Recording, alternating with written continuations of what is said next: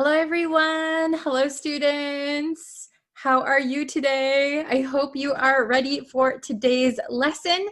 In today's lesson, we are going to be learning 10, that's right, you heard that right, 10 advanced vocabulary words, okay? 10 advanced vocabulary words.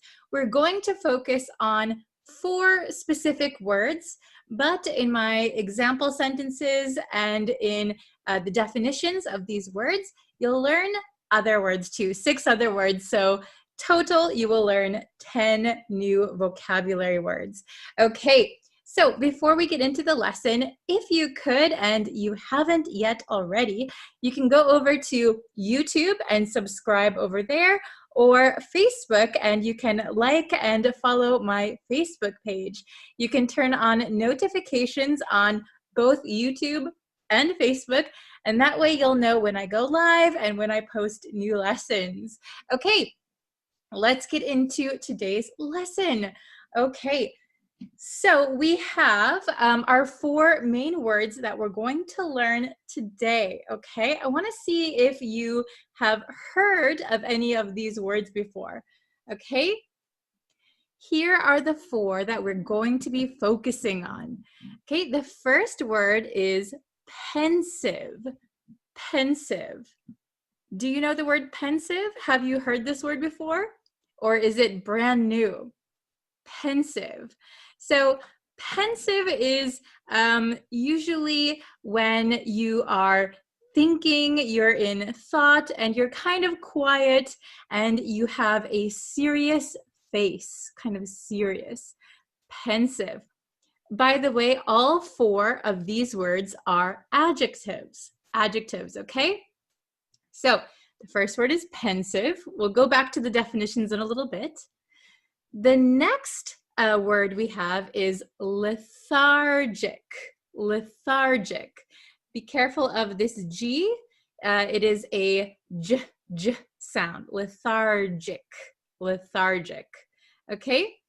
Is this one a new word for you? Have you heard this word before? Hello, everyone who's joining in the chat. Hello, hello. Lethargic. So lethargic means that you don't have a lot of energy. You're kind of slow moving. Maybe you feel very tired. You don't really want to do anything. You are lethargic. Very good. The next word here is eloquent. Eloquent. Eloquent. Have you heard this word before? Eloquent. So if it is a new word for you, eloquent describes someone who is very good at talking. They have a special skill that they can communicate very clearly and their thoughts and opinions through speaking. So usually we say someone is an eloquent speaker, all right? And the last one we have is preoccupied. Preoccupied. This one is probably more common than the others in conversation, preoccupied. Maybe some of you have heard this word before, but when you are preoccupied, usually we say preoccupied with something, preoccupied with something.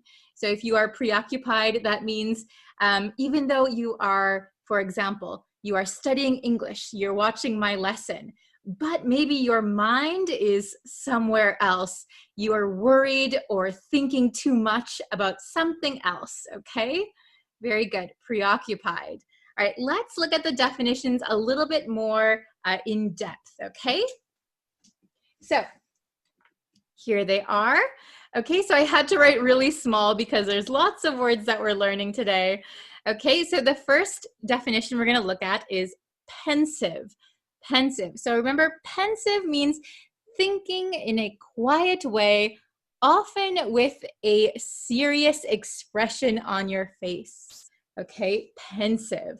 So if someone looks pensive, maybe it's not a good time to talk to them. Maybe they're thinking about something very seriously. They have a serious look on their face. They are pensive. We can also call a mood pensive. So maybe it's a little bit of a heavy mood. Maybe something is serious. We can call it a pensive mood, a pensive atmosphere. Pensive.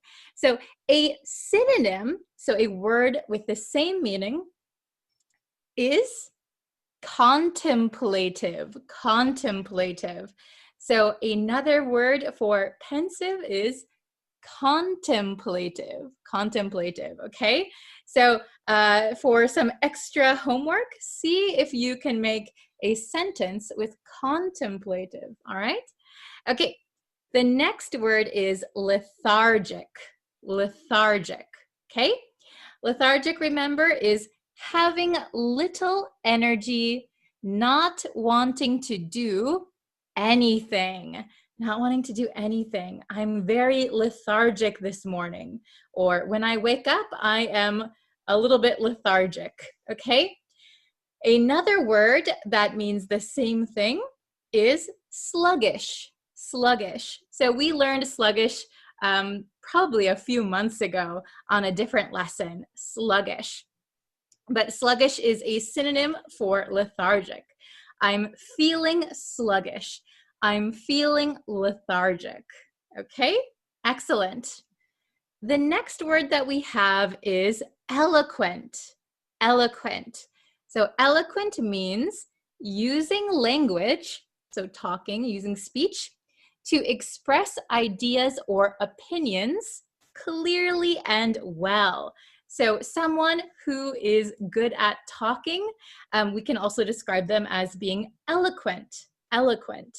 Okay, a synonym for eloquent is articulate. Articulate. Okay, very good. Articulate. Okay, eloquent, articulate. Very good. She is eloquent. He is articulate. Very good. Okay, and I hope you can see this one. Preoccupied. Preoccupied. Sorry, my marker is a little bit running out of ink. Okay, when you are preoccupied, when we use preoccupied, usually we say preoccupied with something. So remember that, preoccupied with something. It means thinking or worrying about something too much. Thinking, worrying about something too much. I'm preoccupied with my homework. I'm preoccupied with my upcoming test. I can't stop thinking about it. Okay? Can't stop thinking. All right? So another word that is similar is distracted. I'm distracted by my homework. I can't enjoy the camping trip because I am distracted by my homework. I'm preoccupied with my homework, worrying, thinking too much. Okay, so let me just check my time. Okay, I have some time left. So let's go over numbers 1 through 4 together. So I have blanks here. So I want you to fill in the blank with the correct word up here. Okay, very good. So number 1, my grandmother was such an speaker. My grandmother was such an speaker. Please write your answer in the comments. We have these 4 words to choose from: pensive, lethargic, eloquent, preoccupied. All right, which one makes the most sense? Okay, did you write your answers? Oh, very good. Okay, awesome. So I'm going to write the answer. I hope you got it right. I see lots of answers in the comments. My grandmother was such an... We'll get the answer for you. All right. My grandmother was such an eloquent speaker. Very good if you got that one right. This one should have been easy because, well, we have a big giveaway here that we use an. So the next letter needs to be a vowel. The only one with a vowel is eloquent, okay? So that should have been a dead giveaway. An, eloquent, and then speaker. Oops, speaker. Okay, so remember that when we say someone is eloquent, it means they're good at speaking. All right, very good. Let's try number 2. The patient feels weak and something. The patient feels weak and something. Okay, so patient here means a person who is at the hospital or seeing a doctor because they don't feel well. That is a patient. The patient feels weak and something. All right. Okay, let's see the answer. Oh, you guys are writing down your answer. Very good. The patient feels weak and can you pronounce this word? Lethargic. Remember, this is a j sound. Lethargic. Okay? The patient feels weak and lethargic. They have no energy. They feel very weak. Okay? Excellent. I see a lot of people got that one right. Very good. Okay, let's try number 3. While at work, the man was with his home life. So I have home life underlined in green. Home life means your relationships and your life at home, home life. So maybe concerning your wife or husband or children or parents, whoever you live with, your house, maybe you're moving, maybe your relationships with people are good or bad. That is your home life, okay?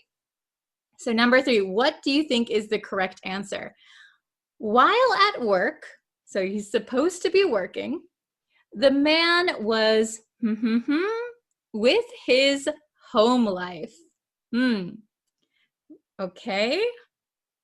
Yes, I see some answers. Very good. Excellent. Okay, so the correct answer, I'll write it for you, is, you have a few more seconds if you didn't write your answer yet. Okay, awesome.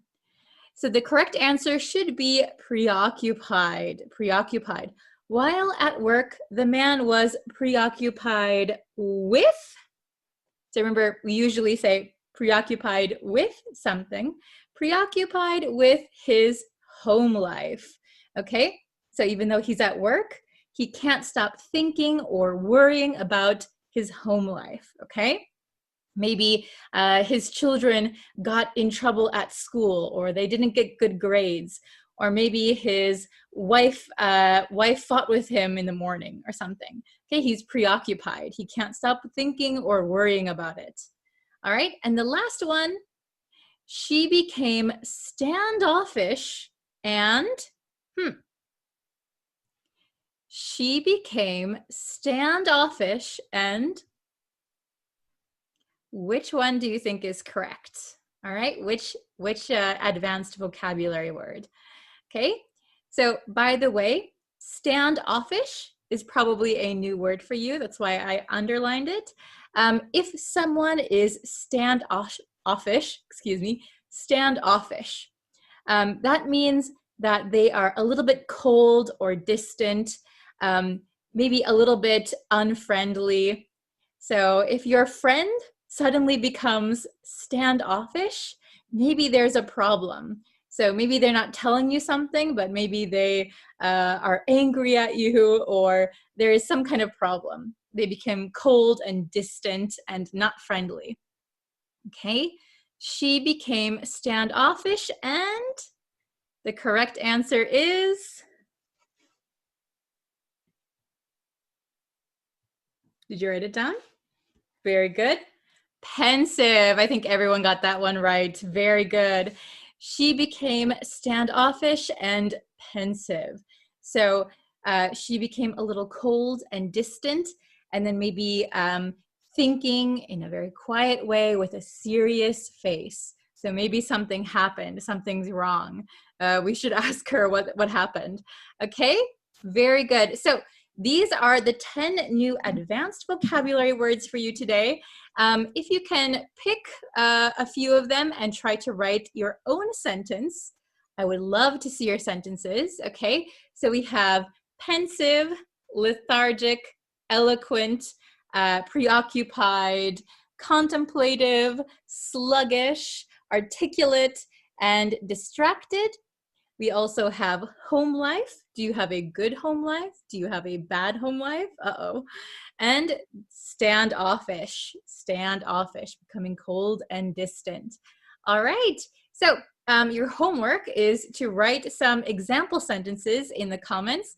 I will check them and I will give you a like if you wrote a really good sentence, okay? So I'm so sorry, I have a very, very busy schedule today, so I can't really answer any questions right now, but I'll be back tomorrow with another live lesson. So thank you everyone who joined today. Don't forget to turn on notifications. Share this video with someone who is learning English. Let's grow our community, and I can't wait to see you guys tomorrow for a brand new lesson. All right, thank you everyone. Bye.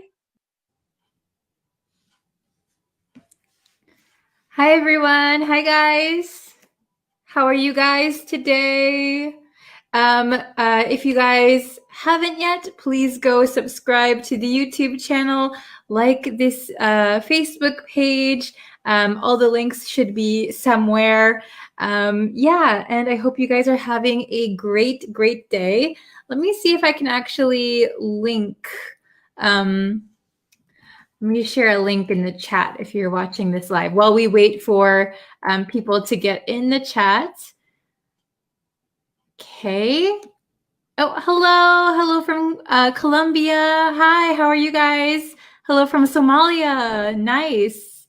Okay, so I'm gonna share the link to the Facebook page, or no, to the YouTube page on Facebook. Okay, that's what I'm doing. Okay, hello from Mexico. Hi, good morning. Hello from Ecuador. How is everyone today? Are you having a good day?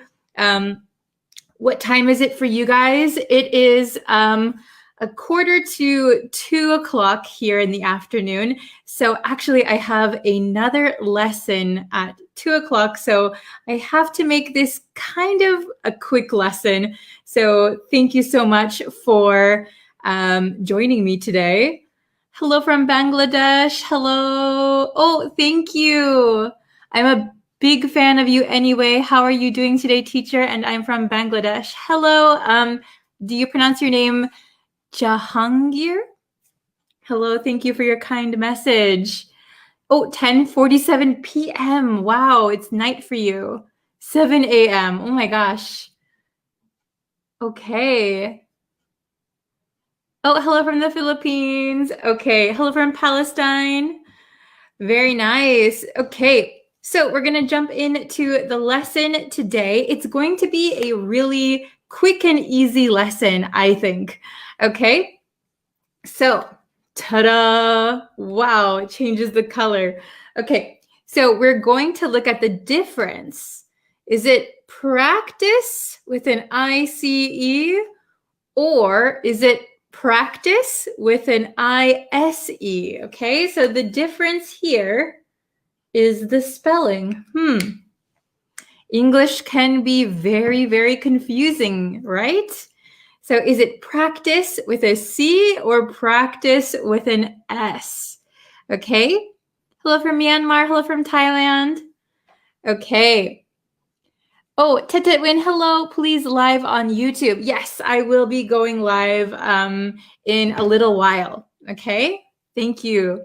So, practice or practice.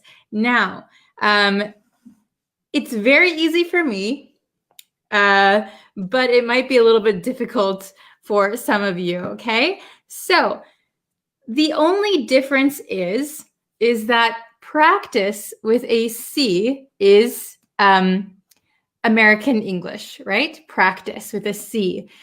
We use this for nouns and verbs in American English. So actually, when I type practice on my computer with an S, It has like a squiggly red line under it because it thinks I'm misspelling practice. So in America, we don't use the ISE one, okay? Yes, so if you are studying British English or Australian English, you will have to know this word, okay? So in Australian English and British English, practice with an S is a verb, okay? Is a verb.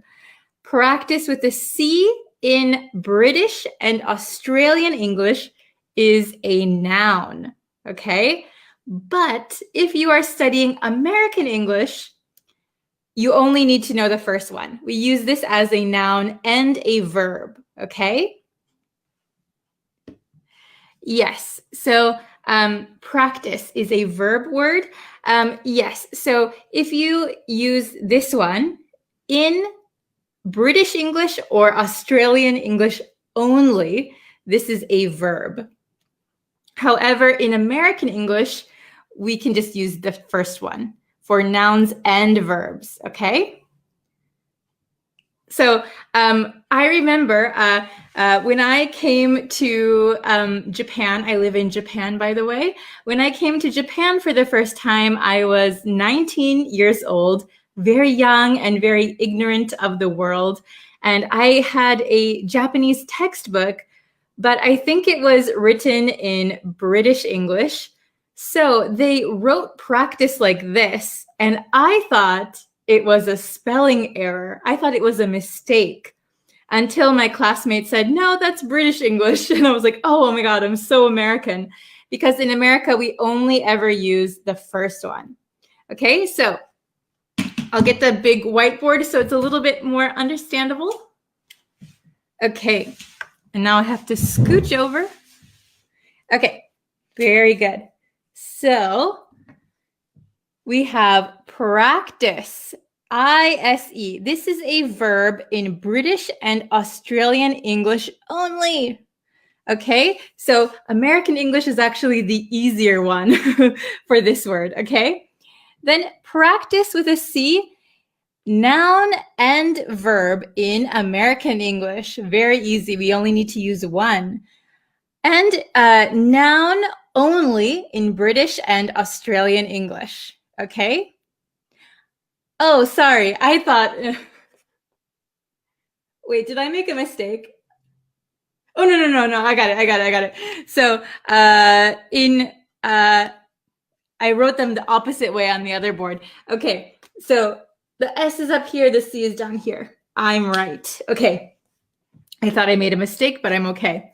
So practice up here is a verb only in British and Australian English. With a C, it's a noun and a verb in American English, and it is a noun only in British and Australian English. Okay, it's confusing, right? So let's look at some examples, okay?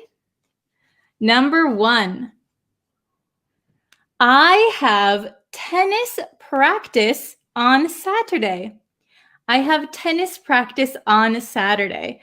So here, practice is a noun. So in both American, British, and I guess Australian, so in all three, American, British, Australian English, you will see this one. It is a noun. I have tennis practice on Saturday. So in every country, practice will be spelled like this if it's a noun.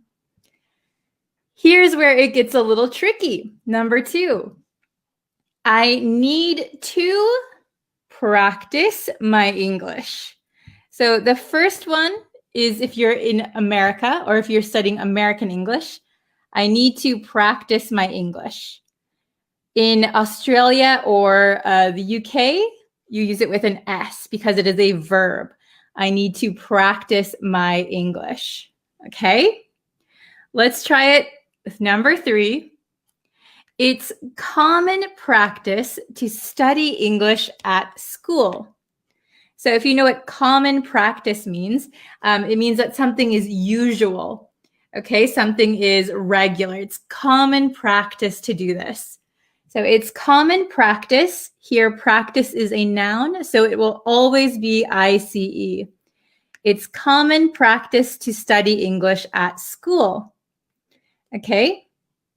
And number 4, she practices, or in England or Australia, practices with an S. She practices for an hour every day. So this is a verb. So depending on which English you are studying, you'll need to know the difference, okay? America, again, is the easier one in this situation because we only use the first one. We only use ICE. Okay? So, do you guys understand? Did I make it more confusing? Oh my gosh, I hope it's understandable because when I was younger, I didn't even know people spelled practice with an S because in America it's always with a C.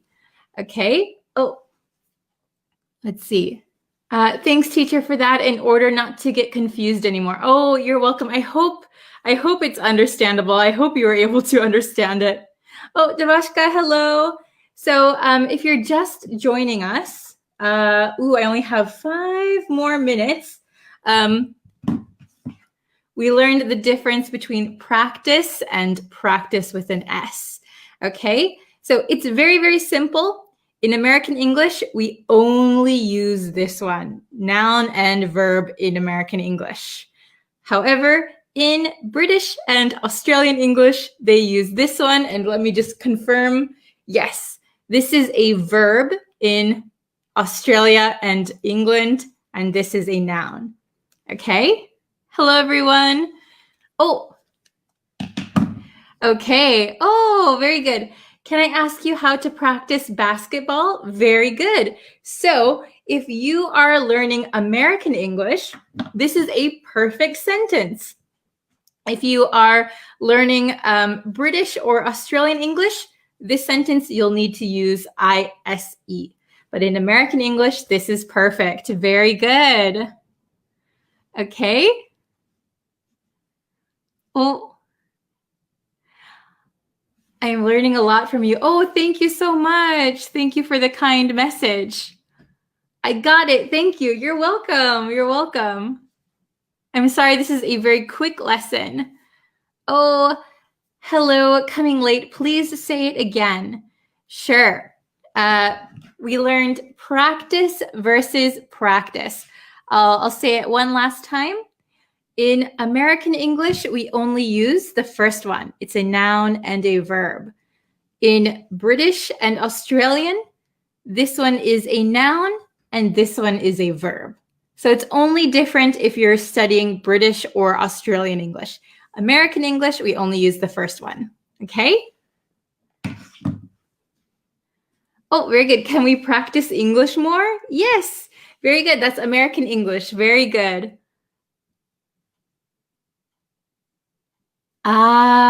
This is a good question. So why so many words spell difference in British and US English words such as center, practice, neighbor? Yeah, it's a very interesting question. I think because of the way that the language has developed. So, we all came from Europe originally, and then people went to America, went to the United States, Canada, Australia, and maybe influenced by mixing with other cultures and other languages. And then we just kind of started our own spelling, I guess. They kind of shifted a little bit. Yeah, it's very interesting, very, very interesting. But don't worry, because there are different spellings, we can still read them. We can still understand what you're saying. When you use practice as a noun, what is the verb? Okay, so in America, practice with a C is a noun and a verb. Super easy. British or Australian, this one is the verb. This one is the noun. Okay? Very good.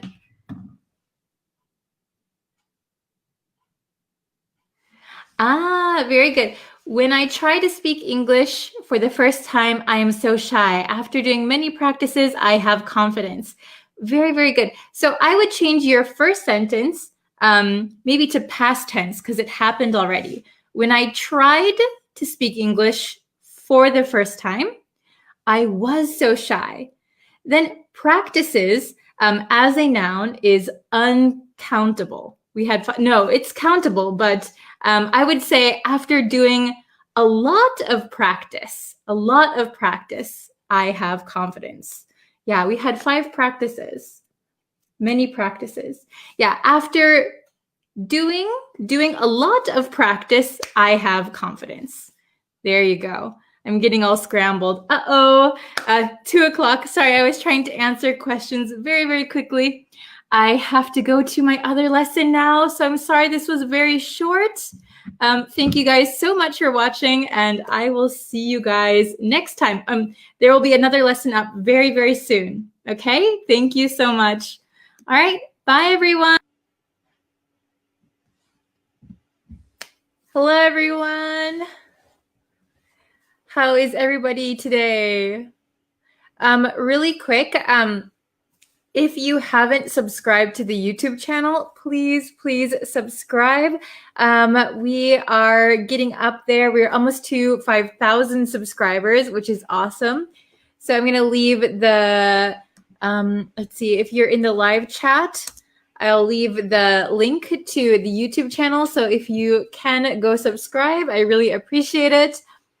Hello. Oh, there's 2 Alis in here. Hello, hello.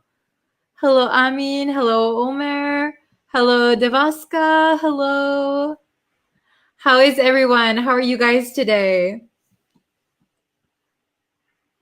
I hope you're doing well. Hello. Hello from the Philippines. Okay, so today, let's see. I'm going to give you 2 new words today. Hello, Anna. Nice to see you. Hi, Ali. Hello, Alexander. Hello from Morocco. Wow. Okay. So I hope you guys are all doing well. Thank you so much for sharing the stream with your friends and other people who are learning English. I really appreciate that too. Hello from Kazakhstan. Hello. I'm doing well. I got a haircut finally. I got a haircut.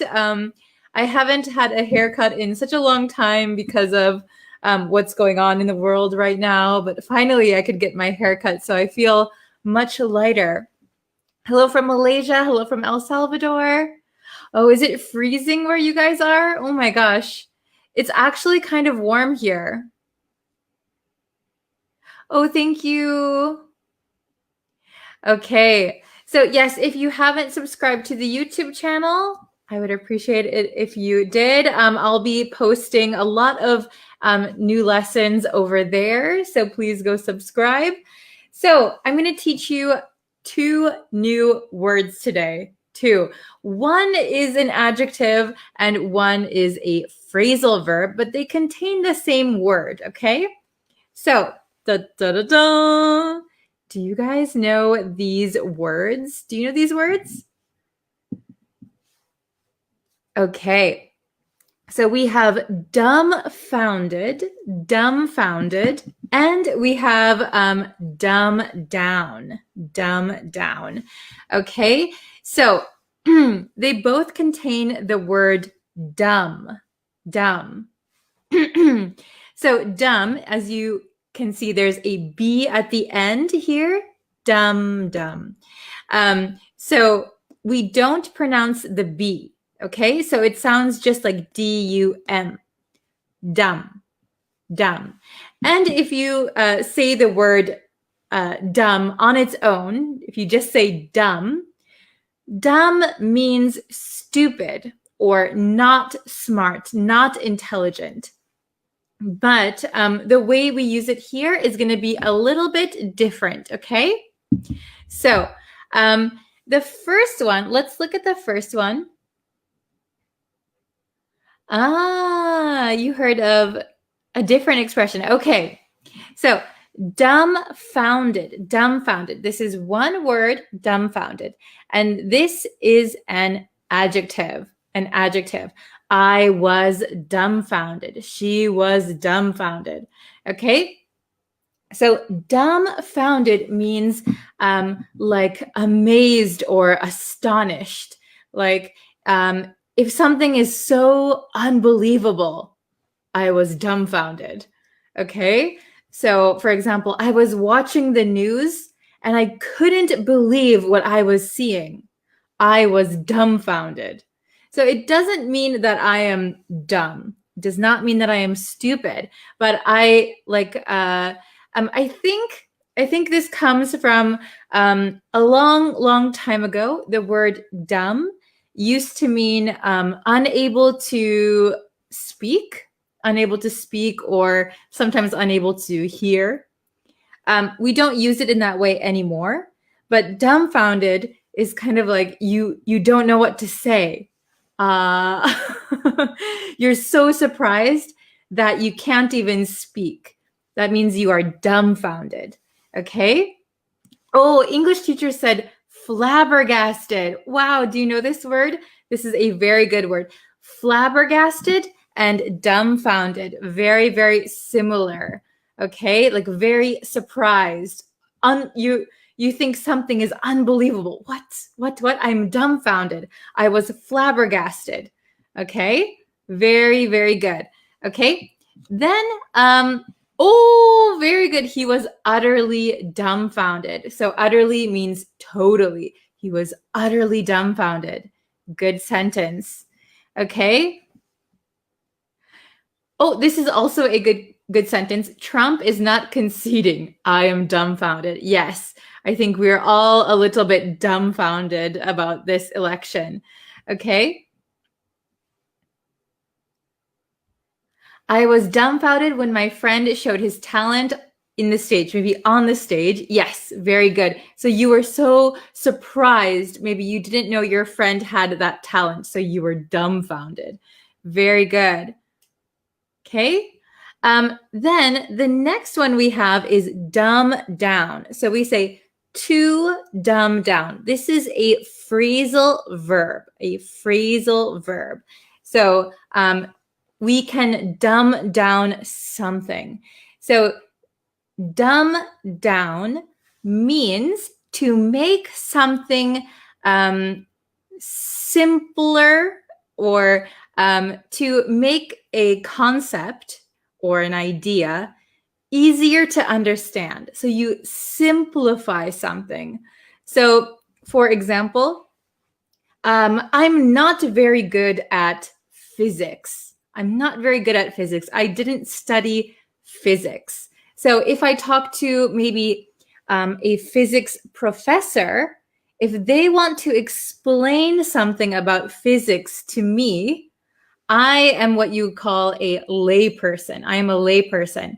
I'm not a professional. I didn't study physics. So if a professional, like a professor, explains something to me, the professor might dumb it down for me. We can separate this phrasal verb. Okay? So the professor dumbed it down for me. Okay? So that means the professor made it simplified it. The professor simplified the concept. So made it easier for me to understand. Okay? So Ali Amar said, dumb down on my translator means deaf. So deaf means you can't hear. So this is a very old way. We used to use dumb long time ago to mean like you can't hear or you can't speak, like a disability. But we don't use dumb in that way anymore. Okay? So dumb by itself now means stupid. It's kind of an insulting word. So to dumb something down means to make it simple. Okay? I think I saw, yes, like oversimplification. Yes, make something very, very simple, very, very easy to understand for someone. Okay, so let's see. Okay, I will. I have these sentences for you. Okay. Let's see. Okay. We have dumbfounded. Dumbfounded means greatly astonished or amazed. You are speechless. Okay? And dumb down means to simplify something to make it easier to understand.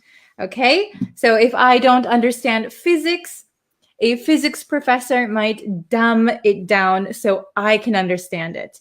Okay? Oh, this is a good sentence. Yes. The scientist dumbed down when he talks to me. Maybe the scientists dumb something down when he or they talk to me. Okay, oops, I'm showing the wrong one. My friend was so bad in mathematics, but the professor dumbed down all of the theories and equations for him, and he aced the mathematics exam. Perfect. Okay, that's a good example.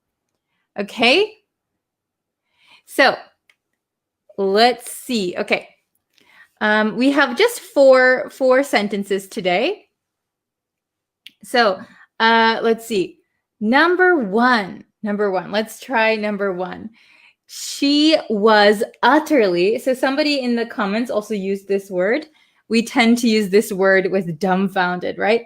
She was utterly, completely, totally. She was utterly by the news. Number one, she was utterly by the news. Okay. Oh, Ali got it. Very good. So remember, this is an adjective and this is a phrasal verb. Oh, Anna got it. Very good. Okay, awesome. So she was utterly, yes, good job, Ali Amar. Very good. Hitsu, very good. She was utterly dumbfounded. So this doesn't mean that she was stupid. She was just so surprised, so astonished. She couldn't talk, maybe, or she was just, oh, I'm dumbfounded. She was utterly dumbfounded by the news. Somebody also said in the chat, flabbergasted. We could say she was utterly flabbergasted by the news. That is another word for so surprised. Okay? Very good. So how about number two? The newspaper, can you see this? The new government, this says policy, the new government policy, so that their readers could understand it. The newspaper, the new government policy, so that their readers could understand it. Okay, I see number two, dumbfounded. Okay, oh, Ali Amar, dumbed down. Dumb down, very good. Anna, Omer, Sieb. Okay, so the newspaper, so we can put this one, dumbed down. So if it's already happened, we can put it in the past tense. The newspaper dumbed down the new government policy so that their readers could understand it. Very good. Okay, I think a lot of newspapers sometimes dumb down the information that we get, right? Okay. Number three, we were all by the election results. Very topical, isn't it? We were all by the election results. Okay. Oh, everyone did very good for number two. So Anna said dumbfounded. Very good. Sue, dumbfounded. Oh, very good, Ibrahim. Okay, Ali, very good. Nice, nice. Okay, Pan, Kahal, Alexander. Oh, awesome. Okay, so we were all dumbfounded. Dumbfounded. And dumb has a silent B. We were all dumbfounded by the election results. Surprised. We were all dumbfounded by the election results. Very, very good. Okay, and we have just one more. The last one we'll do today. Number 4. The story for the children. The story for the children. What is the correct answer? Number 4. The story for the children. Okay, so we have dumbfounded or dumbed down. Can you see these? Oh, very good. I see Ali and Kahal and Pan. Good job. Nativo, Nick, Alberto, Nori, Theory, Aliamar, very good. Hitet, awesome. Okay, awesome. Everybody is so smart. Everybody is so quick. Okay, I can say I dumbed. You can put it in the past tense. I dumbed down the story for the children. So maybe you have a story, but it's a little bit complicated. And if you told the story as it is, children might not understand it. So you can dumb it down and make it simple to understand for the children. So you can simplify the story. You can dumb it down. Okay, so sometimes dumbing down something can be a good thing. So if you're talking with children or somebody who just doesn't understand something, it's nice to dumb it down to get to their level so that they can easily understand it. However, sometimes dumbing down things is not a good thing. If you make it too simple, maybe it doesn't challenge the other person enough, or it could be insulting sometimes. So just be careful when you dumb down things. Okay, very, very good. Okay, so let's go over them one more time. So dumbfounded, this is an adjective, dumbfounded. Greatly astonished or amazed. I'm dumbfounded. Whoa. Okay. Dumb down, to dumb down is a phrasal verb. Phrasal verb. And it means to simplify something to make it easier to understand.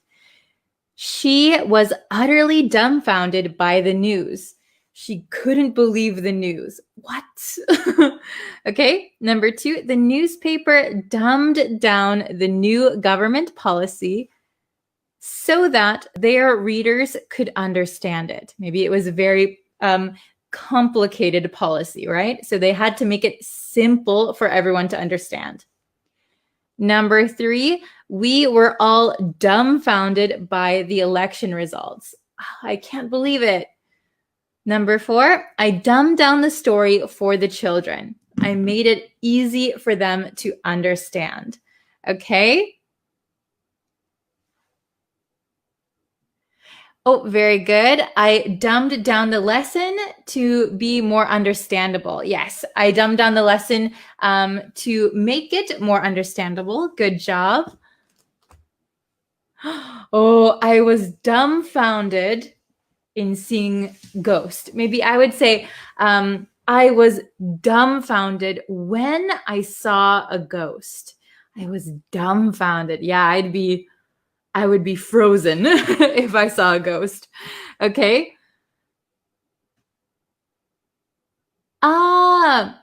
Okay. So this is a very good question. Dumb down and explain. Are they similar? So if you explain something, it doesn't mean that you simplify everything, right? So if you explain something, maybe just somebody didn't know, like even if you're both professionals, somebody didn't hear the news yet, so you explained the news. Oh, they decided this, they wanted to do this, something, something, something. To dumb down something means the information or what you're saying is too high of a level for the other person to understand. So to dumb down means you're explaining it, but very, very simple, in a simple way so the other person can understand it. Ooh, I got hair everywhere. Okay, so you can explain something at a high level, but to dumb something down means you bring the level down to match the other person. Okay, good question.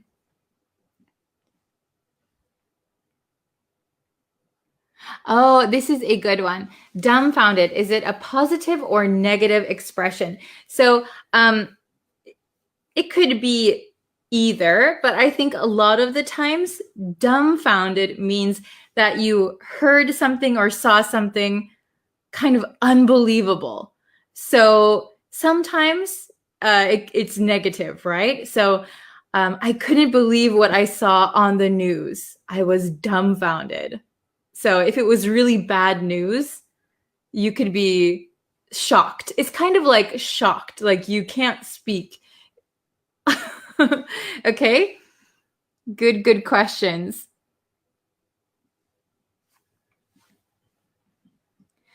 Okay, let's see. Right, don't complicate something. Please dumb it down for me. Very good. Okay. The ghosts were dumbfounded by the ghost hunters. Yes, that could be a good sentence. So if the ghosts were so surprised, then they would be dumbfounded. Very good. Okay. Let's see. Okay, very good. I see a lot of good examples. Is it because it should be understood by a simple person? So yes, maybe if you dumb down something, it means that you're making it easier for everyone to understand. So you don't need to have a lot of education. You don't need to be a professional if something is dumbed down. Okay? So yeah, making it simple for everyone to understand.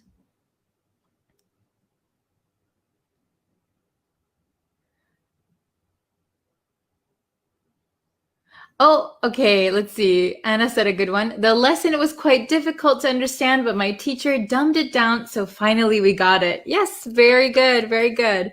So yeah, maybe a teacher, if a teacher is explaining something and it's very complicated and you don't understand, maybe they can dumb it down a little bit and it's easier to digest, right? It's easier to understand. Okay.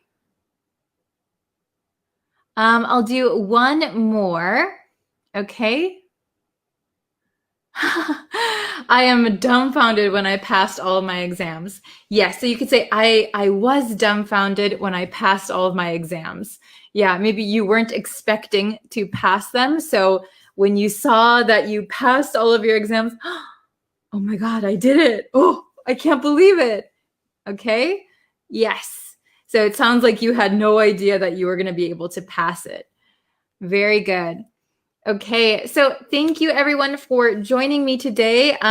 Like I said before, I'm going to be posting a lot of new lessons on the YouTube channel. So if you haven't subscribed yet, please subscribe to the YouTube channel. I'm putting it in the chat now. Just follow the link and you can subscribe. I have a bunch of lessons over there. Okay, so thank you so much for joining today's lesson. As always, you can leave suggestions for new lessons, and I will try and do those also, okay? I think some people were asking for writing lessons. So if you want some writing lessons, please let me know what kind of writing lessons you want to see. Okay? So anyway, thank you guys so much for joining, and I will see you guys for tomorrow's lesson, okay? Thank you, everyone. Bye-bye.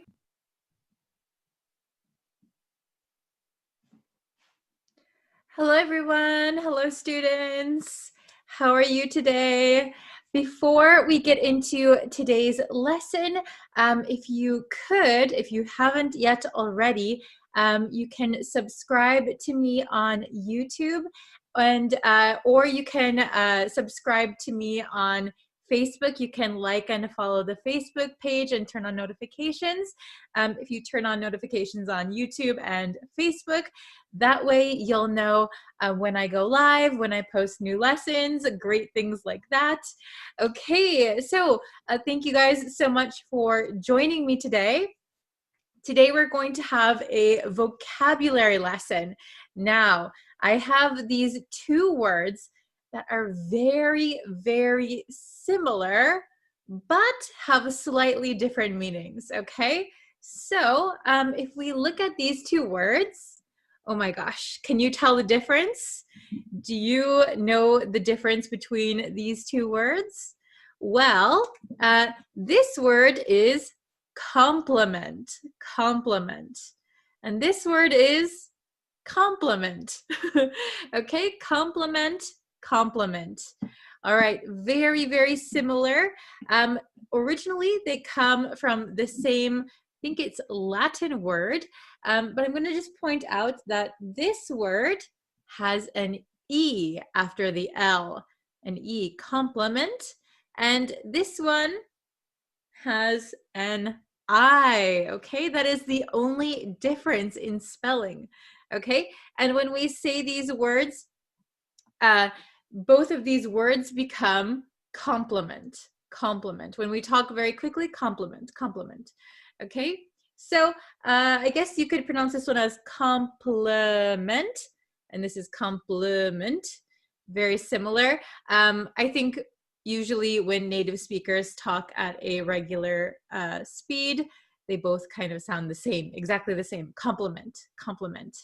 Okay, so does anyone know the meanings of these words? I'm sure some of you have heard the word compliment before, but do you know if it was this one or this one? Okay, so we're going to go over the definitions.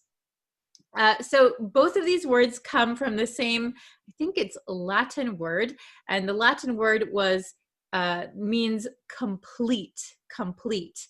So these both come from complete, but they don't mean exactly the same as complete, okay? So this word up here with the E, a synonym is complete for this one. A word with the same meaning or similar meaning is complete.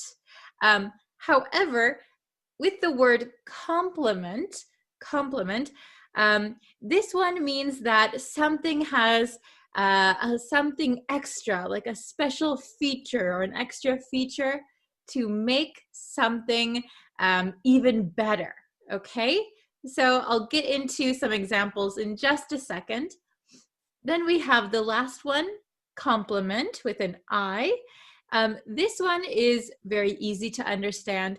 This one is when you say something nice to someone else. Oh, I like your new haircut. Wow, your shoes look really nice. You are very smart. Your English is very good. Okay, these are all nice things we can say to praise someone else, okay? Those are compliments, compliments. Now, both of these words can be nouns or verbs. Nouns or verbs, compliment or compliment, okay? So I think today we're gonna mostly focus on verbs. There might be one or two nouns in the questions I'll give you. So make sure you understand that they are verbs and nouns, okay? So let's get into the big whiteboard with the questions. Okay, so let's see. Okay, excuse me. So we have complement at the top with an E, complement. So what does complement mean? At the top, I gave some synonyms, some words with the same meaning. So complete, go with, accompany. So usually we're matching two things together. They go together well. When they're put together, it completes everything. Okay, so here is a more drawn out explanation. We have, contribute extra features to someone or something. It can be someone or something in a way that improves or emphasizes their qualities. Okay, I'll put this up here so you guys can see it. Is it understandable? It's a little bit hard to understand. So I'll give you an example. If you have, for example, food. So I like to eat yogurt in the morning, and I like to put fruit in my yogurt. So I could say, these strawberries complement my yogurt wonderfully. So they go together, and it enhances it. It makes it better. So yogurt is good by itself. Strawberries are good by themselves. If you combine them together, it kind of completes my morning breakfast, and it's even better. It's been improved or emphasized, okay? So complement means two things come together to complete something in a very good way that's better than separately, okay? Then we have the word compliment with an I. This means a polite expression of praise or admiration. Wow, you're so beautiful. Oh my gosh, he's so handsome. These are compliments, okay? So remember that both compliment and complement can be nouns and verbs. All right, are you following me so far? Okay, if you have any questions, please put them in the comments. Also, let me know what country you are in and what country you're watching this from. I would love to see. I know we have lots of students from all over, so it's great to see what countries you're all from.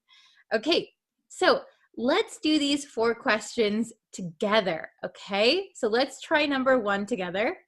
Number 1, everyone, Jane on her new dress. Everyone, Jane on her new dress. Now, I'm going to say, let's put this in the past tense, okay? Let's try to put this in the past tense. So whichever one you pick, you know it's going to be a verb. We're going to use the verb, and we're going to put it in the past, okay? Everyone, Jane on her new dress, okay? Did you write down your answers? Oh, very good. Okay, awesome. Awesome job. Okay, so everyone, we're going to put it in the past. We know the pronunciation, complement.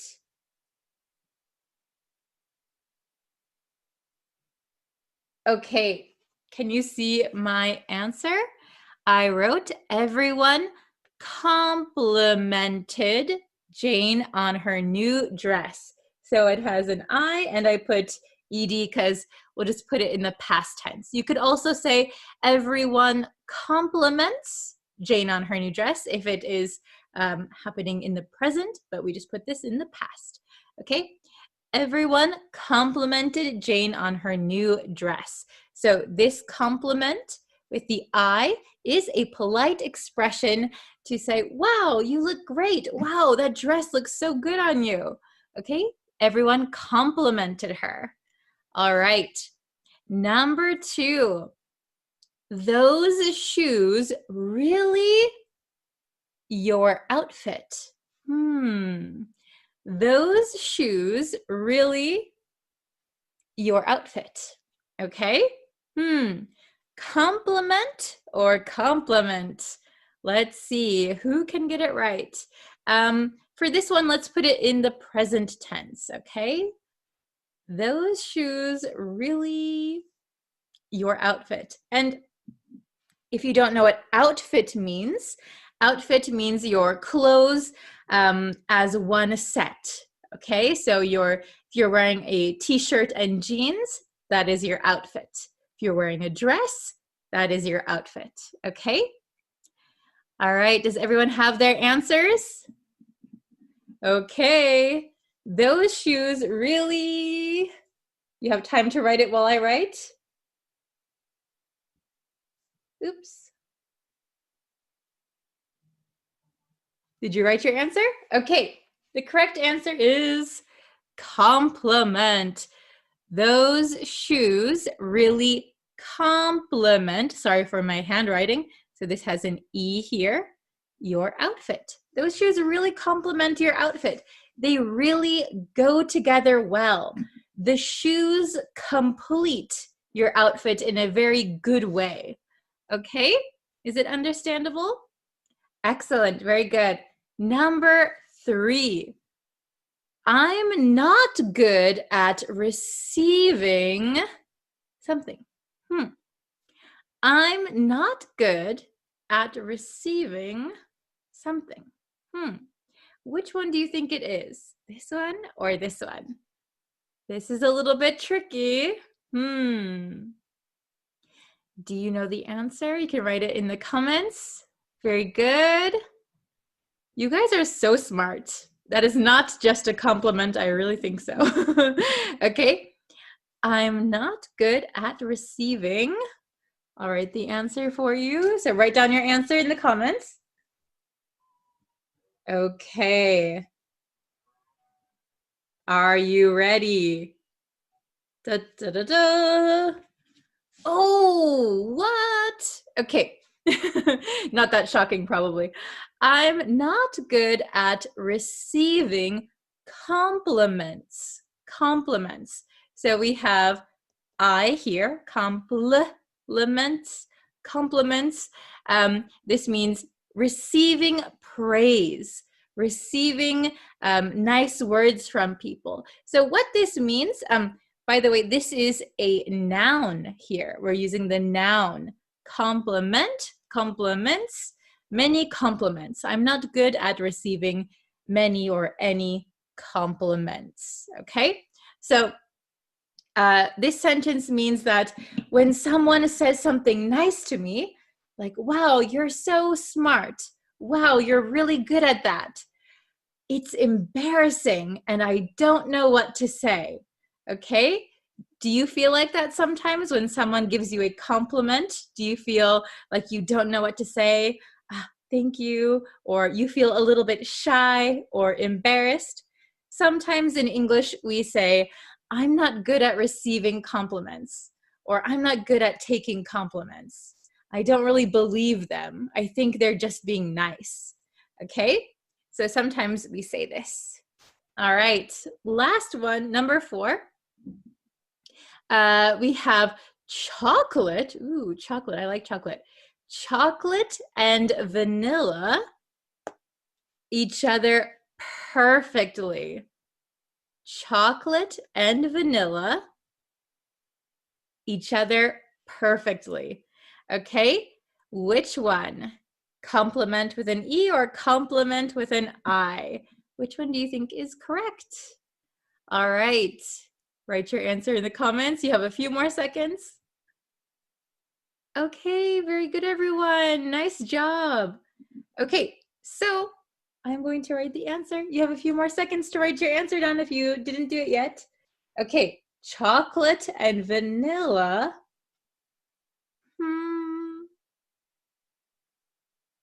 Each other perfectly. Okay, so, it's very hard to see. I ran out of space. Chocolate and vanilla complement with an E each other perfectly. That means they go together perfectly. Chocolate is good by itself. Vanilla is good by itself. But when you put them together, perfect. They go together so well. They complete each other. They complement each other. Okay, very good. You guys are so good. I'll give you lots of compliments. My students are the best. Okay, that is a compliment. All right, so if you guys can, if you have time, please write in the comments maybe a sentence with compliment with an E and another sentence with compliment with an I. Okay, I would love to see your sentences, so leave them for me. I'll check them. And please let me know what other kinds of lessons you would like to see. All right, thank you guys so much for watching. I'll be back again tomorrow with another lesson, brand new lesson.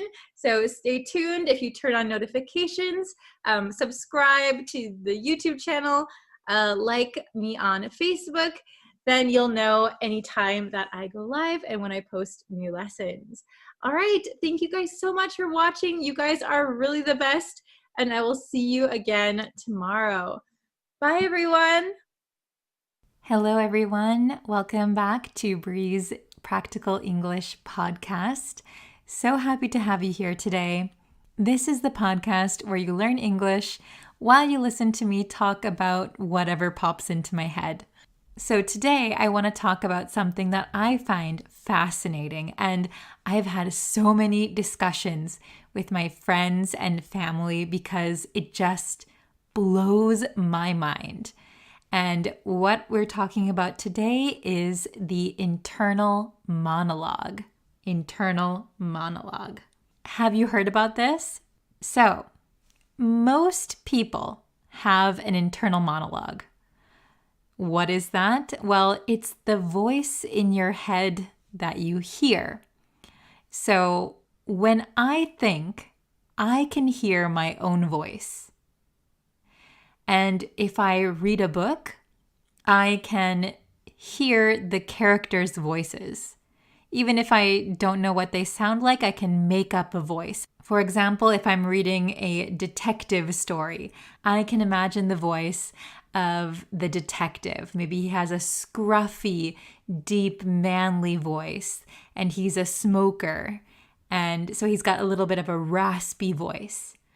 I can hear that voice that I imagined in my head.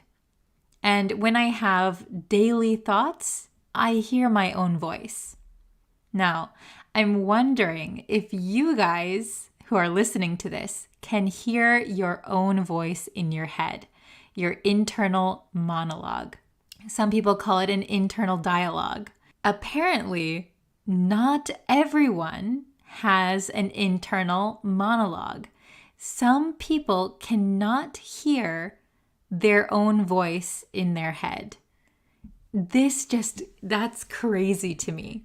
I talked about this with my friends and my husband. My husband and his mother both cannot hear their own voices in their heads. And that just baffles me because I don't know how they think. Because when I think, I'm hearing my own voice. So when I was explaining this to my husband, I said, in TV shows where the character isn't saying anything out loud, and yet the audience can hear their voice, we are hearing their internal monologue. But he thought that since the audience needs to know what's happening, it's kind of like a technique that people use in TV shows or movies to let the audience know what's happening. And I said, no, that's really how people think. That's how I think. I hear my own voice in my head when I'm thinking.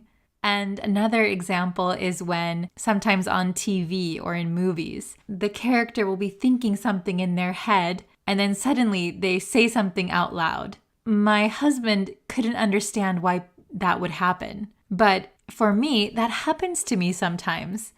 So I'll be thinking something in my head, in my own voice, and then sometimes it slips out out loud. Does that happen to you guys? It seems that most people have an internal monologue. It may vary in how much you hear a voice in your head. It could be all the time. It could be a little bit less. But some people have zero sound in their head, which is so interesting. And I'm curious because, for example, if I read an email or if I read a letter from someone, I can hear their voice in my head. And so people who can't hear anything, so how do they remember people's voices? How can they get a song stuck in their head? Right? Are you guys with me? If you are one of the few people who doesn't have an internal monologue, please leave it in the comments and describe how you think, especially about remembering people's voices. So, for example, my grandpa passed away when I was in high school, and I spent a lot of time with him when I was a kid. And I can remember his voice. I hear it. If I remember it, I can hear it. I hear it in my head. But how would you remember somebody's voice? Or wouldn't you? Would you just forget? Of course, things fade over time, but I still can pull up that memory and hear his voice. Also, I'm really curious about getting a song stuck in your head. So when I get a song stuck in my head, I can hear the song, I hear the music, and I hear the vocals. I hear the singer singing the song. It's like on repeat in my head. But if you can't hear voices in your head, what does it mean for you if you get a song stuck in your head? Or has that never happened to you? Another thing that is really, really interesting is some people can't see images in their mind. So if I close my eyes, I can picture an apple. I can see an apple. I can see it as a real apple, or I could change it to a drawing of an apple. I can see the apple in my mind. But some people can't see anything.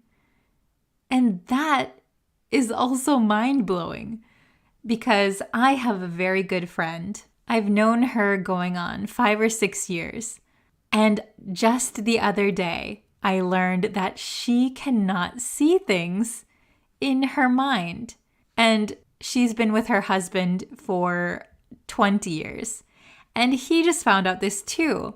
So it's really interesting because as humans, we have, these shared experiences. We often say, imagine you're at a beach. But for each of us, imagining that we're at a beach could be very different. So I would picture myself in the sand. I can see the ocean. I can hear the waves. But my husband, he doesn't hear anything in his mind. So what does he imagine? And my good friend, she doesn't see anything. So what does imagining she's at a beach look for her? Like, what does that look like? There was a really interesting chart that we saw online, and it has several apples lined up. The first apple is very realistic. The second one is a little bit more flat. The third one is a little bit blurry. The fourth one is just an outline. And the fifth one is nothing. I'm the first one. I can imagine a very detailed, realistic apple. My husband said he's a mix of the second and the fourth one. So kind of like two-dimensional and maybe, or just an outline of an apple. My friend can't see anything, but we wouldn't have known this unless we saw this picture and talked about it. Isn't it fascinating? We talk like we all have the same way of imagining things and thinking about things, but in reality, there are so many variations, And we each have our own way of thinking, our own way of imagining things, remembering things.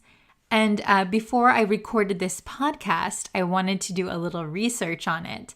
So I looked up some information, and this is like a very new thing. There isn't much research that has been done on this.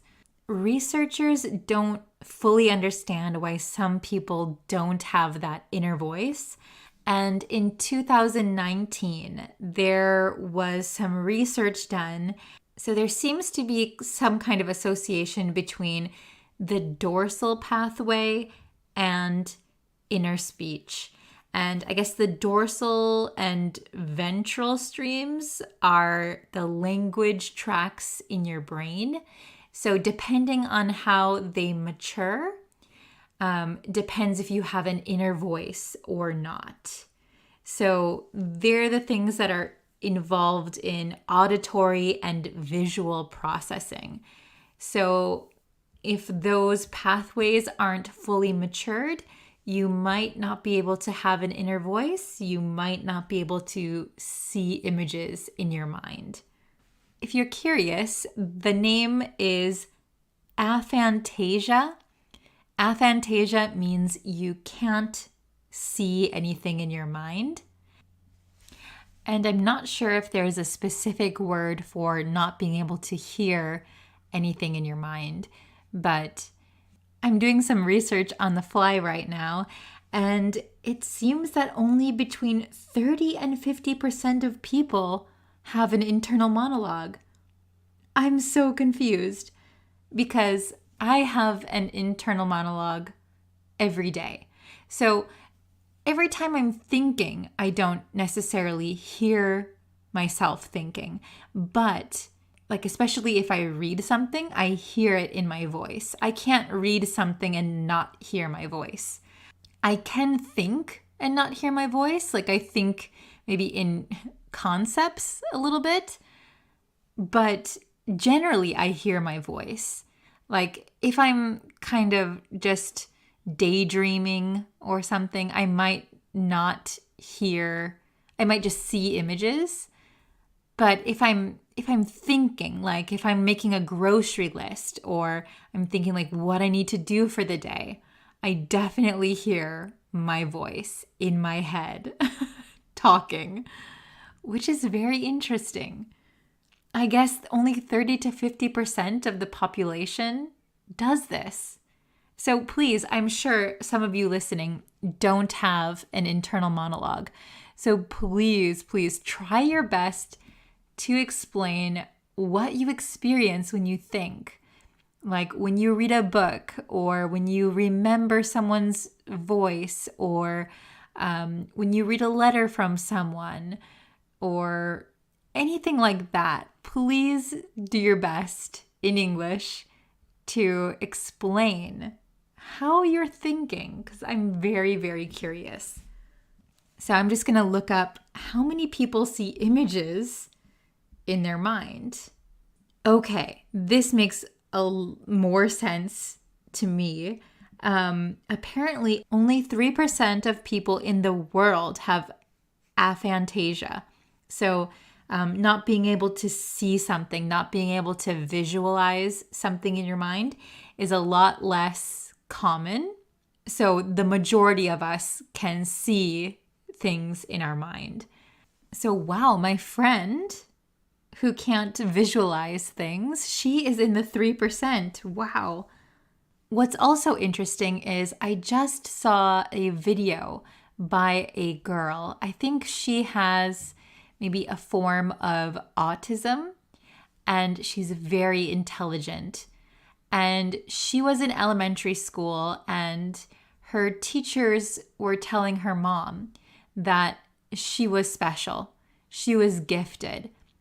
The regular class seems way too easy for her. You should put her in a higher level. You should put her into the gifted program. So her mom had her take a test, and she did geometry, and the girl finished the test thinking, wow, that was really easy. and she was an elementary school student, and she scored a 99% on geometry, even though she had never taken geometry before. I know geometry is really hard for me. I don't know about you guys, but geometry is a challenge. And this little girl scored 99% on a test for geometry. And she said it's because she can see 3D shapes in her mind. So she can easily visualize the problems. She can imagine in her mind these 3D shapes and be able to calculate the angles and all of that. I thought that was wild because I can see things in my mind, but not to that extent. So there's no way I would be able to see these 3D shapes in a way that I could calculate something from them. So that's just another example of how we can say, imagine a square. Imagine a cube. I can do that, but that girl imagines it in a different way. I'm sure all of us are imagining something different. Even though we all know what a cube is, we're probably all seeing something different in our mind. Isn't that interesting? I just thought this was an interesting topic, and I wanted to share it with you guys. I talked a little bit fast in this podcast. I got some feedback, and people said I talked too slow in the previous podcasts. So I know for some students, talking slowly is very helpful, but for other students, they want a more natural speed. So this is my natural speed, and when I get excited, I also talk really fast. So please give me your feedback. Let me know. Do you like it slower? Do you like it faster? Let me know. I'll try to adjust. I know I can't make everyone happy, but I'll try to meet you somewhere in the middle. Okay, I'm so excited to read the comments after this video is posted because I'm really excited. I want to know how you guys experience the world. I have students from all over the world, from all different countries. So there's got to be some of us who have aphantasia or who can't hear things in their mind. So please, share your experiences, share your thoughts, and I will see you in our next podcast. Thank you guys so much for listening. I'll catch you next time. Bye.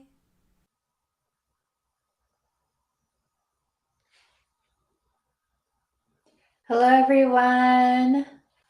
Welcome to our live lesson. Let's see. Before we get into today's lesson on reported speech, if you could, and you haven't yet already, you can go and subscribe to the YouTube channel. That helps me out so much. You can like and follow me on Facebook, also TikTok.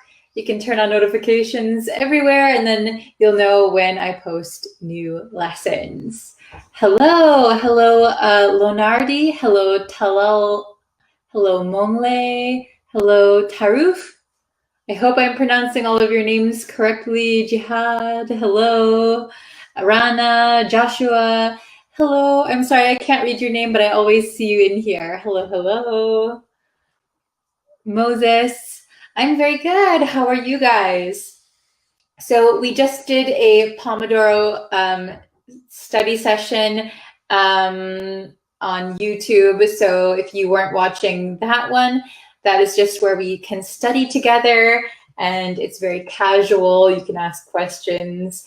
It's quiet for most of the time, but it's kind of our motivation to study. Okay. Oh, hello from Algeria. Welcome. All right. So today we're going to be looking at reported speech. So it's quite tricky, isn't it? Because when we use reported speech, we have to change the tense of what we're talking about, right? Usually. So we're going to go over some basic tense changes. So when we use reported speech, which tense do we change it to? Okay, so we're going to look at that today. I'll bring it up right now. Okay, reported speech. Very good. Oh, hello from Cambodia. Oh, I see a couple people from Cambodia. Hello from Libya. Please let me know where you are watching from. It's always nice to see the different countries. Okay, very good. So William says we change it to the past. Very good. So it is a little complicated when you're not using simple forms. So we're going to get into that, okay? So reported speech, grammar lesson. Let's take a look, okay? Hello from Sri Lanka, Peru. Very nice.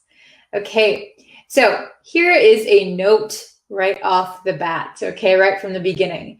We can choose to use that when using reported speech. So if you've been studying English for a while, you might know that is sometimes we're able to take it out or put it in as we like. So when we're using reported speech, we can use that or we don't need to use that. So here are some examples. The first one, she said she liked studying. Okay, know that. Perfectly acceptable. Very good. The next sentence, she said that she liked studying. Also perfect. Very good. So we can choose to use that or not, okay? It depends on if you think you want to use it or not, okay? For me, I'm like 50-50 all the time, okay? So let's look at the first part. Oh, hello from Romania. Wow. Okay. So we're going to look at just some basic ones first. So when we have the present simple, so here we're talking about the present. When we have the present simple, very, very easy. We're going to change it to the past simple. Easy, right? So eat, ate. Walk, walked. Very easy. Then we're going to have present continuous. We're going to change that to past continuous. Okay? I am walking. I was walking. Okay? Very good. Let's take a look at some examples, all right? Okay. So when we have the present simple, we're going to change it to the past simple. So in direct speech, I watch TV. Okay? Now you want to take what I said and tell your friend what I said. Okay? So in reported speech, we would say, she said that she watched TV. Okay? Ah, you gave the wrong reaction, Moonlight. No problem, no problem. It happens a lot. Okay, so I watched TV. She said that she watched TV. Very good. Ah, we have a question. Okay, interesting question. What is the difference between reported speech and passive voice? So when something is reported, that means that you heard information from someone and you're going to tell another person. So Timmy said, I'm with Timmy. Timmy, I watch TV. Okay, I know Timmy watches TV. Now I'm going to tell Julia. Timmy said he watched TV. Okay, that is reported speech. We're telling a third person. Passive voice is something is done to you, for example. I just did a lesson on the YouTube channel about passive voice for processes. So for example, I get my hair cut, for example. Oh, that was for get and have. But yeah, passive voice is something that happens to you. Okay, good question. So this is pretty easy, right? Okay, let's look at the next one. Present continuous to past continuous. Again, pretty easy. This is pretty easy territory. So direct speech, I am running. I want to tell someone else that. She said that she was running, okay? Past continuous, very good. Okay, so that is for present tense things, okay? Very good. Ted, you are correct. Yes, that is right. Okay, so let's look at the past. Okay, so present perfect, past simple, or past perfect. When direct speech is one of these three, we're going to change the reported speech to past perfect. So if the direct speech is already past perfect, it's going to stay past perfect. Okay? Very good. Okay. So present perfect. Remember, we're going to change it to past perfect. That's pretty easy, right? Okay, so in direct speech, we have had a discussion. That is my present perfect sentence. We have had a discussion.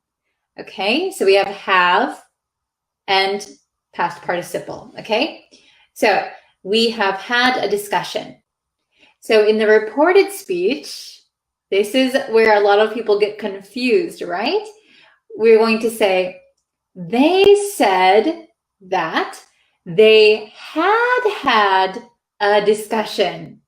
Oh my goodness, why do we say had? What is going on? So you have to remember, we're changing the present perfect to the past perfect, okay? So we have had, and we need to change have to had, okay? So it's going to become had, and this is correct grammar. It might sound strange for you, but it is correct. It is correct. Present perfect, have had. Past perfect, had. Okay? We have had a discussion. Reported speech, they said that they had a discussion. Very good. Okay. Next past is past simple. We're also going to change to past perfect. Okay. Direct speech. I went out. I went out. Reported speech, I'm telling someone else. He said that he had gone out. Very good. He said that he had gone out. Are you following me so far? Very good.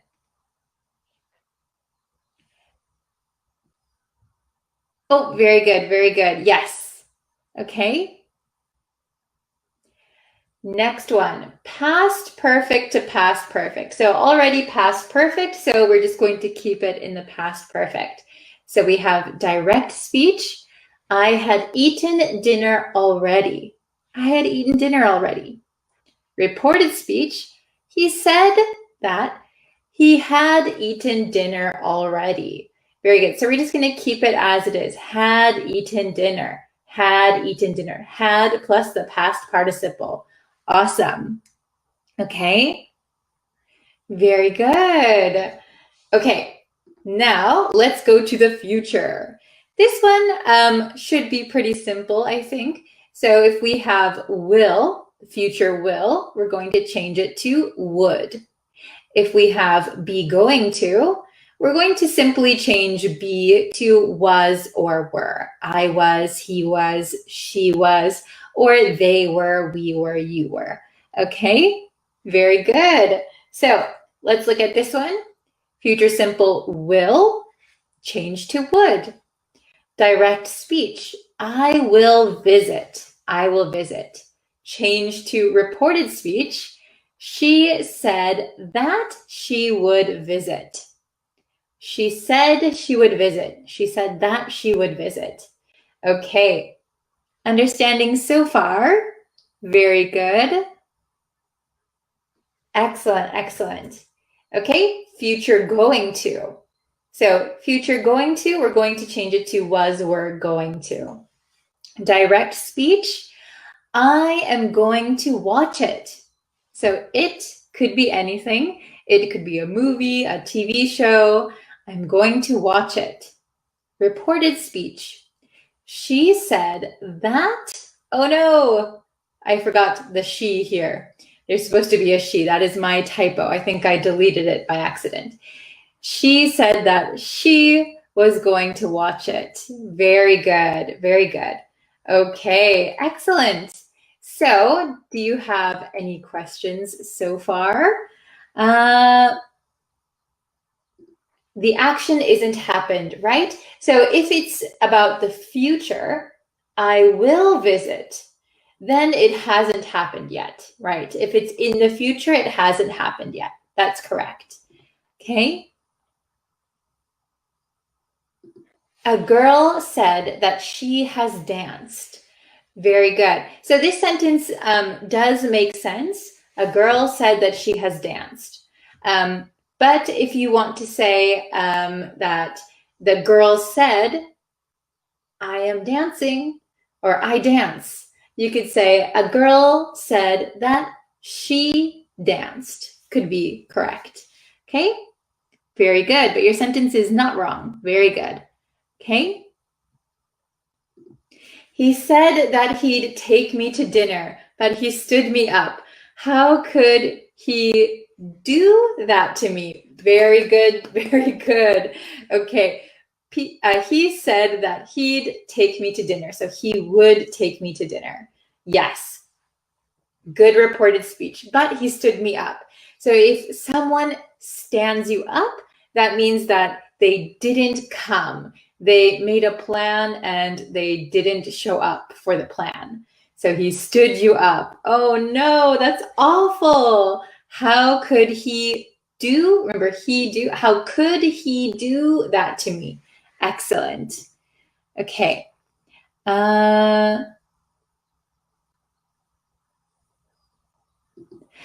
People in Myanmar said they protested the military junta until the end. Very good. Excellent, excellent. We shouldn't use the present in the reported speech. So basically, yes, we don't use the present tense in the reported speech. However, sometimes native speakers do use the present tense in reported speech. That is when something is a general fact. General fact. Okay. So, for example, in the example, let's give the example. I like ice cream. I like ice cream. She says she likes ice cream because it is always the same. It's not changing. Okay, so sometimes native speakers will say the present tense in reported speech, but you can simply say the past, and that's totally fine. Thank you for teaching this topic because I have never known this part of grammar. Oh, I'm so glad that this was useful for you. Maybe we'll have a quiz on it tomorrow. What is the meaning of stood me up? Yes, so if someone stands you up, so he stood me up, means that they made a plan. Let's go to dinner tomorrow at 7 o'clock. So you get dressed, you wear your nice clothes, you go to the restaurant, and the person never comes. So you're waiting, waiting, waiting. They stood me up. So it's kind of like they made you stand, waiting, waiting. When are they coming? When are they coming? They never come. Okay? Bree said that she would do a Pomodoro lesson tomorrow. Perfect. Very good. Very good. Let's see. My boyfriend said he got bent out of shape for me and broke my heart. Oh no, he got bent out of shape for you and broke my heart. Oh no, I hope that's not a true story. Very good. Okay. So if you're just joining us, we're talking about reported speech. お元気ですか？元気です。日本人ですか？ Okay. Reported speech is gossip. Yes, reported speech can be used for gossip, but it can also be used to relay information, right? Very good. Teacher said that she was going to mark the exam attentively. Oh, very good. Excellent. Very good. So you used the word attentively, which we've learned recently. Excellent. And was going to. Very good. Okay, excellent. I'm glad it wasn't true. I'm glad it was just an example. Okay. The government said that the traveling restrictions were going to ease this summer. Very good. Yes, the government said that the traveling restrictions were going to ease this summer. Very good. Okay. So I have to get going because I have a private lesson, but thank you guys so much for watching and studying with me today. If you could, I would really appreciate it if you would subscribe to the YouTube channel or like me on Facebook or TikTok. You can follow me everywhere. I post all the time, so hopefully you will get a new lesson every single day. Okay, thank you guys so much for watching. If you joined a little late, you can always come back and rewatch the lesson. Okay, thank you so much, and I will see you guys again tomorrow. Maybe we'll have a test on this reported speech tomorrow, okay? Very good. Thank you, everyone. Bye.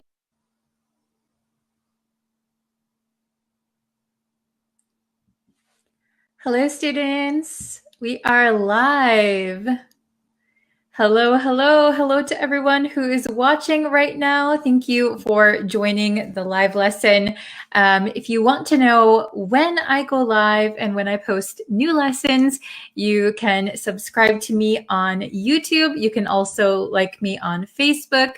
And if you turn on, I think there's like a notification bell on both YouTube and Facebook. If you turn on the notifications, you should be notified when I go live.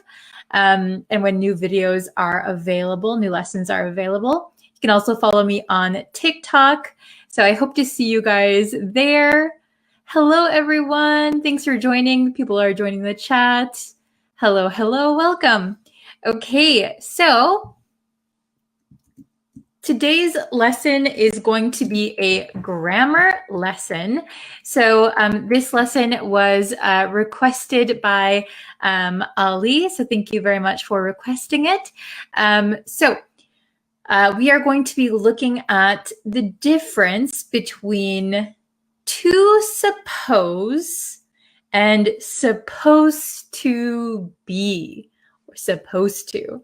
Okay, so suppose, to suppose, or supposed to. Okay, very tricky. Even some native English speakers sometimes make mistakes in like conversation. So we're going to go over that today. Hello, Brenda. Nice to see you again. Hello, Devashka. Hello. Hi, everyone. Hello from Cambodia, Bangladesh. Nice to see you from Myanmar. Hello. Okay. So, hello from the Philippines. All right, let's jump into the lesson. Okay, so here we have it. Suppose versus supposed with a D at the end. Okay, so let's take a look, okay? We need to look at the meanings behind these words. So they are not the same. They're not used in the same way, even though it looks like they come from the same verb. However, when we use them with a D or not with a D, the meaning is totally different. The way we use it is totally different. Okay? Very good. Oh, hello from Kurdistan. Hello, hello. Okay, so let's look at supposed to. And notice when I pronounce supposed to, the D sound and the T sound become kind of like one sound. So when I speak supposed to, it doesn't sound like there's a D. That is why many people make mistakes.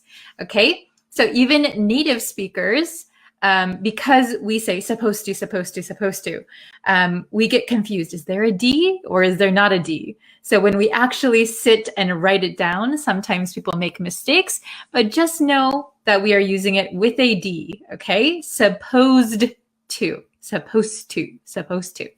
Okay? So the meaning, we have several meanings for supposed to, okay? It could mean have to. I have to do something. I'm supposed to do something. Expected to, or generally believed, okay? So don't worry, this is just a quick overview. We're going to dive into each meaning. But just a note that to be supposed to, similarly to have to, functions like a modal verb, okay? So there are several kinds of modal verbs, and similar to have to, this is kind of like an obligation, right? When we use like have to, okay? Hello from Bangladesh, Sudan, hello. Okay, so let's break it down, okay? Supposed to. Okay, so supposed to can mean have to. So I have two sentences here. So I have to be there by 8 o'clock. Okay, everybody understands this sentence. I have to be there by 8 o'clock. Okay, I must, I have to. Okay, we can also say I am supposed to be there by 8 o'clock. Okay? Supposed to and should, are they the same? Devashka asked a question. So similar to should, but in this case, more like have to, like you don't really have a choice, but should sometimes is used in the same way. Yes. Okay. So I am, so here, don't forget that we're going to use a be verb before supposed. So it's to be supposed to plus verb. Okay, so I am supposed to be there by 8 o'clock. Okay, let's take a look at the next meaning. Okay, supposed to can mean expected to. Okay, so when we expect something, right? So here's one sentence. It's likely going to be foggy tomorrow morning. Okay, if you don't know what foggy means, that means that, usually clouds are up in the sky, but sometimes the cloud comes down to earth and it looks very, it's very hard to see. Okay, we call that fog. Okay, it's likely going to be foggy tomorrow morning. So very difficult to see. So if you watched the weather report and they said, looks like tomorrow is going to be foggy. So you could say it's likely going to be foggy, but more commonly in conversation, we would say it's supposed to be foggy tomorrow morning. So it's expected to be, it's likely. It's supposed to be foggy tomorrow morning. Okay, very good. Oh, watching from India. Hello. Okay, Next one. Supposed to can mean generally believed. So generally believed means it is believed by many people or most people. Okay? So if we look at this one, he is believed to be the best chef in town. So if you ask the local people, he is the best chef in town. Most people agree, most people think, most people believe that he is the best chef. So we could also say, he is supposed to be, I forgot the be here. Oh my gosh. He is supposed to be the best chef in town. He is supposed to be the best chef in town. Okay? Hello from Pakistan and Libya. Hello from Iraq, India. Welcome. Okay, very good. So on to suppose. So to suppose is very, very different. Okay, so to suppose means to think or assume that something is true but lack proof or knowledge. Okay, so when you suppose something, that means you're assuming something. You think something even though you don't have enough evidence or you're lacking knowledge. Okay, so the first one, we're using suppose here. I suppose you will be hungry after soccer practice. I suppose you will be hungry after soccer practice. Okay, notice that we're not using a be verb here. We don't say, I am suppose, I was suppose. Okay, I suppose. I suppose you'll be hungry after soccer practice. Okay, this means the same thing as I assume you will be hungry after soccer practice. Okay, does that make sense? Very good. Let's look at the next. Okay, last part of to suppose. Suppose can be used as an imperative, meaning what if? So to suppose can be used as an imperative and it means what if. So take a look at this example. It's very different from what we've studied so far. Okay, suppose there is a fire. Who should I call? So this is very similar to, what if there's a fire? Who should I call? Notice that in this sentence, suppose there is a fire. There is no question mark, and our intonation does not go up like a question. So if I say, what if there's a fire? What if there's a fire? Who should I call? Okay, but here, suppose there is a fire. It's very similar to imagine there is a fire. Imagine there's a fire. Who should I call? Okay, but the nuance is the same as what if? What if there is a fire? Okay, very good. All right, so there is a quiz. So we have 5 questions. I want you to choose either suppose or supposed. So there is another one that we didn't talk about, and that is supposed. It is a different pronunciation, but we'll get into that maybe in a different lesson. Okay, so suppose or supposed. Okay, so number 1, you're tired. You're tired. Would we say, I suppose you're tired, or I supposed you're tired? Do you think suppose with no D or supposed with a D? Very good. Oh, Brenda, very good. Okay. Oh, Aliwan is here. Hello. Good job. All right. Good job, everyone. So the correct answer is suppose. So this means the same as assume, okay? To think something, but you don't have enough evidence. Okay, I suppose you're tired.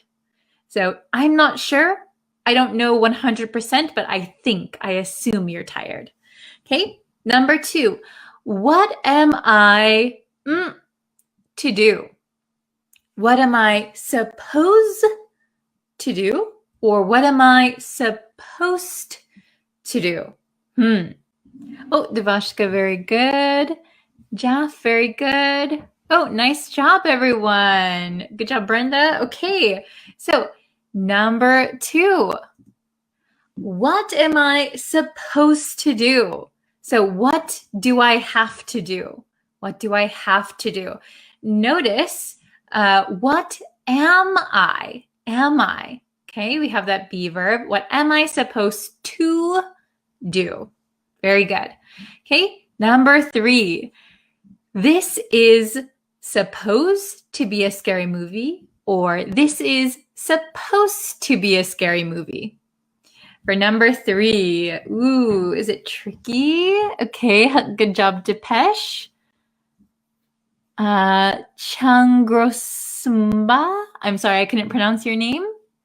Jaff, Doc, Nadar, good job. Okay, this is supposed to be a scary movie.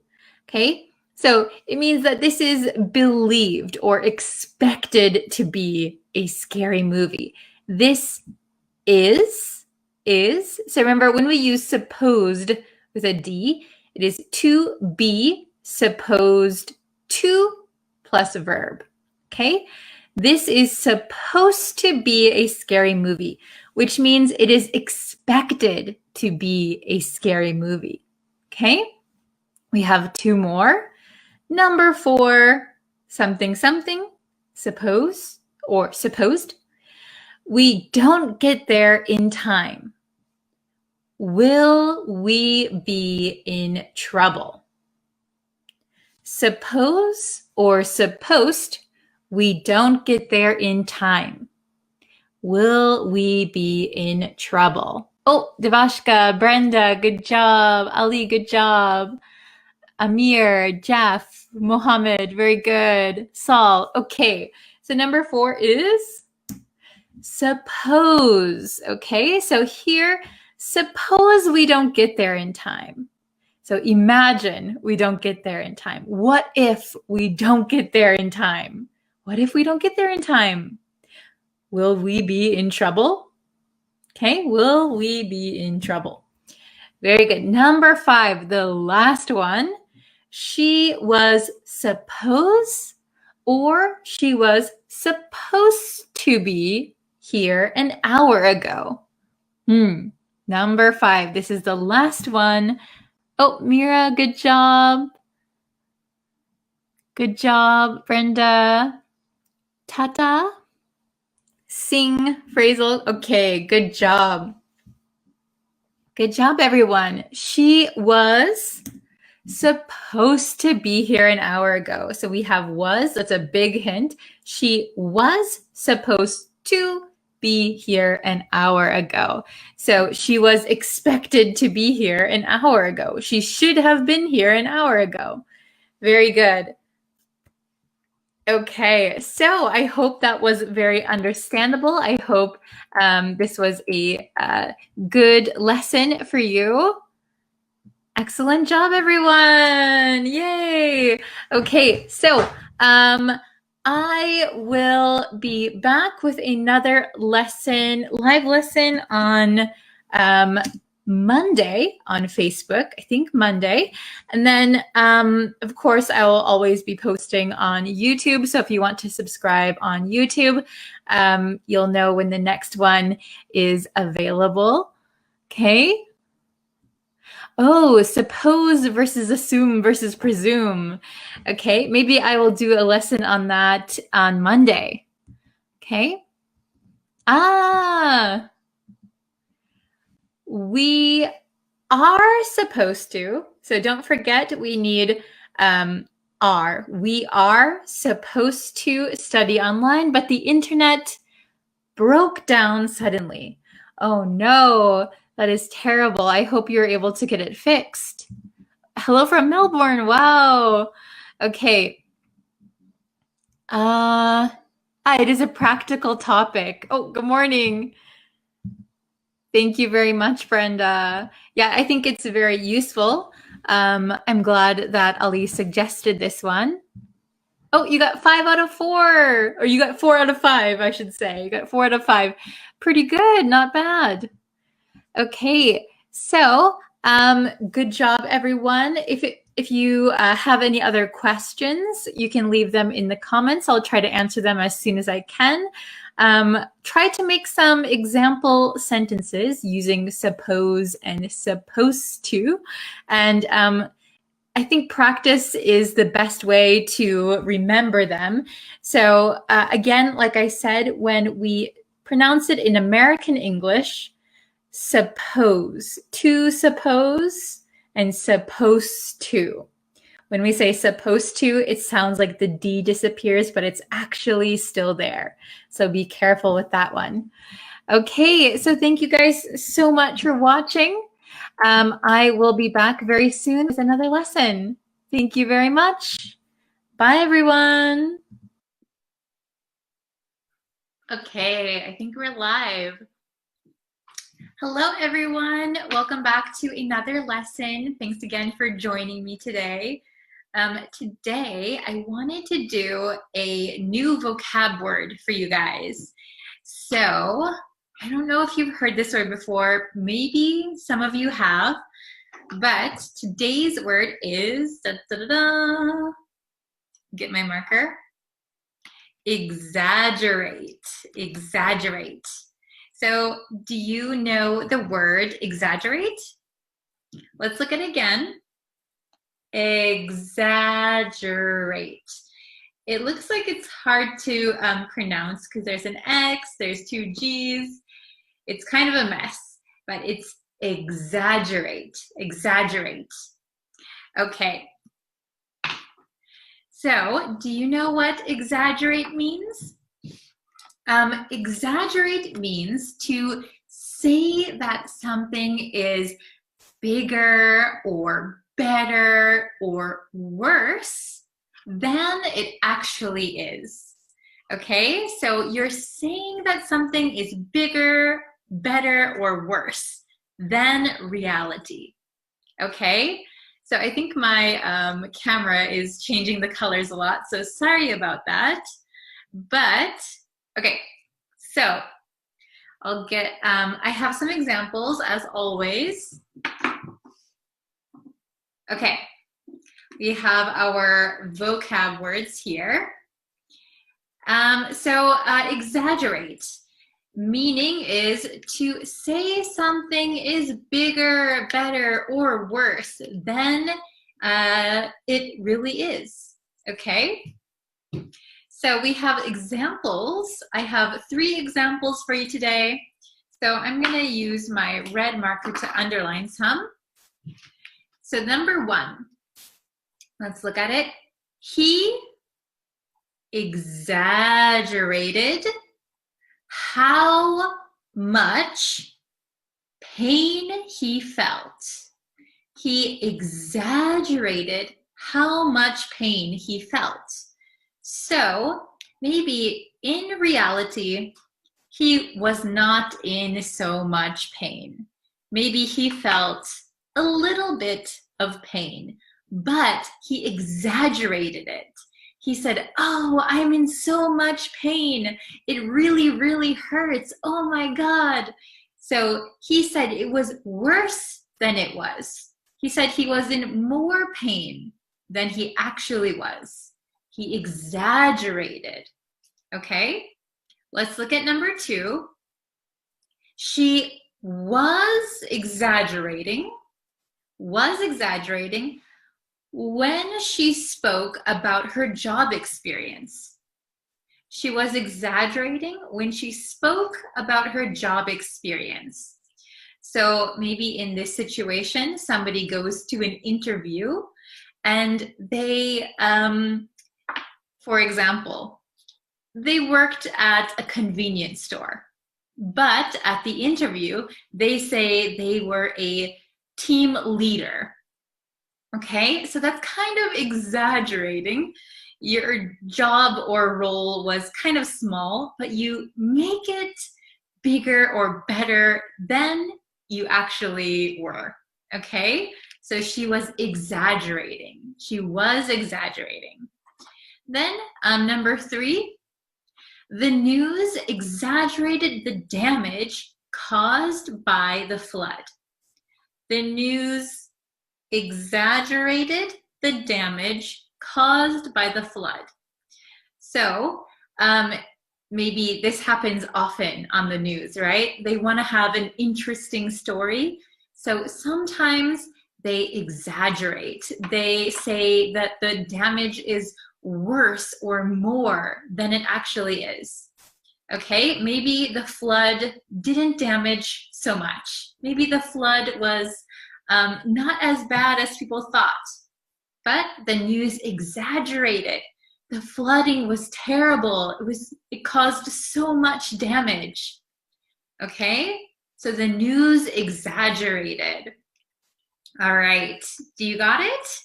Okay, so I'm going to read these 3 one more time at a really quick, natural speed. Okay, so number 1, he exaggerated how much pain he felt. He exaggerated how much pain he felt. Number 2, she was exaggerating when she spoke about her job experience. She was exaggerating when she spoke about her job experience. And last one, number 3, the news exaggerated the damage caused by the flood. The news exaggerated the damage caused by the flood. Okay, very good. So, excuse me. Let's look at the actual word one more time. So exaggerate, to exaggerate. So remember, it means that you're saying that something is bigger, better, worse, more than it actually is. So a lot of people do this. A lot of people exaggerate when they tell stories.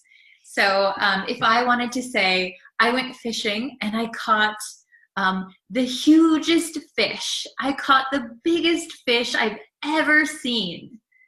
That might be an exaggeration. Maybe my fish was big, but not that big. Okay? Exaggerate, exaggerate. All right.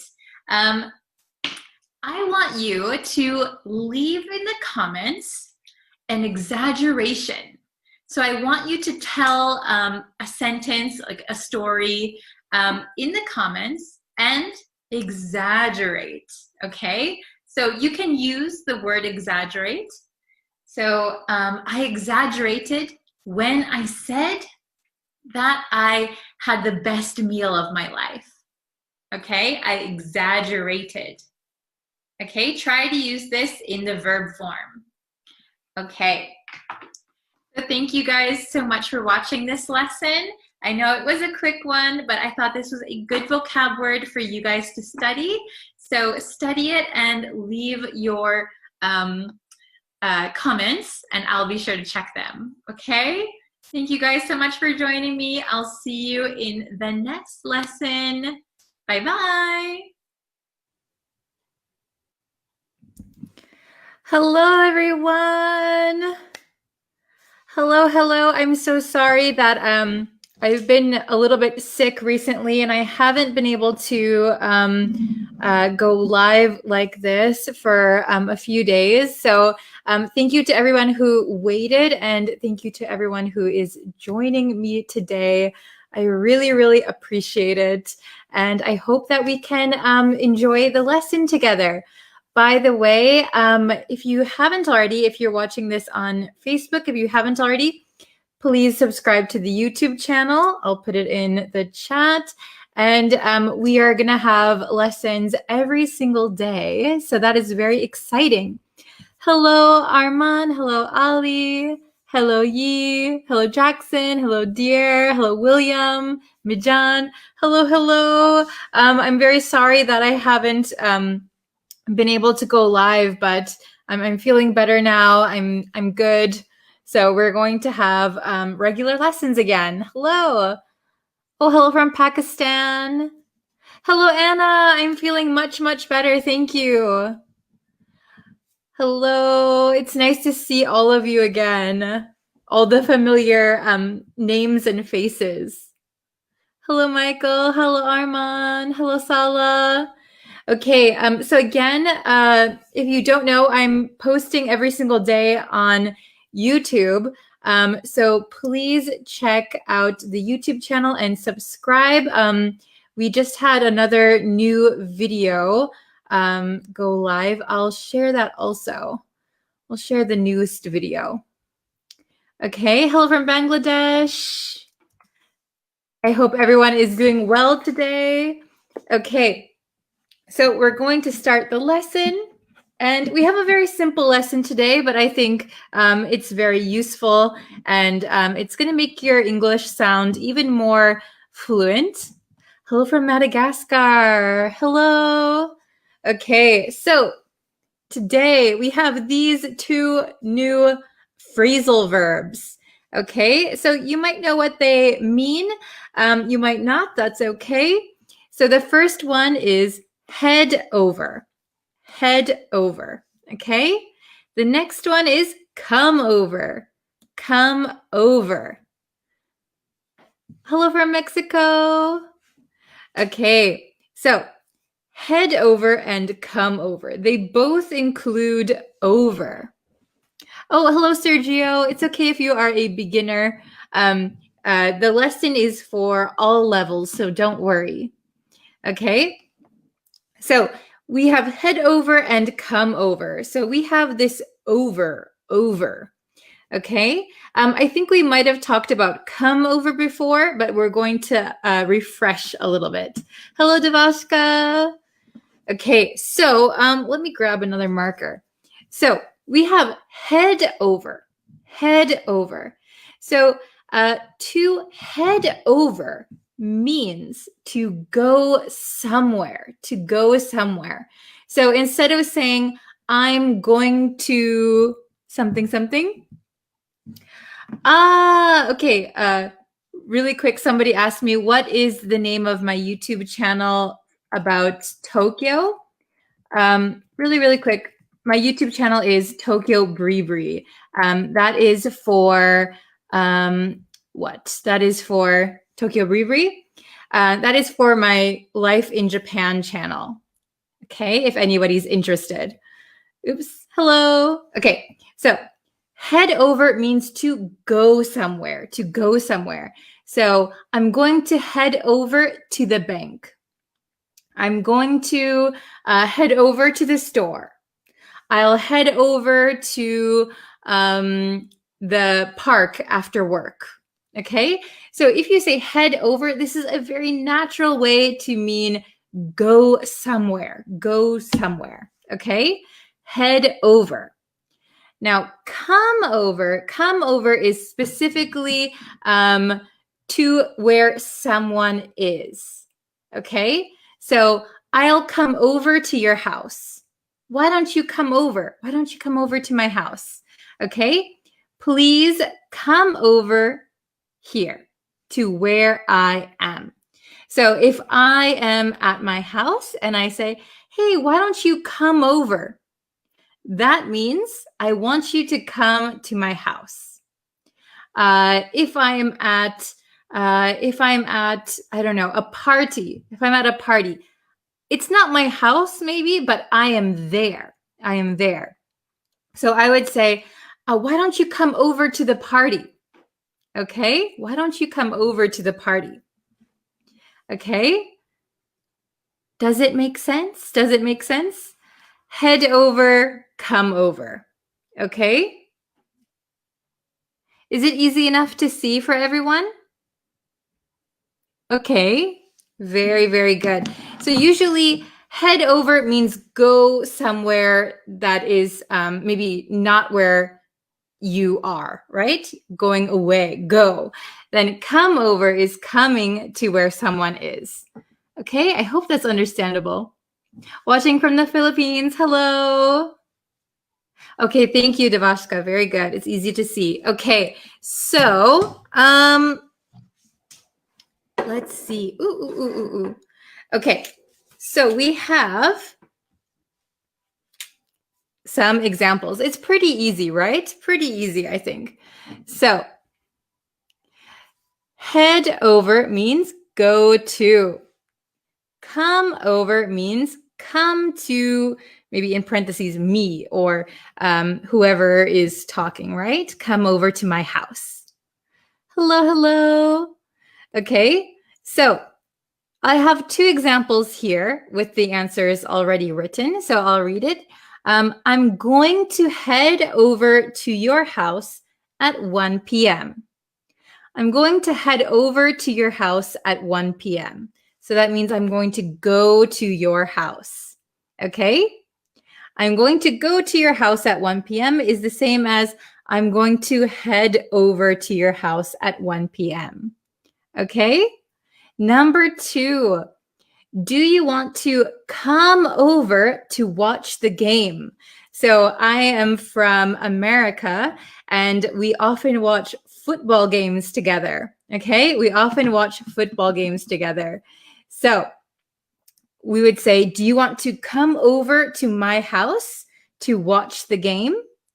Do you want to come over to watch the game? Okay, very good. So, let me just do one thing. Okay.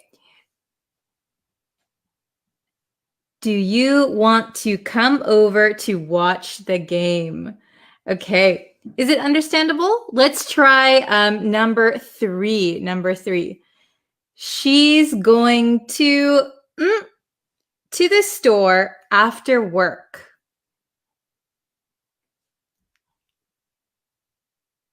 Okay, Devaska has a question. I'm going to go to your house or I'm going to your house. So they are both grammatically correct. However, they have different meanings. So if you say I'm going to go, you'd say I'm going to go to your house or I'm going to go to my house. I'm going to go to someone's house is correct. That means in the future. I'm going to go in the future. Or I'm going to your house means I'm on the way. I'm going right now. Okay, good question. Okay, let's see. Okay, so, very good, Anna. Very good, Abdo. Okay, number 3. She's going to the store after work. Okay, very good. So she's going to head over. Head over. She's going to head over to the store after work. She's going to head over to the store. So maybe nobody she knows is there, but she's going to go to the store, right? She's going to head over to the store. Okay, number 4. Why don't you to my place tomorrow? Why don't you to my place tomorrow? Oh, very good. Number 4, why don't you to my place tomorrow? Oh, very good, Alpha. Good job. Oh, Anna, good job. Le Pink. Okay. Good morning. Good morning for those who are just joining us. Okay, why don't you head over or come over to my place tomorrow? Oh, very good, Ali. Very good. Okay, why don't you come over? Come over. So why don't you come over to my place tomorrow? So that means I want you to come to my house. Why don't you come over to my place tomorrow? So we don't even need my place, actually, to my place. We could simply say, why don't you come over tomorrow? Why don't you come over tomorrow? That means come to my place, come to my house. Okay? Very good. Oh, very nice. Okay, number 5. This could be a little bit tricky. First, I'm going to the office. And then I'll for dinner. Okay? Oh, Anna, very good. First, I'm going to the office. And then I'll for dinner. Very good, Alpha June. Nice. Okay, so first I'm going to head over to the office. And then I'll come over for dinner. Very good. Then I'll come over for dinner. We could also say I'll head over for dinner. Maybe it depends on whose house you're going over to, but usually we can say I'll come over for dinner. I'll come over to your house, okay? Or I'll head over. So this one, it could actually be both, but I prefer come over, okay? Very nice. Okay, I'll read them one more time. I'm going to head over to your house at 1 p.m. I'm going to head over to your house at 1 p.m. Number 2, do you want to come over to watch the game? Do you want to come over to watch the game? Number 3, she's going to head over to the store after work. Number 4, why don't you come over to my place tomorrow? And number 5, first I'm going to head over to the office and then I'll come over for dinner. Okay, very good. So I think some people mix up when to use each one. But basically, head over is going to somewhere that, far from yourself, right? Oops, not where your family is, not where your friends are. Oh, it could be, I guess. I'll head over somewhere, like away from your home to somewhere else, right? Then come over usually is an invitation. Why don't you come over? Come over. Okay? Very, very good. So, okay. Can you try and make some sentences and I'll put them on the screen and then we can correct them together. How about that? Okay? Head over, come over. Can you try and make your own sentences? Let's see. Okay. Let's see. Oh, hello from Malaysia. Hello, hello. Let's see. Oops. Okay. Oh, very good, Ali. I'm going to head over to, we would say, I'm going to head over to the mall to buy clothes. Very good. I'm going to head over to the mall to buy clothes. Yes. Very good. Okay, so it means I'm going to go to the mall to buy clothes. Excellent, excellent. I think I saw another question. Let's see. First, she had come over to my house and then she headed over to her work. Yes, very good. First, she came over to my house and then she headed over to work.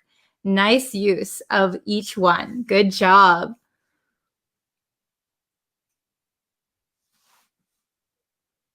I usually come over to my parents to visit them. Yeah, you could say come over or head over. So I guess it depends. Yeah, it's a tricky one. So if your parents live in a different house than you could say I usually head over to my parents' to visit them. That would be good. Oh, hello, Tatwin. My friend invites me to head over to her house, but I don't want to go because I'm so cynical. Okay, very good. So maybe you could say, my friend invites me to come over. So she's inviting you or he's inviting you, your friend, right? So to their place. So you could say, my friend invites me to come over to her place, but I don't want to go there because I'm so cynical. So maybe you think, there is an ulterior motive to going to her house. Okay. Let's see. Oh, there's a lot of examples. Very, very good. Let's see.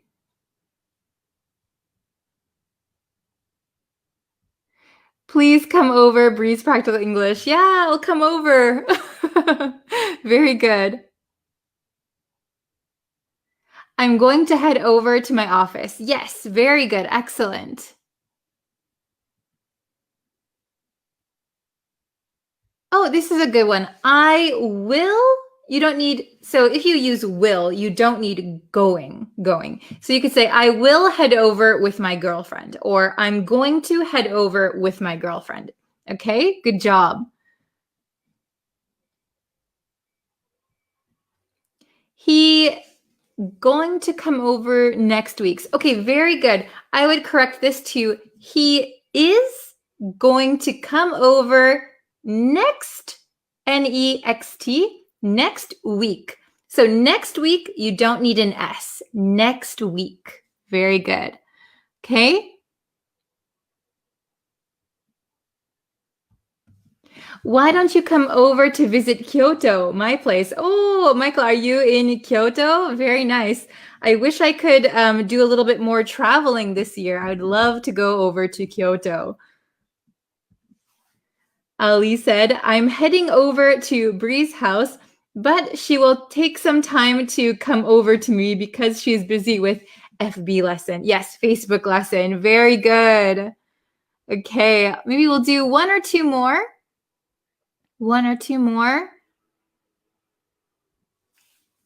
Let's see. I'm going to head over to the US next month and then come over to Bree's house to thank her. Oh, thank you very much. Excellent. Very good sentence.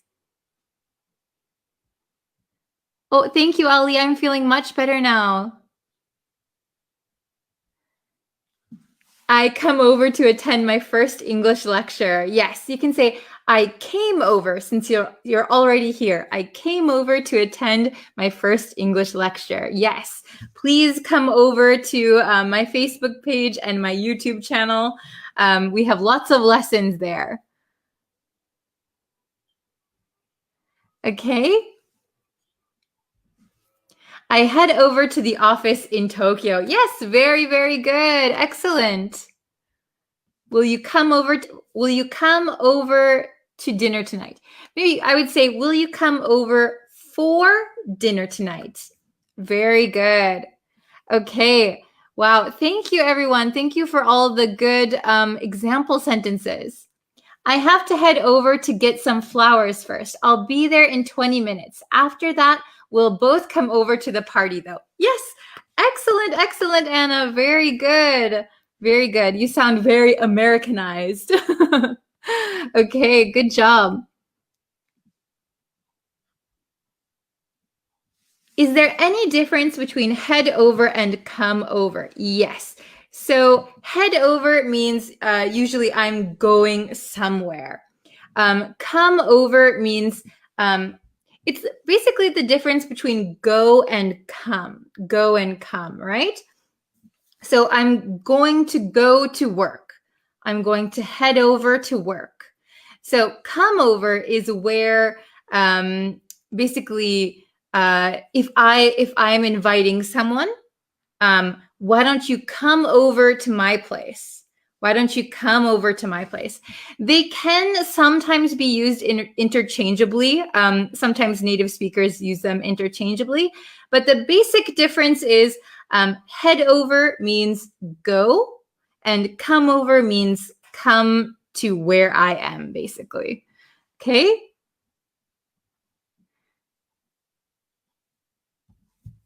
Okay, ma'am, I will come over to YouTube channel and like Facebook classes. Oh, thank you very much. Yes, I'll put again the newest lesson we have on the YouTube channel. I'll put that in the comments, so if you can see that. If you're on Facebook watching, you can see the newest video. And if you want to subscribe, new lessons are coming out every single day. So please go and subscribe to that. Michael says bye-bye. Thank you so much. Yes, so I'll be back tomorrow for another lesson. There will be a new lesson on Facebook and a new lesson on YouTube. So please, if you have the time, watch both of them. Okay, and I will help you with your English again later tomorrow. Okay, thank you everybody for watching, and I'll be back tomorrow. Thank you. See you guys tomorrow. Bye-bye.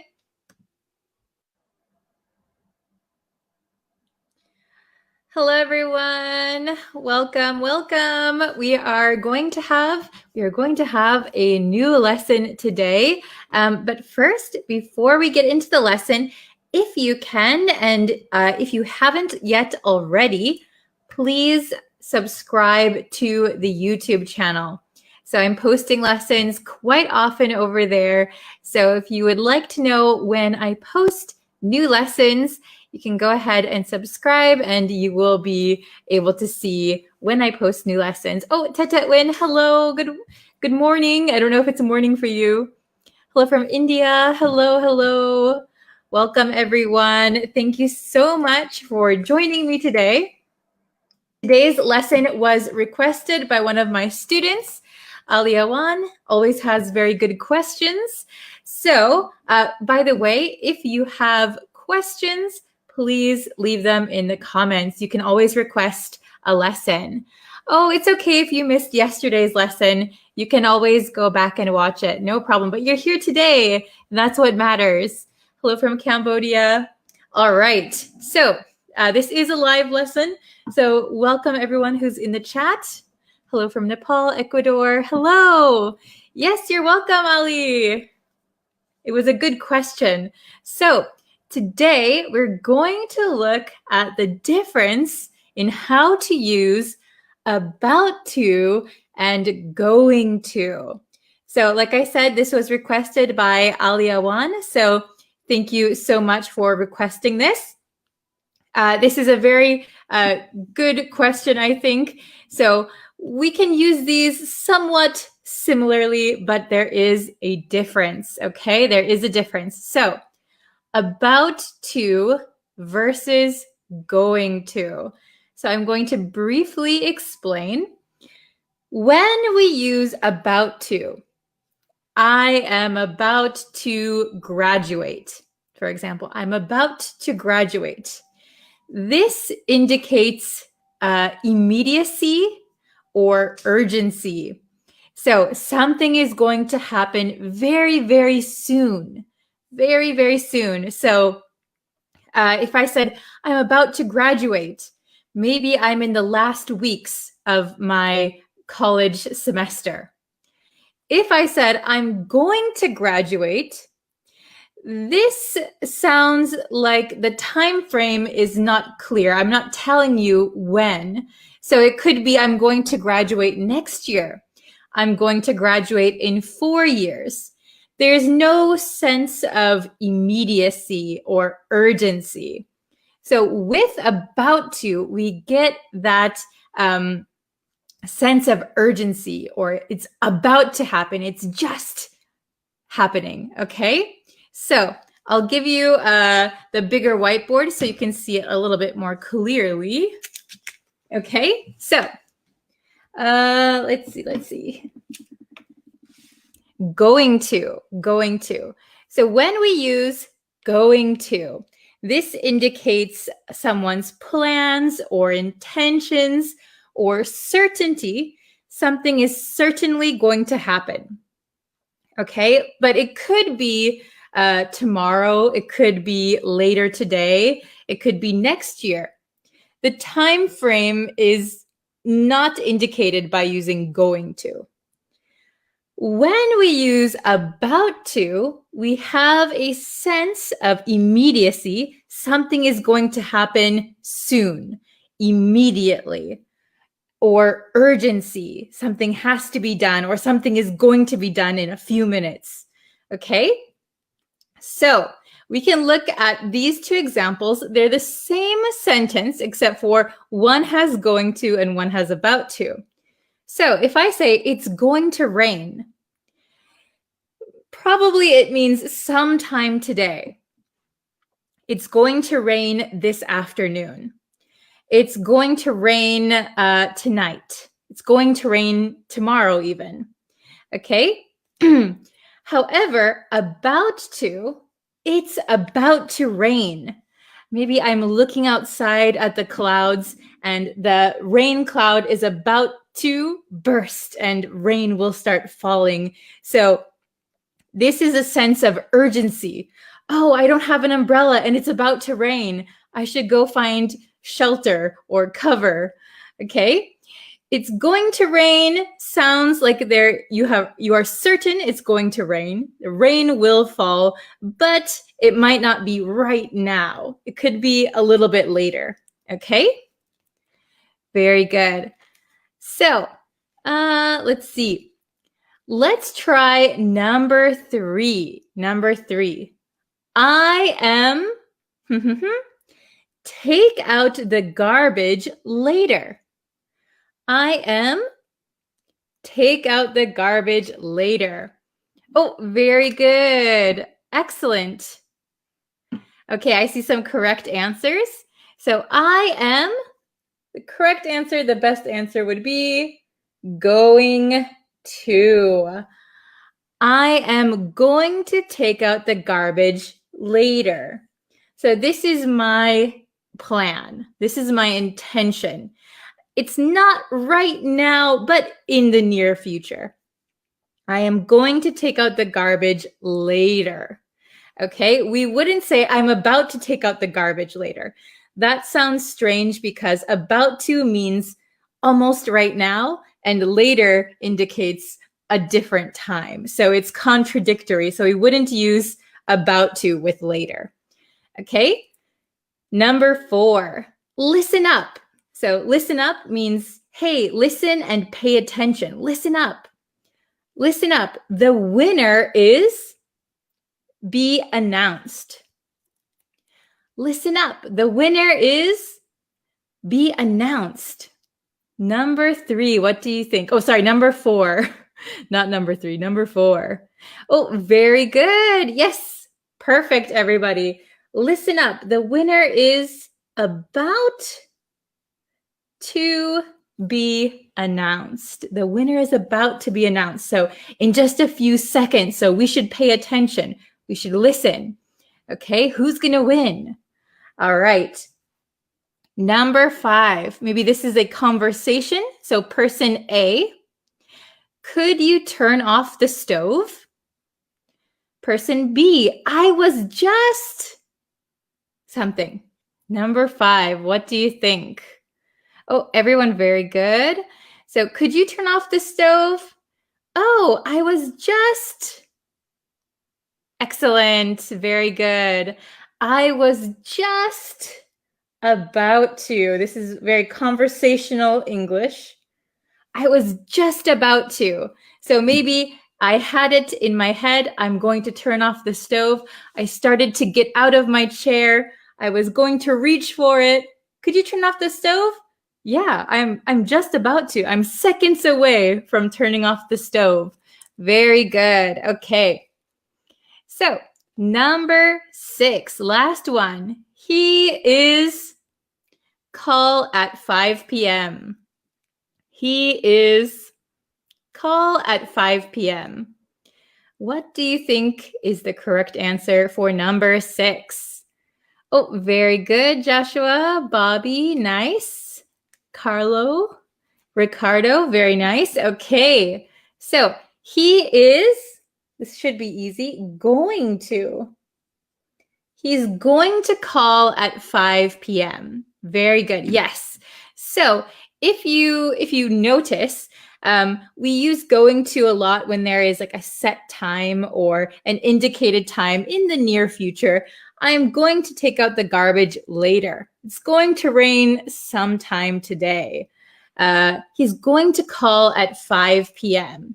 So when we use about to, I don't think we would ever use it with a specified later time. So about to indicates that it is seconds or moments away from happening. So we can't really use about to with a later time. He is about to call at 5 p.m. So that doesn't really make sense because it indicates a later time. Okay? Is it understandable? I hope this makes sense. Oh, very good. If you can make some sentences, I can put it up on the screen. Excellent, excellent. Oops. Okay. Oh, I see some great sentences. Okay, hold on. I am going to watch your new lesson. Excellent, Bobby. Very good. I am going to. So you have your intention set for the near future, but not right now. Very good. It's about to fall. Very good. So this one, this is a quite everyday natural sentence. So if something, for example, my marker is on my shelf and I can see it's starting to slip. It's about to fall. It's moments or seconds away from falling. Very good. Okay. Oh, very good. She is going to buy some items from the market. Yes, excellent. So maybe later today or tomorrow, sometime in the near future. Excellent. Okay, so when can we use about to? Use about to when something is seconds or moments away. So something is just about to happen. Okay, so for example, something falling. So you can see it slipping. It's about to fall. So very, very soon. Okay, let's see. I'll do a few more. Oh, very good. I'm going to cook pasta tonight. I'm going to cook pasta tonight. So in this sentence, we wouldn't be able to use about to because I'm about to cook pasta tonight. So it doesn't really make sense. Tonight is a later time. About to means almost immediately. Okay.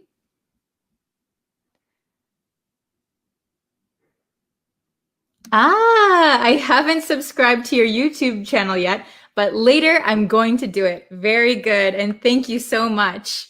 It's a great sentence. Okay.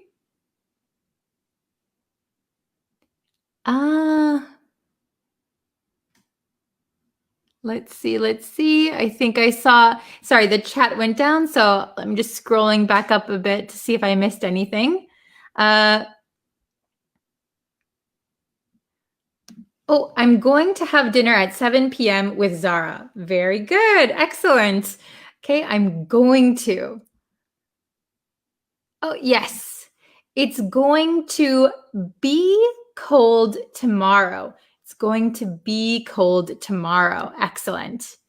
Okay. Oops, I think I missed some. The chat is, there's so many comments. Oh, I can't choose them all, but I'll try. Okay. This is a good one. I am going to buy a house next month. Very good. I'm going to buy a house next month. Very good. If you said, I'm about to buy a house, maybe you have already started the process. Everything is almost complete. You just need one or two more things. You could say, I'm about to buy a house. I'm going to buy a house next month is a little bit farther away. Very good. Okay. Let's see. Okay. You guys have so many good ones.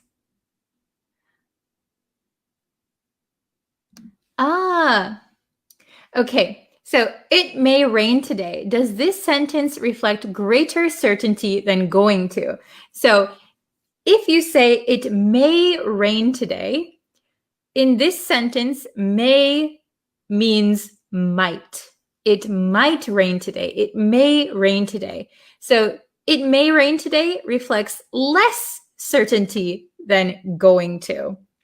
So it's going to rain today. Maybe you saw it on the weather. The clouds look gray. It's going to rain. You're pretty certain it's going to rain. It may rain today. It looks like it, but I'm not sure. Maybe the clouds will go away. It may rain. So may is less certainty. Okay? Hi, are you online or is this a recorded one? No, I am online right now. This is a live lesson. Okay, I'll do one or two more and then I have to get going. But let's see. Oh, okay, I saw one. Oh, this is a little bit sad. She is going to die. She is going to die. So, she is going to die means you're pretty certain she's going to die, and it's going to be in the near future, maybe tomorrow, maybe next week, maybe in a month. If you say she is about to die, that means any minute now, any minute, any second, it's almost happening. She is about to die. Okay, very good. Let's see, we'll do one more.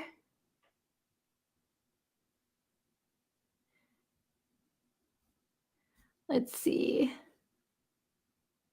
Very good. We are, or we're about to win the match. We are about to win the match. Very good. So that means you are maybe ahead of the other team. There's only seconds left on the clock. We are about to win the match. I'm so excited. Very good. Okay. Let's see. Very good. Okay, so if you have more sentences, you can always write them in the comments.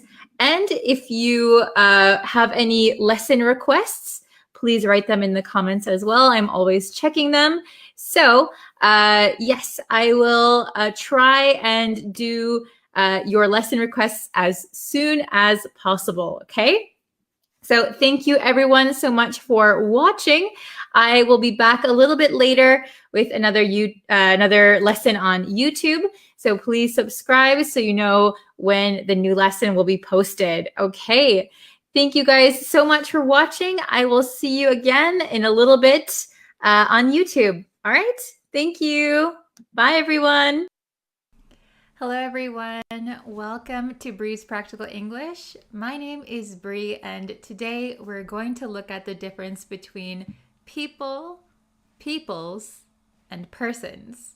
Now these words can be very tricky in English, but we're going to look at each one and I'm going to explain the differences. So by the end of this lesson, you should have no problem understanding the difference, okay?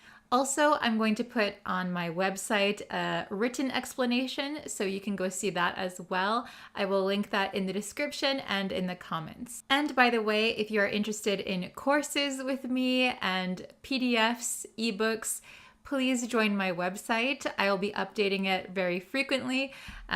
For paid members, they're called Premium Studio members on my website. For the Premium Studio members, I have some courses available on pronunciation. I'm working on an ebook that will be available for Premium members, and we have a bunch of PDFs on there too. Okay, so let's get into the lesson. So we have people versus peoples versus persons. So let's take a look at each one. So people or peoples, right? Most of the time, people is the correct word you are looking for. People is the plural form of person. So when you're having like an everyday conversation and you want to talk about many people, the correct word is probably people, okay? So make people your go-to word for the plural of person, okay? Let's take a look at these examples. One person is waiting in line. Okay, one person, that is the singular. Two people are having lunch. Two people are having lunch. So when we're talking about more than one person, generally we're going to use people as the plural form.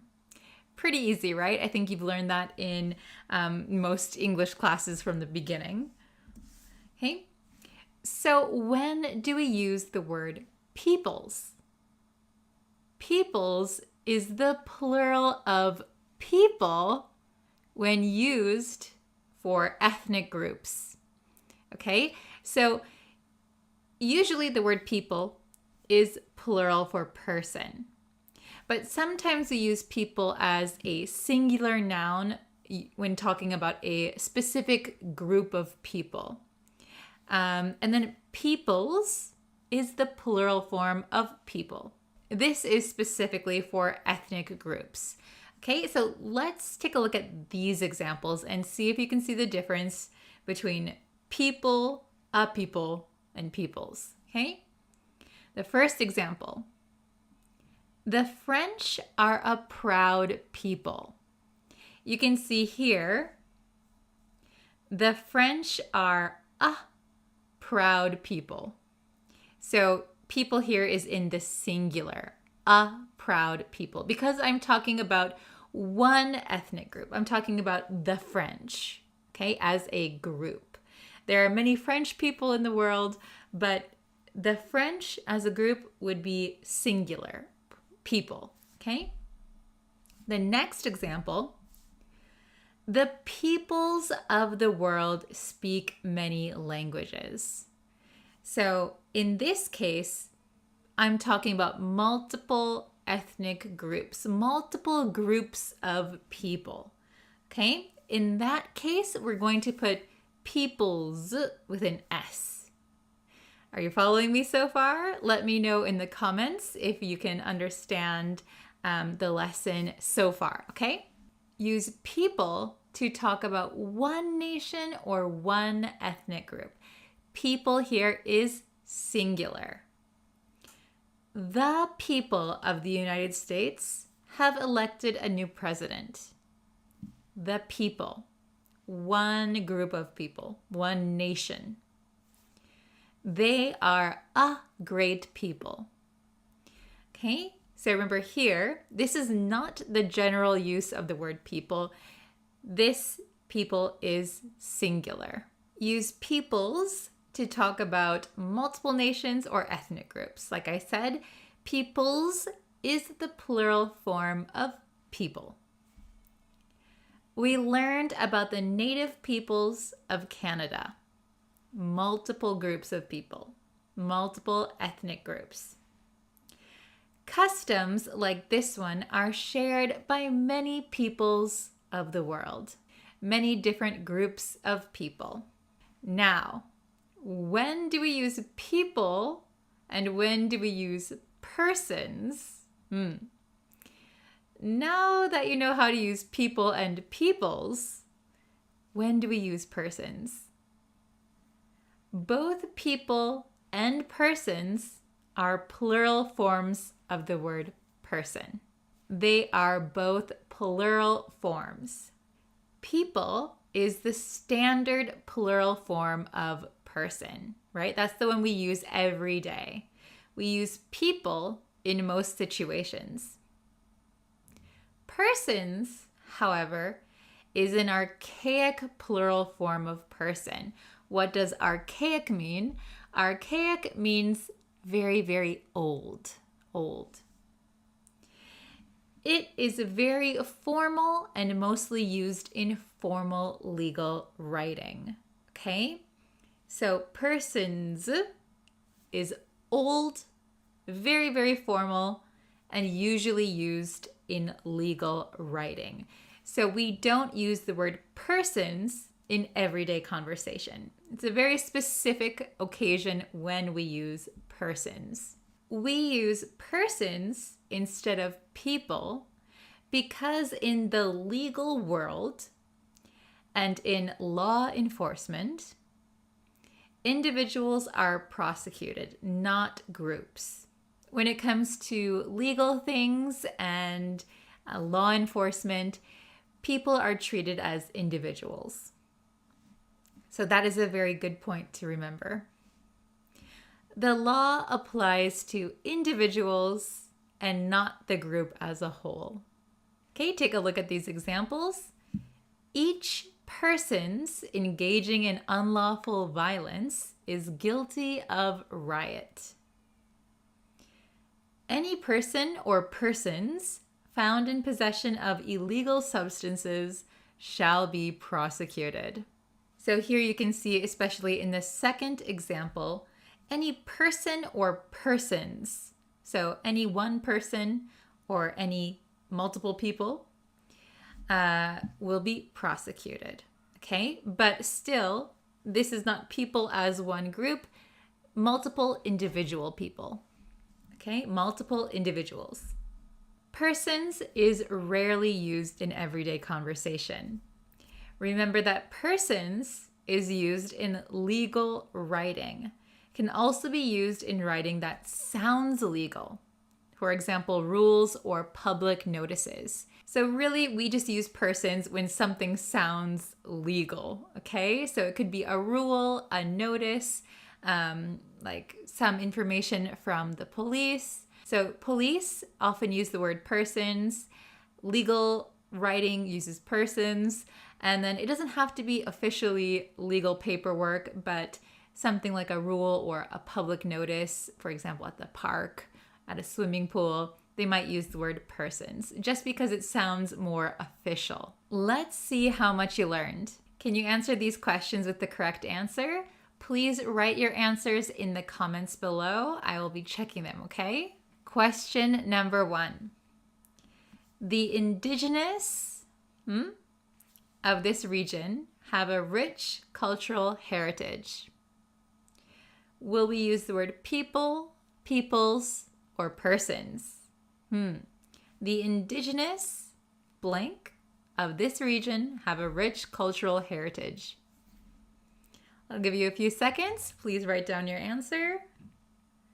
Okay.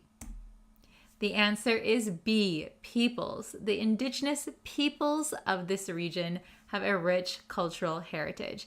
We use peoples here because we're talking about an ethnic group. Question number 2.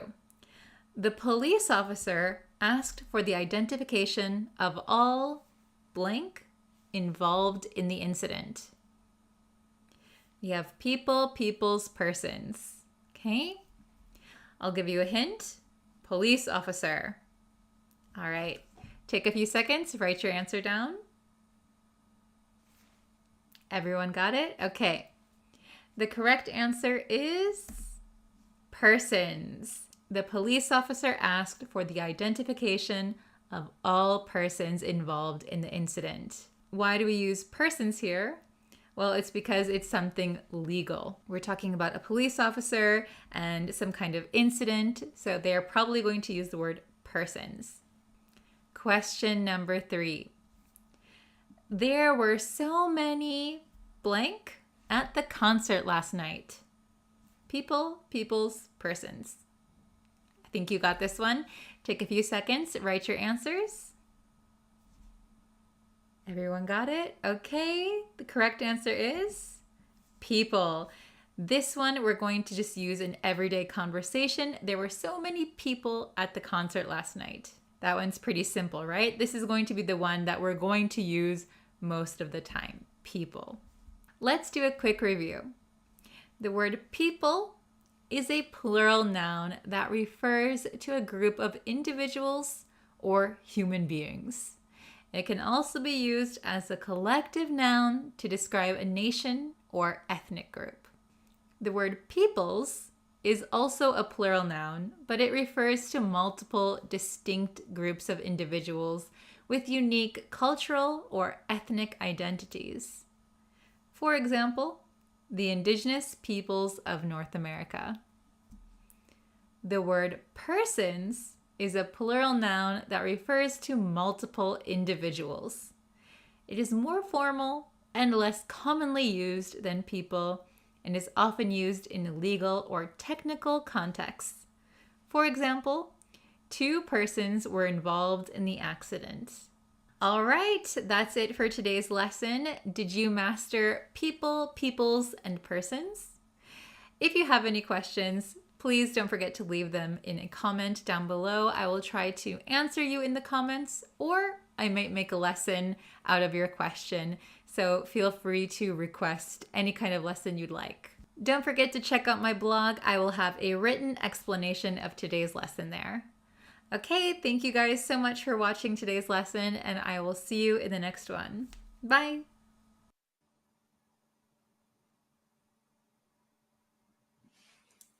Hello, everyone. Welcome. Pardon my voice. Today we are going to have a spelling test, an English spelling test. So this will be pretty exciting. We're going to see how many words that you know how to spell. I have 5 words for you.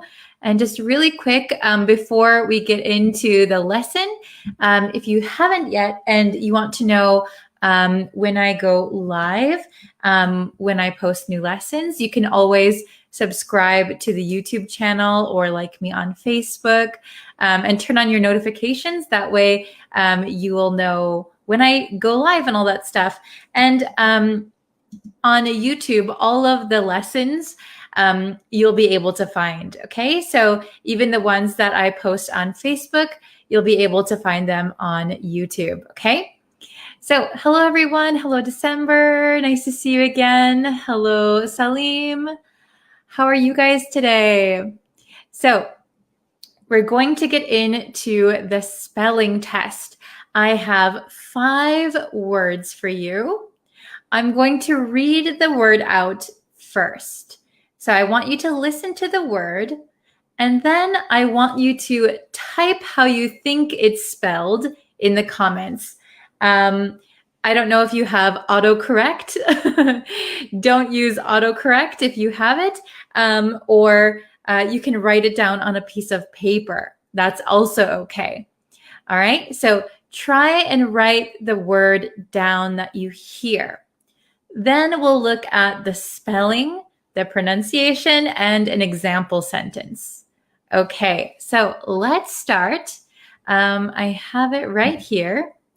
Okay, spelling test, difficult English words. So I chose some words that I think are difficult for English learners.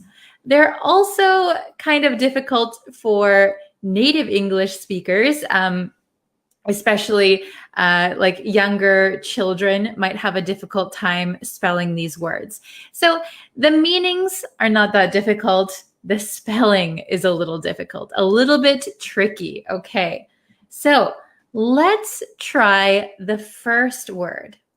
Okay, question number 1. I'm going to read it. So I want you to write how you think it's spelled, okay? Very good.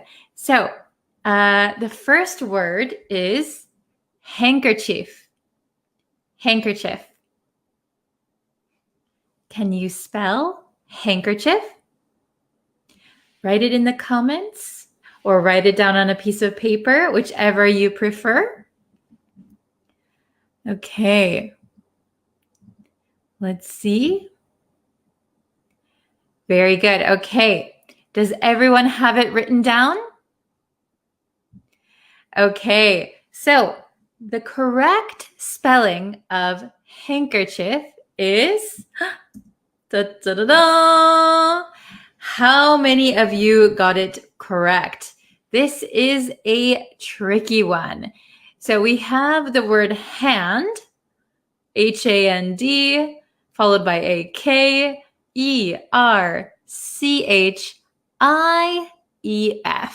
So it really looks like handkerchief. Handkerchief. In American English, we pronounce it handkerchief. Handkerchief. Some people also pronounce it handkerchief. Both are okay. Most Americans will pronounce it handkerchief. Handkerchief.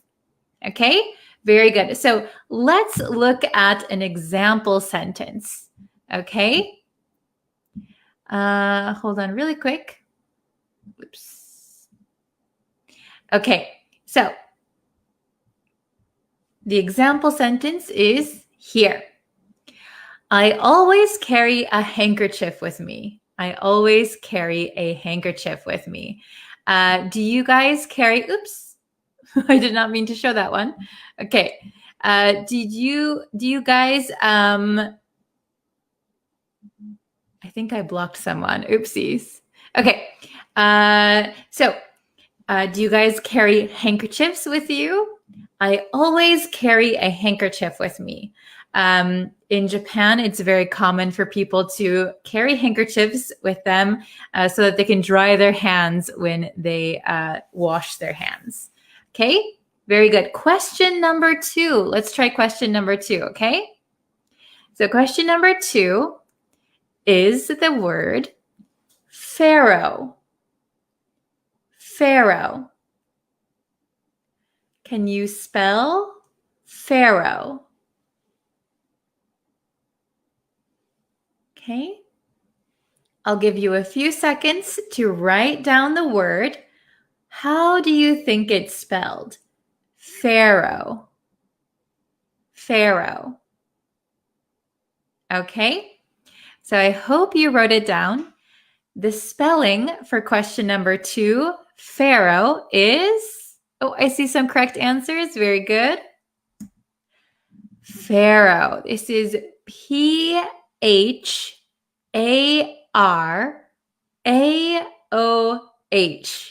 It looks like pharaoh, but we pronounce it in American English as pharaoh. Pharaoh. So it's a little tricky. The PH sounds like an F, but we don't write the letter F. We write PH. And you have to be careful because there's an AOH at the end. It sounds like an OW, right? Pharaoh. Pharaoh. So here's the pronunciation in American English. Pharaoh. Pharaoh. Okay? An example sentence. He was a pharaoh in ancient Egypt. He was a pharaoh in ancient Egypt. So a pharaoh, if you don't know, is an ancient ruler of Egypt. Oh, no worries if you misspelled it. It is very difficult, right? So what does it mean? A pharaoh is an ancient ruler or a ruler of ancient Egypt. Okay? So let's try question number 3. Question number 3 is maneuver. Maneuver.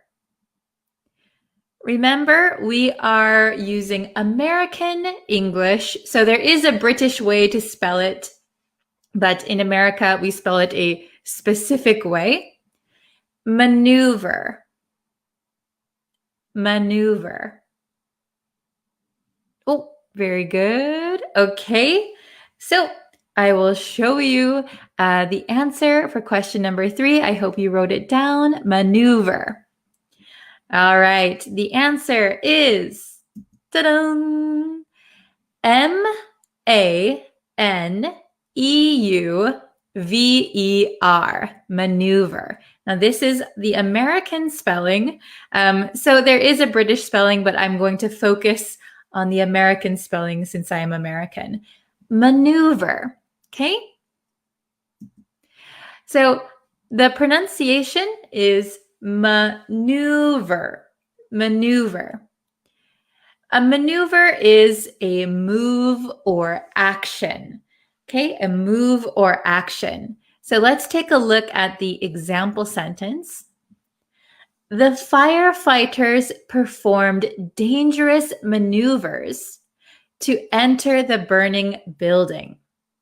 So the firefighters had to do dangerous moves, dangerous movements in order to enter the building, the burning building. Okay, so a maneuver is a type of movement.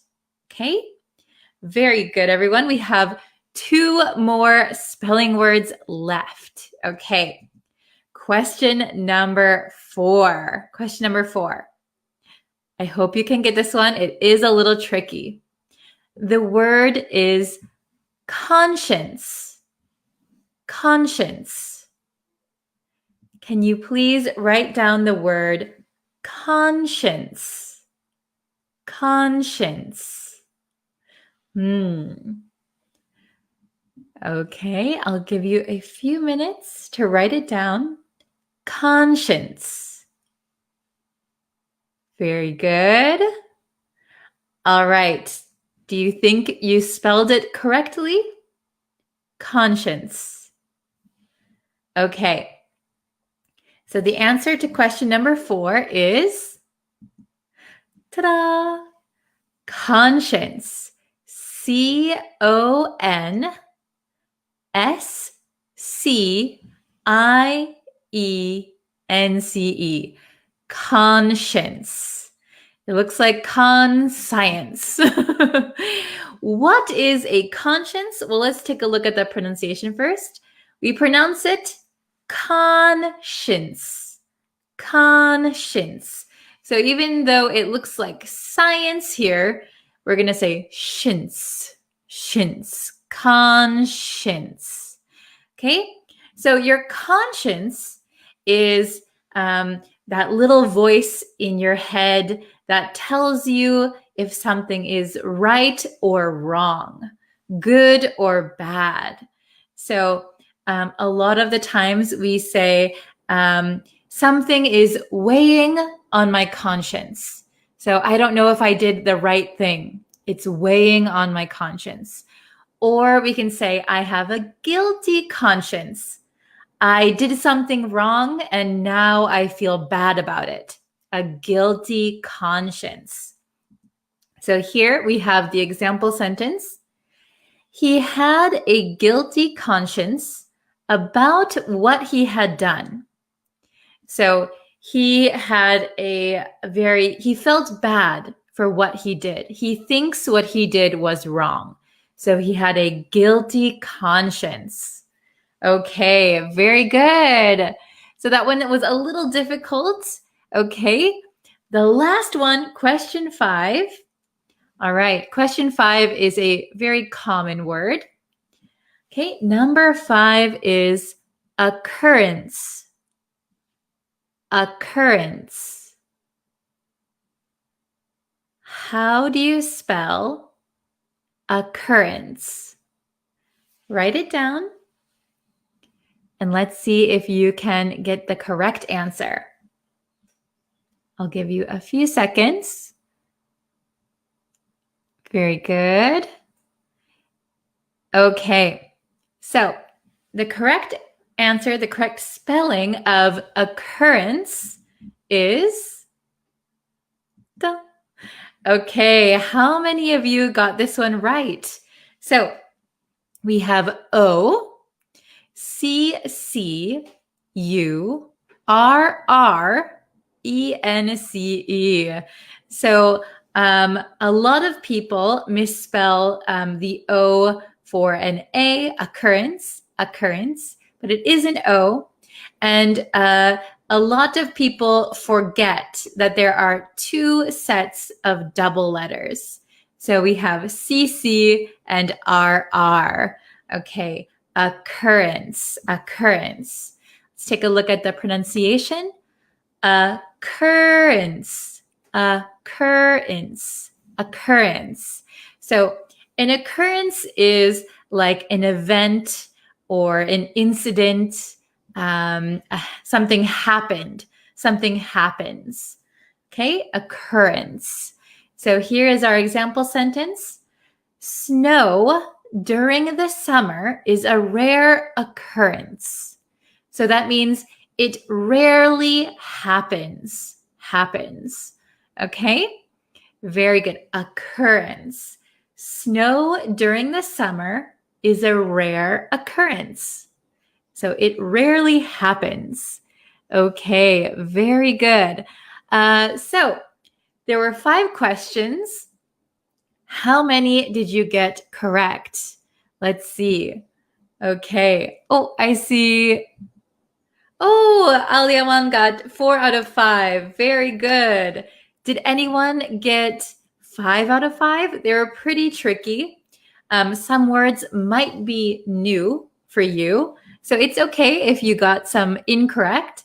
That is totally okay. Very good.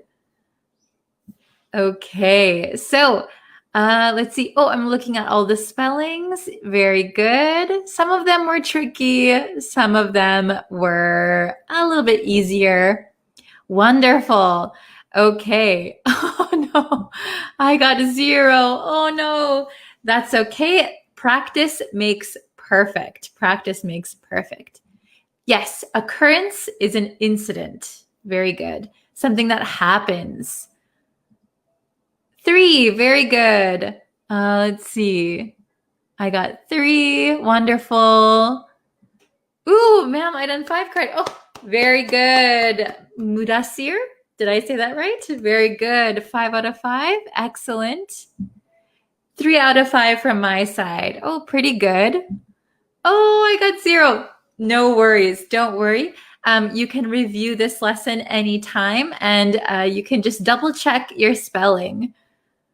Oh, 2 out of 5, 2 out of 5, 2 out of 3, 4 out of 5. Very good. Okay. Will there be a Pomodoro session today? Yes. So right after this lesson, I am going to do a study session on YouTube. So if you want to join me for the study session, I'm going to do that over on YouTube. It is not a English lesson. It's not an English lesson, but it is a time that we can study together, and it helps us be motivated, right, to study together. Okay. I got 4 because practice makes perfect. Yeah, good. Okay. Oops, sorry. Hello, teacher. What does conscience mean? What does conscience mean? So conscience is everybody should have a conscience, right? So it's the little voice inside your head that tells you if something is good or bad, right or wrong. Okay, so if we do something bad, for example, if we cheat on a test, we might feel bad afterwards.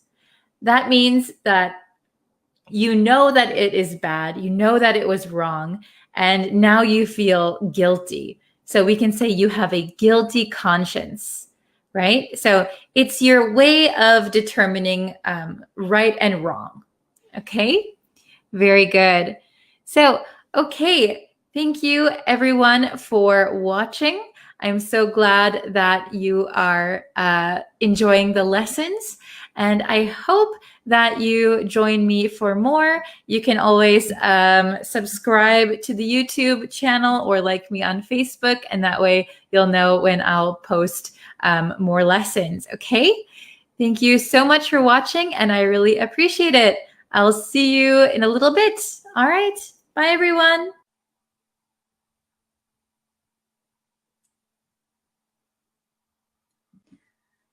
Hello, everyone. I hope you guys are having a great day. Thank you for joining today's lesson. Before we get into the lesson, of course, if you haven't yet and you would like to know when I go live, when I post new lessons, please consider subscribing to the YouTube channel if you haven't yet. And you can also follow me on Facebook and TikTok, Twitter, Instagram, all of those places. So you can follow me around the internet. Okay, hello everyone. Hello, hello.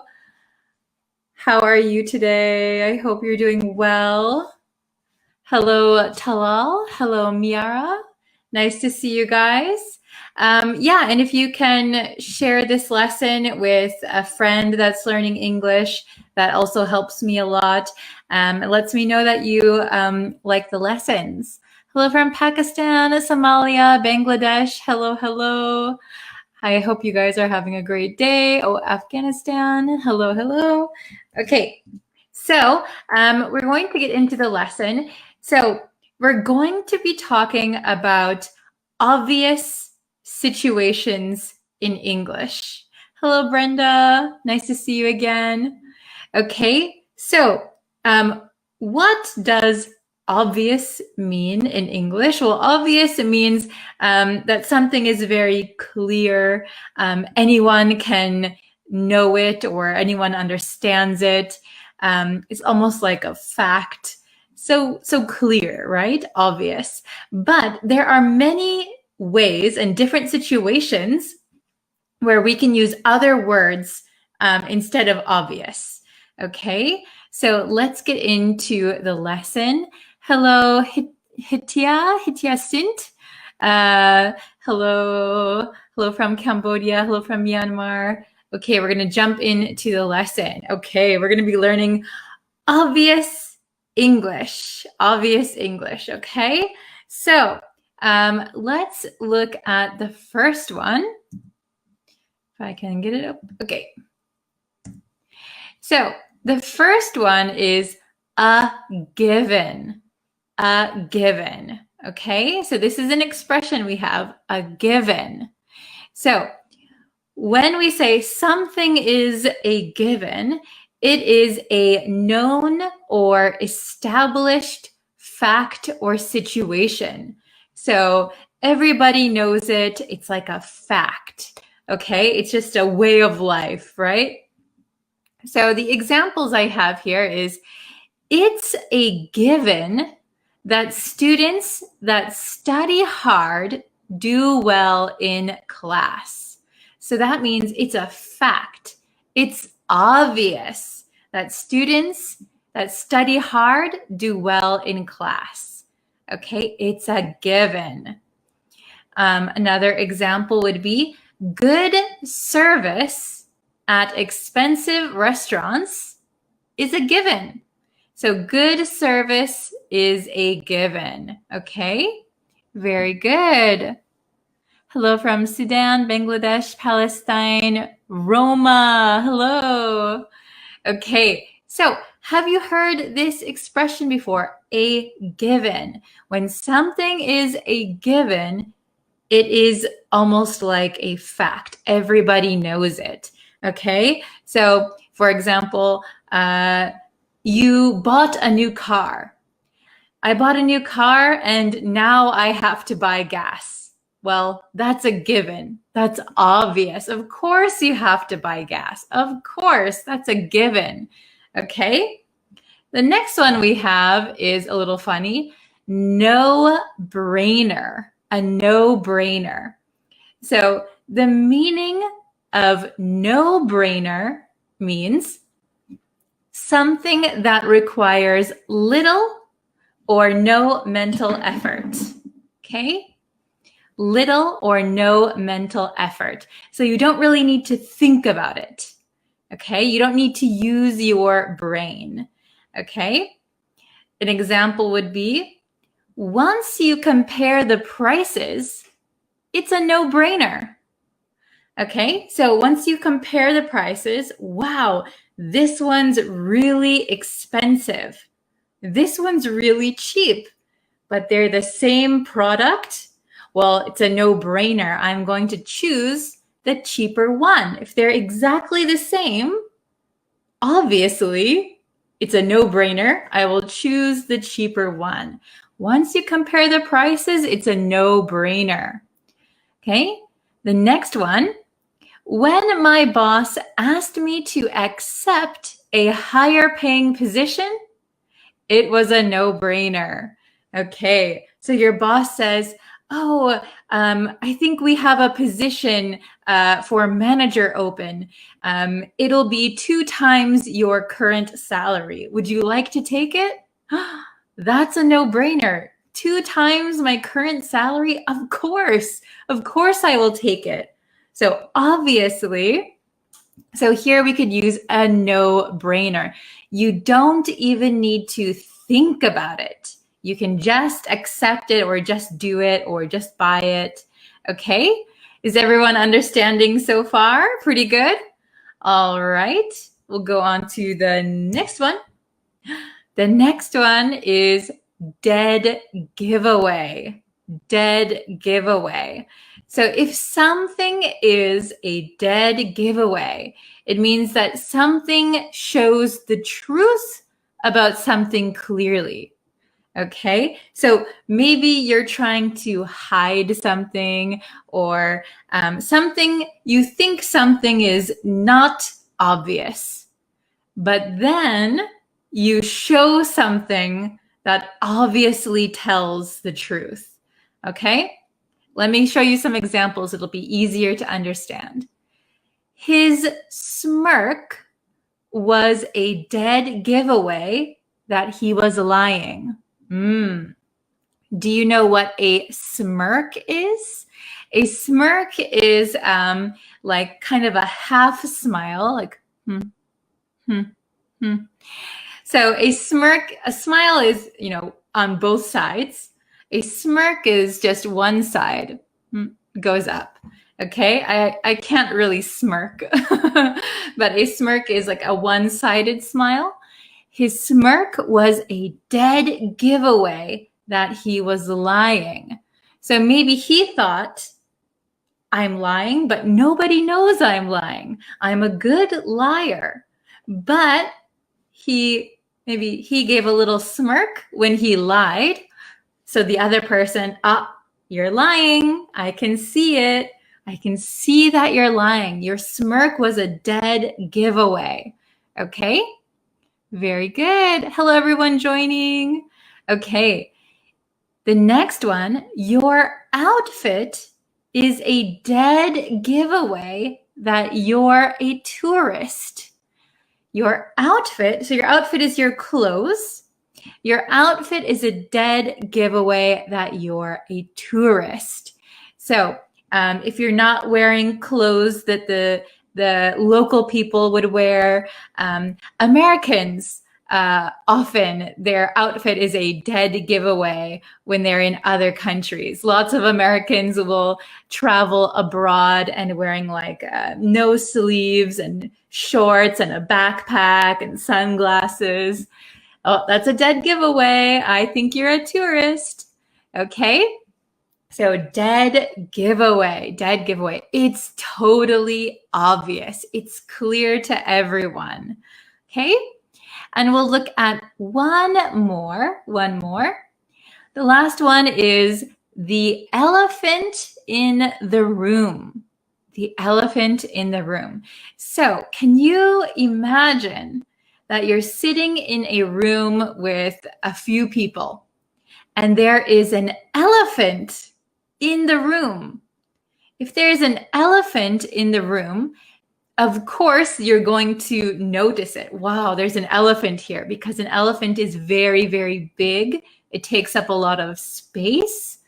But here, the meaning of the elephant in the room is there is a major problem or controversial issue which is obviously present but is avoided as a subject for discussion.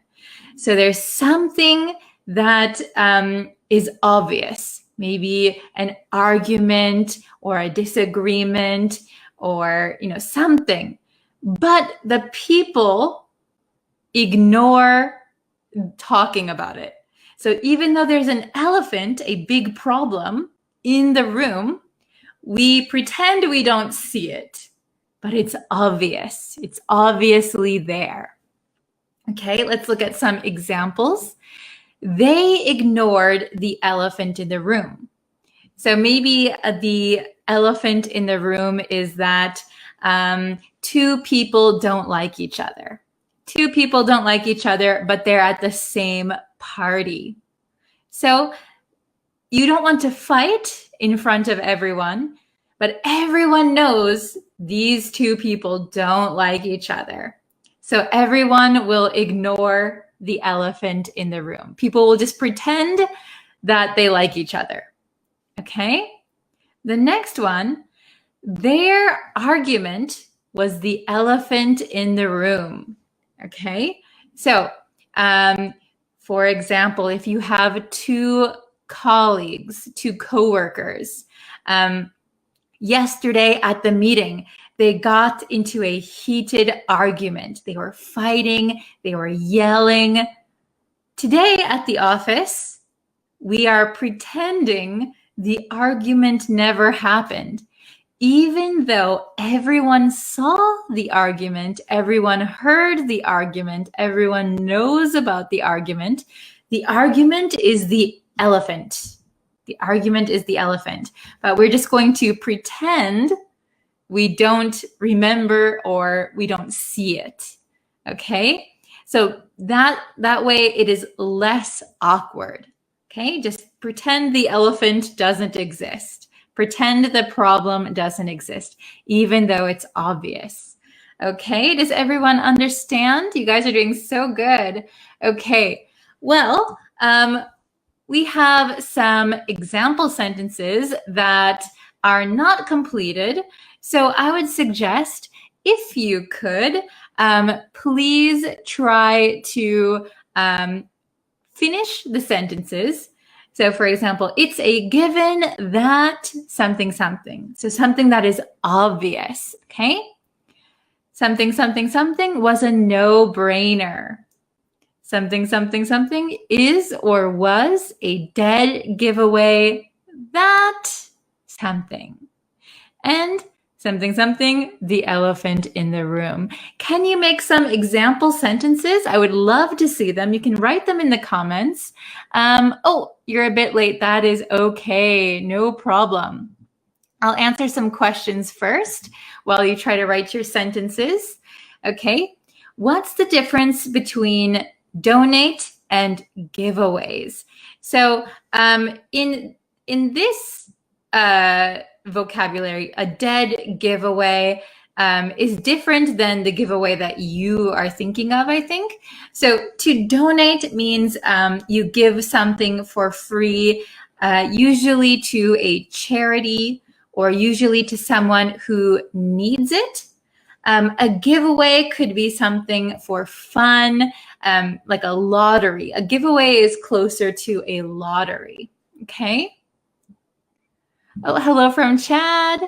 Oh, it's a given that you must work to succeed in life. Well said, Eduardo. Very good. It is a given that you must work to succeed in life. Very good. Okay, can anyone try to complete this one? This one, maybe number 2. Something, something was a no-brainer. Okay, something, something was a no-brainer. Okay. Oh, Raju's here. 大丈夫だよ. Okay. Oh, very good, Brenda. When air attendant upgraded my seat from economy to business, it was a no-brainer. Very good, very good. Maybe we would say flight attendant. When the flight attendant upgraded my seat from economy to business, it was a no-brainer. Yes, I have a funny story about that. When I was a teenager, they asked me to delay my flight by a few hours and they would upgrade me to business class. But I didn't understand what business class meant because I was just a teenager and I kept saying, no, no, no. And my friend was there and he thought I was crazy because it's such a no-brainer, right? It's such a no-brainer. Of course you would choose a business class. So we ended up taking business class. Very good. Okay. Let's see. Oh, you're late today. Okay, so if you're just joining us, we're going over, I'll quickly go over them one more time. So a given means something that is like a fact. It's obvious. So good service at expensive restaurants is a given. It's obvious. A no-brainer means you don't need to think about something. You don't need to think about something. The decision is easy. So once you compare the prices, it's a no-brainer. It's super easy. Of course, I will choose the cheaper one. Dead giveaway means that something shows the truth about something. So your outfit, your clothes is a dead giveaway that you are a tourist. And last one, the elephant in the room. You are ignoring something that is obvious. So their argument was the elephant in the room. Everyone knew about their argument, but we will just pretend we don't see it. It's the elephant in the room. We don't see the elephant. Okay, that was a quick recap. Okay. Traveling abroad as soon as the sanitary situation gets better is a no-brainer. Yes, very good. I hope we can all be traveling soon, right? Excellent. I need a job immediately, so I was a no-brained. Very good. Be careful that no-brainer is with an R, a no-brainer. I need a job immediately, so it was a no-brainer. So for example, if someone offered you a job, hey, I have a job available, would you like to take it? And you say, yeah, I need a job. So it was a no-brainer. Very good. Okay. Oh, Tatatwin, hello. Welcome, welcome. Okay. What does smirk mean? Yes, we covered that a little bit earlier, but a smirk is like a half smile.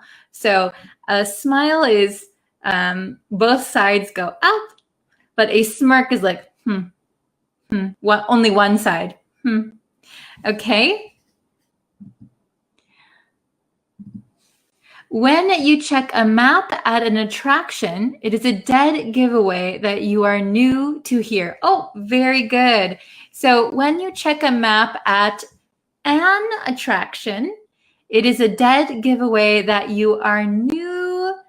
And then we wouldn't say to here. You are new there. You are new there or you are new here.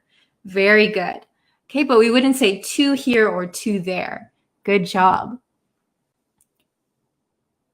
Oh, I like this one. The way you speak is a dead giveaway that you're not from northern Myanmar. Great job. Yes. So remember, dead giveaway means it's obvious. It's obvious.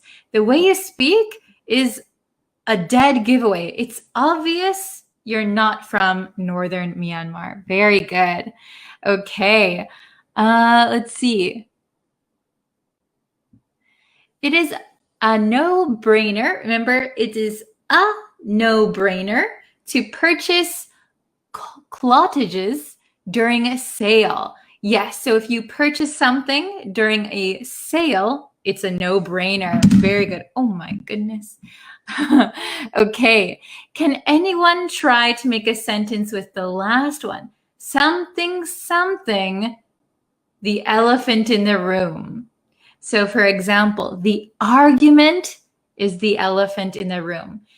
There was an argument. Everyone knows about it, but we are pretending it doesn't exist. Okay? Very good. The word was clothes. Yes, yes, very good. If you buy clothes on sale, that is a no-brainer. Very good. Okay. As I had a scholarship, thinking about attending to that university was a no-brainer. Very good. As I had a scholarship, thinking about attending that university, maybe if you have attending, we don't need the word to. If you're thinking about attending that university, was a no-brainer. Good job. Yesterday, me and my coworker were arguing each other. This morning, we're the elephant in the room. Very good, very good. So yesterday, I will just correct your grammar just a little bit. Yesterday, my coworker and I were arguing. So we have two people. We were. So we're arguing with each other.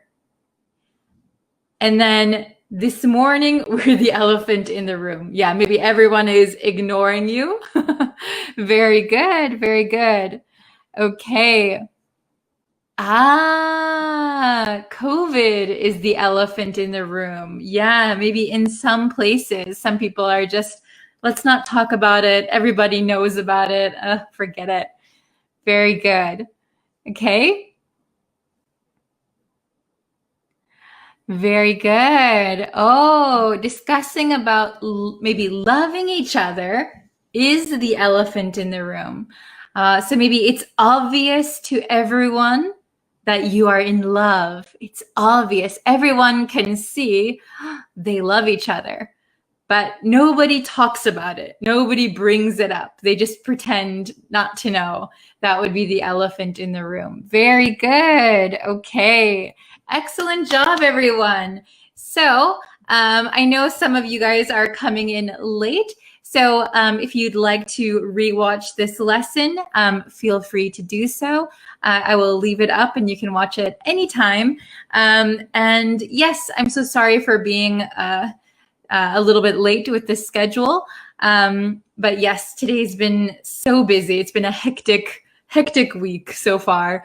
But yeah, I hope to see you guys in our lesson tomorrow. And please, if you could subscribe on YouTube, follow me on Facebook and TikTok.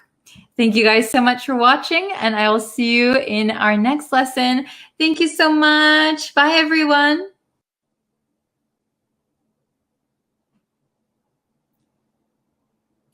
Hello, everyone. Hello, students. Welcome to today's lesson. I know it is a little bit later than I anticipated. That is because of my crazy schedule today. I'm so sorry about that, but thank you for joining today. Just before we get into the lesson, if you haven't yet and you would like to know when I go live, you can subscribe to me on YouTube. And if you turn on the bell notification, it should let you know when I go live. You can also like me and follow me on Facebook. Turn on the notifications on Facebook and you should know when I go live. And also you can follow me on TikTok. Hello from Iraq. Welcome. Hello. Oh, Jalil. Hi, watching from the Philippines. Always nice to see you. Hello, Grammar Myat. Hello, Rosa. Hello, everyone. Welcome to today's lesson. So today's lesson is kind of like a grammar lesson. I think it's a pretty easy one, but it's one that I've been asked a few times. And that is the difference between however and but. Okay? So we use however, we use but all the time. So we're just going to break it down and see if there's any differences between these words.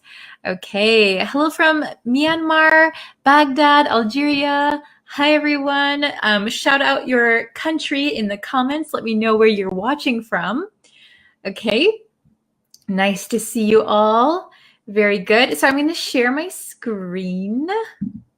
There you go. Okay, so this is going to be a very simple lesson. Tetewin, hello, welcome. Okay, so we're just getting started. We're going to look at but versus however. Are they different? Are they the same? Okay, this is our English grammar lesson for today. So first, let's take a look at but, okay? So, but is a conjunction. So that is important to note. It is a conjunction used to introduce a phrase or clause contrasting with what has already been mentioned. Okay? So it is a conjunction. All right, I have some examples for you. The example is, I studied, but still failed. Oh my goodness, has this ever happened to you? You studied, but you still failed. Okay, the next one, I haven't eaten yet, but I'm not very hungry. So as you can see in these two sentences, but is indicating a contrast. Okay, I studied, but I failed. Okay, here, I haven't eaten yet, but I'm not very hungry. Okay, so when we use but, important things to note is that but is very conversational. It's very casual, okay? So I would recommend if you are speaking to someone, if you are talking, totally okay to use but all the time. But this, but that, but why, but how, okay? But is very, very useful for daily conversation. However, I just said however is a little bit more formal, okay? So, but, this is a good question. I was just going to answer this. Can we use but at the start of a sentence? This is what I wanted to get into. So it's a little bit of a controversial topic. So when I was growing up, my English teacher in America, every English teacher I ever had said, do not start a sentence with but, okay? However, but actually, when we talk, we often start sentences with but. So if you're speaking, don't worry if you start a sentence with but.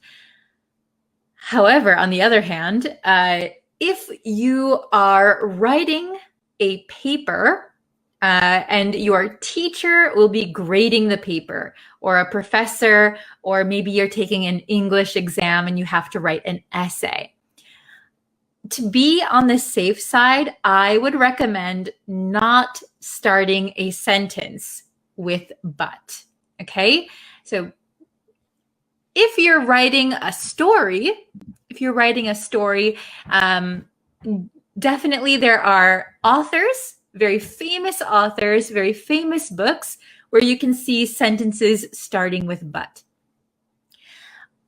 I suggest when you're writing an academic paper to avoid using but, because your teacher or your professor might deduct points or might think it is not appropriate, okay? So just keep that in mind, all right? Let's go on to however, okay? So however is an adverb used to introduce a statement that contrasts with or seems to contradict something that has been said previously, okay? So if you see here, but is a conjunction. However is an adverb. That is really the big difference. That's the only difference. Okay, let's take a look at the example. Our revenue has increased. Ooh, our revenue has increased. That is a good thing. Our next sentence has a contradiction. However, our clients have decreased. Okay, so here we started the sentence with however. You can also use a comma and make it one sentence, or sometimes you can use, what is it called? No, I can't remember that thing. So our revenue has increased. However, our clients have decreased. This is generally more formal. We use however to be a little bit more formal, okay? Very good. So, however, we can use however in the middle of the sentence, at the beginning of the sentence, at the end of a sentence, okay? However is more versatile, I guess, than but, okay? Very good. So next, let's take a look at some examples and you can see how we generally use them, okay? Oh, let me see. There is a question. Oh, I lost it. Should we always use a comma before but? So here I'm using commas because these sentences can be sentences, this sentence, for example, number 1. I'd like to go, but I'm busy this weekend. So we have I and we have I. So I'd like to go, period. I'm busy this weekend, period. Here we can use a comma, okay? You don't always need a comma. Let's go back to my first example. I studied but still failed. So here, I studied, still failed. So still failed cannot be a sentence on its own. So we can use but here. However, we do not need a comma, okay? Is it understandable? Very good. Okay, so number 1. I'd like to go, but I'm busy this weekend. So this sounds very casual. This sounds like you're talking to your friend. I'd like to go, but I'm busy this weekend. Okay? Number 2, a little bit of a different way to say something similar. Okay? I'd like to go, however, I have a prior engagement. Okay, so this sounds a little bit more formal, right? I have a prior engagement. So I have a, maybe an engagement in this sentence means a promise to do something, a promise to go somewhere. Prior means before. So I've already made a plan. I'd like to go, however, I have a prior engagement. Sounds a little bit more formal, okay? The next one, English is easy, but French is difficult. Okay, English is easy, but French is difficult. Next one, English is easy. However, I find French a bit difficult. Sounds a little bit more formal. Of course, you can simply replace but with however. That is okay. But I'm just trying to show you the difference that a native speaker might use. So generally speaking, but is more casual and in daily conversation. We use it a lot.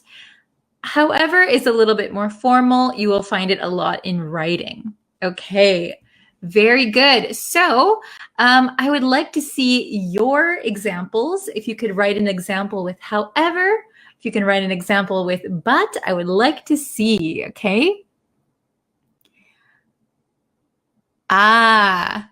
Should we always use a comma after or before however? So yes, when you're using however, especially at the beginning of a sentence, however needs a comma. However needs a comma. That is true. So however, comma, blah, blah, blah, blah, blah, or something, something, something, however. So we need to use commas for sure with however. Okay? Okay. You good in English language, but me no. Very good. So I see you're using but. I will just correct your sentence a little bit. I would say your English is good. Your English is good, but mine isn't. Your English is good, but mine is not. Mine isn't. Okay? Very good use of but. Okay. Ooh, the salary has gone up. So be careful with go up, went up, has gone up. Okay. The salary has gone up. However, the cost of living increased sharply. Very good. Nice job. Okay. Oh, hello from Peru. Okay. So yes, but and however have several different meanings. Today, we're just focusing on one meaning. Maybe in the future, I can do a longer lesson on the differences between each meaning. So remember, there are several meanings. We're only focusing on one today. Okay? So basically, but and however have the same meaning. The nuance is the same. Okay? Very good. Okay. I'd like to do this, but I don't have enough time. Very good. Excellent. Okay. Oh, staying home is not good, but it was a blessing in disguise because I can learn everything widely by using the internet. Very good. So, yeah, staying home is, maybe okay sometimes, right? But staying home every day is quite challenging. But it was a blessing in disguise. Very good. We learned blessing in disguise. A blessing in disguise means you thought something was bad, but it turned out that it had a good point. Very good. Okay. I'm sleepy, but I can't sleep. Well done. Okay. Let's see. Oh, I tried to help her with her busy schedule, but she didn't respond to my proposal. Very good. Is that about me? Okay. Let's see. I'll do one or two more examples. I prefer city life, but my wife prefers the countryside. Excellent. Okay.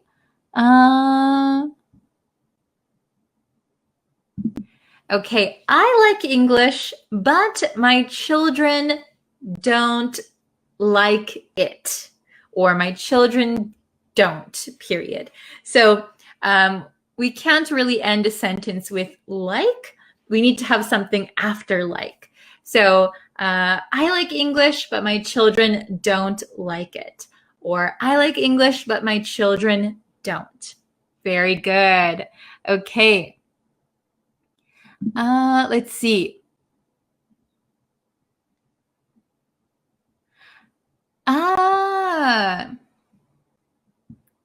Let's see. There's so many comments. Hold on one second. Let me find one. I like to buy nice things in the market, but what can I do? I don't have money. Great sentence. Well done. Okay. So I think I'm going to end it here. Very good job, everyone. I know this was a simple lesson, but it's a very important lesson. Yes. Connect and contact. Yeah, okay. I will try to make a note of that, Devashka. Let's see. Connect and contact. Yeah, there are different words. Okay. So if you can, connect, contact. Okay. I have a long list I've got to get through. All right. Thank you, everyone, for watching. If you can, please leave a comment with a sentence using but and a sentence using however. And if you have any questions, feel free to leave them in the comments, and I'll try to get back to you as soon as I can. All right. Thank you so much for watching, and I will see you very, very soon. Thank you, everyone. Bye-bye. Hello, everyone. Welcome to today's lesson. It's going to be a quick one, but I hope you like it, and I hope that it's helpful.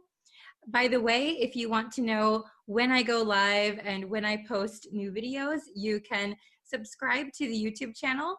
You can press the little red button down there and turn on the bell notifications. And that way you should get a notification when I go live and when I post new lessons. Okay? I apologize for my voice. I still have a little bit of a raspy voice. I've been having a cold on and off, but I feel okay.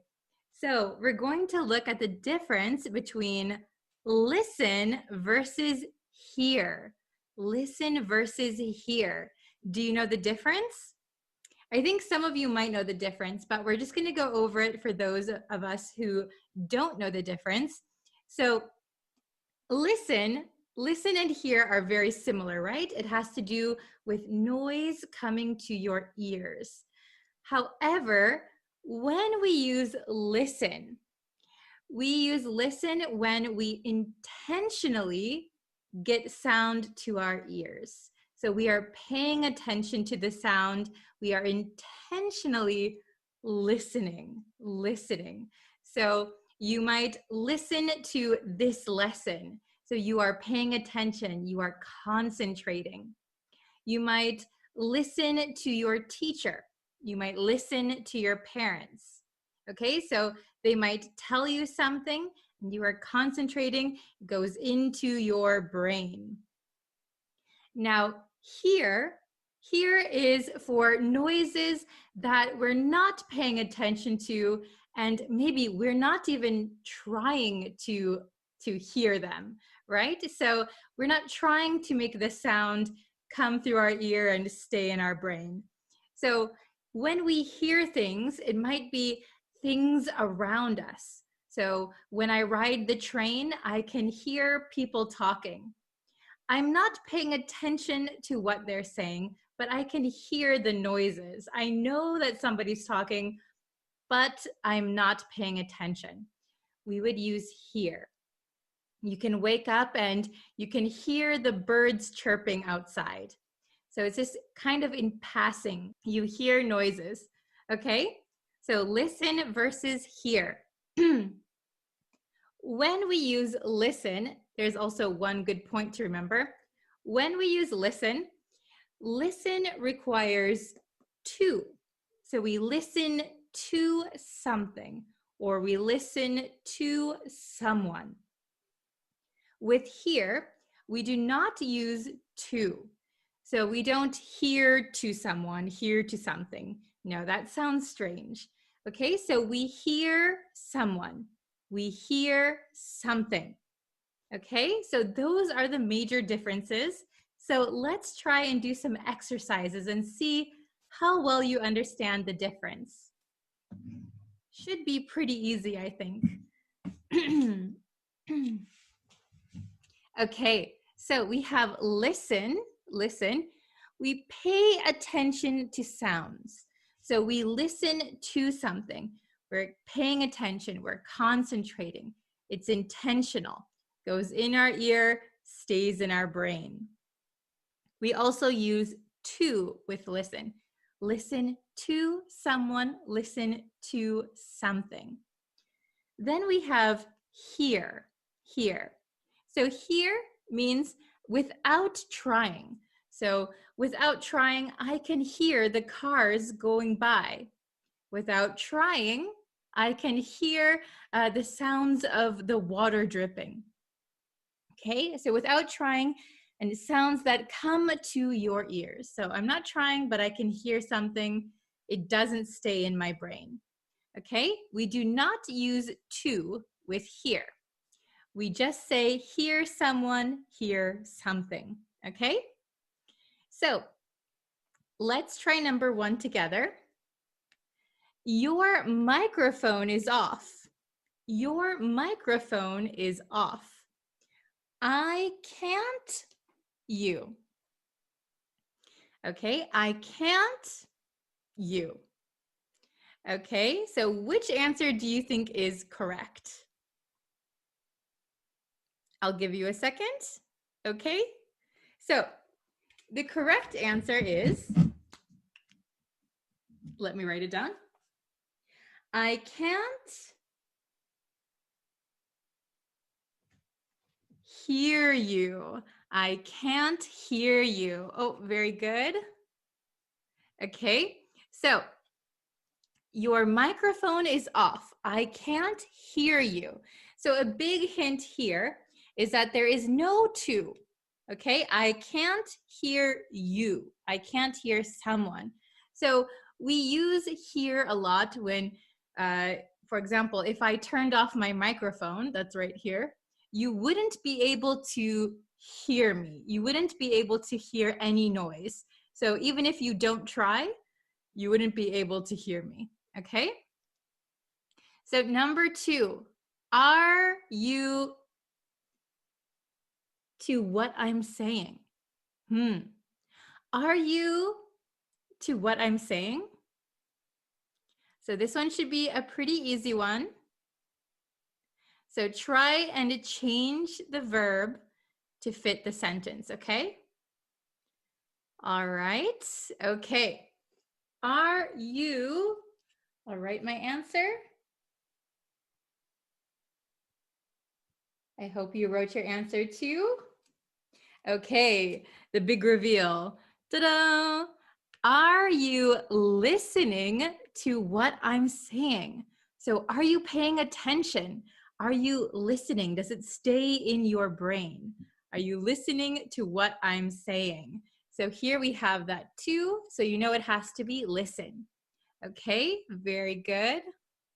All right. Number 3.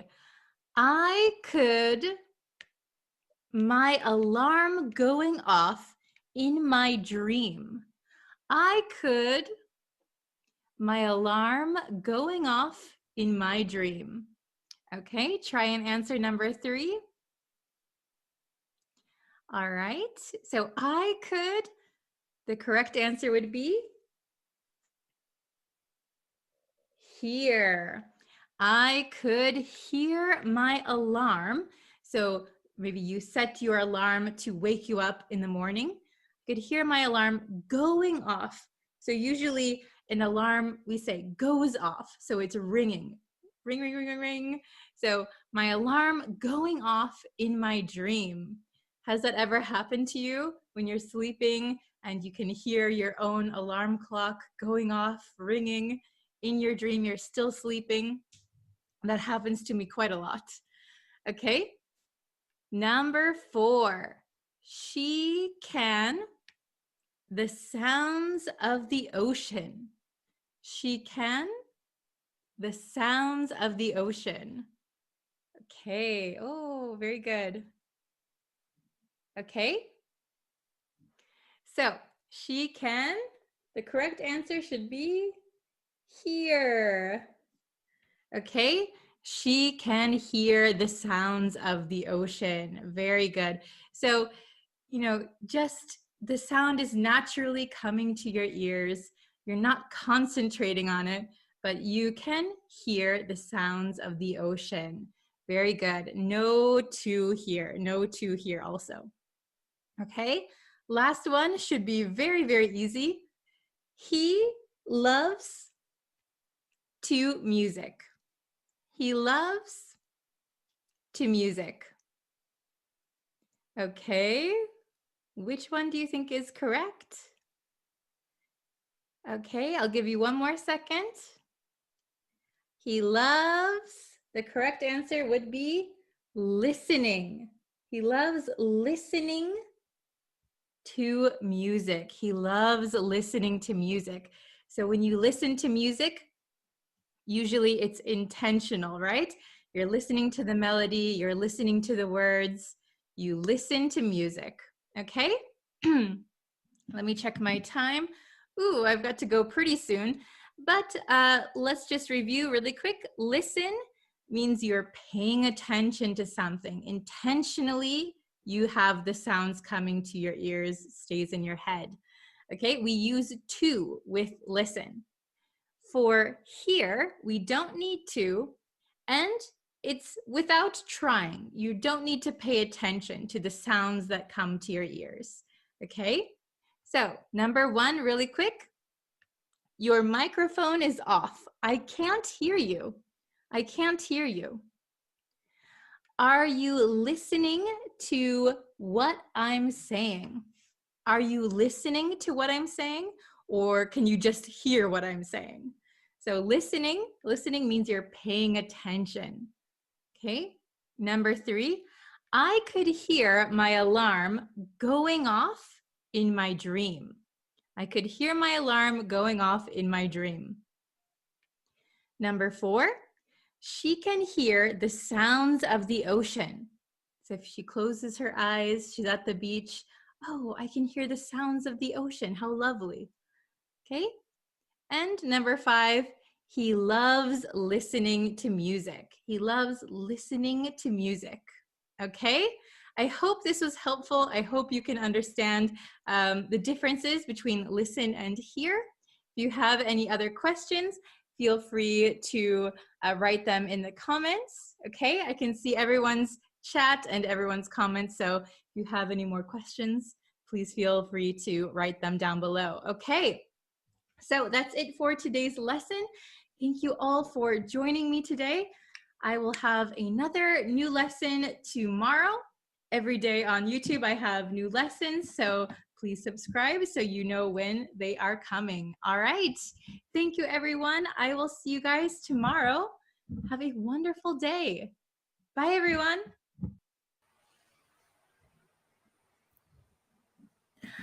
Hello, everyone. Hi out there. I think we are live right now. Hello, hello. Let me just check my phone, make sure we are actually live. How are you guys today? Before we get into today's lesson, if you haven't yet and you would like to know when I go live, when I post new lessons and things like that, please subscribe to the YouTube channel. You can turn on the notifications and you should get some notification that I go live. You can also like me on Facebook and follow me there, turn on notifications there because I go live on Facebook also. And yeah, follow me on TikTok. Everything should be linked in the description. So I hope you can follow me in all the different places. Okay, so we're going to start the lesson. All right. By the way, don't forget to tell me what country you're watching from. I love to see all the different countries that we're gathering. Okay, so we're going to start. Are you ready? And if you have any questions, feel free to ask in the chat also.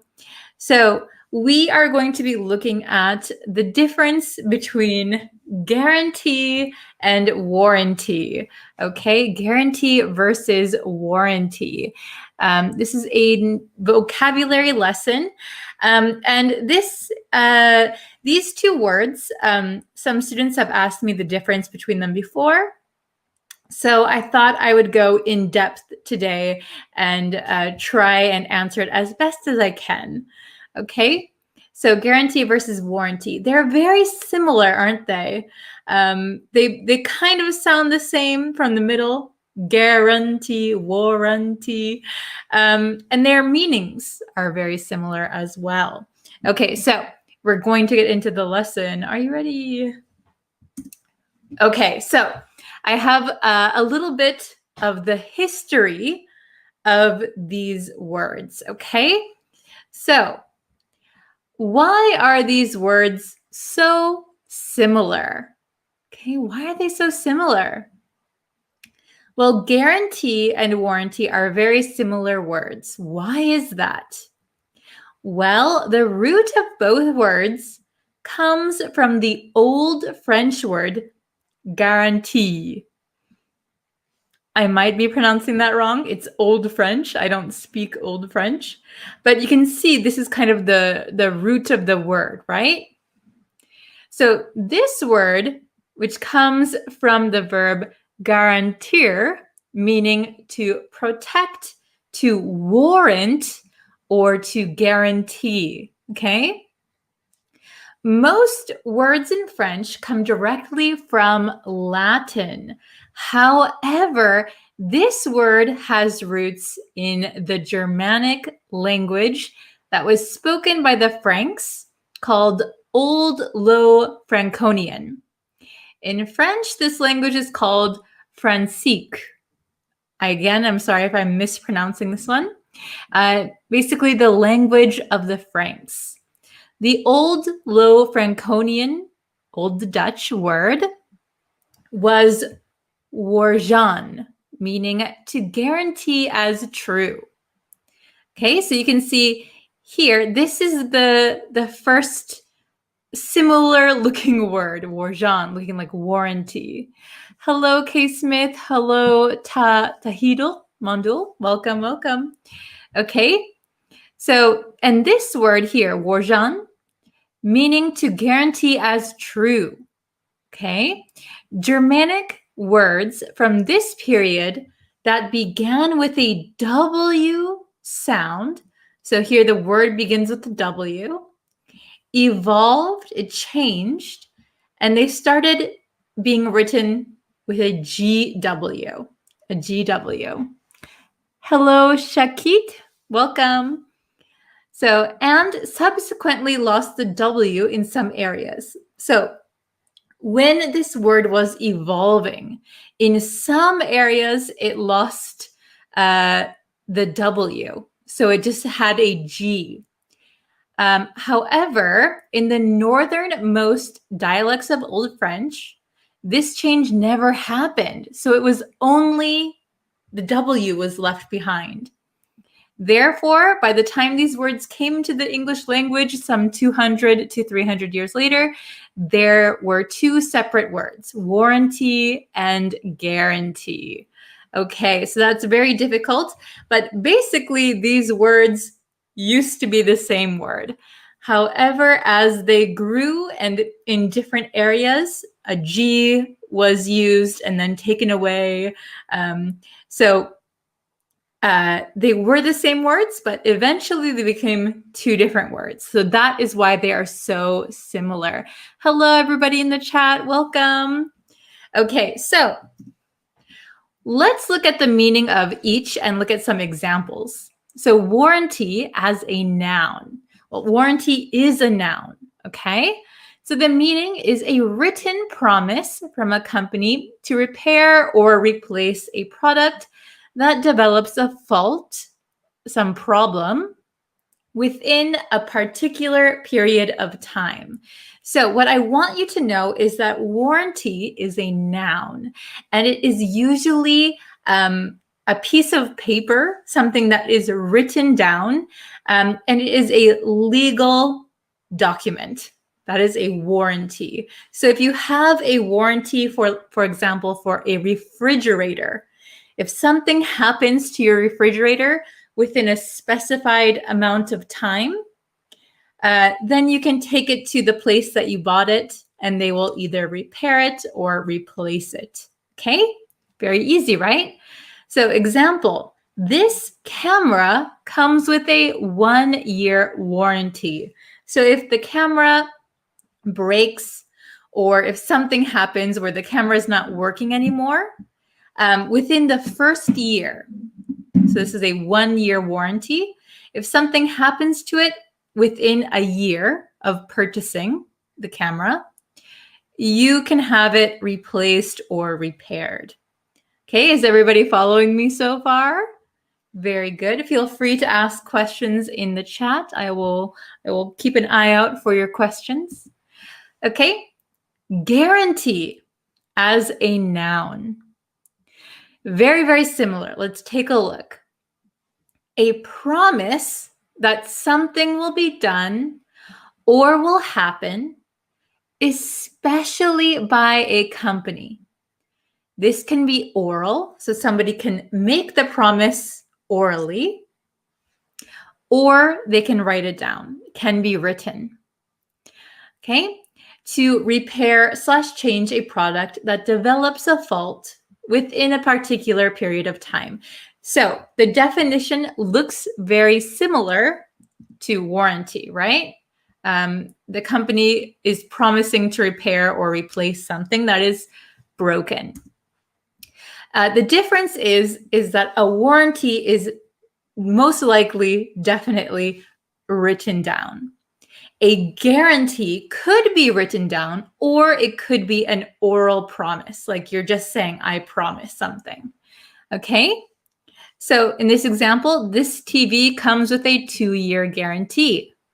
So it is the same. If something happens to your TV within the first 2 years, You can bring it back to the place you bought it, and they should repair it or replace it. Okay? I find you so fascinating. Oh, thank you very much. I just wish that I wanted to learn like this 25 plus years ago. Yes, but it's never too late to learn something new or to just be refreshed on a forgotten grammar. Very good. I know. I wish we could all go back in time with our passion that we have as adults. I wish I could go back in time and relearn some things also. Okay, so this is guarantee as a noun, but we have to be careful because guarantee can also be a verb. Okay, guarantee can also be a verb. Very good. So let's look here. The company promises to repair or change a product if a fault develops within a particular period of time. So we can say a guarantee as a noun, or we can guarantee something.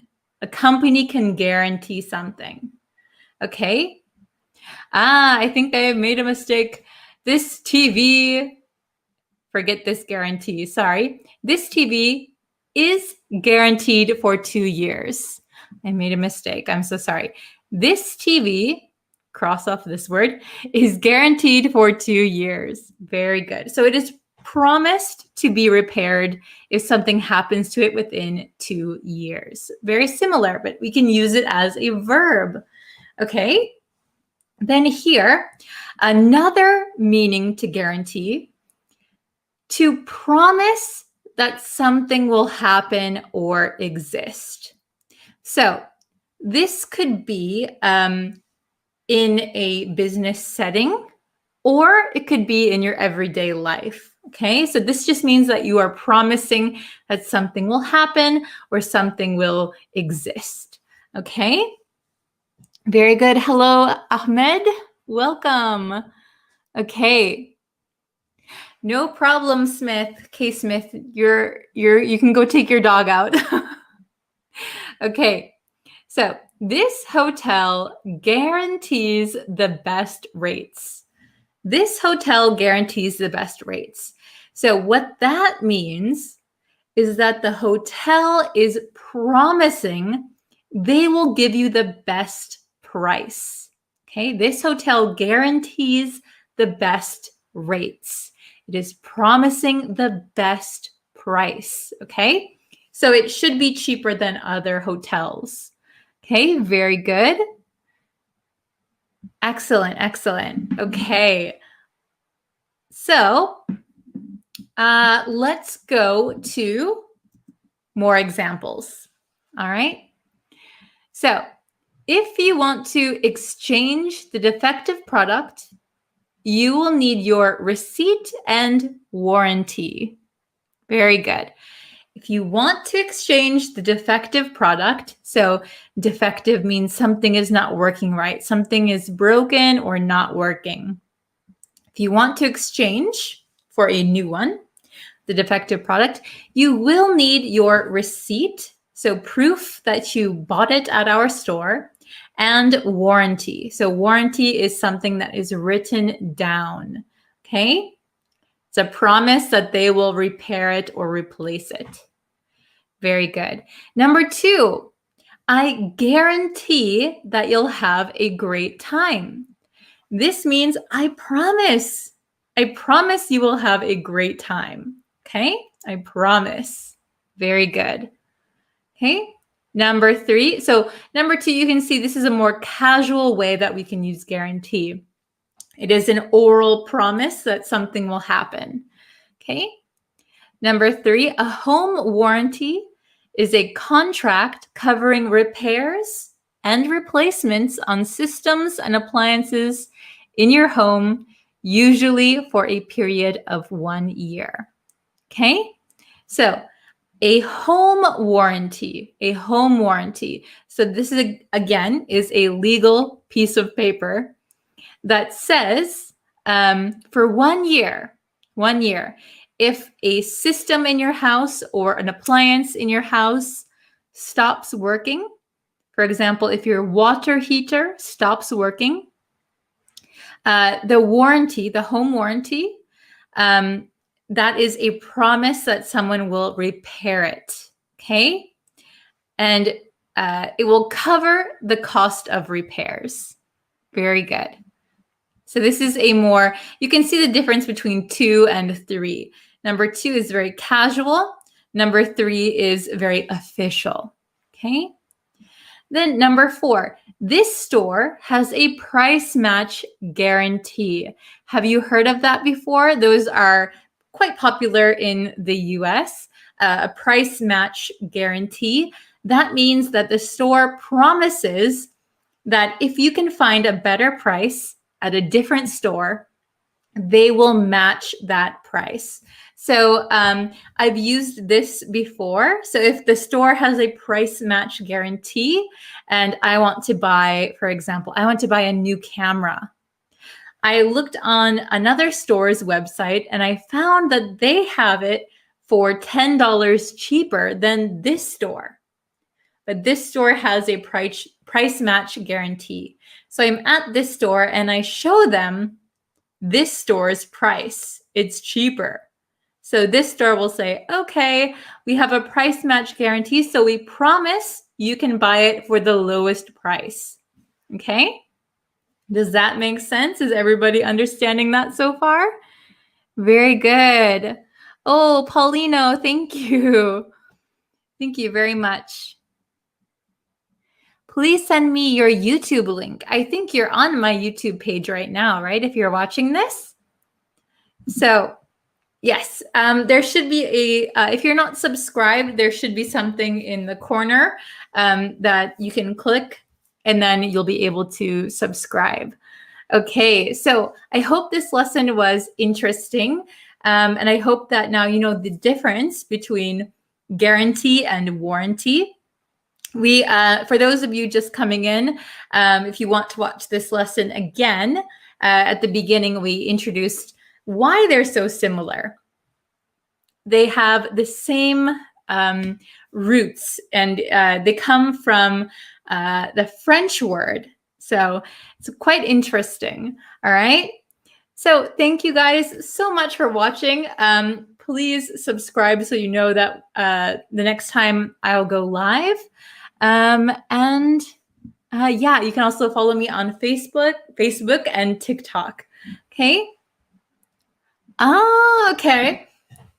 Please may you explain for me the meaning of harm with examples. So the word harm means to hurt someone, so cause someone pain. So for example, if you don't want to hurt someone, you can say, I don't want to harm you. Okay, so harm means like hurt. Very good. I have been waiting for this class. Oh my gosh, thank you so much. Okay, so I think I'm going to call it a night. It is quite late here.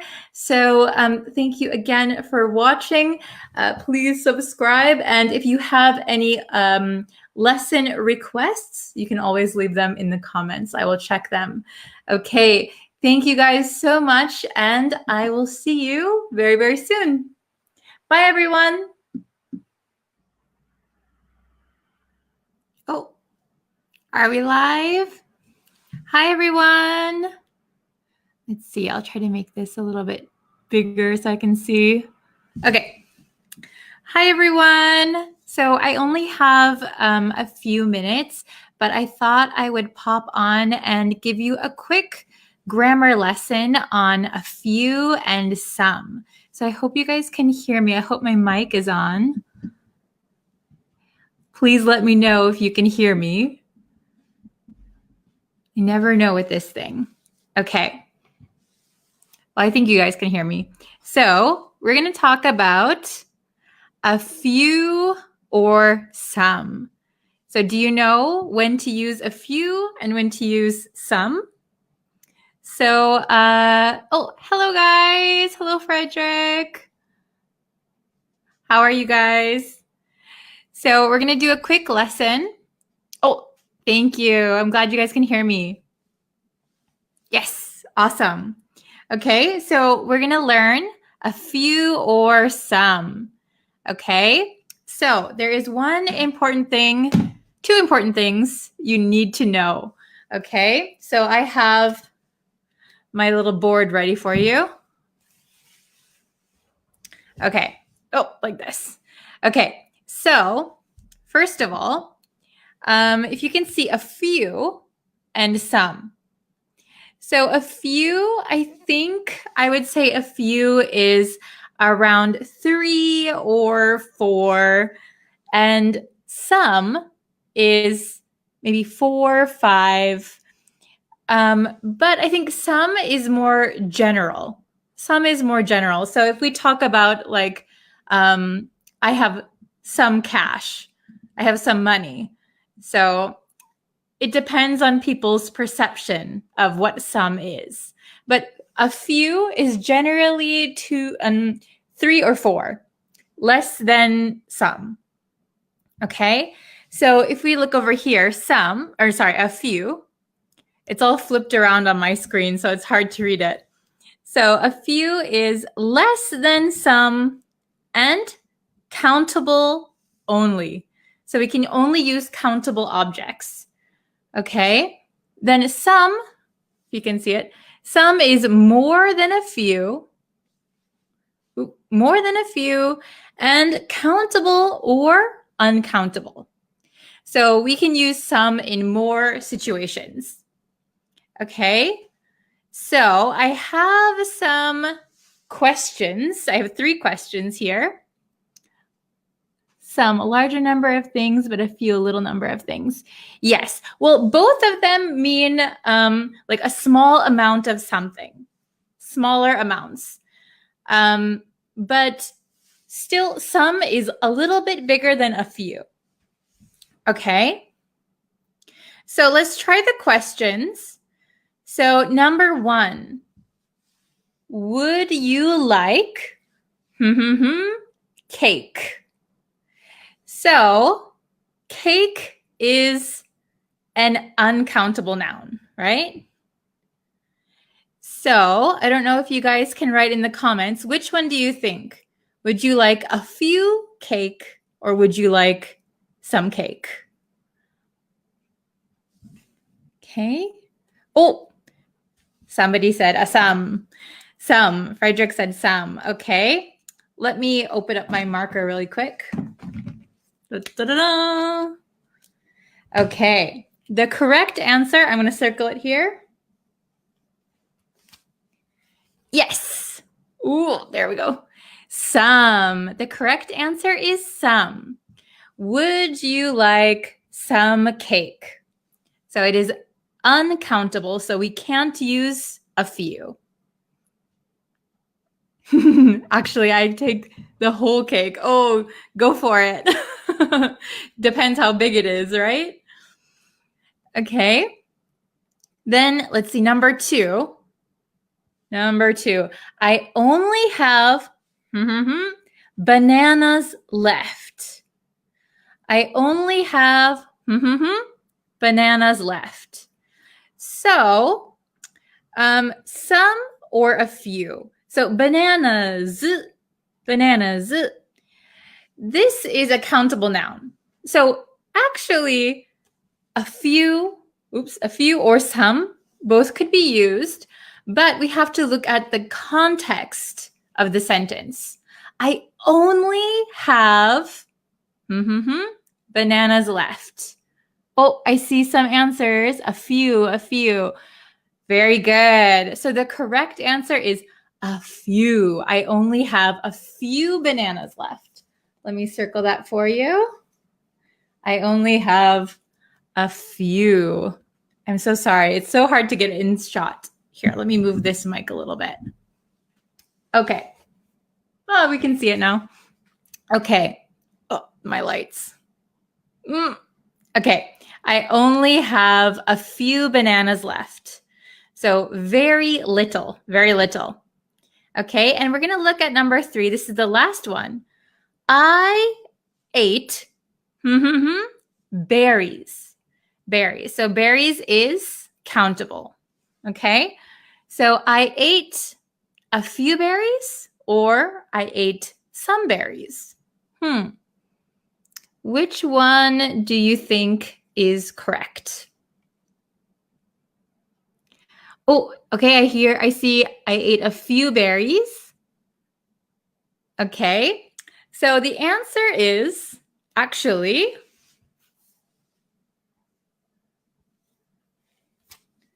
the answer is both are okay. We can say both of them. I ate a few berries, meaning I ate maybe three berries. Or I ate some berries. Maybe I ate 4 or 5 berries. So both are okay in number 3. So I ate a few berries, means I ate very little berries. Or I ate some berries, still a little, but more than a few.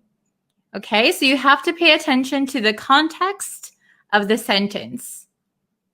Okay, a few and some. Did you guys understand? Oh, I need to figure out a better way to show you this whiteboard. Here, like this. Okay. Can you see it? All right. So a few, less than some. Some is more than a few.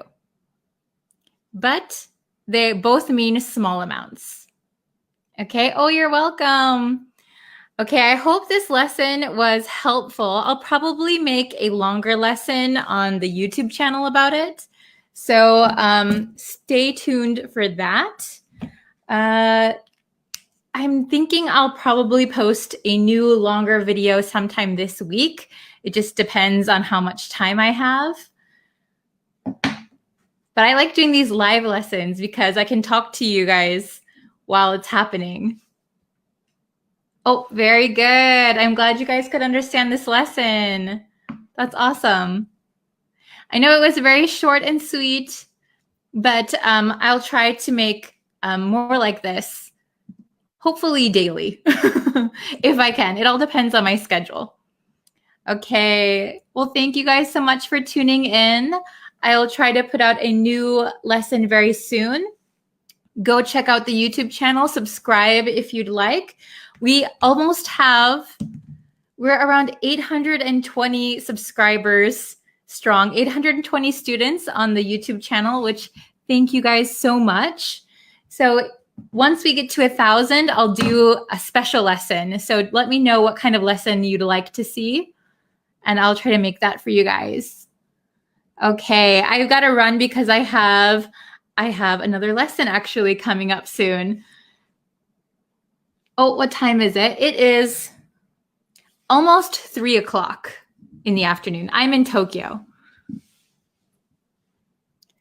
Oh, thank you guys.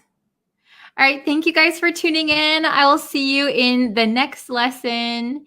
Have a great day. Bye-bye. I'll end it, okay? Bye-bye.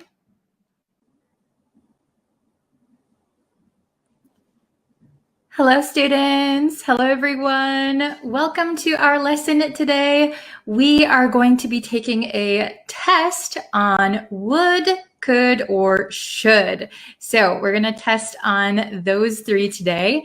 If you need to review before you take the test, you can go over to the would, could, should grammar lesson. It is on YouTube, so I'm putting it in the chat if you can find it. It'll be linked somewhere. So check that out if you have any questions. But yes, before we get into the lesson, if you could please subscribe to the YouTube channel. That really helps me out. You can follow me on Facebook, TikTok, all of those places. I post every day, pretty much. So there's always a new lesson for you. Hi, everyone. Hello. So I only have a few minutes today, and I'm sorry there is construction going on near me. So you might hear some drilling in the background. I hope not, but Yeah. Okay, so let's get into today's lesson. We're going to be testing you on could, would, or should. Okay, very good. Oh, somebody asked, do you have Instagram? I have an Instagram, Tokyo Bree. Tokyo Bree. It's basically just my life in Japan, not really for English, but Tokyo Bree. That's my Japan YouTube channel and my Instagram. Okay, so let's see how many questions you can get right. I only have about 10 minutes left, so let's try. Could, would, or should. Let's start the test, okay? So, question number 1. If you want to pass the exam, you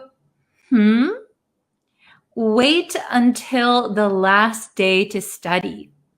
That's my advice. So would we say you couldn't wait until the last day to study? You shouldn't wait until the last day to study, or you wouldn't wait until the last day to study? A, B, or C? Couldn't, shouldn't, or wouldn't? Which one do you think is correct? Oh, Nimali, thank you for your answer. De Sylvia, thank you. Oh, hello from Sudan. Hello from Syria, Palestine. Hello.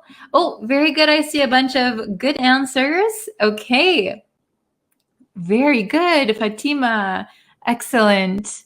Marcello. Okay, so the answer to question number 1 is shouldn't. Very good. So we use should or shouldn't when we want to give stronger advice or like our opinion. You should do this, you shouldn't do that. Okay, if you want to pass the exam, you shouldn't wait until the last day to study. That's my advice. Okay, so advice is the key word here too. Okay, very good. All right, question number 2. When I was a kid, I go fishing with my dad every summer. I think this one might be a little bit tricky, okay? When I was a kid, I could go fishing with my dad every summer. I should go fishing with my dad every summer. Or I would go fishing with my dad every summer. Okay, very good. So I see a lot of answers. So this one, when I was a kid, maybe if we would change this, if we didn't use could, should, would, we might say, when I was a kid, I used to go fishing with my dad every summer. That's a big hint. I used to go fishing with my dad every summer. This was our summer routine every summer. Okay? So the correct answer, the best answer is would. When I was a kid, I would go fishing with my dad every summer. So if you got that one right, congratulations. That was a really, really tricky one. Okay? So when I was a kid, I would go fishing. So we can use would similarly to how we use used to. Okay? So when we're talking about things we did in the past, kind of regularly, we can use would. So here, when I was a kid, I would go fishing with my dad every summer. Very good. Question number 3. Okay. Again, we have, when I was a kid, I do cartwheels, but I don't think I can do them now. When I was a kid, I do cartwheels. Do you know what cartwheels are? So it's kind of like a little bit of a gymnastics because you can maybe get a running start and flip over, your hands are on the ground, and then you're on your feet again. You look kind of like a windmill. Okay? So when I was a kid, I do cartwheels, but I don't think I can do them now. Maybe I'm too old. Okay? Very good. Okay, let's see. The answer to number 3 is could. Very good. When I was a kid, I could do cartwheels. That means I had the ability to do cartwheels. Okay, so you can see here, this is kind of our hint, but I don't think I can do them now. I don't think I can do them now, but when I was a kid, I could do them. I had the ability. Now I don't have the ability anymore. Okay, so there's one question I want to point out. Why not should? Because I feel from the sentence that it is kind of an obligation. So I think you're referring to question number 2. When I was a kid, I should go fishing with my dad every summer. So should means something that you are supposed to do, like an obligation. That is true. But when we use should, we're talking about things in the present or in the near future. You should study every day. You should do this. But here, when I was a kid, so it's talking about the past. So we wouldn't use should in this case. So the correct answer would be would. Very good. Okay, let's look at question number 4. Excuse me, you help me with my assignment? Excuse me, you help me with my assignment? Do you think the answer is could you help me? Should you help me? Or would you help me?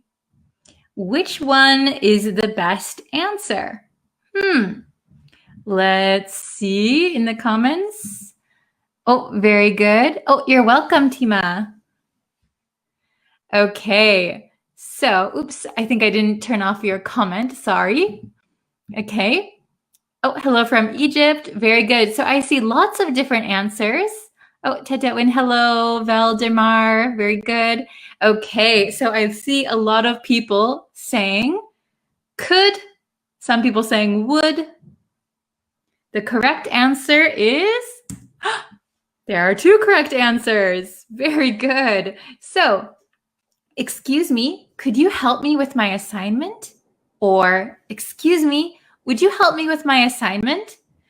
Both of these are acceptable. Both of these are good answers. So could you help me? Would you help me? These are both polite and they're about the same nuance. Could you help me? Would you help me? So we can also say if we're closer to someone, can you help me? Will you help me? That's a little bit more informal.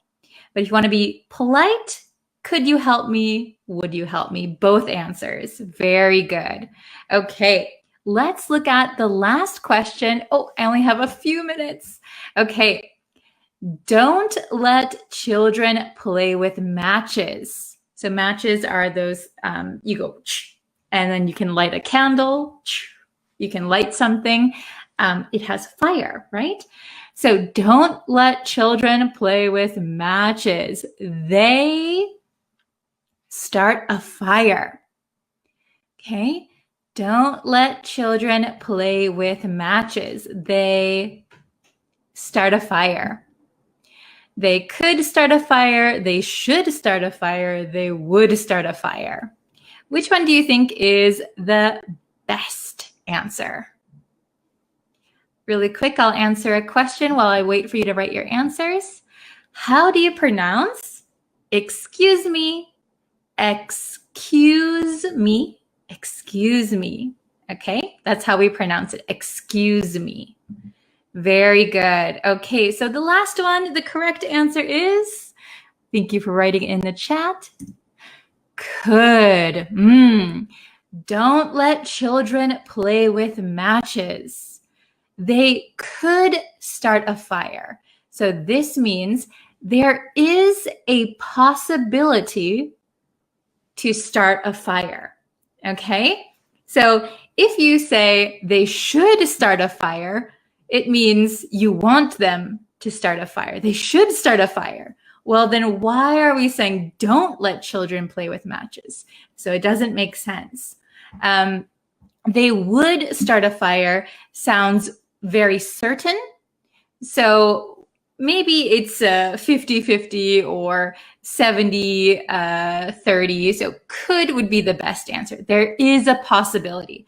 It's not 100% they would start a fire, but there is a possibility they could start a fire. So it is dangerous. So don't let them play with matches.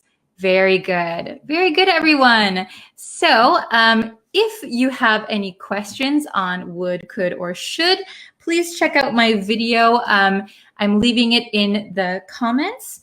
So if you go on to the my YouTube homepage, and you type in could, would, or should, you should be able to find it. Okay. Thank you so much for watching today. I hope you share this video, like it, and subscribe, turn on notifications. That really, really helps me out. I'm so sorry I have to go, but I will see you very, very soon. I'll post another video on YouTube later today. All right. Thank you guys so much and see you very soon. Bye, everyone. Hello, students. Are you guys ready for our review lesson? I hope you are. We are going to be reviewing all of the adjectives that we learned this week about describing people's personalities. I think I've said that so many times this week, but we are describing people's personalities. Okay. And let's see. Oh, I put a light over there, so I hope you guys can see me okay. It's very dark and rainy today. Hello. How is everybody? Let me just move my microphone a little bit. Oh my gosh. Hello. Hello, Moise. Hello. Is everybody having a great Friday? Hello, Pablo. Hello, Ibrahim. Hello, Kimrong. Jahangir. Francisco. Hello. Oh, from Mexico, Bangladesh. Hi. Mexico City. Hello. Hello. Is it evening, morning, afternoon for you? Hello from Sri Lanka. How is everybody doing? Okay. So, by the way, we are going to have two lessons today for everybody who can attend 2 lessons. Hello from Afghanistan. So, this is the first lesson. We're going to have a review lesson. And then over on YouTube, we are going to have an live listening test. Okay, so I'll put the link for that one. That's going to be next after this lesson. Okay, so if you want to go see the live listening test, if you want to participate, just click the link. I'll keep putting it in the comments so you guys can see it. Okay, but that's coming up next. But first, let's review everything that we learned this week. Okay. Oh, hello, hello. I'm so glad everybody can join us today. And if you would like, you can share it with your friends or anyone you know who is learning English, and we can all do the lesson together, okay? Oh, very good. Okay, so we learned 8 new adjectives this week. And all of these adjectives, remember, are describing people's personalities, okay? So, let me see if that makes the shadow go away. Yeah, I have a shadow here. Okay, well, it's fine. So we are learning these 8 this week, okay? Hello from Cambodia. So we have number 1 is cynical. Cynical. Remember, this is a soft C sound, not a k, but a s sounds like an S. Cynical, cynical. And what does cynical mean? Hello from Nepal. Hello from Cambodia. Cynical means that you are doubting people's actions. So you think maybe if somebody does something nice, maybe there is another motive, a bad motive for what they're doing. Okay? So if someone gives you $5, a cynical person might think, why is this person giving me money? That's strange. What do they want? Right? Maybe a naive person might just take the money and, wow, that person was really nice. Okay? But a cynical person is always thinking, what is the true motive of that person? Something is suspicious. Okay? Number 2 was egotistical. Hello from India. Hello from Somalia. Hello from California. Wow. Hello from Bangladesh. Okay, so do you remember egotistical? Egotistical? Egotistical means that someone has a big ego, right? We say ego. So an egotistical person is someone who loves themselves. They think they are the best. They think they're better than other people. Okay, egotistical, egotistical. Hello from Egypt. Hi. Okay, so an egotistical person. So remember that cynical can sometimes be a negative word. Egotistical is a negative word. You don't want to be called egotistical, right? It means you think you're better than everybody else, which is not good. We should be humble, humble. Okay. Hello from Sudan. Hello. Hello from Algeria, Madagascar. Okay. So number 3 was chatty. This is an easy one. Chatty. If you know the word chat, to chat, chat means to talk, right? So a chatty person likes to talk. Okay. Hello from Myanmar. So a chatty person likes to chat. They like to talk.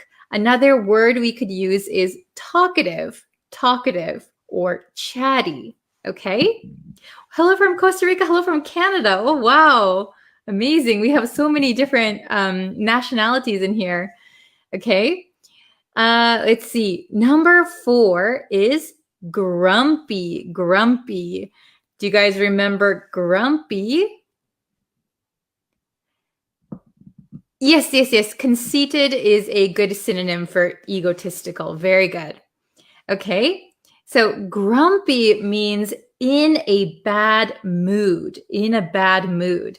So, for example, if I wake up very early in the morning, I'm very tired, I might be grumpy. I might be in a bad mood. Or if somebody is hungry, very, very hungry, but they have to do a lot of work, they might be grumpy. They might be in a bad mood. Okay?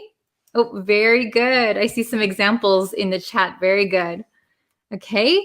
The next one was moody. Moody. So moody means that you kind of, your mood changes suddenly.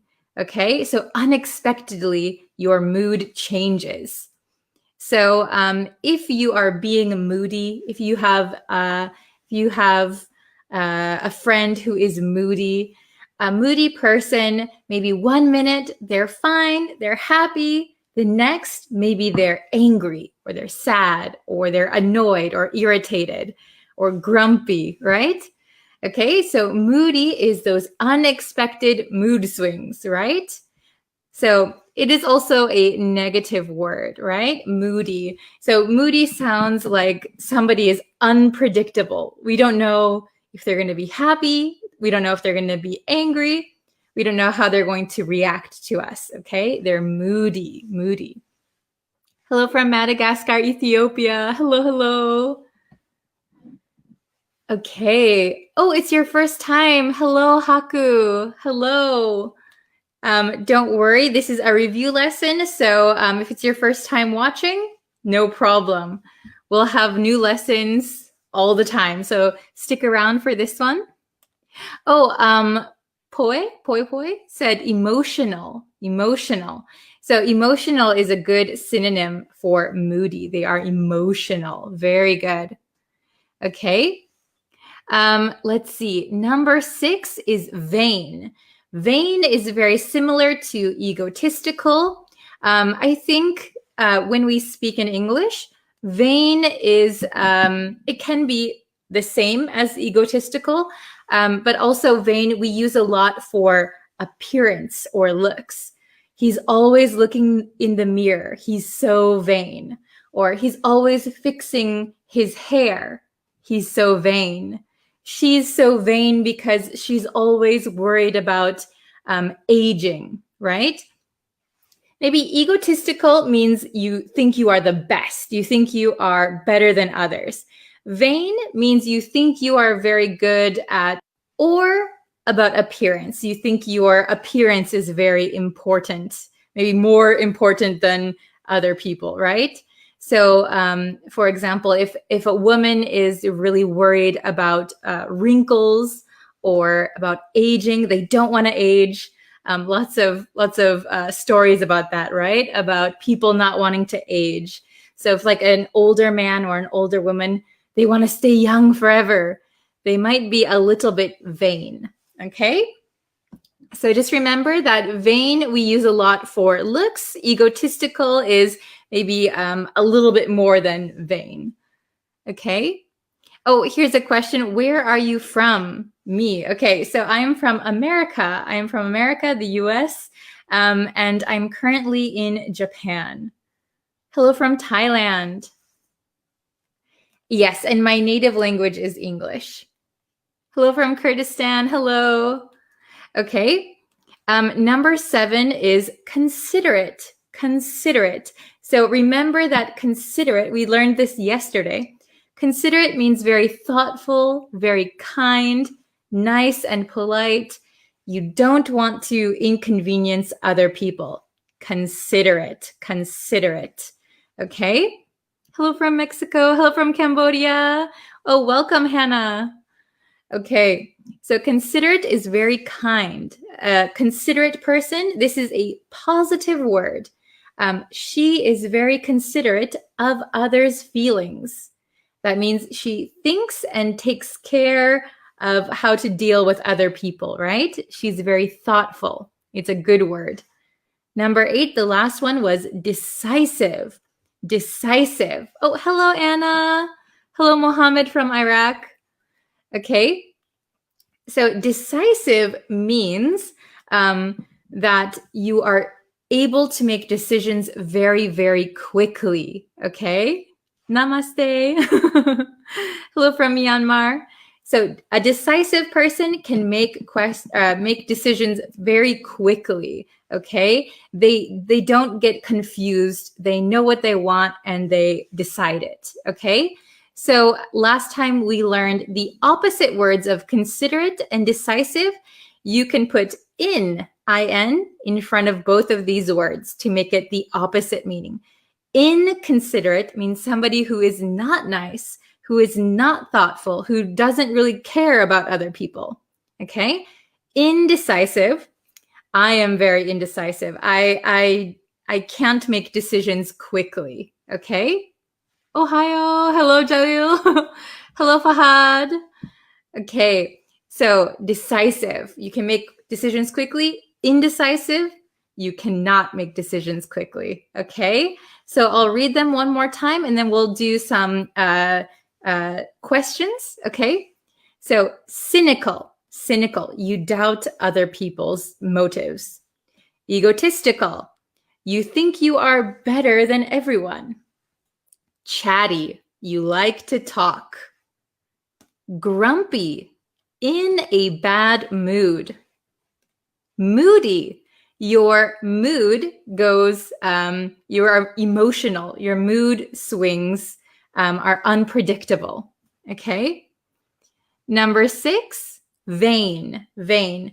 You think that you look very, very, your looks are very important, right? Your looks are very important. Okay? Considerate. Considerate is very nice, very kind, very thoughtful. And decisive. Decisive means you can make decisions very easily. Okay? All right. So let's look at our questions today. Okay. Oh, thank you. I'm glad you like the explanations. Okay, let's see. I'll answer this one question. Do you teach daily on this platform?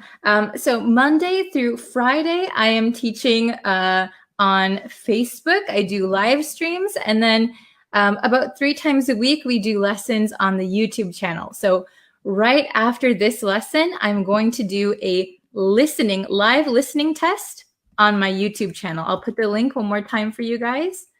Okay.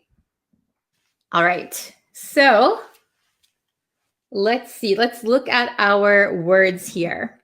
Okay. Okay. Ooh. Okay. I have the whiteboard. Okay. So I wrote kind of small, so I hope you can see it. But I'm going to hold it like this. Okay. So we have all of the words up here. And we're going to answer each one together, okay?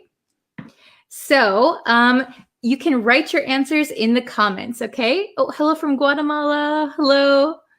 Okay, number 1. She seems today. She was fine one moment, but looked annoyed the next. And we learned the word annoyed a few weeks ago. She seems today, she was fine one moment, but looked annoyed the next. Okay. Ooh, I see some people answering. Very good. Okay. So she seems today, she was fine one moment, but looked annoyed the next. So she seems, the correct answer, very good, everybody, is moody. She seems moody today because she was fine one moment, fine. And the next, she looked annoyed. She was annoyed, okay? So, her mood changed. She is a little bit moody today. Very good, very good. Oh, very good. I see so many correct answers. Awesome. Okay, so let me move. Okay. Okay, number 2. He is very with his friends, and he can talk for, this is hours. He is very with his friends and can talk for hours. Oh, very good, Anna. Very good, Jalil. Very good, Sonita. Oh, very good, Jovi.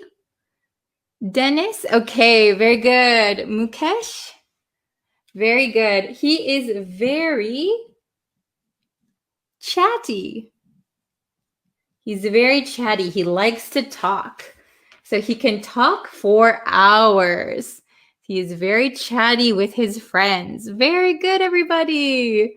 Okay, very good, Chit. Very good, Barun. Okay, number 3. People are very kind and thoughtful. What kind of people are kind and thoughtful? So these are kind of synonyms for what we're going to put here, right? So number 3, people are very kind and thoughtful. What is the correct answer for number 3? Please write it in the comments. Ooh, very good. Poi Poi, Anna, Dennis. Hello, Christian from Peru. Haku, very good. Jovi, Sonita, very good. Okay, so the correct answer is considerate people. Considerate people.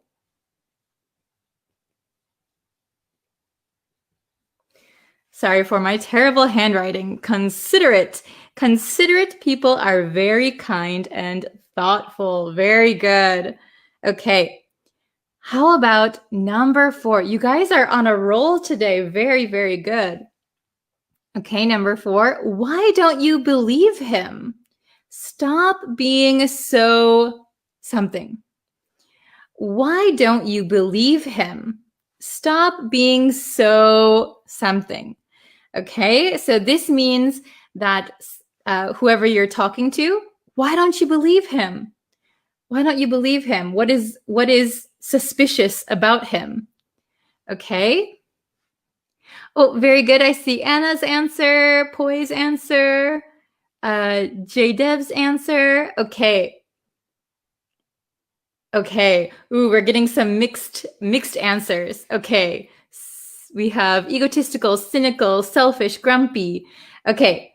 So I can see why you would say grumpy. So why don't you believe him? Stop being so cynical. Cynical. I'll put it here. Stop being so cynical. This one was a tough one when we learned it. Stop being so cynical. So if you're cynical, maybe you doubt people. So somebody said, oh, I really love this book. A cynical person might think, are you telling me the truth? Are you lying? So why don't you believe him? So this believe is a big hint. Why don't you believe him? Stop being so cynical. Very good. Okay. Number 5, a good manager is and can take charge. So take charge or take control. A good manager is and can take charge. Let's see. Oh, very good, everybody. Who can get number 5? A good manager is, oh, very good, Christina. Good, Anna. Sonzis. Mukesh. Poi Poi. Very good. Okay, very, very good. Very good, Haku. Okay, I see everybody's answers. We have some different answers. Okay, so the correct answer here is a good manager. So this should be a positive word. A good manager is decisive. Decisive and can take charge. So they can make a decision and then they can take charge or control of the situation. Okay, very good. So for a manager or for business, being decisive is a very good quality. Very good, Angmyo, very good. Okay, number 6. Oh, I kind of erased it. He looks in the mirror every day because he's what? He looks in the mirror every day because he loves his looks. Maybe he thinks his looks are very important. His appearance is very important. Oh, very good. I see Poi Poi, Mukesh, Christina, George, Haku. Very good, Haku. Okay, Guadalupe, Anna, Marvin. Okay, so I see some different ones. Okay, so some people were saying vain and some people were saying egotistical. So I would say he looks in the mirror every day. So between egotistical and vain, I would say the one that is more about appearance, the word that we use more for appearance would be vain. Vain.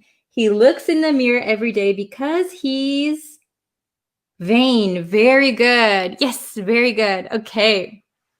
2 more to go. 2 more to go. Oops, I erased it kind of here. Okay.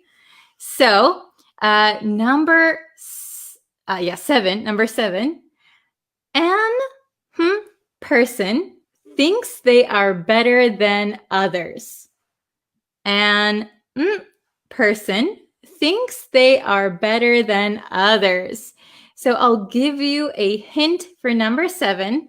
Since we have an here, that should give you a hint.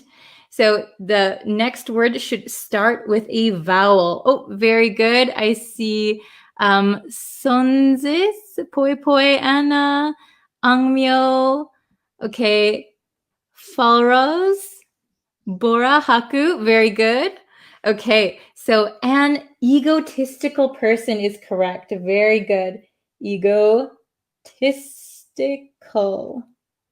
An egotistical person thinks they are better than others. Okay, it's a very negative word.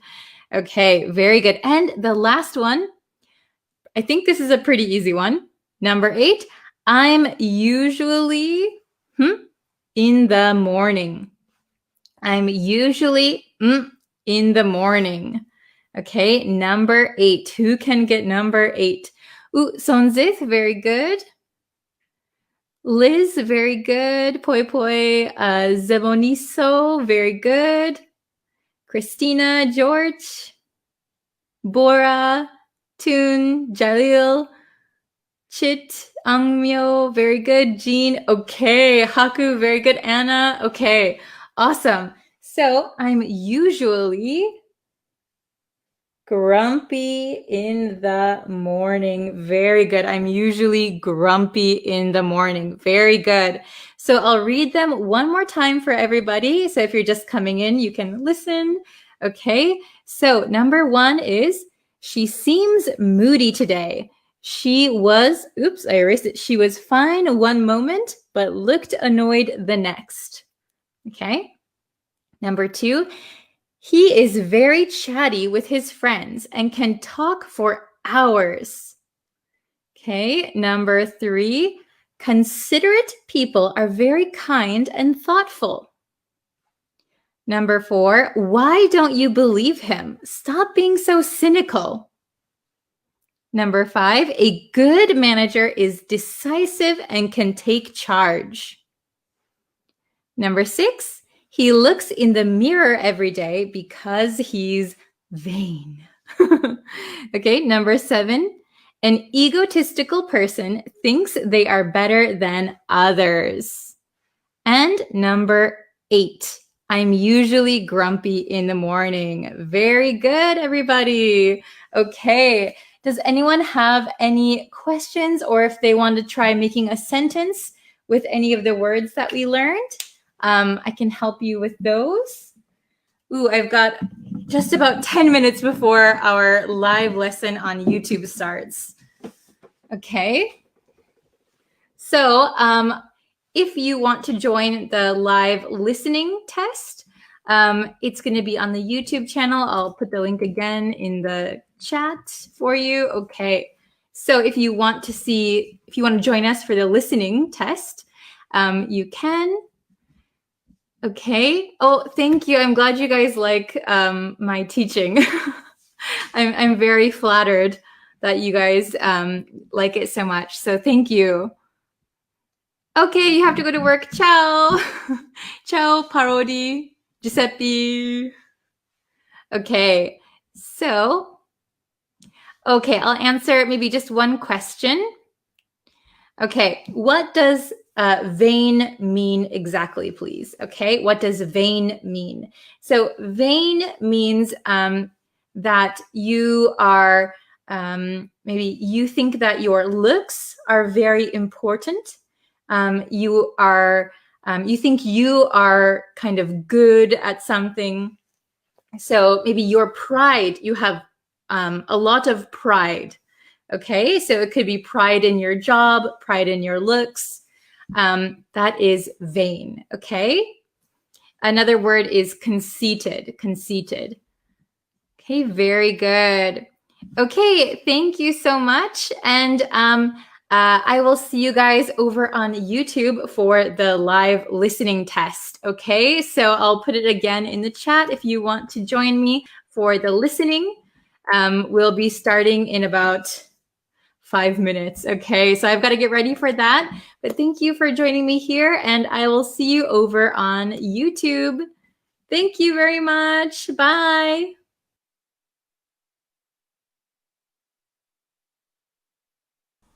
Good morning. Let's practice your English before you head out today. How are you feeling this morning?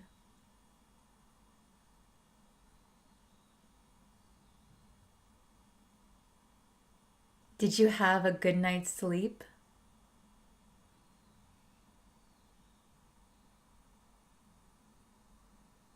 What time did you wake up this morning?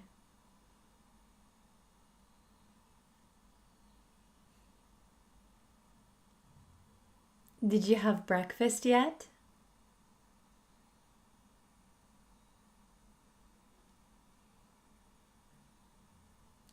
Do you have any plans for the day?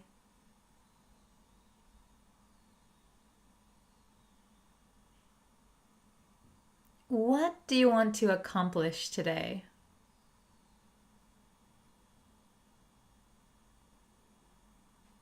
Is there anything causing you stress recently?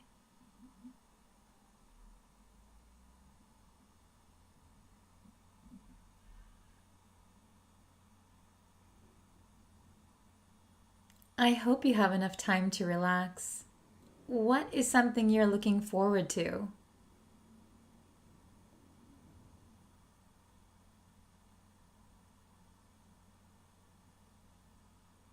That sounds like fun. Well, it was nice chatting with you. Have a great day.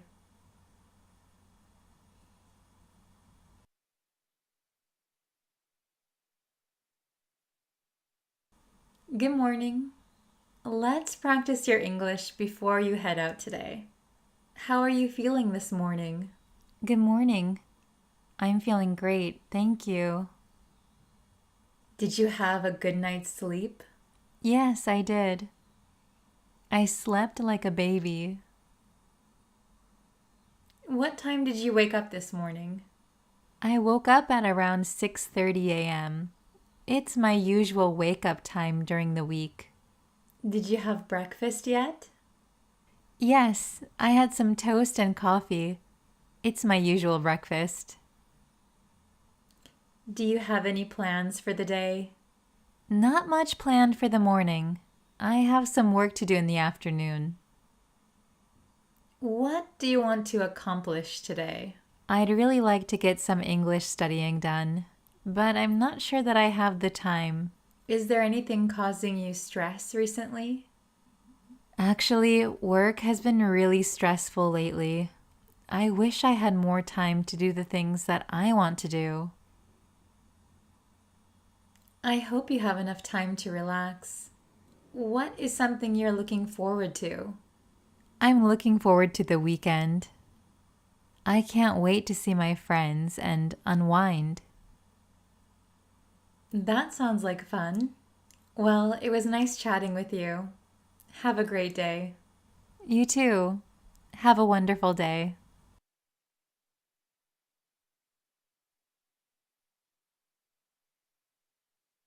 Learn fluent English. 100 phrasal verbs. Aim at. To target a particular group of people. These magazine advertisements are aimed at young people. Get through. To make contact by phone. After hours of being on hold, I finally got through. Ask for. To request something. I asked for a better hotel room with an ocean view. Hang on. To wait for a short time. Could you hang on a second while I look for my keys? Ask out. To ask someone on a date. He asked me out on Valentine's Day. How could I say no? Call back. To return a phone call. Can I call you back after I've finished my work? Back down. To withdraw a claim or assertion in a fight or an argument. He won't back down from the fight, no matter what. Break up. To lose a phone signal. I'm sorry, I can't hear you. You're breaking up. Back off. To stop being involved in a situation. Just back off and leave me alone. I'm not in the mood to talk to you. Put through. To connect to someone else by phone. Could you put me through to your manager, please? Back up. To walk or drive a vehicle backwards. She backed up the car as soon as she noticed that she left me behind. Hang up. To end a phone call. I can't believe he hung up on me just because I disagreed with him. Beat up. To hurt someone by hitting, kicking, or punching them repeatedly. He's lucky that he didn't get beat up by those bullies. Cut off. To interrupt a conversation. I'm sorry to cut you off, but our train is about to leave. Beef up. To make changes or improvements. After the burglary, we decided to beef up our security system. Pick up. To answer the phone. I called several times, but no one picked up the phone. Believe in. To have confidence in someone or something. The boss really believes in you. That's why she chose you for this project. Speak up. To speak louder. Could you speak up, please? The people in the back can't hear you. Get back to. To contact someone later with a reply. We would appreciate it if you could get back to us as soon as possible. Call in. To call a place in order to give a message. I called in to the radio show and talked about my experience in the music industry. Blow away. To impress someone. We were all blown away by your presentation. Blow off. To fail to keep an appointment with someone. We had a date planned for tonight, but she blew me off. Blow up. To lose one's temper. He blows up at every little thing. He can't control his temper. Boil down to. To be the main reason of a problem. His problem with girls boils down to his lack of experience. Break down. To suddenly stop working. My car broke down on the way to work. Could I borrow yours? Break in. To illegally enter a place with force. I heard someone break in the middle of the night. Break off. To remove something from a larger piece.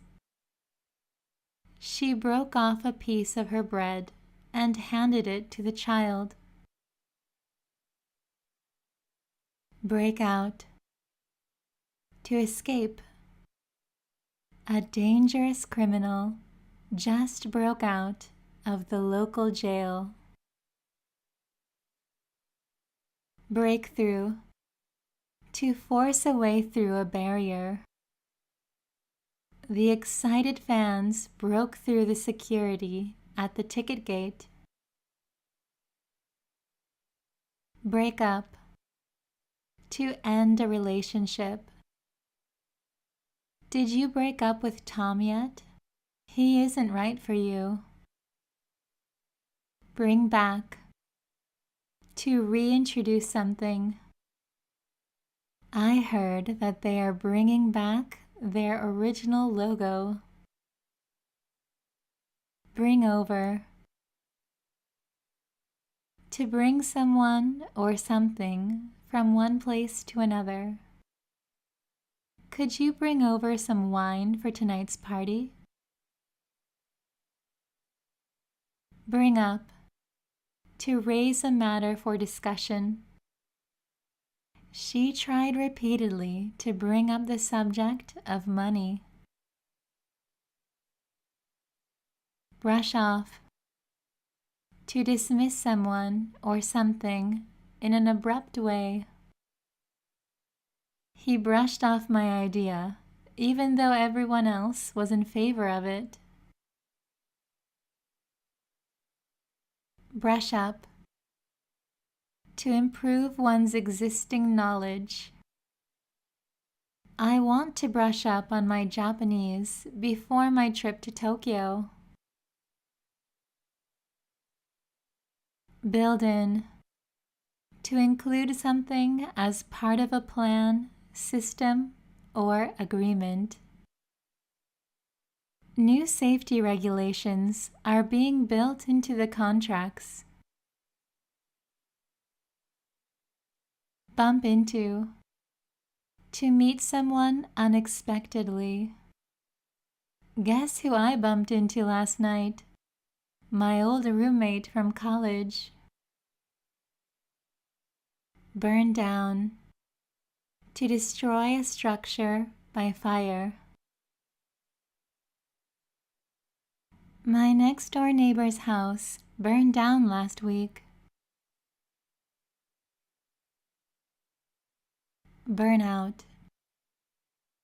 To ruin one's health by working too much.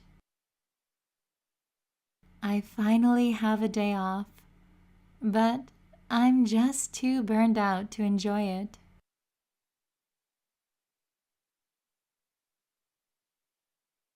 Burn up. To have a high temperature. I don't feel so good. I'm burning up.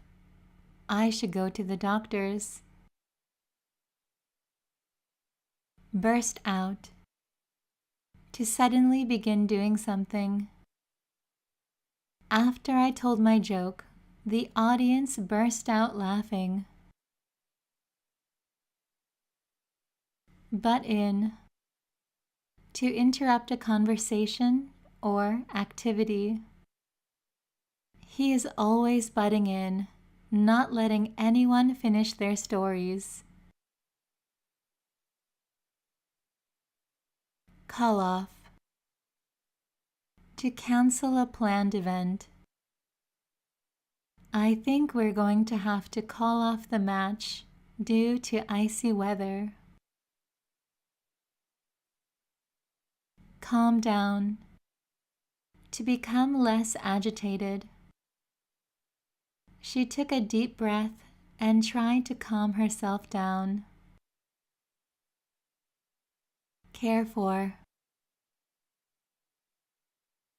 To nurture or take care of someone or something. He cared for his mother for years until she passed away. carry away, to lose self-control. I got a bit carried away when describing the season finale of my favorite show.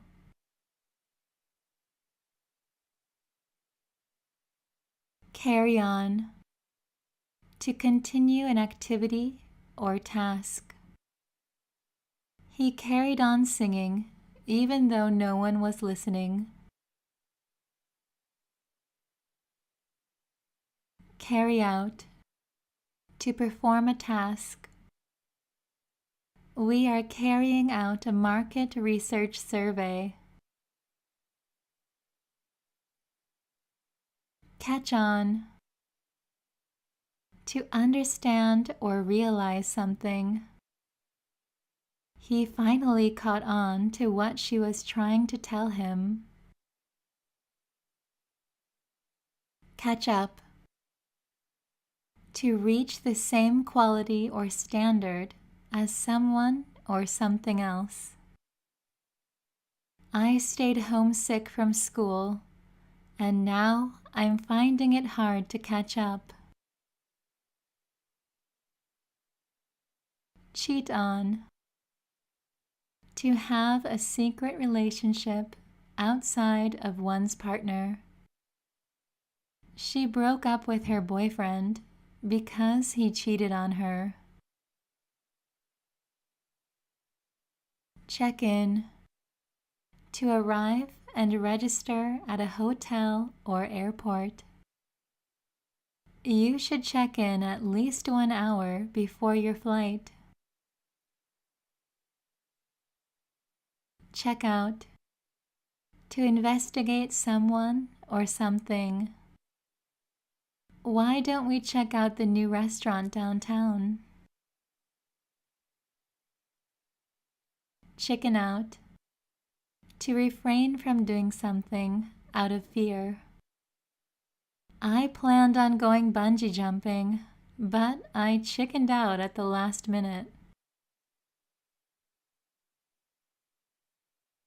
Chop up, to cut something into small pieces.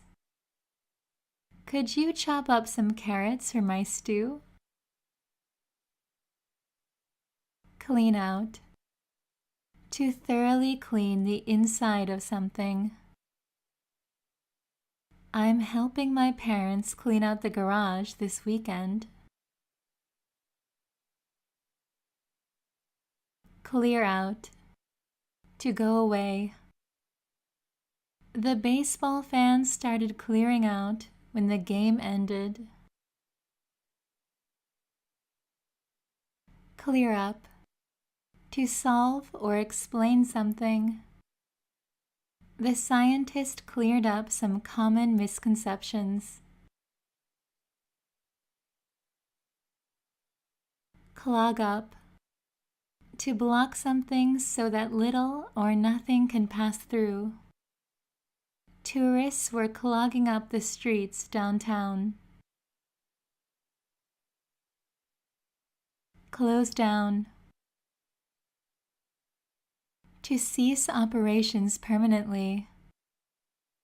Lots of businesses had to close down due to the lack of residents in the area.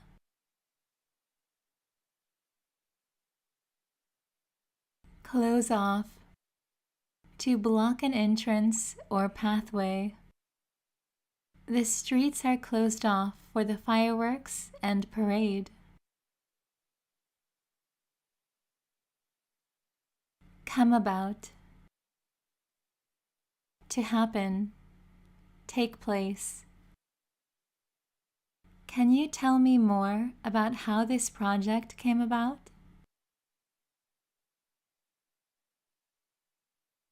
Come across, to meet or find someone or something by chance. I came across your article online and thought it was wonderful. Come apart, to break into parts or pieces. This old house is coming apart at the seams. come back. To return to a place. I think she's really excited to be coming back home after all these years.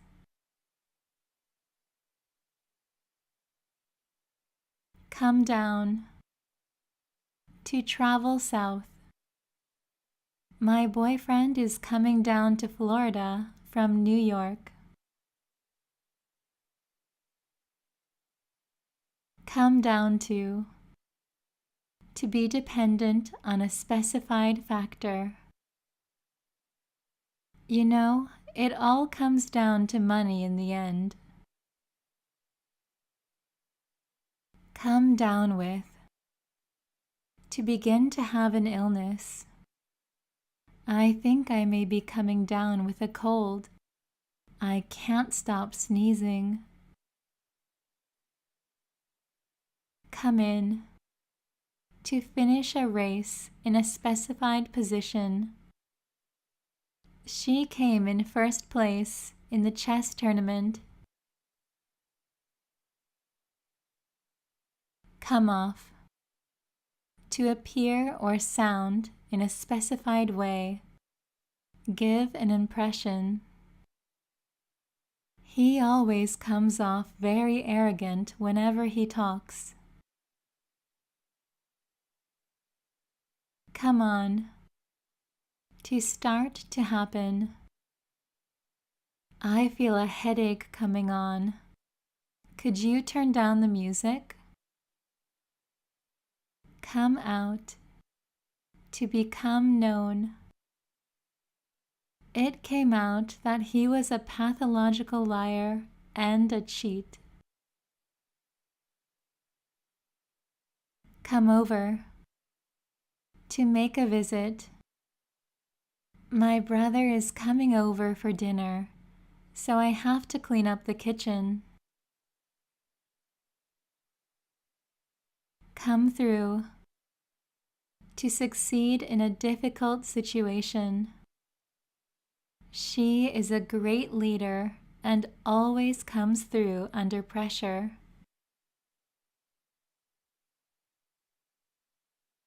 Come up. To unexpectedly occur or present itself. I'm sorry, something urgent just came up. Could we postpone our meeting? Come up with. To produce something, especially when challenged or pressured. You keep coming up with lame excuses for not finishing your chores.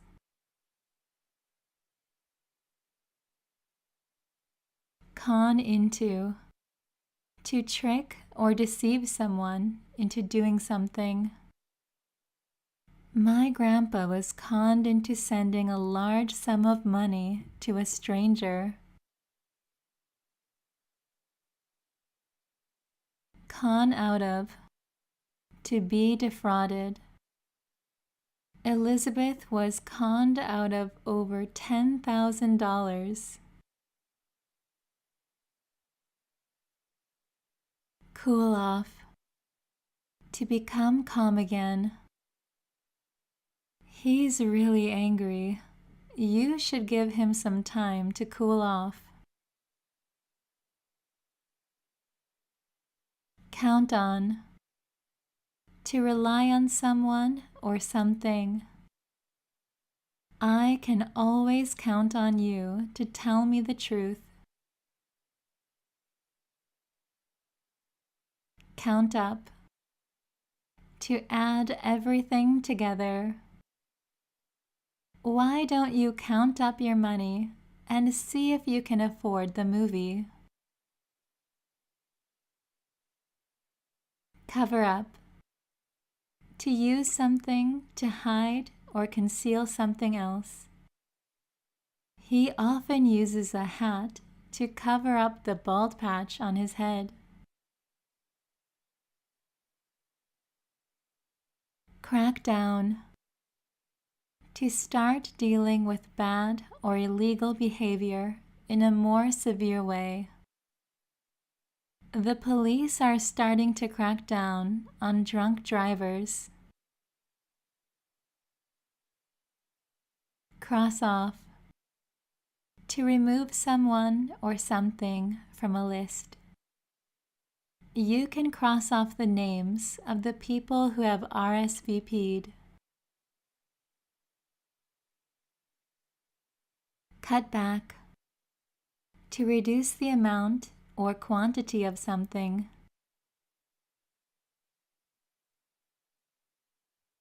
My doctor told me to cut back on caffeine, but it's a lot harder than I expected. Cut down. To reduce the size, amount, or quantity of something. I really should cut down my sugar intake, but I have a sweet tooth. Cut out. To remove, exclude, or stop eating or doing something. You can live a healthier lifestyle by cutting out foods high in fat. Cut up. To divide something into pieces with a sharp implement. I'm busy in the kitchen cutting up some vegetables. Deal with. To take action in order to achieve something or solve a problem. Those kinds of problems are dealt with in the Human Resources Department.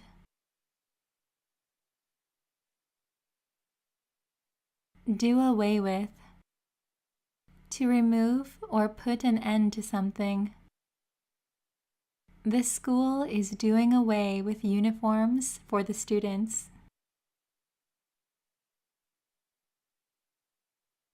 Do-over. To do something again to improve or correct mistakes. My teacher asked me to do my homework over because I made many mistakes. Do with. To need or want someone or something. I'm exhausted.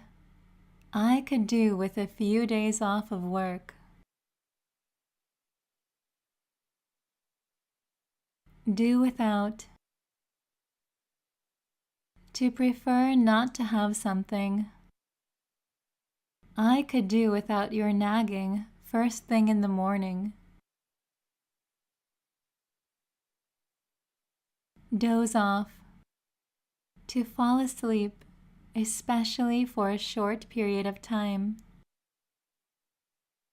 He was so exhausted that he dozed off on the train. Dress up. To dress in formal clothes. There's no need to dress up. Just wear your casual clothes. Drop in. To visit someone unexpectedly. Feel free to drop in whenever you are in the neighborhood. Drop off. To take someone or something to a particular place, usually by car. I need to drop these books off at the library before it closes. Drop out. To abandon a course of study. Jimmy dropped out of college to pursue a career in acting.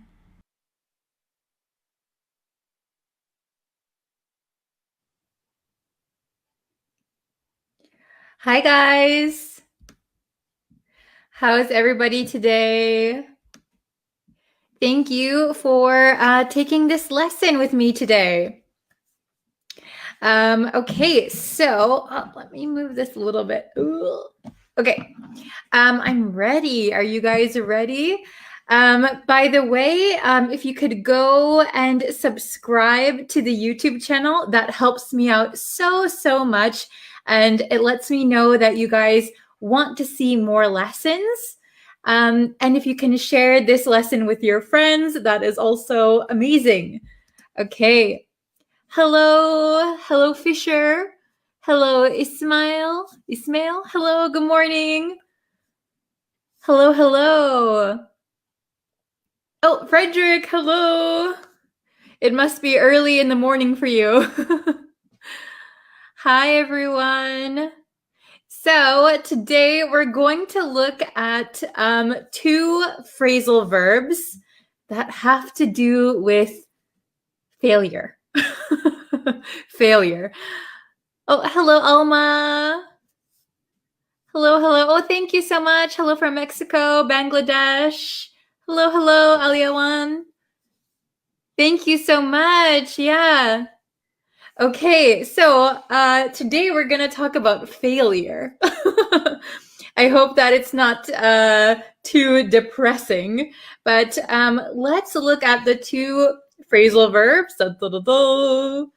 We have fall through, and fizzle out. Good morning. Hi, everyone. From Egypt, Bangladesh. Hello. Cambodia, hello. Okay. Thank you so much, Frederick. And by the way, if you guys haven't seen the video on YouTube, I'll post it in the comments for you. Oh, Merry Christmas, everyone. For me, I'm in Japan, so today is Christmas Day. I think in the US, it's still Christmas Eve. I have my Christmas tree over there. Hello from Mexico. Hi, everyone. Hello, Devashka. Hello, Jack. Kamal from India. And from Vietnam, hello. Merry Christmas from Switzerland to everyone. Okay. So we have, sorry, I got off track saying hello to everyone, but we can jump back into the lesson. We have fall through and fizzle out. Okay. So both of these, we use these when something doesn't go our way, when something fails. Okay. When something fails. So if something falls through, so if your plans fall through or an idea fell through, it means that it ended unsuccessfully. Okay, it ended unsuccessfully. Hello, Tatetwin. Hello. Okay, so I thank you for joining me on this very busy Christmas day. Or if it's still Christmas Eve for you. Hello. Okay. Oh, Merry Christmas from Myanmar. Hi. Okay. Oh, good question, Ali. I'll answer that in just a second, okay? So I'll try to remember your question. Okay, so fall through means that you had a plan, you had something, but it failed. So usually a plan falls through, an idea falls through, a deal falls through. Okay? Then we have fizzle out. So we use fizzle out when something gradually becomes unsuccessful, and in the end, it ends unsuccessfully. Okay, so fall through, usually we use it before something happens. So there was a promise, there was an agreement, but before it could happen, it fell through, it failed. Fizzle out means it started very good, and then maybe gradually over time, getting worse until it's over. Okay? So let's look at the definitions and some sentences. Okay? Okay.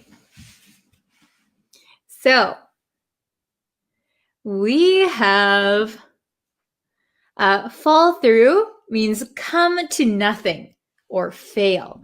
So completely unsuccessful, right? Fizzle out means to gradually become less successful and end in a disappointing way. Oh, so sad. Okay? That's a good question. What's the opposite of fizzle out? I might say heat up. Things are heating up. That means they're getting more and more exciting or serious. Just to let you know also, fall through, we can use this in daily conversation. We can use this in business. We can use this all the time, basically. And just be careful, fizzle out is informal, a little bit informal. So it's okay to use in a conversation, but maybe if you are writing a report or something, maybe still some people would say fizzle out, but just so you know that this is informal. Okay? Very good. Okay, so fall through, fizzle out. So I have 2 sentences written already. I'll read those for you. Number 1, their romance, ooh la la, their romance fizzled out after the summer. Their romance fizzled out after the summer. This is a good one by Frederick. MySpace is fizzling out. I think MySpace already fizzled out. I don't know anyone who uses MySpace anymore. Okay. Oh, this is a good one. My idea of buying a car fell through. Yes, so here, if it already fell through, you can use fell, F-E-L-L. Okay, good job. Okay, so number 2, unfortunately, the business deal fell through. So maybe there was an agreement, maybe a business and a client, they made an agreement, they were going to do a project together or something. However, in the end, the deal didn't happen. Okay, so unfortunately, the business deal fell through. Okay, their romance fizzled out after the summer. So maybe at the start of summer, they were so happy, they were in love, but after the summer, maybe things were getting worse. They weren't seeing each other anymore. They don't feel the same way. And in the end, they broke up. Okay? Thank you, everyone. Okay. Merry Christmas. Merry Christmas. All right. Let's see. Number 3. So I have fizzled out here. So I want you to try and make a sentence.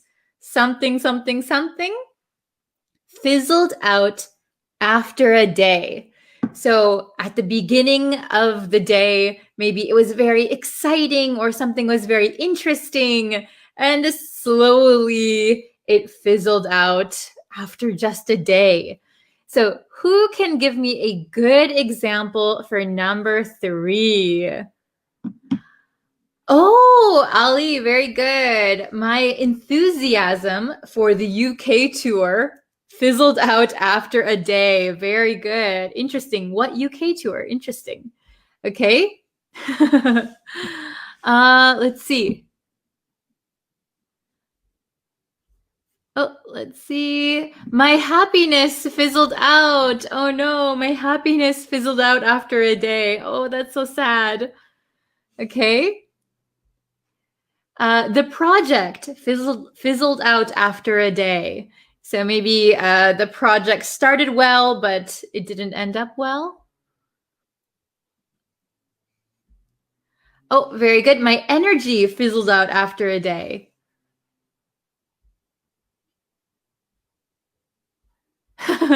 My idea of coming to teacher in Japan fizzled out after a day. Oh no. Yeah, maybe it's a difficult time to travel, right? Okay, oops. My soccer team fizzled out of the tournament after a day. Oh no. So slowly losing the tournament. Very good. Okay, let's go with oh no, my love fizzled out. Oh no. Okay, so let's do my I'll make it short. Enthusiasm. My enthusiasm fizzled out after a day. So you could say my enthusiasm for something or my happiness for something fizzled out after a day. Very good. Okay. So number 4, something fell through. So usually this is before something happens, right? So like a promise or an agreement or an idea. Something that didn't start yet, usually. Okay? So for example, do you guys have any good examples? I'm scrolling up. Oh, Merry Christmas. Okay, who can give me a good example for fell through? Fell through. Oh no. That's so sad. Okay, my friend's health fell through. Fell through. Came to nothing, failed. Maybe his my friend's health fell through. Yeah, I guess you could say that. We were good friends, but our business deal fell through. Oh, yes. Yes. Sometimes even though you are friends, business is not good to do with friends, right? Oh, let's see. This is fizzle out, but I hope my Christmas spirit won't fizzle out. That is a very good example. Awesome. Okay. Oh, the union of American and China's relationships fell through. Oh no. So maybe the relationships between two countries fell through. Oh no. All right. My plans during the day fell through. Yes, so we often say this with plans. So, oh, my plans for tonight fell through. My plans for tomorrow fell through. Okay. There was one. My ambition fell through. For this one, ambition, usually you have ambition at first. And then gradually you lose your ambition. So I would recommend saying, my ambition fizzled out. So when we use fall through, usually it's a plan or something. So something that hasn't happened yet, but there's like a promise or there's the understanding that it will happen, but it doesn't. Okay. Due to COVID-19, my Christmas party fell through. Yeah, it's a lot of people, right? My dream of celebrating New Year's Eve fell through. Yes, very good, very good. Not good, but it's a good example, right? Oh no, my engagement fell through. Uh-oh, that's a good example though. Okay, my dreams of becoming a doctor fell through. Yes. So you had the idea, I want to be a doctor, but for some reason, maybe the exams were too hard, school was too hard, you couldn't afford it. Then your dream fell through. Very good. Okay. Let's see. Okay, let's do very good, very good. I see a lot of good ones. Okay, so I'm going to say, let's say Let's say holiday plans, kind of combining a few of them. My holiday plans fell through. My holiday plans fell through. Very good. So maybe you had plans for the holidays. You want to see your family, you want to travel, but for various reasons, those plans fell through. Very, very good. Okay. Awesome. So remember that fall through is usually you have an agreement, an idea, a dream, but before it can happen, it falls through. It fails. Fizzle out means it existed at one point, but gradually it got worse and ended unsuccessfully. Okay? You did not reply to my message, so my heart fell through. Oh no. So we wouldn't say like my heart fell through. We would say my heart broke, maybe. My heart broke. Usually fall through is for plans. Okay? Okay, so Ali had a good question. Thank you for reminding me. What does start over mean? Start over. So start over means to start again. So like for example, if I was doing this live stream, but for some reason my computer shut off. So I might come back online and start over. I might start over my live stream. So start again. Okay? Start over means start again. From the beginning, usually. Okay? All right. Can the word fizzle out mean the same as to disappear? Fizzle out, disappear. I haven't heard it used that way, but I can understand the connection because you started something, but it fizzled out. We can use like fizzle out for, what is it? Like if you light something, like if you know, like, do you know sparklers? Sparklers, like fireworks. So if you have a sparkler, you light it and it goes, psh, psh, psh, psh, psh. You're holding it, psh, but eventually it fizzles out. We wouldn't say disappear in that case either. So disappear means like all of a sudden without warning. Fizzle out means gradually. You can kind of see it decline. Okay? I had a plan to lose weight in 2020, but I fizzle out at the end of the year because of COVID-19 contagious. I see. So maybe I would say, instead of I fizzle out, maybe your plan to lose weight. I had a plan to lose weight in 2020, but it fizzled out. Yes, at the end of the year. Okay. Let's see. I'll answer maybe one or two. A person can disappear. Yes. Quite scary or like magic. Okay.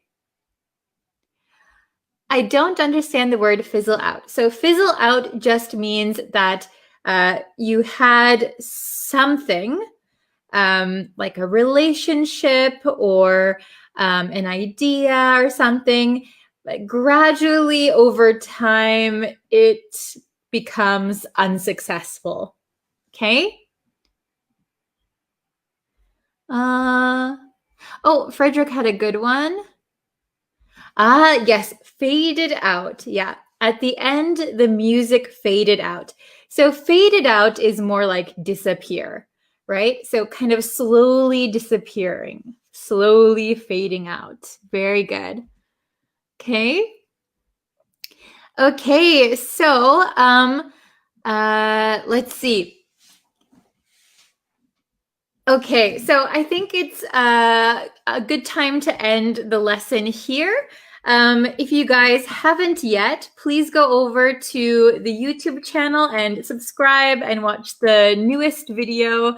And I'm posting every day over on YouTube, and I think I'll try and continue to do that as much as I can. And on Facebook, I go live Monday through Friday, okay?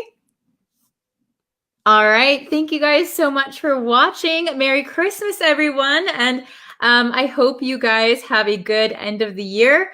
I'll probably, let's see. I haven't decided if I'll be posting on Facebook every day or not during the new year, but I might because I have time. Okay. All right, thank you so much for watching. I will see you guys tomorrow for sure on YouTube, okay? Thank you so much. All right, take care. Merry Christmas. See you guys later. Bye. Hi everyone, welcome back to my English learning channel. Today we're going to talk about 3 expressions to help you with your conversation. And don't forget, at the very end of this video, there will be a short quiz. So please answer that question in the comments down below. Let's jump into it. Let's imagine you're having a conversation with your friend. You are in the middle of talking when the waiter comes and asks your order.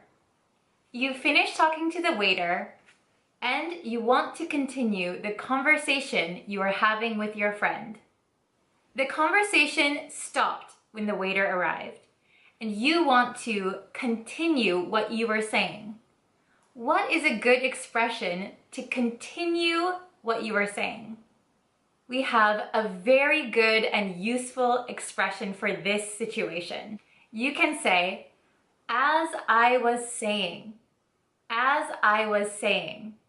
This expression takes the conversation back to the point you were before you were interrupted. For example, we were talking about what I did on the weekend. I told you I went to my friend's house. The conversation stopped. I want to continue talking about my weekend. I can say, as I was saying, I went to my friend's house this weekend. We had a barbecue and it was really fun. So please remember this expression if you get interrupted. As I was saying, as I was saying. The second expression I'm going to teach you today is speaking of. Speaking of. Let's imagine I told you about my weekend. I went to a friend's house and had a barbecue. You want to start a new topic, but it relates to the topic we already talked about. I went to my friend's house and had a barbecue. Maybe you are planning a barbecue in a couple of weeks. You can say, speaking of barbecues, would you like to come to mine? I'm planning one in a few weeks. So speaking of is very, very useful when you want to change the topic, but it is a little similar or connected somehow to the previous conversation. So speaking of. The third expression I want to teach you today is if you ask me. If you ask me. So we use this expression when we want to give our opinion, but maybe nobody asked my opinion, but I want to give it. So I can say, if you ask me, I think it's a bad idea. Here's an example. Tomorrow is my mother's birthday. My brother thinks we should take our mother out for dinner. But I think I have a better idea. So I can say, if you ask me, I think we should buy her flowers. If you ask me, I think we should buy her flowers. My brother did not ask my opinion, but I want to give my opinion. If you ask me. Okay, I'm going to give you a little quiz.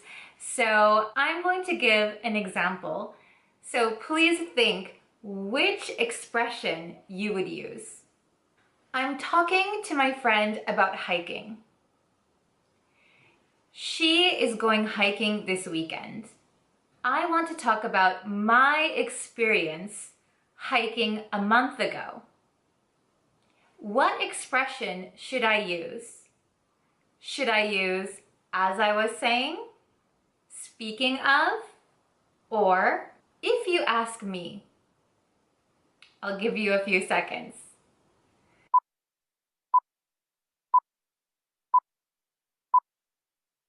The correct expression to use here is speaking of.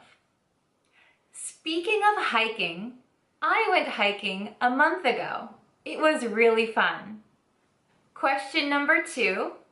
I'm talking to my student about studying English.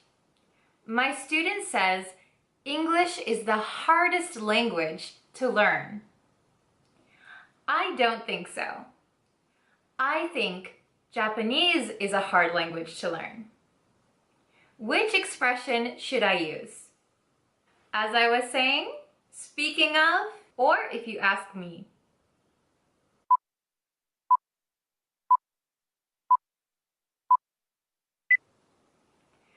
The correct expression is if you ask me. My student says, English is the hardest language to learn. I don't think so. So I say, if you ask me, I think Japanese is harder. English is easy. Okay, the last one. I am talking to my friend about my new English YouTube channel. My phone rings and I answer it. Hello? Okay, I'll call you back. Bye. Sorry about that. After the phone call, I want to continue my conversation. Which expression should I use?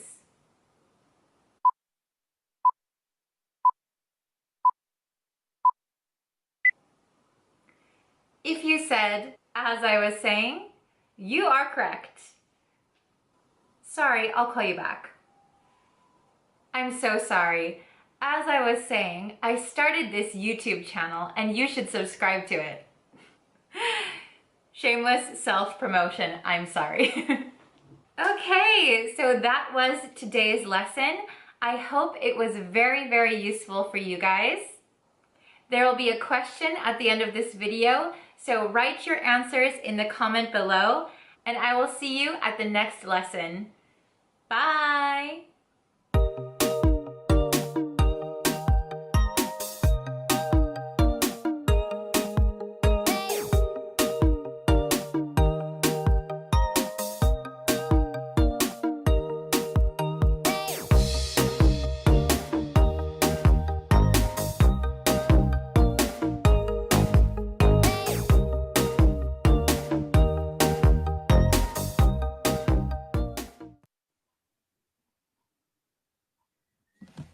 Hello, students! Oh my gosh, it's been a little bit. Sorry to keep you waiting. Sorry to not have a new live lesson in a few days. So sorry about that. I've been really, really busy recently, so I hope you can understand. But I'm back. I'm ready to have some good lessons with you guys. Okay. So, thank you so much for joining today's lesson. I'm really excited to have you here. And we're going to be talking about emotions and feelings today. Emotions and feelings. Hello, Jalil from Philippines. So nice to see you. Oh my gosh. Oh, Gerardo, hello. MD Hisar. Jahangir, hello. Ali Ahmed, hello. How is everybody? Hello, Jose. Hello, Kong. Hello, Rabul, Umar. Hello. Oh, hello from Mexico. Hi, hello from Madagascar, Bangladesh. Okay. Hello, Haku. Nice to have you. Hello from East Africa. Hello, Sumlut? Sorry if I can't pronounce your name. I'm so sorry. Hello from Myanmar. Hello. Okay, so everyone, I am so happy to see you all here today. Thank you for joining me. Hello, David from China. Hello from Egypt. Okay, so like I was saying, I was a little bit busy the last few days, so I wasn't able to do any new lessons, but I'm back. So we're going to have a lesson today. So thank you so much for joining. Hello, Hirang. Hello. Okay. So let's see. I have 3 new words that I want to teach you, and these words are going to help you describe your feelings, describe your emotions. Okay. Very nice. So I'm going to show you, I'm not going to use the whiteboard today. I'm going to use my share screen. So, okay, let me know if you can see my screen. Okay. Can you read this? Is it big enough for you? Is it big enough? Please let me know in the chat if it's big enough for you. Hello from Sudan. Hello from Libya. Hello from Thailand. Okay, so I think you guys can see the screen. So it says feelings and emotions here. Hold on one second. Let me get this so I can see both of my screens at the same time. Okay, so feelings and emotions. So I think some of these words are going to be new for you. Okay, so let's go through them together. So the first word, I have the meaning and an example right away for you. The first word is pumped. Pumped. Have you guys heard this word before? I'm pumped. Are you pumped? Are you pumped for today's lesson? So, I'm glad you can see it. Thank you. Oh, okay, good. So, pumped. Pumped means filled with energetic excitement and enthusiasm. Okay, we are really, really excited. Okay, so if you can think of a balloon, if you have a balloon, like a balloon, you pump a balloon full of air. But for humans, for people, we are pumped, we are filled with excitement, like we could pop like a balloon. We are pumped, okay? So this is a casual word. This is an informal word, but you will hear a lot of native speakers talking like this, okay? I see. Yeah, you've heard it in a song. Yeah, I'm not sure of that song, but yeah, pumped just means very, very excited. Okay, so the example we have here is, I'm pumped for the tennis match. I'm pumped for the tennis match. So this means I am so excited for the tennis match, okay? So I'm pumped, I'm excited. All right, does everyone understand pumped? Okay. Hello, Jalil. Hello, Matana. Okay, so we are learning pumped, filled with excitement. Okay, let's look at the next word. So I have 3 words for you today. This is the first one. The next one is stumped. Stumped. Have you heard this word before? I'm stumped. He's stumped. You're stumped. We're all stumped. Okay, so the meaning of stumped is confused or puzzled. So I don't understand. I'm so confused. Usually we use stumped when we're trying to think of the answer to something.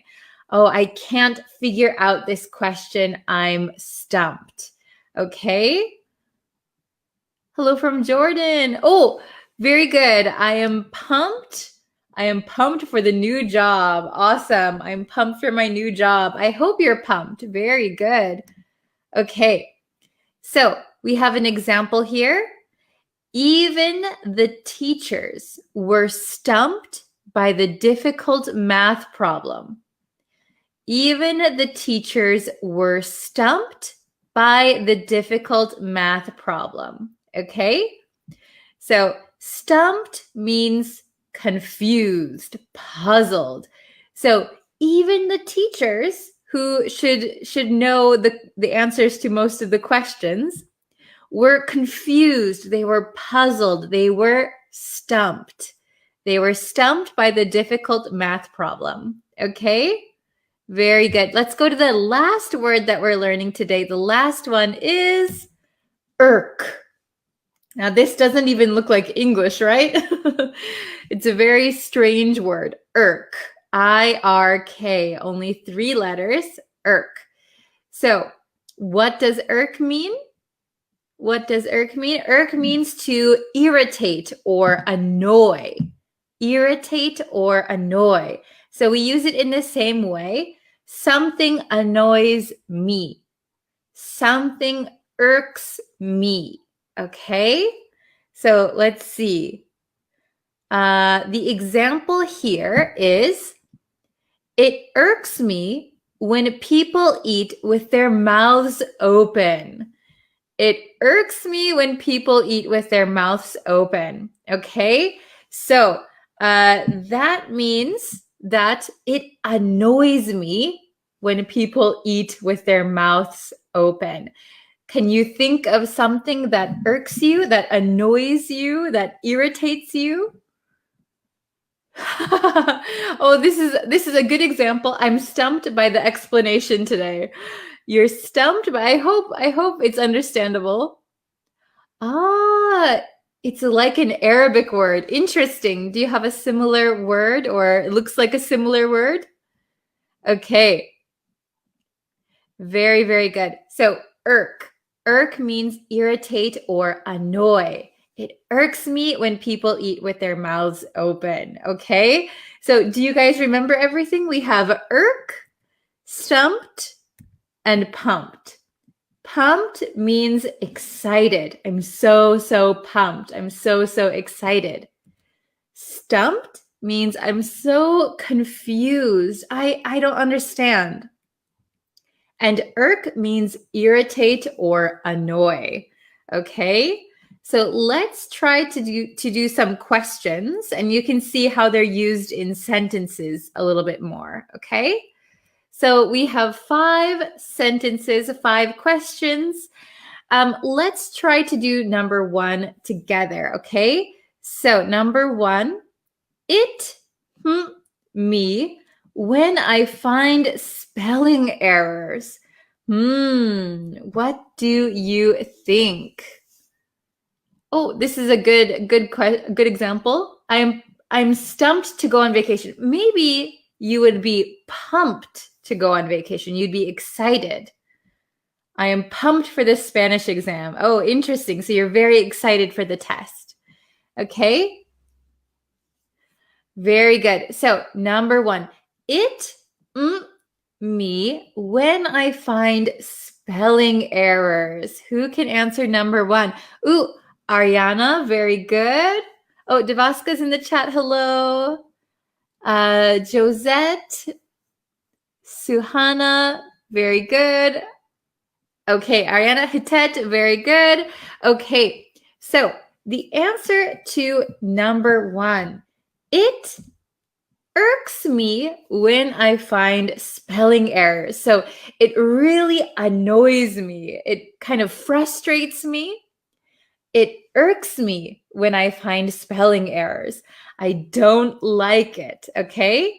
So this person doesn't like when they find spelling errors. It annoys them. It irritates them. It irks them, okay? Let's try number 2. He was, to find out he'd passed the test. Oh, okay, so this is a positive word. So which one is positive? He was so happy, so excited to find out he'd passed the test. Who can get number 2? Okay. Oh, Pio, very good. Very nice. Okay. Oh, I see a lot of them. Okay. MD, good job.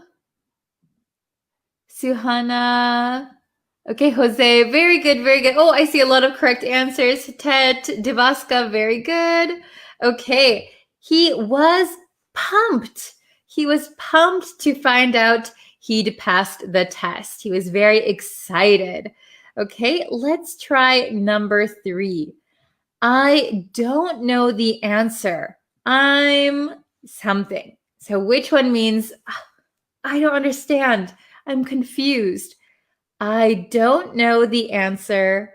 I'm something. Okay? Thank you for being pumped for my lesson. Okay. Oh, number 3, I saw you got it. Very good. Okay. Ariana, good job. Sohalia, very good. Oh, awesome. Jose.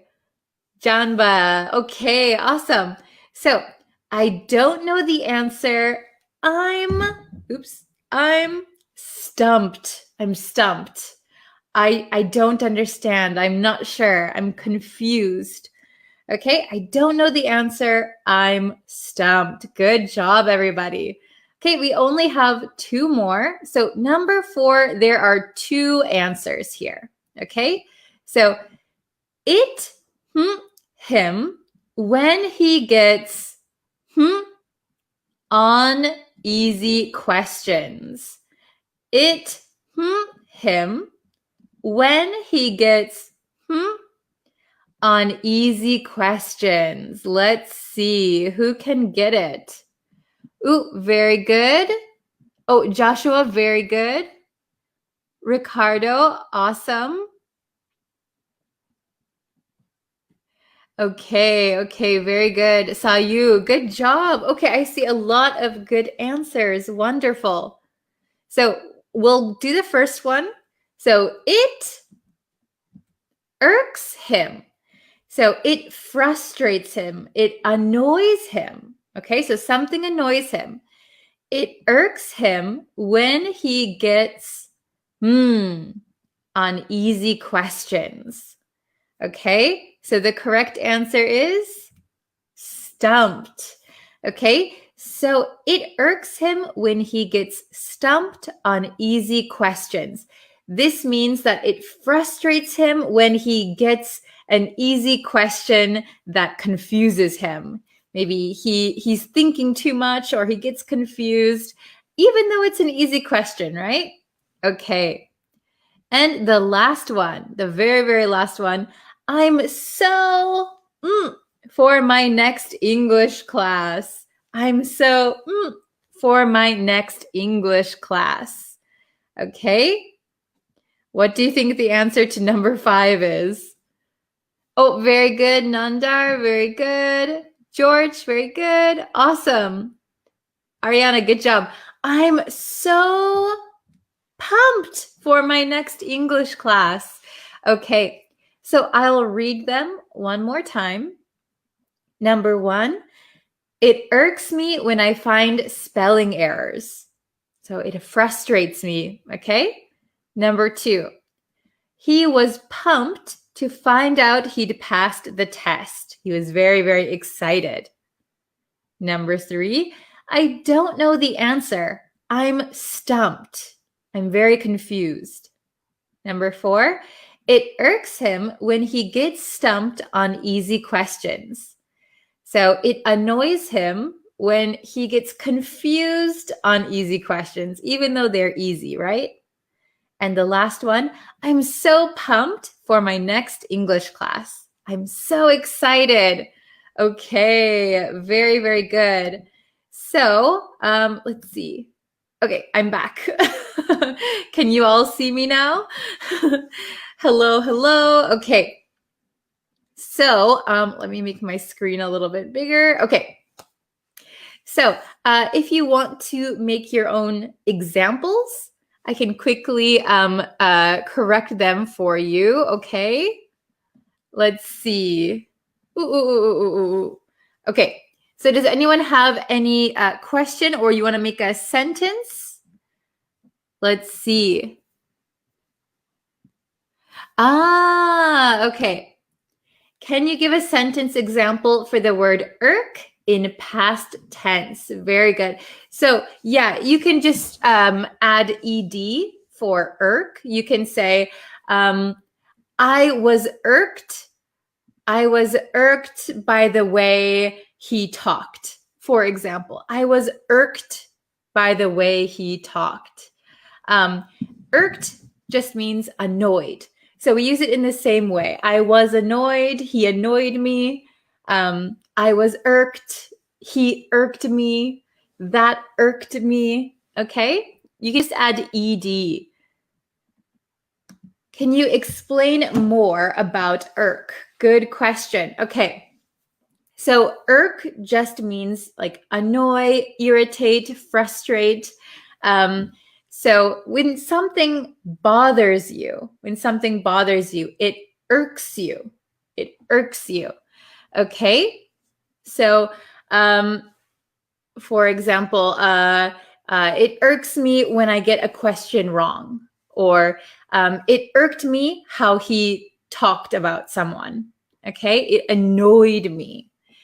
I didn't like it. Let's see. Devaska, what is the difference between I'm stumped and I stumped? So this is a good question. So when you say I'm stumped, it means that you don't know something. You're confused. But if you say I stumped, the next word should be someone. I stumped someone on a question. Okay, so if I gave you a quiz and you were my student, but you didn't know the answer, I could say, I stumped Devaska on the quiz. I confused you. Okay, but I'm stumped means that I am confused. Okay. Oh, this is a good one, Miguel. I'm pumped when I'm going to speak with a native English speaker. Yes. You can say, I'm pumped to speak with a native English speaker. Very good. Okay. Let's see. Okay, stumped. Yeah. Can you explain a bit of stumped? So stumped means confused, or if you know the word puzzled. So maybe you have a question or a problem and you're trying to figure it out, but you can't get an answer. That means you are stumped. I can't figure it out. I can't understand something. Okay, I'm stumped. Okay, very, very good. Let's see. Okay. Jose, I am pumped that you are my new teacher. Oh, thank you. I'm so glad. Okay. Let's see. Ooh, I am pumped when the exam is near. Are you a very good student? Do you like exams? For me, I get very nervous when the exam is near. When I have an exam coming up, I get very nervous, but you get pumped. That's pretty good. Okay.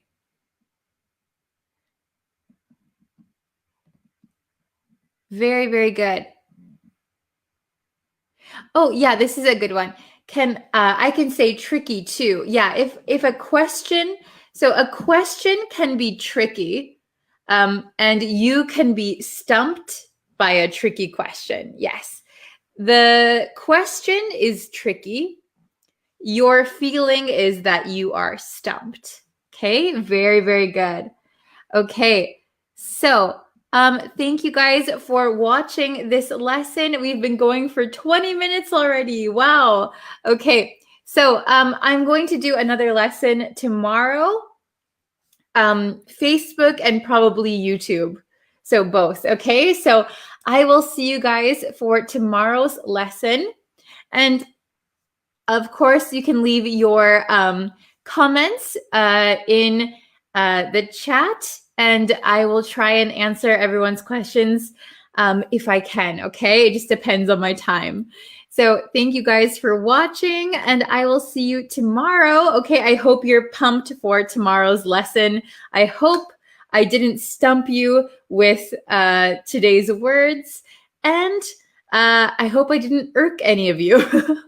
Okay, thank you so much, and see you guys next time. Hello everyone! Welcome back to my English teaching channel. If this is your first time watching one of my videos, I will link my self-introduction video down below or up here or somewhere up here. Today's video is going to be that difference between I think, I suppose, and I guess. So today we're going to learn 3 words: to think, to suppose, and to guess. So first, I'm going to briefly go over the definitions. The definition of to think means to have a particular belief or idea, or opinion. She thought that nothing would be the same again is the same as she believed that nothing would be the same again. In the case of an opinion, we could say, I think this salad is delicious. So to think that something is delicious is to have an opinion. To suppose means to think or assume that something is true or likely, but lack proof or certain knowledge. I suppose I got there about noon means I lack the information or knowledge to say for sure I arrived at noon, but I suppose it's likely that I arrived at noon. To guess means to estimate or conclude something without sufficient information to be sure of being correct. I guess Mr. Smith is about 35 or 36 years old means the same thing as I don't know Mr. Smith's age, but a close estimate might be 35 or 36 years old. So now you might be thinking, okay, guess and suppose are very similar. So what's the difference? Suppose usually means to come to a conclusion from the information you have, even if you don't have enough information to be certain. Guess is sometimes used to mean approximately the same thing. However, guess can mean that you are making a statement with very little information or no information at all. There is one big difference between suppose and guess. Guess can also be used as a noun. It means an opinion that you reach without any evidence, or the act of forming such an opinion. We use to take a guess or to make a guess. For example, to take a guess at someone's weight. we can't say to take a suppose or to make a suppose. We can only use take or make with guess. To take a guess, to make a guess. They're a little tricky, I know. So let's start with I think. So out of these three, I think sounds the most sure. Maybe not 100%, but pretty close. It can also be used to express your opinion about something. So one example could be, so where do you want to go on your next vacation? I think Hawaii would be really good. So here we are expressing our opinion, and also we think Hawaii would be fun. Perhaps we've never been to Hawaii, but in our mind, Hawaii seems fun. Another example. Do you remember what time the movie starts? I think the website said 8 o'clock. In this example, it's not our opinion we're talking about, but we are pretty sure the website said 8 o'clock. Maybe we are not 100% sure. Don't blame me if I'm wrong, but I think 8 o'clock. So how about I suppose? So I suppose sounds less sure than I think. So I think we're pretty sure. I suppose, not that sure. Here's one example. Hey, shouldn't you be doing your homework? I really wanted to watch this TV show, but I suppose you're right. Another example. I made this dessert for the party tonight, but is it enough for 10 people? I suppose it's enough. To suppose means to think that something is likely to be true. Dan's not answering his phone. I suppose he's busy. I suppose also could sound a little bit formal rather than I guess or I think. I suppose the doctor is right. This surgery is very dangerous. And for the final one, we're gonna learn I guess. I guess sounds like you don't have a lot of information, but you are making a quick thought. So one example. Hey Bree, I got you a present. Can you guess what it is? Oh, thank you. It's pretty light. If I had to guess, I'd say it's empty. Oh, you're right. It is empty. Here's another situation that we use I guess a lot. It's when we kind of feel defeated, like there's no other choice. It's already midnight. We've missed the last train. I guess we have to take a taxi then. Here's one more example for I guess. It's been raining since yesterday. Does that mean the fireworks are going to be canceled? I guess so. I'm going to go over the 3 definitions one more time to make sure you understand properly. To suppose means to assume something based on some evidence or probability, but without having certain proof. Saying, I suppose you have a good reason for missing dinner means I'm sure you probably have a good reason for missing dinner. Another example, it's 5 p.m. and nobody answered the phone at the office. I suppose they've already gone home. This means the same as I know the office closes at a certain time. Based on that and the evidence that nobody answered the phone, I assume they've already gone home. To guess means to estimate something without having sufficient information to be exactly correct. There's a long line in front of the ramen shop. I guess there will be a long wait for a table. Because there is a long line, I estimate that there will be a long wait for a table. Remember, there is one big difference between to suppose and to guess. To guess can also be used as a noun. We can say to make a guess or to take a guess. We cannot use suppose as a noun. Suppose also sounds a little bit formal sometimes, and guess can sometimes be used the same as suppose. However, guess can be used when you have little or no information at all. So please remember these differences when you use suppose and guess in conversation. To think means to believe something or have an opinion or idea.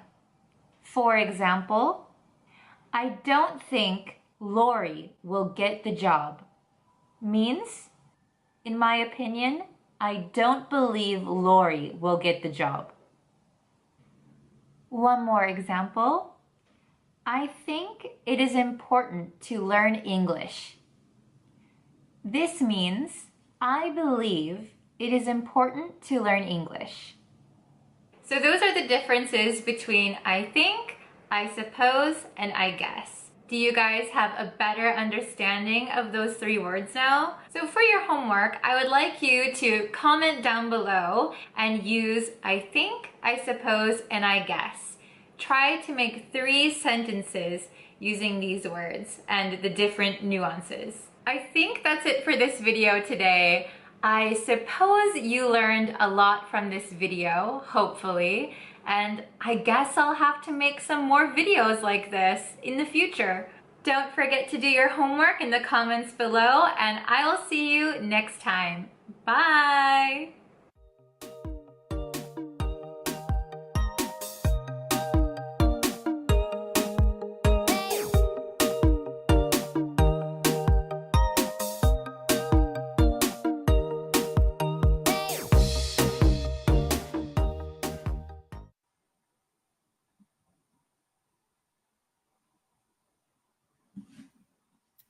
Hello students, welcome to our live lesson. How are you guys today?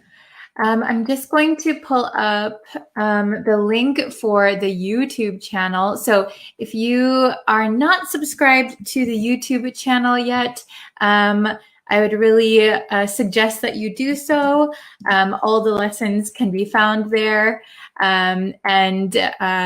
Yes, I go live on Facebook Monday through Friday, so you can join me over there.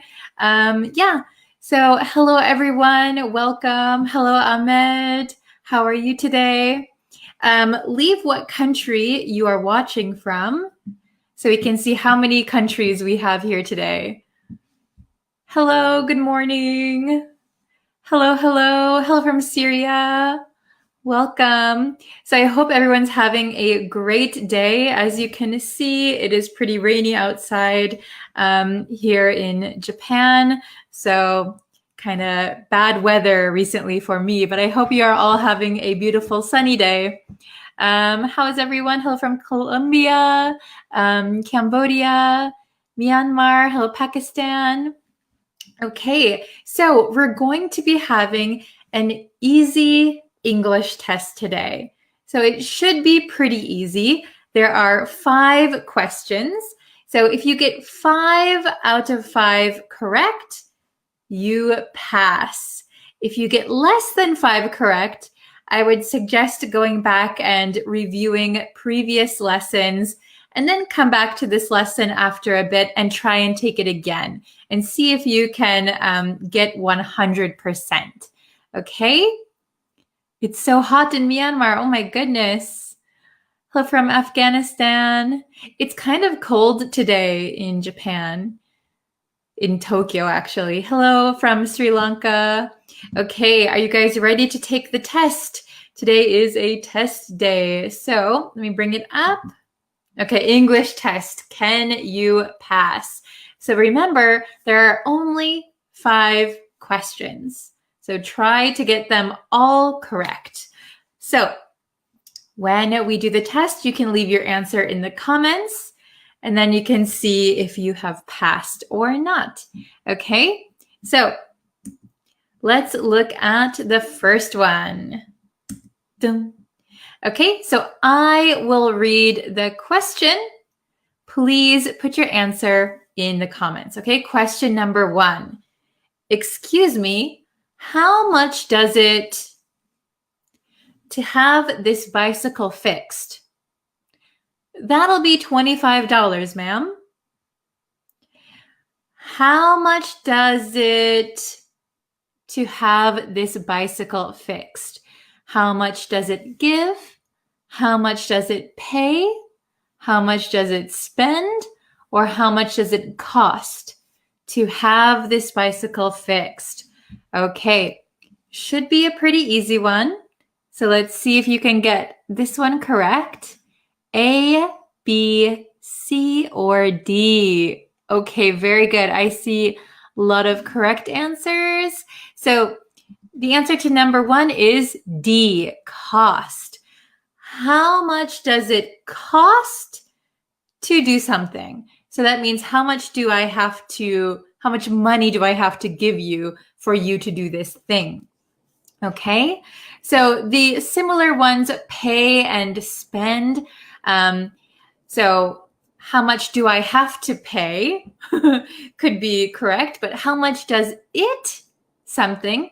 So it cost. Okay, very good. I hope you got that one correct. Very good. Okay, let's go on to number 2. Number 2. My mom is going to pick me from baseball practice today. My mom is going to pick me from baseball practice today. So we have pick me out, pick me up, pick me off, or pick me away. A, B, C, or D. Oh, very good. So I see some correct answers and maybe some not correct answers. So that's okay. So the correct answer for number 2 is B, up. My mom is going to pick me up from baseball practice today. So to pick someone up means that you are going maybe with your car or maybe you're walking to meet them at a place and bring them somewhere else. Pick someone up. So my mother often picked me up from school. So after school is finished, my mom would come with her car to my school. I would get in the car and we would go home. Pick someone up. So I saw some people saying pick out. Pick out. So when you pick something out, usually pick something out, that means you are choosing something. So I opened up my closet and I picked out a dress. So that means I chose a dress. Pick out something. Okay? Very good. So let's try question number 3. The teacher asked us to up with ideas for our project. The teacher asked us to up with ideas for our project. So we have keep up, put up, come up, or make up with ideas for our project. This one could be a little bit tricky. A, B, C, or D. Okay? Very good.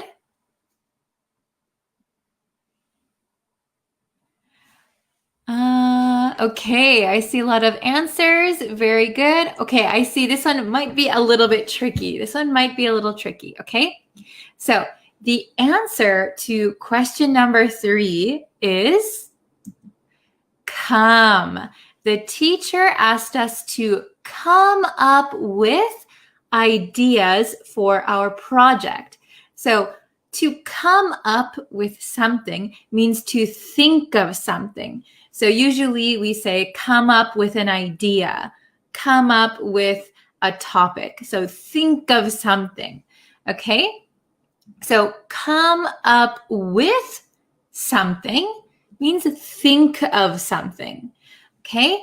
So these all have different meanings with up. So keep up means you try to keep the same pace, or you try to understand something. You try to keep up. Put up with means that maybe you don't like something, but you what's the word? You put up with something. So, for example, if my little sister was crying all day, oh, I don't like it, but I have to put up with it. I have to deal with it. Okay, put up with something, maybe something you don't like, but you can't do anything about. Then make up, we wouldn't use really with, right? So make up a story, make up a character. That means kind of imagination. Usually, like young kids make up stories, or they make up fictional characters. They kind of imagine things. Okay, very good. So let's try question number 4. You can't use this ATM because it's currently something. You can't use this ATM because it's currently in advance. It's currently on sale. It's currently on the rise. It's currently out of order. A, B, C, or D? Oh, very good. Oh, very good. I see a lot of correct answers. Okay, so the answer to question number 4 is D, out of order. Very good, everyone, out of order. So an ATM, ATM stands for automatic teller machine. So that is where you can get money. So usually they have them at banks or at convenience stores. So an ATM, you can put your card in and take money out from your account. So you can't use this ATM because it's currently out of order. That means it's not working. It's not working correctly, so they have to fix it. Okay, out of order. You might see out of order signs a lot if you go to an English-speaking country. Sometimes the toilet could be out of order, or a vending machine could be out of order. You might see those sometimes. So these other ones don't make any sense with this sentence, okay? So I hope that's understandable. Very good. We have one question left. One question left. So do you think you can get it right? Okay, let's try question number 5. Wow. Okay. Mom, Amanda broke my new toy. Oh, man. I'm sure she didn't do it purpose. Mom, Amanda broke my new toy. I'm sure she didn't do it purpose. So we have do it at purpose, do it on purpose, do it for purpose, or do it to purpose. A, B, C, or D. This one is tricky a little bit. Let's see. Okay, we have on, at, to. Okay, I'm seeing a little bit of different answers. That's okay. So question number 5, the correct answer is, I'm sure she didn't do it on purpose. On purpose, okay? So when we say like someone did or someone didn't do it on purpose. That means that they didn't try to do it. They didn't try to do it, right? So it was an accident. It was an accident. Okay. So, for example, maybe if you have a young baby, a small baby, and the baby maybe has a runny nose, and the nose gets on your favorite outfit. Oh my gosh! Wow, my new shirt is ruined. Of course, the baby didn't do it on purpose. They didn't try to do it. They didn't mean to do it. Okay? But for example, if you're walking down the hallway and the school bully kicks out their leg and you trip, they probably did it on purpose. They meant to do it. They tried to hurt you. So that would be on purpose. Okay? Very good. So, how many did you get right? Please let me know in the comments. So, if you got 5 out of 5, congratulations, you passed. Very, very good. If you got less than 5 correct, please go back and review some of our previous lessons. And then maybe in a few weeks after studying, come back to this lesson, come back to this test, and see if you can get all 5 correct, okay? So you guys did very, very good. All right. So let me just put that down. Okay. So good job, everyone. Oh, I see somebody was a little late. They missed the first question. Oh, 5 out of 5. Let's see. Let's put it on here. 5 out of 5. Very good. Congratulations. 4 out of 5. So close. Maybe you can take it one more time. 4. Oh, very close. Oh, 1. That is okay. No problem. You can always take the test again. All 5. Oh, all 6. Wow. Maybe there was an extra hidden question. 4. Pretty good. Pretty good. All 5. Excellent. Excellent. 3 out of 5. Pretty good. 3 out of 5. Yeah. So if you got less than 5 correct, please take the test again once you've studied a little bit. Let's see. Can I pick you up at 6 p.m. from your company? Sounds like a plan. Wow, very good, very good. So I know Tet Win watches all of the lessons, and pick you up means that I will get you from work, right? And so in our previous lesson, we talked about making schedules or appointments, and we learned sounds like a plan. Sounds like a plan. Very good. Okay. How is different between do I and should I? Okay, so the difference between do I and should I when asking a question, so like, do I do this? Do I do that? And should I do this? Should I do that? Maybe do I, you're asking more of what you are supposed to do. So, for example, if you are at work and you are supposed to do A before B, but you forgot. So you ask your coworker, do I do A first or B first? So you're asking something that you already know there is a certain way to do something. Should I generally means you're asking for advice. Should I do A or should I do B? So should I, the nuance is more you're asking for advice, where do I is you're asking for something that there is maybe a specific answer.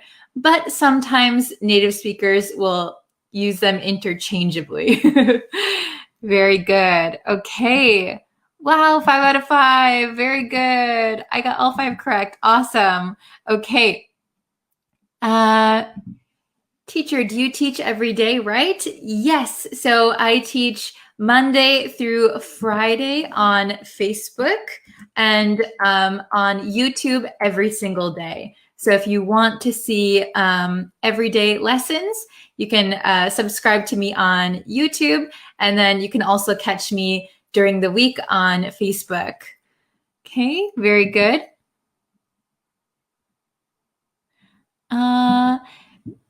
Please, may I know the difference of until and till? So until and till are the same word, but when we speak, we often take off the un, the un. So when we're speaking, I have to work till 5. It's more casual. Until is the proper word. Till is a casual way to speak and write. Okay, very good. Okay, so I'm going to end the lesson here today. You guys did very, very well. I will be posting a new lesson later tonight on YouTube. Here is the link. YouTube is Breeze Practical English. Facebook is Breeze Practical English. Okay, thank you guys so much, and I will see you very soon for another lesson. Bye, everyone. Take care. Thank you. Hi, everyone. Welcome back to Bree's Practical English. My name is Bree, and I'm going to be teaching you 10 tricky adjectives that a lot of people misuse in English. This lesson comes with a free PDF and a free quiz. All you have to do is go over to my website and you can sign up, and you will find in my courses section, there is a free course that you can enter. And once you enter, you'll be able to see this video again, and you'll have the PDF right there to download. Okay, let's get into the lesson. So today we're looking at tricky English adjectives. So these are adjectives that even native speakers sometimes get confused. So don't worry if you make some mistakes, and don't worry if you don't know all of these words. That's okay. That's what we're going to learn today. So let's jump into the first pair that are often confused. We have a very simple one, few versus little. How many times have you confused these two words? It happens sometimes for people who are learning English as a second language or a third language. So few refers to a small number of countable items. Little refers to a small number of uncountable items. So that's where the difference lies. Countable versus uncountable. Not that hard, right? Here are some examples. I have a few grapes. We have little time to decide. Okay, so when you're talking about something countable, in this case, grapes, you can count them 1 grape, 2 grapes, 3 grapes. We can say we have a few grapes. However, if you say I have little grapes, it sounds like you're talking about the size. The size is little, and that's not what you mean, right? If we use little, we use something that is uncountable. In this case, we have time. Time is endless. Time is uncountable. So we have little time to decide.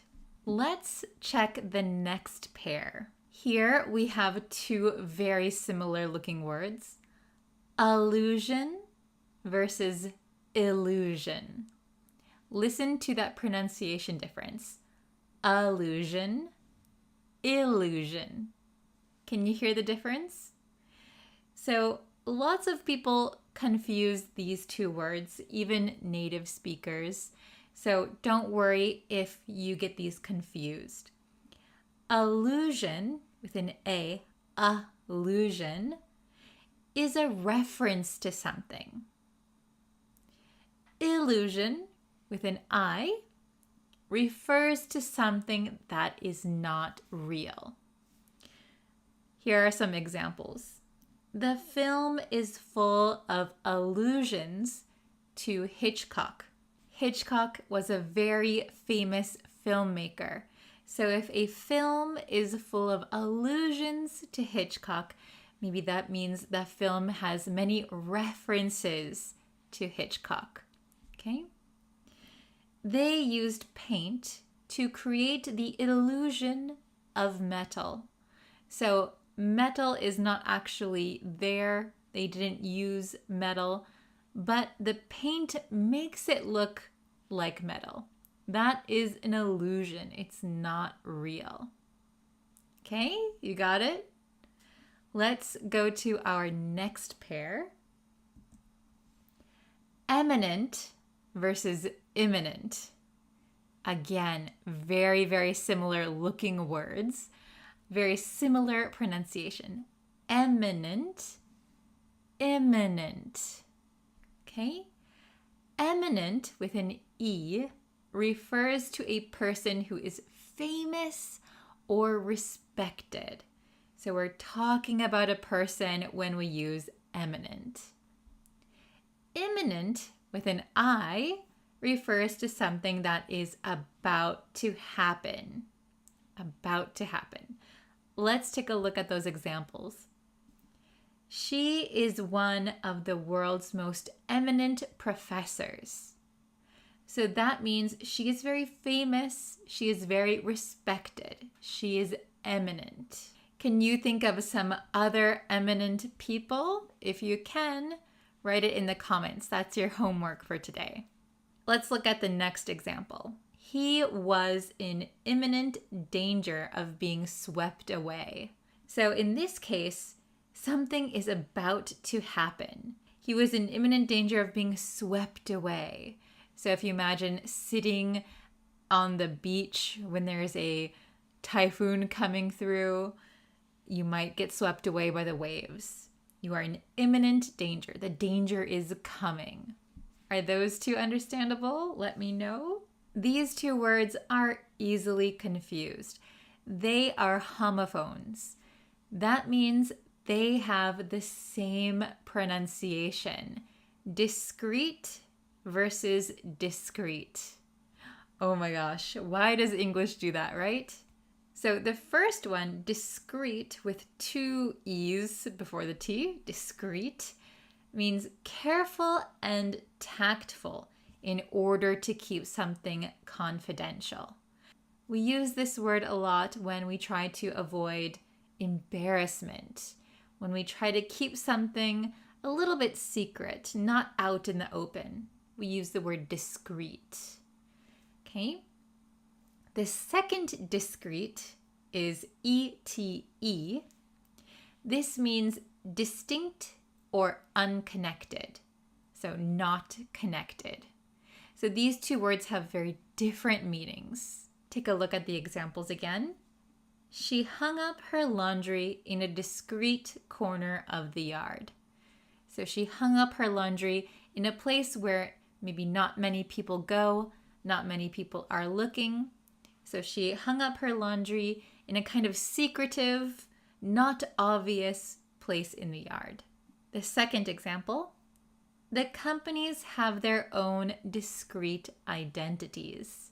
Perhaps these companies are owned by one big company, but actually the companies have their own individual, separate identities, discrete identities. So independent of each other, they're not connected. On to the next. Enormity versus enormous. Now, I sometimes hear people use enormity to mean enormous, but that is not correct. Enormity means something serious or morally wrong. So we use enormity to describe something that is gravely serious, very, very serious, and perhaps something not good, something not right. Enormous is very simple. It just means very, very large. Okay? Let's look at our examples. A thorough search revealed the enormity of the crime. So that means the seriousness, the wrongness, the evilness of the crime, something very serious and bad. Our second example, the buildings in New York are enormous. That just means the buildings are very, very big in New York. The next one, I hear native English speakers sometimes confusing these words as well. We have appraise and apprise. Appraise, apprise. These are two different meaning words. Appraise means to assess the value of something, the value or the quality of something. Apprise means to notify or inform someone, to let someone know some information. We had the house appraised before we bought it. So that means we had someone, an expert, check the value and the quality of the house before we bought it. Second example, I was apprised of the incident. That means someone informed me of the incident. Someone told me what happened. Pretty easy, right? Next, we have two very similar words again. You can see how easy it is to confuse these words. Continual versus continuous. You might be thinking, don't they mean the same thing? No, there is a nuance that is different for each word.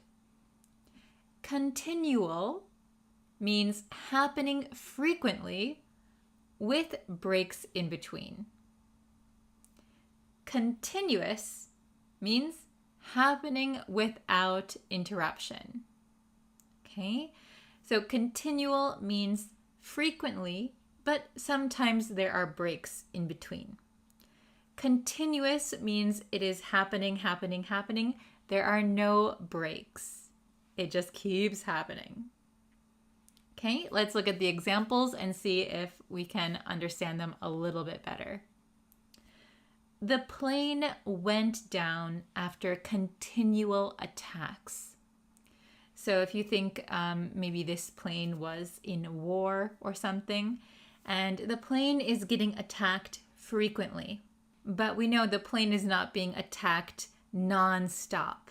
Maybe it's being shot at, then another plane comes and shoots at it, and then another plane comes and shoots at it, and then finally that plane goes down. The plane went down after continual, frequent attacks. The second example, he is in continuous pain. Continuous, this means like unending, no breaks. In our example, this poor man, whoever he is in continuous, constant pain. He doesn't get a break. All right, let's check the next pair. Here we have credible versus creditable. Again, very similar. Credible means able to be believed. Creditable means deserving credit or praise. Examples. Few people found his story credible. So that means few people believed his story. If someone is credible, it means we believe them. If someone is not credible, it means they can't be trusted. So credible means being able to be believed. Second example, our team came in a creditable third place. So that means they did a good job. They came in third place. It's not something super great or super amazing, but they did a good job. It's creditable. They deserve some praise. Good job, good job. The next pair, hone versus home. I included these because I thought they are super, super tricky. Only one letter difference, hone and home. Home is not the home that you're thinking probably. Let's take a look. Hone, with an N, means to sharpen or improve something. Home, on the other hand, means to move towards a target or a goal or a destination. Examples. He worked hard to hone his skills. So in English, you might often hear people talking about honing their skills. That means improving their skills, making their skills better. On the other hand, home, the missile homed in on its target. That means it's aiming towards its target. It's going towards it. It's moving towards its target or destination. Home in on something. Okay? Our last pair for today. Trickiest ones, I think. We have flammable versus inflammable. Have you heard these words before? So actually, flammable and inflammable both mean easily combustible. That means they can set on fire very easily. Flammable is preferred because inflammable can sometimes be mistaken for not flammable, but that is incorrect. Inflammable is the same meaning as flammable. I'm not sure why we have two words that look like they would be opposites, but they mean the same thing. But just so you know, and it's very important if you're doing something with safety or something like that, reading a safety guide, flammable and inflammable both mean they can set on fire easily. Okay? So if we look at the examples, the gasoline was highly flammable. It is made of an inflammable material. Both sentences mean gasoline and the material can set on fire very easily. They're easily combustible. Okay, what did you think about these 10 word pairs? Pretty tricky, right? I hope that my explanation helped a little bit, but please go over to my website and download the PDF. The PDF also includes a quiz with answers, so you can kind of test how well you understand these words now. And don't worry if you're still a little bit confused. The PDF has everything written out. It has more examples and some more information about each word pair. Okay, thank you very much for watching today's lesson. I look forward to the next one. Please hit that subscribe button and I'll see you in our next lesson. Bye everyone. Hello everyone! Welcome back to another English lesson. Thank you for joining me today. Today's lesson is going to be about also, as well, and to. This lesson was requested by one of my very good students, Aliawan, so thank you so much for requesting this lesson. And before we get into the lesson, if you haven't yet, please hit that red subscribe button so you'll be notified when I go live and when I post new lessons. We do lots of quizzes and tests and things like that to brush up your English. So if that's something you're interested in, please don't forget to hit subscribe before you leave. Okay, let's get into today's lesson. All right, so I have it on my computer, so hopefully you can see this also. Let me bring it up. Okay, so here we are. We have also, as well, or to. So all of these are used when we want to give some additional information. We want to say something more, right? We want to add something to our sentence. Okay, but when do we use each of these? Are they exactly the same? Are they a little bit different? Let's find out. Okay, so first we're going to focus on also. Okay, also, here we are. So we use also in both writing and speaking. Okay, maybe some people say we use it more in speaking than in writing, or vice versa. I think it really depends on the person. So you can use it in either, I think. We can use also at the beginning of a sentence for emphasis. Okay, we use it at the beginning for emphasis. This is kind of an important one to remember, okay? So here's an example. We need to buy dinner. Also, we don't have any food at home. Okay, so if you're talking with your maybe a family member or your friend, oh, we need to buy dinner. We don't have anything to eat today. Also, we don't have any food at home. We have nothing left at home. So we definitely need to go shopping, not just for dinner, but maybe for the week. Okay, very good.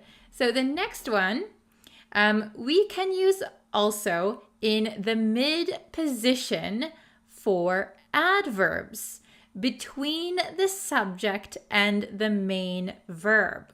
Okay, let's take a look at an example of this one, because I know with all of those words, it can get a little confusing, but really look at what it says.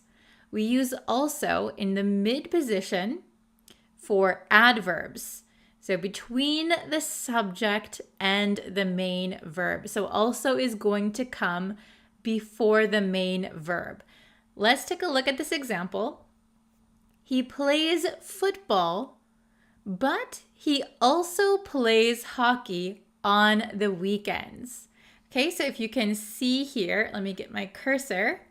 So if you can see here, he also plays. So here we have the subject, and then we have the main verb, plays. He also plays. Okay, does that make sense? Very good. Oops, okay. Next one. Okay, we're still looking at also. We use also after the modal verb or first auxiliary verb, or after be as a main verb. Okay, are you following me so far? We use also after the modal verb or first auxiliary verb, or after be as a main verb. Okay, so here is an example. I've been studying English this week, and I've also been practicing the violin. I've also been practicing, okay? So far, so good? Excellent. I hope you guys can make some example sentences. So write some example sentences in the comments if you can, all right? And looking at also one more time, we use also in the end position to connect two phrases. Now, this is not common in speech. You'll see this more in writing. Some people might say it in conversation, but it is not that common, okay? So here's the example. He didn't seem that excited. He looked tired also. Okay, so maybe if I was saying this in conversation, I probably wouldn't use also. I would probably use too. He looked tired too. Okay, but it is possible to use also. Okay, let's take a look at the next slide. Here we're going to look at as well. As well. So as well is more common in speaking than in writing. Okay, and as well commonly comes in the end position, the end. Okay, remember that. That is also a very important part. Okay, I heard that he's coming to the party. Yes, I heard that as well. Okay, so it comes up in speaking, right? So your friend says, I heard he's coming to the party. You could say, yes, I heard that as well. Okay, I heard that too. I heard that also. Maybe I wouldn't use also. I heard that as well. Okay? Very good. Are you following so far? I hope it's not too difficult. It is a lot of information to take in. Let's look at the next one. So as well is pretty simple, right? We just have one slide. Next, we're going to look at to. Okay? To is very common in speech, like I said before. I often use to when I'm talking with my friends. Okay? And to is usually found in the end position. Okay? So here's the example I gave. I'm starving. You look pretty hungry too.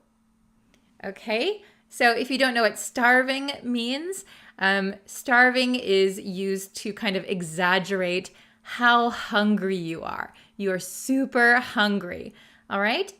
I'm starving means I'm very, very, very hungry.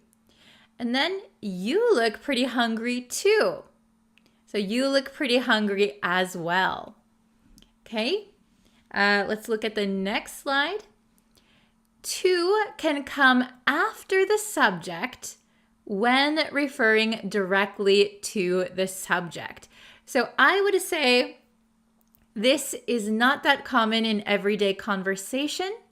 I think it's more, you would more find it in writing, in my opinion. I don't usually use it this way in conversation, but to can come after the subject when it refers directly to the subject. It does not normally come after a modal or auxiliary verb. Okay? So here's the example. She too thought the man was strange. So she also thought the man was strange. Okay? She too thought the man was strange. You can also put commas here. So maybe if you have your subject, comma, to, comma. Sometimes we use commas with to. Okay? So just remember, this one is not that common in conversation, especially daily conversation. Okay?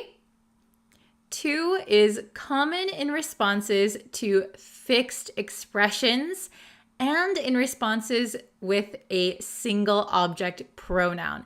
This is very important to remember because this is going to make your English sound really smooth and very natural, okay?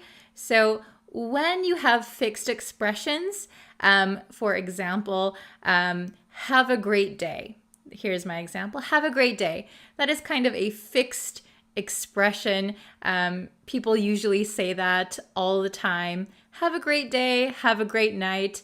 The common response is you too. You too. Okay? Have a great day. You too. All right? We wouldn't really say you also, you as well. To is preferred for these kinds of responses. Okay? And here's another example for the single object pronoun. I'm exhausted. Yeah, me too. So we often say me too, not me also, me as well. Okay? Me too, me too. That is the most common response. I really want some ice cream. Me too. Very simple response, okay? So this one I would remember for to, all right? This is going to make your English sound very, very smooth. Okay. So this is going to be your homework, all right? So your homework is to write an example for also, as well, and to, and write them in the comments, okay? I would love, love, love to see them, all right? So please, if you can, write them in the comments, and then I will go and comment back to you, or I'll like it and make sure that you know that I read your homework. Okay, well, thank you so much for watching today. I hope you enjoyed the lesson. Again, if you have any lesson suggestions, I would love to hear them. You can always leave suggestions in the comments, okay? So thank you everyone so much for watching. Don't forget to subscribe, and I will see you in our next lesson. Bye, everyone.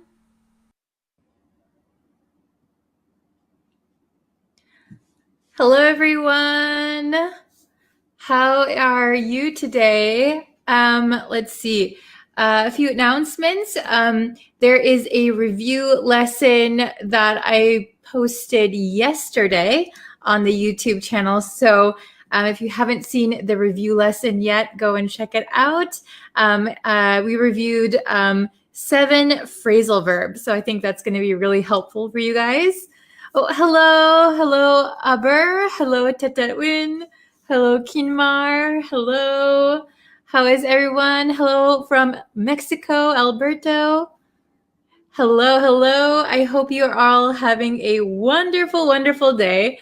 So, before we get into today's lesson, just so that you know, there is a review lesson over on the YouTube channel. If you're watching this on Facebook or wherever you're watching this, go over to the YouTube channel and you can watch the review lesson, okay? And yeah, there will be another lesson posted on YouTube later today. But first, we're going to do this lesson.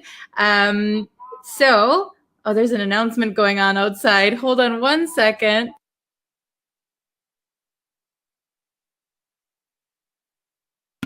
I think there is a missing person. So there's an announcement going on.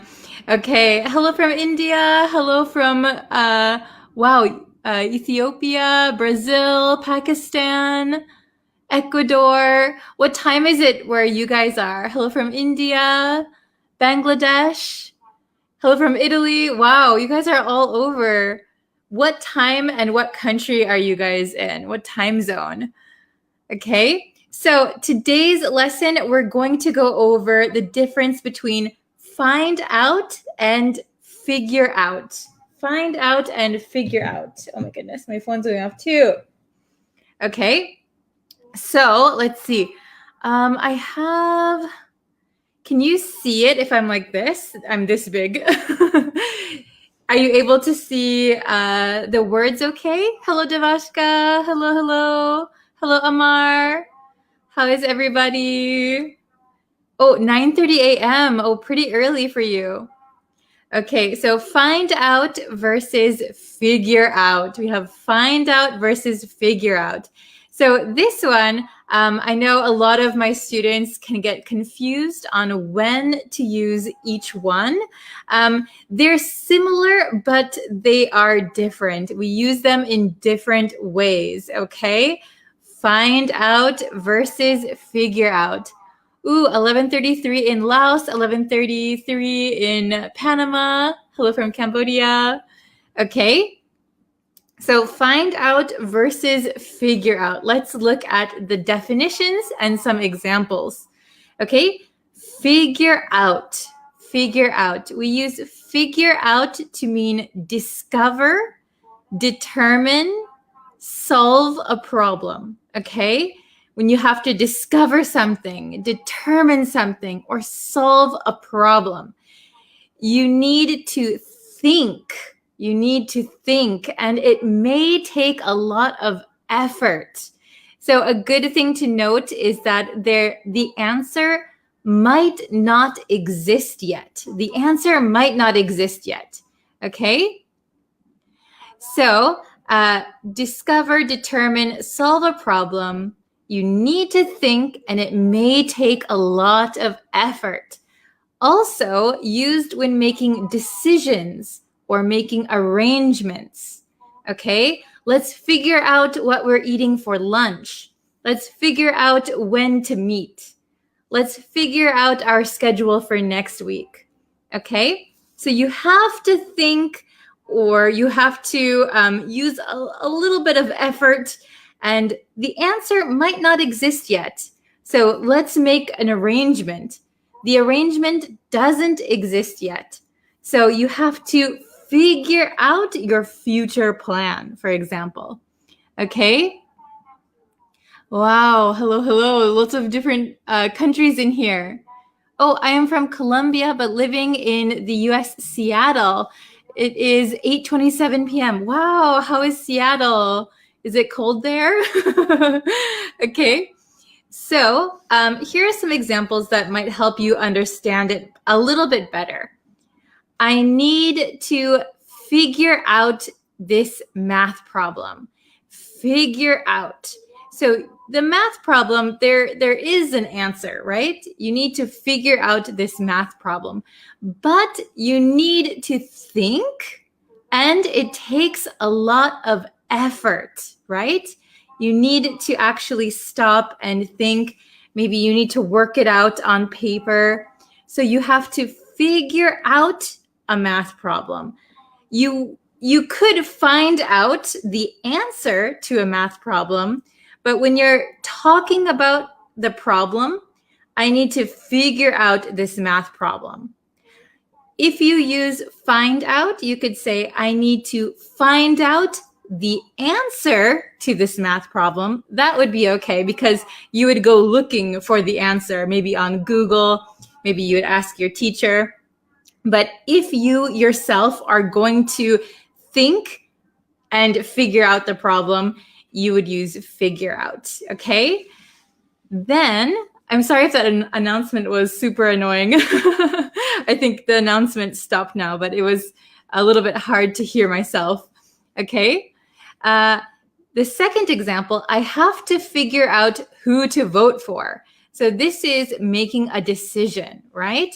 So the answer doesn't necessarily exist right now, but you have to think, and maybe you have to weigh the pros and cons and think, which is the better candidate. You have to figure out who to vote for. If you said find out, I have to find out who to vote for. It sounds like it's already determined, right? I have to find out who to vote for.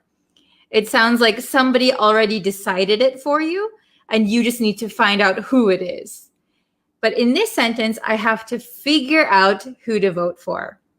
That means you are going to think, and it's going to take some effort, and you need to make that decision.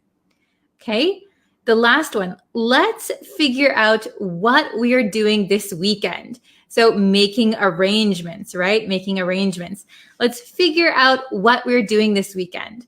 Let's figure out where to meet this weekend, right? So if you're figuring out what you're doing this weekend, it means it hasn't been decided yet, but maybe you have to think as a group and decide, right? If it was find out, let's find out what we're doing this weekend. It means what you're doing has already been decided by someone. So you have to go and ask that person, okay? So a little bit different, right? Oh, sorry for late. Don't worry if you're late. No problem, okay? Very good. All right.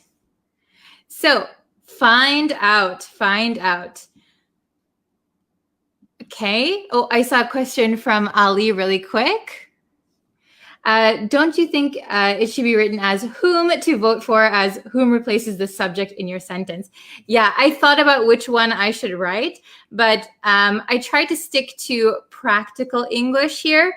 Whom is sometimes used maybe in academics, but in regular conversation, you will rarely hear whom. A lot of American speakers will just say who. So there is a rule when to use who and when to use whom. However, Americans love to break the rules. So just so that you're aware, if you're taking a test, maybe you should know the difference between who and whom. But if you're just speaking or having a conversation, who is going to be okay. All right, good questions. Okay. So find out. To learn by study, observation, or search. So you're going to learn, or you're going to get the information from somewhere by studying it, by observing it, or by searching for it. Okay? The answer already exists somewhere. The answer already exists. It takes some effort. It takes some effort maybe to find the answer, but not much thinking, okay? So here are some examples. I wanted to find out how to say hello in French, so I Googled it, okay? I wanted to find out how to say hello in French, so I Googled it. So find out how to say hello. So the word hello in French already exists. There is already an answer somewhere. So Googling it is a little bit of effort, but you don't really need to think so much, okay? Let's find out what food he likes. So the effort might be asking him, but you don't really need to think, right? So let's just get that information, okay? Let's learn that information. Let's find out what food he likes. The next one, how can I find out when the movie starts? How can I get this information? How can I find out when the movie starts? So maybe you could go to the website, right? You could go to the website, or you could call the movie theater. How can I find out when the movie starts? Okay? So the basic difference is that find out doesn't require much thinking. A little bit of effort in finding the answer. However, figure out means you're using your brain a lot more. You're kind of going through things, figuring things out. Okay? Is that understandable? Let me find out who loves Pakistan. Very good. So let me find out who loves Pakistan. Okay? Let's see. Figure out is a synonym for decipher. Yeah, decipher. Decipher sounds more like for codes or something. We wouldn't usually say, let's decipher what we're doing for lunch, right? Figure out is often used in conversation. Decipher, we would use for like codes, deciphering a code, or deciphering something that is similar to a code, I guess. Okay. Hello, Jalil from the Philippines. Okay. So let's try some questions. All right. Let's see how much you understand. Okay. So figure out or find out. Let's something where to go to lunch. Let's something where to go to lunch. Let's figure out where to go to lunch, or let's find out where to go to lunch. You could use both of these. Either could be correct, but the best answer, think of the best answer. Which one would be normal? If you're just talking with your friends, hey, let's go to lunch. Okay, where's good? All right. Oh, I see. Find out, figure out, found out, find out, find out, find out, find out. Okay. So both of them could be correct, but let's see the correct answer here. So let's figure out where to go to lunch. So this one would make the most sense if you're talking with your friends. You're making an arrangement. You're making a decision. Let's figure out where to go to lunch. So you're using your brain. Where's a good place? Maybe Chinese food or Italian food. Oh, how about Japanese food, right? You're thinking and maybe discussing. So figure out would be the best answer, in my opinion. If you said find out, let's find out where to go to lunch, that means somebody already decided it. So maybe if you're going as a big group and you have a teacher who is arranging this lunch, right? The teacher knows where you're going. Then you could say, let's find out where to go to lunch. Let's find out where we're going to lunch, maybe. Okay? So figure out would be the best answer. Let's figure out where to go to lunch. Maybe let's find out where we're going to lunch, right? Already decided. Okay? Number 2, I'm going to call him and find out what his favorite food is. So I'm going to call him. So the answer exists, right? I'm going to just call him and ask. I'm going to call him and what his favorite food is.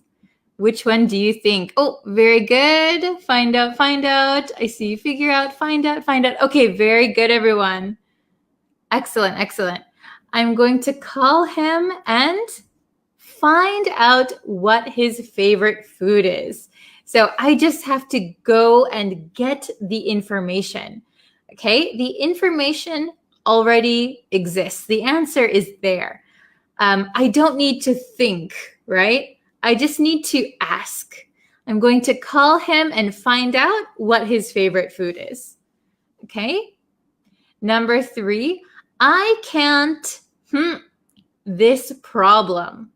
It's too difficult. I can't this problem. It's too difficult. So I can't figure out this problem or find out this problem. So this problem could be a math problem or something like that, academic. Oh, very good. I see figure out. Mohammed, very good. Salim.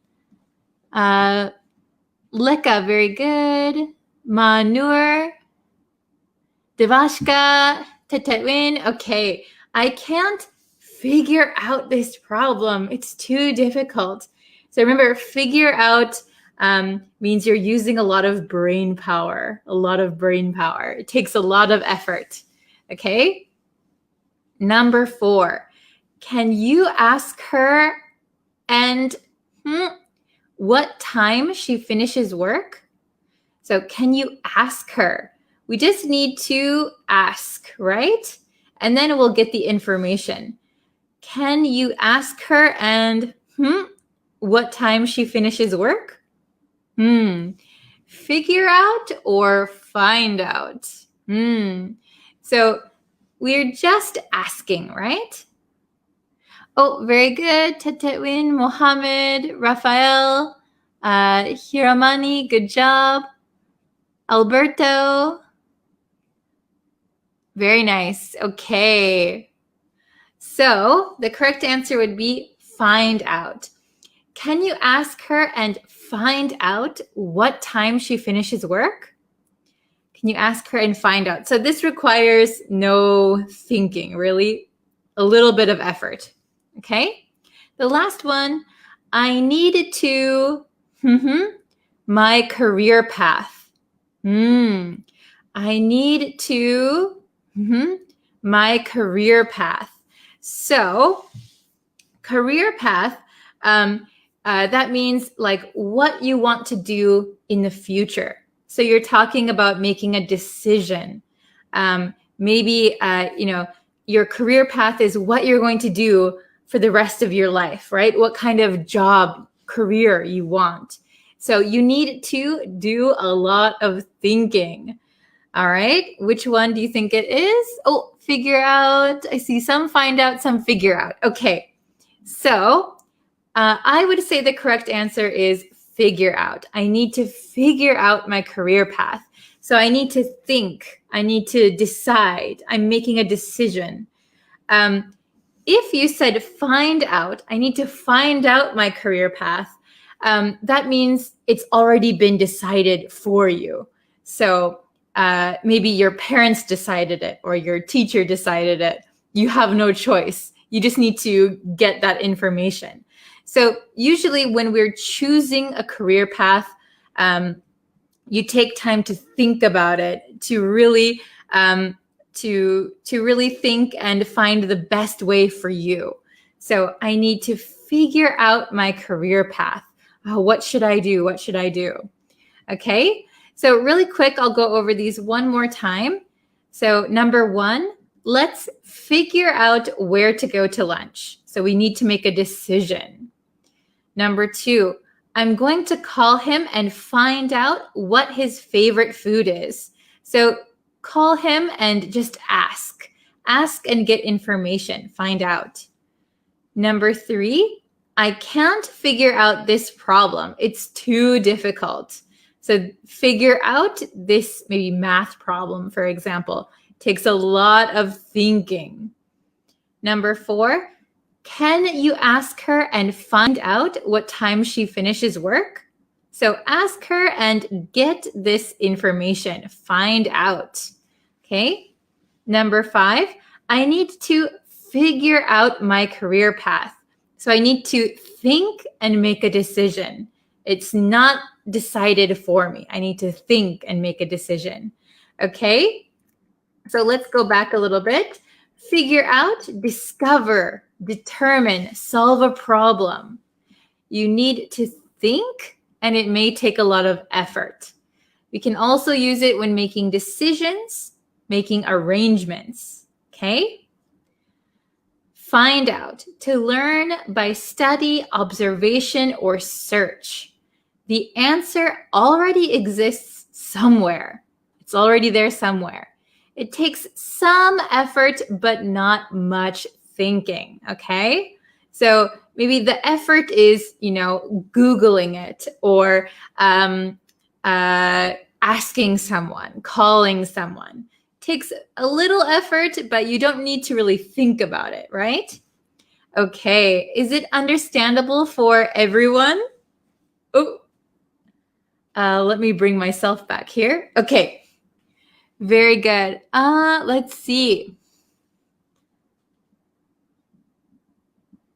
Ma'am, I joined in the last few minutes, therefore didn't understand very well. But anyhow, thanks. Oh, thank you so much for joining, even though you're late. So don't worry. These live lessons will stay up so you can watch them anytime, okay? I can't figure out how to start over my assignment. So maybe you had an assignment, you made a mistake, you need to start over, but I can't figure out how to start over. Very good. Okay. Can you please repeat figure out? So figure out means that you're using a lot of brain power. You're thinking about something. So for example, figure out a math problem. That's probably a good one to remember. So it takes a lot of thinking, and you need to do it yourself, basically. You can't ask someone. You need to do it yourself. You need to think and do it yourself.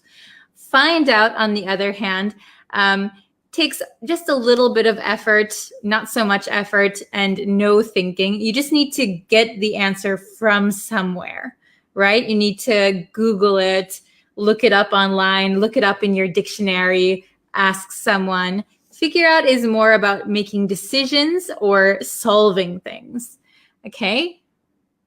I can't figure out how to make my life better. Yes, that's a good example. I can't figure out how to make my life better.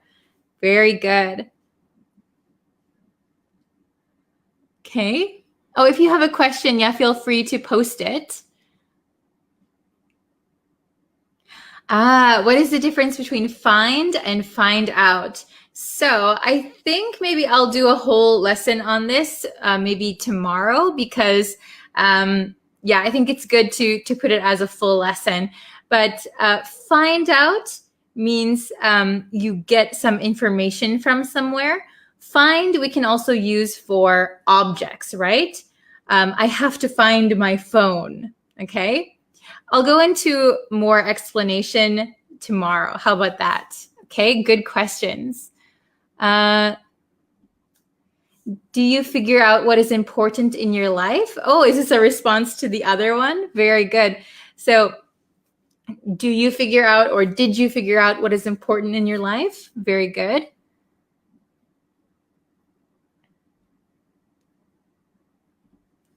I can't find out the location of my university. So maybe for this one, I would say I can't figure out the location of my university. So where's my university? I don't know. I'm trying to think, but I can't. So let me find out. Or if you have no one that you can ask, you could say this: I can't find out the location of my university. Nobody will tell me. So it could be correct. It just depends on what you mean by the sentence. Okay, very good. I can't figure out how to get money. Very good. You don't need the in front of money. I can't figure out how to get money. Good job. Okay. Let's see. I have to figure out how many items I should prepare for the party. Very good. So maybe you have to stop and you have to think, okay, how many people are coming? How many people need this? How many people need that? Okay, counting. I need to figure out how many items. Good job. Okay.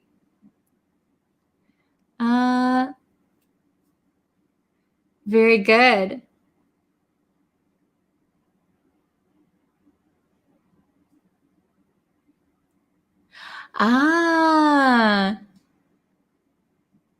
Okay, I'm scrolling up a little bit. I'm seeing a lot of examples. Oh, this is a good one. I figure out where I was mistaken. Yes. Or I figure out where I made a mistake. Very good. Okay, so that means you thought by yourself and you realized, I made a mistake here. Good job. I can figure out what his in his mind. I can figure out maybe what he's thinking. I can figure out what he's thinking. I know him so well, so I can always figure out what he's thinking. Okay. Oh my gosh, we've been going for almost 30 minutes. All right, I have to go. I have another lesson that I have to go to. So really quick, I'll post the, I'm losing my mind. I'll post the, what is it called?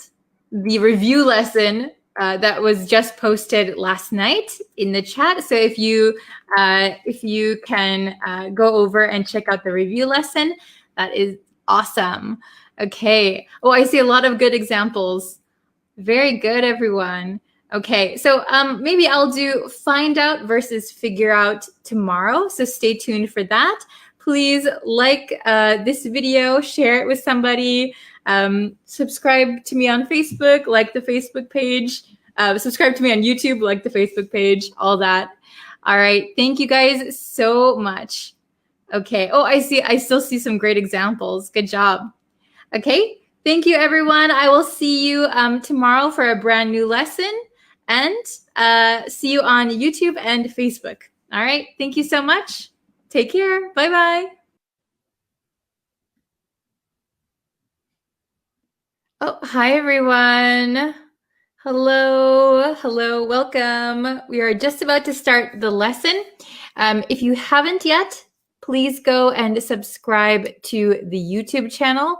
I'm putting it in the chat. Okay. So please go subscribe to the YouTube channel. I post lessons every single day. So if you want to see the newest lessons, go subscribe, okay? And if you could like this video, share it with your friends. I would really appreciate it. Hello, Yagana.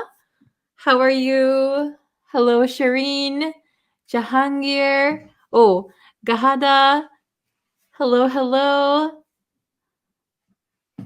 Very nice. Hello, everyone.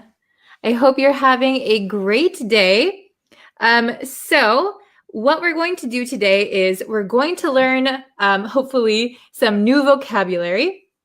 I have 3 words for you, and they all have silent letters. Ooh, I like this comment. Oops. Hello, hi. This one. I'm on cloud 9 with this time. So I'm on cloud 9, hopefully for this lesson. I'm on cloud 9 is a very good way to express that you're very happy. So awesome. Okay, hello from Indonesia, Uzbekistan. Hello from Colombia. Wow, I have a friend from Colombia, actually. Hello from Bangladesh refugee camp. Wow. I hope you're all doing well. Hello from India. Hello from Mexico. Herberto. Hello, hello. Okay, so today we're going to learn 3 new vocabulary words. Hello from Pakistan. Okay, so these are going to be the 3 words. I think they're a little bit advanced. So let's go over them. All right. So these are our 3 new words for today. They have one thing in common, and that is that they all have a silent letter. They all have a silent letter. So if you try and pronounce this word out loud, try to pronounce this word aloud. How would you pronounce this word? Give it a try. Okay, so this word is pronounced succumb.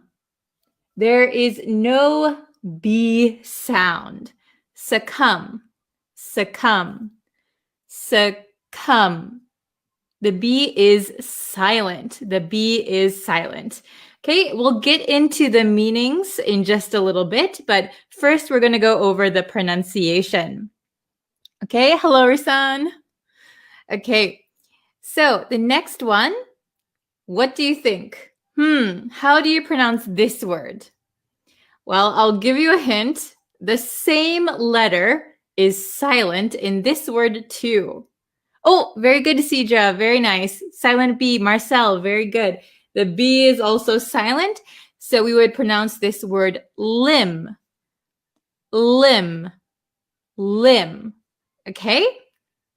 Then the last one, I think you've got it now. We also have a silent B, so we pronounce this word subtle. Subtle. Subtle. Subtle.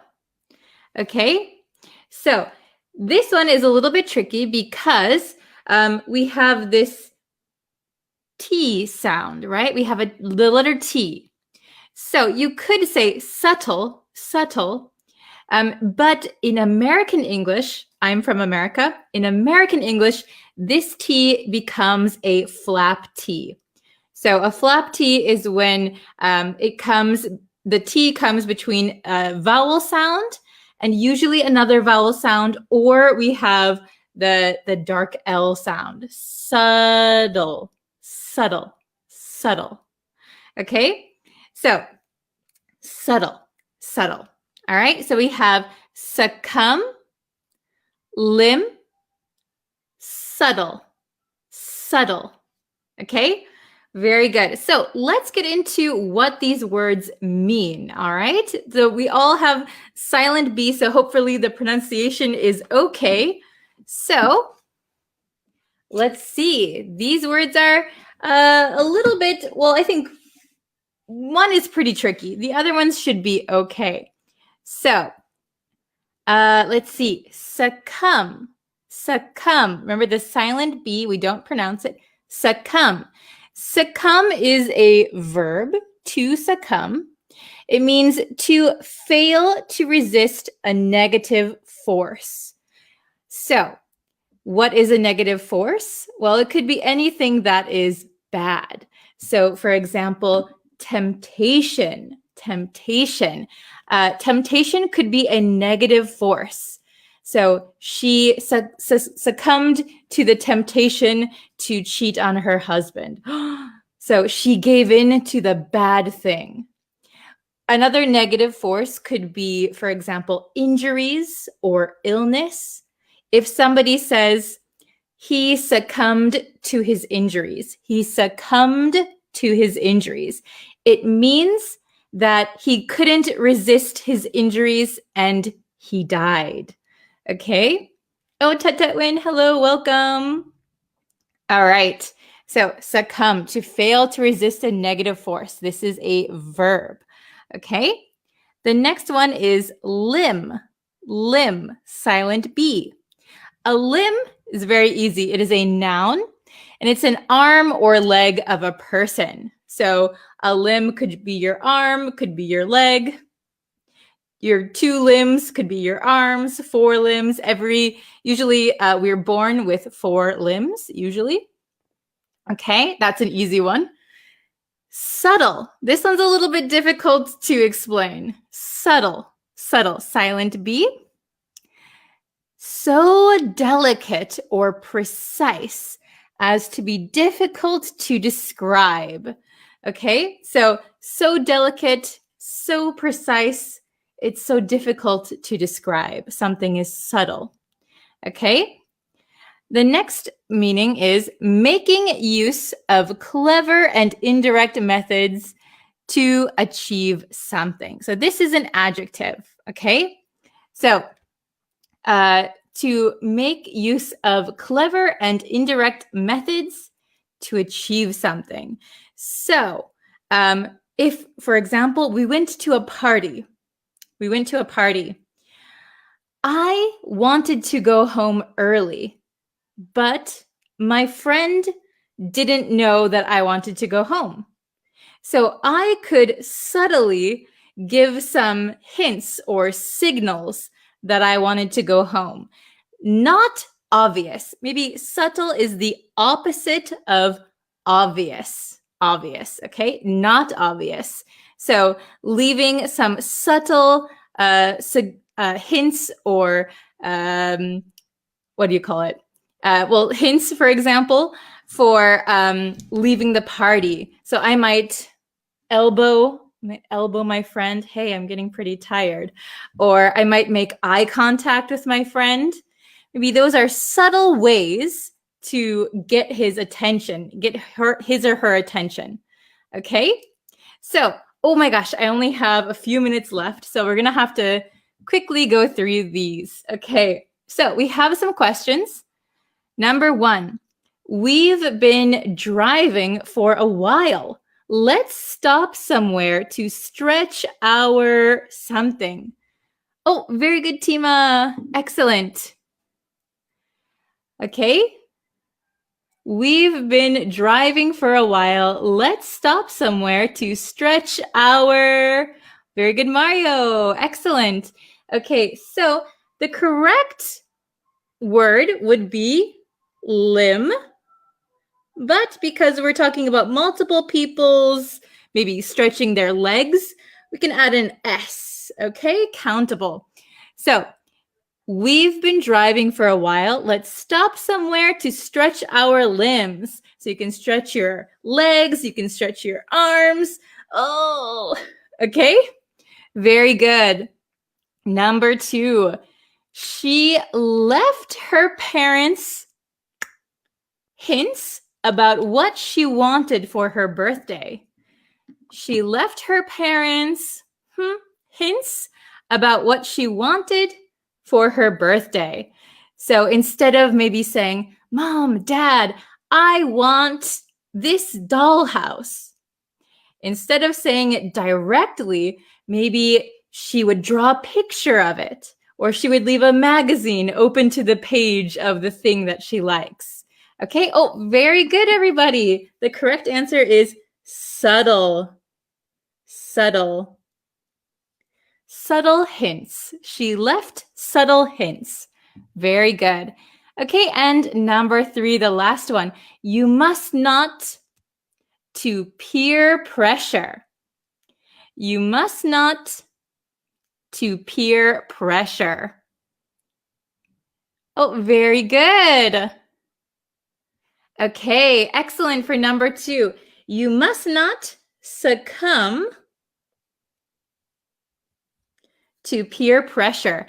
You must not succumb to peer pressure. So peer pressure is when people your same age, we call them your peers, ask you to do something that maybe you don't want to do. So for example, smoking or drinking alcohol.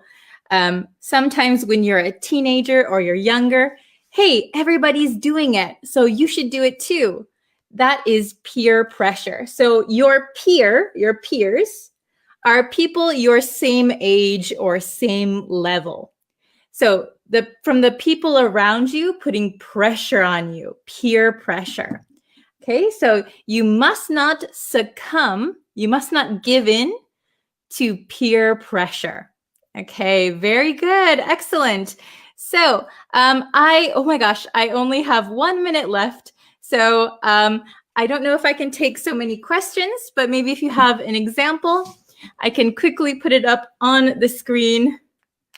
I don't even know if I have time. So if you guys can, please put your examples in the comments, and I will try and check them a little bit later because I have another lesson coming up right after this. Okay, so, oh, thank you so much. Oh, thank you. Hi, I'm new here and I learned your videos are amazing. Oh, thank you so much. I'm so glad you joined us today. Awesome. By the way, if you're new, I have a YouTube channel. I post lessons every single day there. On Facebook, I go live Monday through Friday. Okay? So thank you guys so much for watching today. I'll check your examples in the comments. Okay? Thank you so much. See you guys later tomorrow. Okay, and I'll post another lesson on YouTube later today. Okay, thank you so much. Bye, everyone. Oh, hello, everyone. Welcome to our live lesson. How are you guys today? I hope everyone's having a great day. I hope you can hear me. I totally forgot to check my microphone before I started, but I hope you can hear me. Hello, everyone. Welcome, welcome. Let me know which country you're watching from also. And we are going to learn some common phrasal verbs today. Common phrasal verbs in American English, at least. Hello, Jabbar. Hello, Abi. Hello, Labiang, Mohammed, Nabidad. Hello, hello, hello. How are you guys? From India, welcome. How are you? From Colombia, hello, Andres. From Pakistan, awesome. So we're going to be looking at some common phrasal verbs, and before we get into the lesson, if you guys could like the Facebook page, that would help me out a lot. Or you can go and subscribe to the YouTube channel.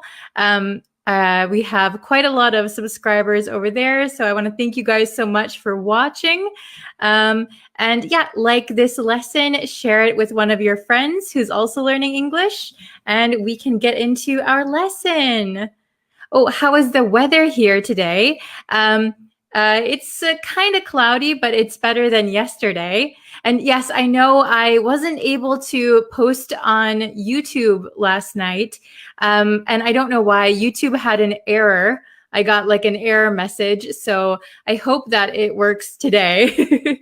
Yeah, so don't worry. I have lessons planned. I just hope that no more errors on YouTube. Okay, so let's see. I'm going to share my screen, which I totally forgot to do before. Ugh. Okay, share screen. Let's see. We have this ready. Okay, so can everyone see this? We have common phrasal verbs. So we're going to go over, I have 4 of them for you. So the first one is ask around. Ask around. Does anyone know what ask around means? Have you heard of this one before? Oh, very good. Okay, so ask around. We use this one quite a lot in American English, at least. So it means to ask many people to tell information about someone or something. So if you want to know something, if you want to get some information, you might ask around. So around is like going to many different people and asking to tell you information. Okay, so here's an example sentence. The example is, I heard you were asking around about me. I heard you were asking around about me. So this could either be a good thing or a bad thing, right? Somebody is asking many people about you. Somebody wants information about you. Is that a good thing? Is that a bad thing? Why do they want the information to begin with? Okay, so ask around, to ask around. Okay, let's take a look at the next one. We're going to have questions at the end. So if you can remember, ask around, ask around. This is the first one that we're looking at today. Okay, ooh, I saw somebody says they love phrasal verbs. Awesome, thank you. Okay, let's see. Hold on. We can't see the sentences because of subtitles. So I think the subtitles are automatic. So I think you can go to the setting, maybe on the video, and turn off the subtitles. Okay. So next one, act out. Act out. Has anyone heard this one before? So there are several meanings for the phrasal verb act out. However, we're going to look at one that is specifically used in the US. Okay, act out. So act out means behave badly, especially when unhappy or stressed. Okay, so act out. To act out means behaving badly. Okay, let's take a look at my example. She started to act out, so she started to behave badly when she found out her parents were getting divorced. Okay, so maybe this is a little girl and she just found out that her parents are getting divorced. So maybe she started to act out. She started to behave in a bad way.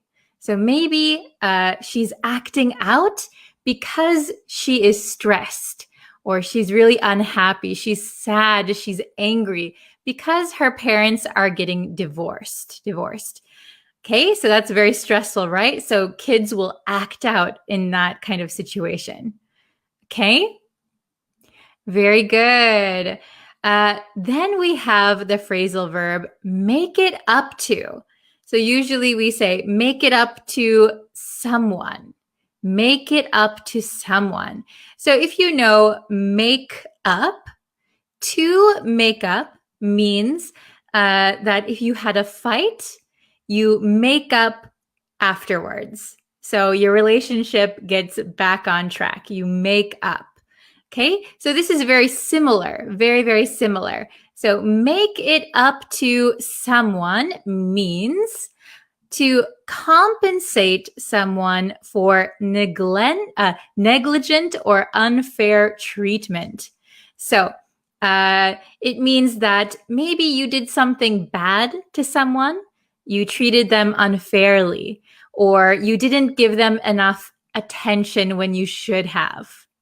So in order to make them feel better, you will do something for them. So that means make it up to someone. Okay, let me just give you the example really quick. It was wrong of me to do that.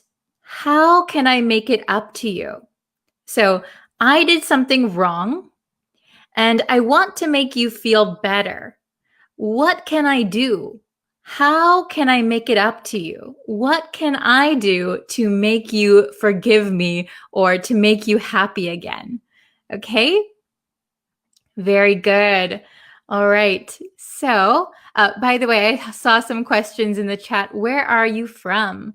I am from the United States, but I'm currently living in Tokyo, Japan. Okay, what does unfair mean? Unfair.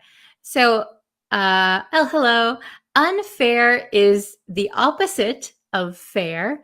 So if you treat someone unfairly, oops, I'm on here. If you treat someone unfairly, it means that even though I'll give you an example.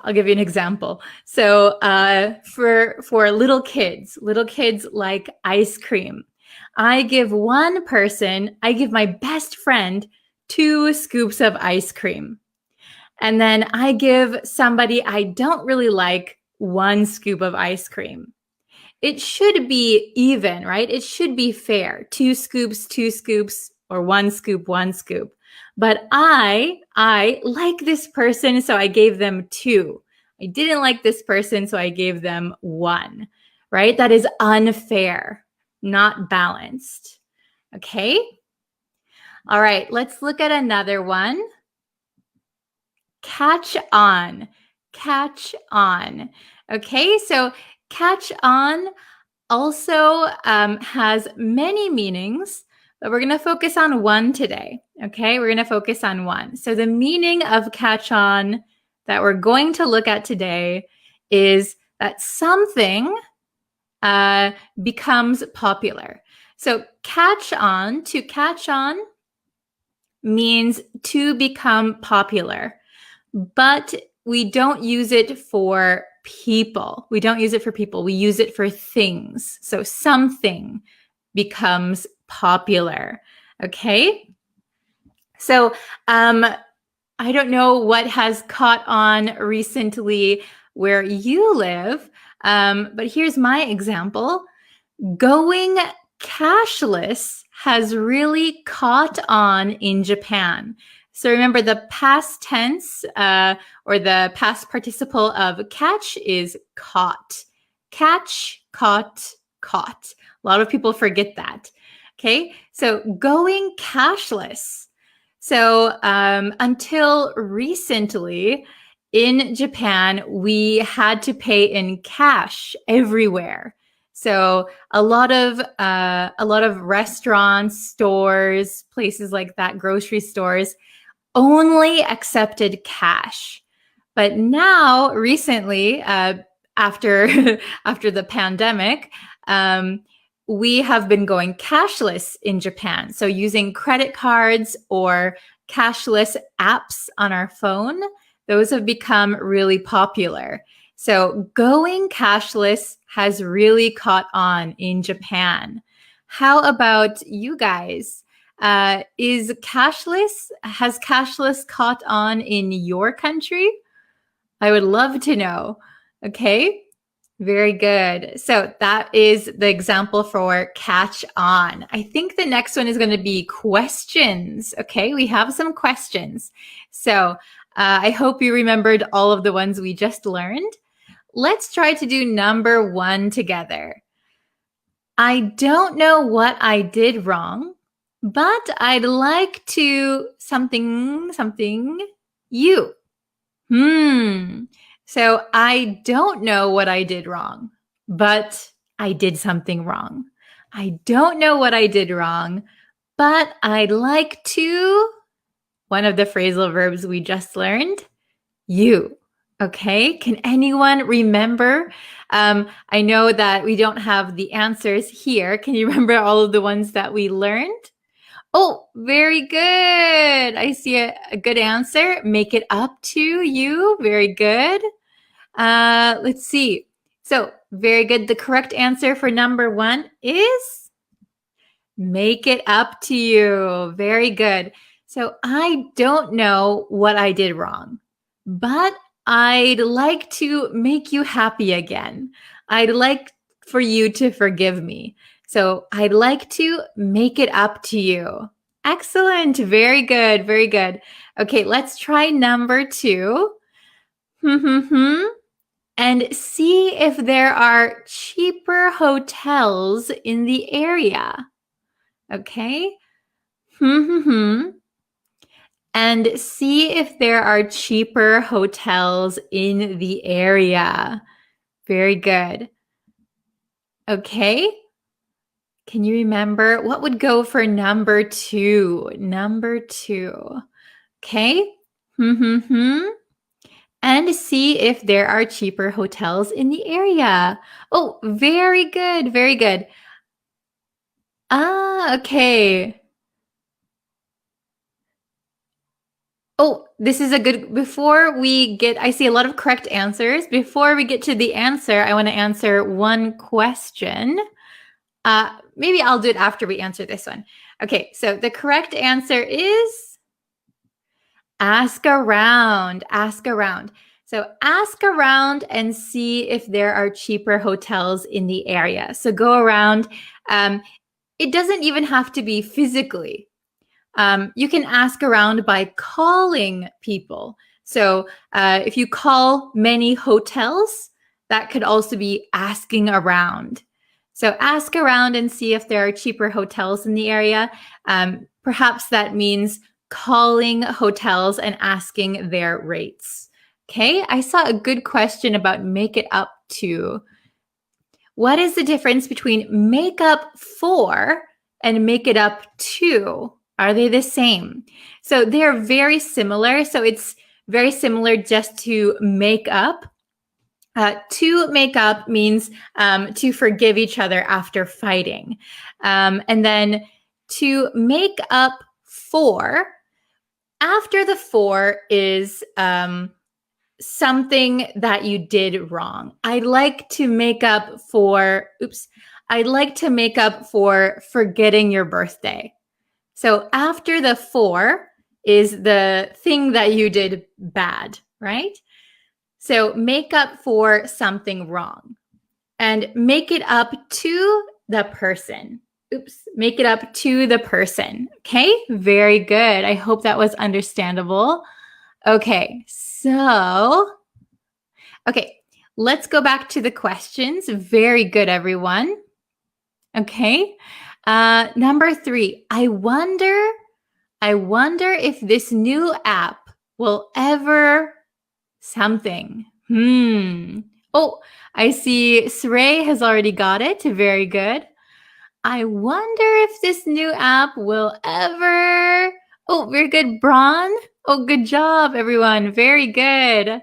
I wonder if this new app will ever catch on. Catch on. Very good.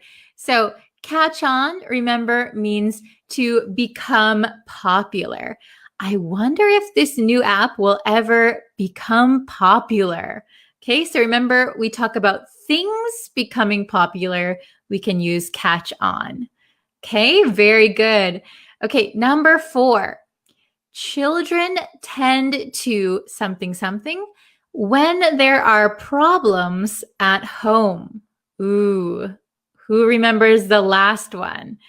Children tend to when there are problems at home. Oh, very good, Srey. Oh, very good. I see lots of correct answers. Osman, very good.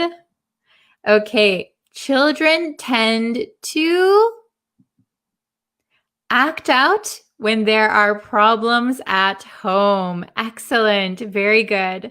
Okay, children tend to behave poorly or act in a bad way when there are problems at home. So if they are stressed out at home, children will probably act out. Okay, we have 2 bonus questions, so we're going to reuse 2 of these. Okay, so we have make it up to, ask around, catch on, and act out. Okay, so number 5 and 6 will be reusing 2 of them. Okay, number 5, I'll to see if anyone has seen her. Number 5, I'll to see if anyone has seen her. Oh, very good. I see some correct answers right away. Good job. Yes. Okay, everyone, good job. I'll ask around to see if anyone has seen her. Perfect. So I will go and ask the neighbors. I will ask her classmates, her teachers. I will ask many people and try to find if anyone has seen her. Okay, very good. Last one, the last one. The teacher said you often in class. Ooh, the teacher said you often in class. Which one do you think fits for number 6? Number 6. Which one is the best answer? I'll No, not I'll. That's number 5. The teacher said you often in class. Ooh, I see lots of different ones. I see ask around, act out, catch on, act out. Okay, some of you are correct. Okay, so the only one that makes sense here is act out. The teacher said you often act out in class. So that means the teacher said you often behave poorly in class. So maybe the student is talking out of turn, or the student doesn't answer when the teacher asks them a question. They're behaving badly. They're acting out. Okay, so remember, make it up to someone. You want to apologize and do something nice for someone. Ask around means asking many people for information. Catch on means something becomes popular, either like a new custom, practice, or a thing can become popular. But we don't use catch on for people's popularity. Okay, very good. Okay, does everyone understand? Are there any questions? If you have a question, you can put it on in the chat and I will try and answer it for you. Let's see. Wow, I got 5. Wow, good job. That's excellent. Nicely done. Very good. Okay, so let's see. If you want to make some example sentences, make it up to ask around, catch on, act out, you can leave it in the comments and I'll try and put it on the screen for you. Okay, so I think I can, let's see, make myself bigger again. Let's see. Oh, we have a question. Very good. Can I substitute act out to throw a tantrum? Yes, they're very similar. So throwing a tantrum sounds like when a child gets very upset and they're on the ground crying and screaming. That is a tantrum. But act out can be very similar. Usually we use tantrum for young children, but it's possible to use for adults if they're behaving in that way. But act out is very similar to throwing a tantrum. Oh, that's a good one. Okay. Answer my question. What is your question? I don't see it. Okay. Are these verbs formal? So these phrasal verbs, I would say, formal in the sense that they are not slang. You can use them in almost any situation, I think. Let's see, we have make it up to someone, ask around, catch on, act out. Yes, like even the words, oh, can you hear that? There's an airplane flying right above me. For example, the words act out, you might find act out in like academic papers about psychology or children's behavior or something like that. Okay, very good. How did TikTok catch on? So maybe catch up means to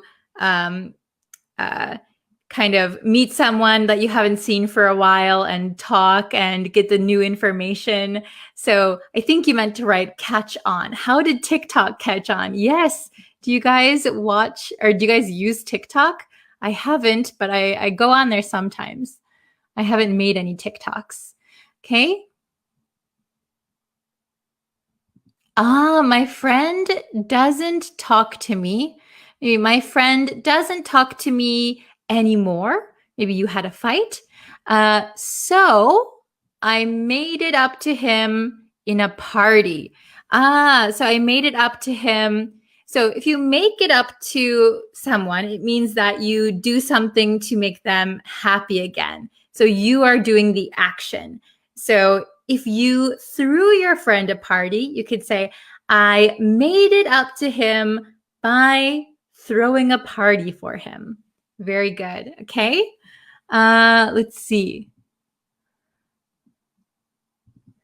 I will ask around of the people. So when you say ask around, you don't actually need to put the word people.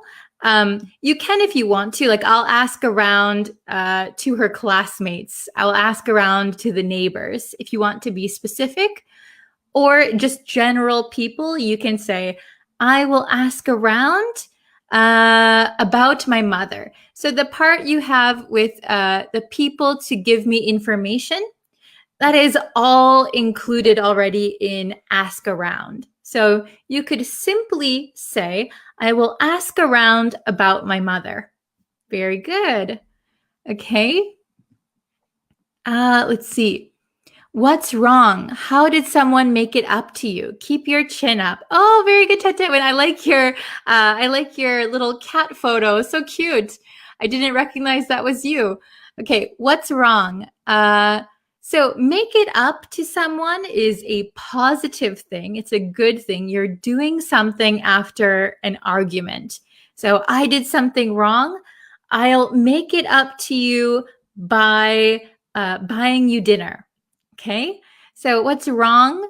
How did someone make it up to you would be like a positive thing. Okay. Keep your chin up. Very good. Let's see.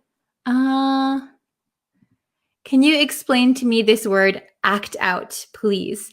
Yes, act out just means to behave in a bad way.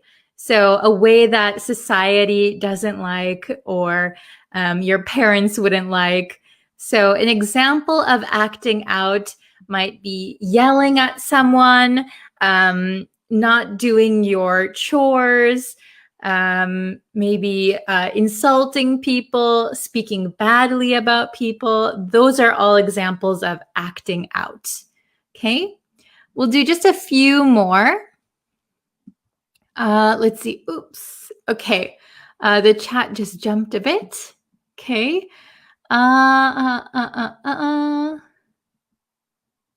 Oh, yes. During COVID-19, beautiful masks catch on. Yes, very good. There's a lot of cool masks out there now. That is so true. Okay. Very good. Okay, I will just answer one or two more.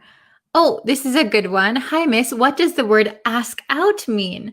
So to ask out someone means that you want to take them on a date. So this is for like romantic relationships. I want to ask that girl out. I want to ask that boy out. He asked me out on a date. So this is for like going somewhere with the possibility of romance. Okay, excellent. Okay, we're gonna do one or two more. I keep saying that. When I rent a house, I will ask around to the neighbors in the area. Very good. So usually we'd say I will ask around to the neighbors if it's a specific group of people. I will ask around to the neighbors. Good job. Okay, so very good, everybody. We're going to end the lesson here today. Oh my gosh, it's been almost 30 minutes. Okay, so yes, please subscribe to the YouTube channel, like the Facebook page. They are all under Breeze Practical English. So please go and subscribe, like, and share it with your friends, okay?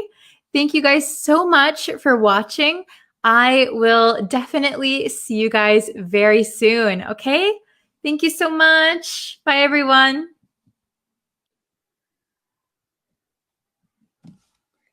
Hello, students. Hello. How is everybody? Oh, really quick. Let me just see. I'm going to put something in the chat. Oh, let's see if I can do it. Hello.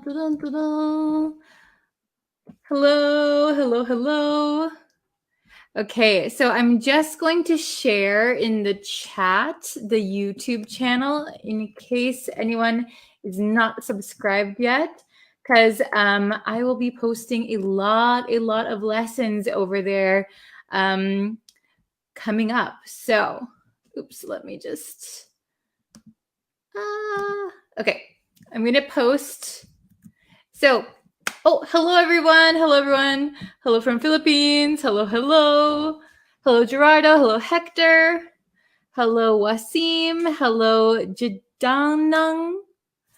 Hello everyone. Hello Ravi. Yes, Bert, it is very live. Bert said, is it really live? Yes, it is live. I'm live right now. Hello.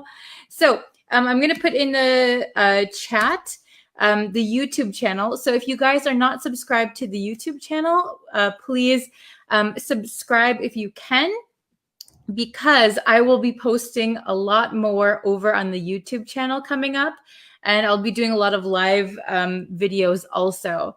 So yeah, if you can, share it with your friends. Hello, Omer. I've been doing well. Hello, Christian. Hello. How is everybody doing? I feel very warm inside my house right now. I think the sun is like coming through and it's making me feel very warm. Okay. So, really quick, I'll answer a question from Devaska. So coming up and near, are they the same? Really quick, I'll answer this question. So they can be similar. So if something is coming up, it means like an event in the future is soon. It is coming up. Near could also mean about location and place. Like I put my bag near the door. That is a physically near, physically close. Okay, so coming up you cannot use in that sense. Okay, you could say like the event is nearing. It is nearing the event. As in coming up, but I think coming up is used a lot more frequently, at least in America, for about time, right? Or soon, coming up or coming up soon. Okay, so hello everyone, hello.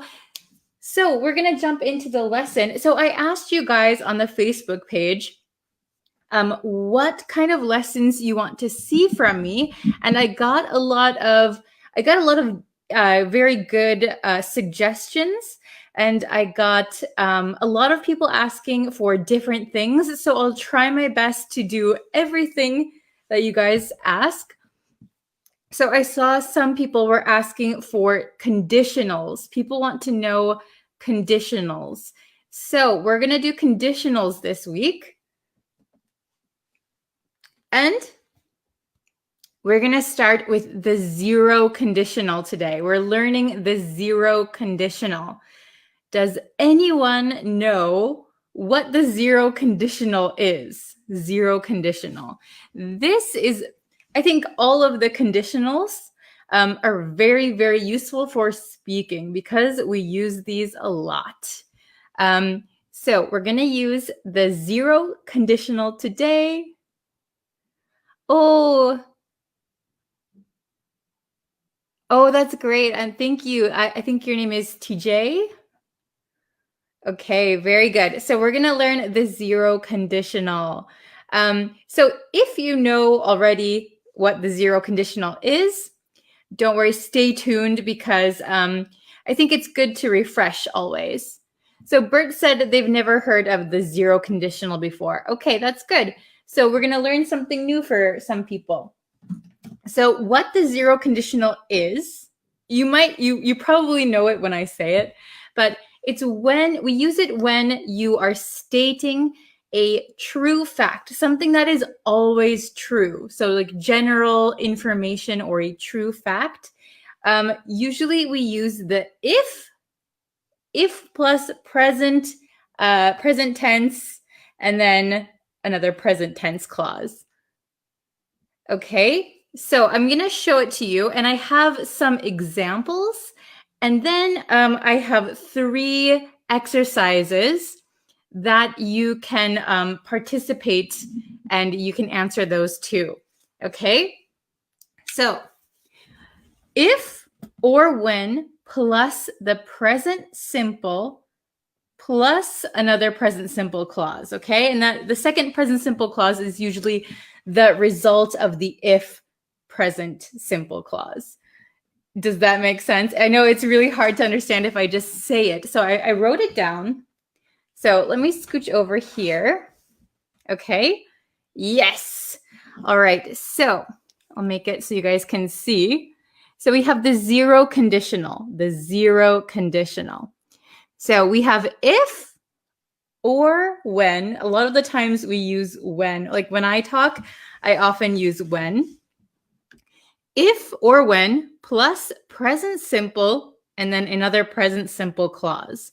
So we use it to talk about general truths or facts. So things that are always true. Okay, so we have several conditionals, right? We have the first conditional, the second conditional, the third conditional. So we're going to just focus on the zero conditional today, okay? So remember the present simple, okay? So let's look at number 1. I gave some examples. So as you can see, the blue part is the if or when clause. So it can come at the beginning of your sentence, or you can put it at the end, okay? So it doesn't matter where you put it, okay? Hello from Brazil. Okay, so let's try. Okay. So, number 1, let's look at this one. If I eat spicy food, so I eat is present simple, right? I get heartburn. Do you guys know what heartburn is? So, for different people, different things trigger it, right? But it's when you eat something and then you kind of have the acid coming back from your stomach and then it kind of burns right here after you eat something. So for some people, if I eat spicy food, I get heartburn. Oh, right? Do you guys get heartburn? If so, what do you eat that gives you heartburn? So if I eat spicy food, I get heartburn. I love spicy food, though. I love it. Okay. Hello. Welcome. Okay. Let's try number 2. I miss the bus. If I wake up late. Okay.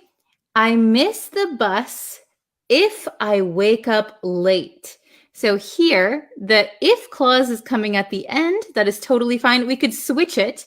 We could say, if I wake up late, I miss the bus. So this is always true. So this person, I miss the bus if I wake up late. Okay.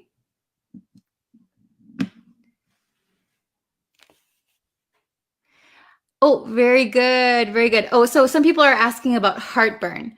So heartburn means like if you eat something spicy, or for some people, if you eat chocolate, or for some people, red wine. when you eat something and then maybe your stomach, I think it's your stomach acid that comes back up a little bit and it burns here. Not everyone gets heartburn. I don't get heartburn, but some people get heartburn when they eat spicy food. Hello from Philippines. Okay, so like here, you could say I get heartburn if I eat spicy food. Or if I eat spicy food, I get heartburn. I miss the bus if I wake up late. If I wake up late, I miss the bus. Both are okay. Oh, this is a good one. Plants die if you don't water them. Very, very good. Yes. I'll put it up on the screen. Plants die if you don't water them. Very, very good. Okay. The next one, number 3. So we can also use when. We can also use when. So I often use when I use the 0 conditional. When I get hungry, or if I get hungry, my stomach hurts. Oh, when I get hungry, my stomach hurts, right? Or my stomach hurts when I get hungry. My stomach hurts if I get hungry. Okay? Let's look at number 4 and then we'll do the exercises. I feel dizzy when I stand up too fast. I feel dizzy when I stand up too fast. Or when I stand up too fast, I feel dizzy.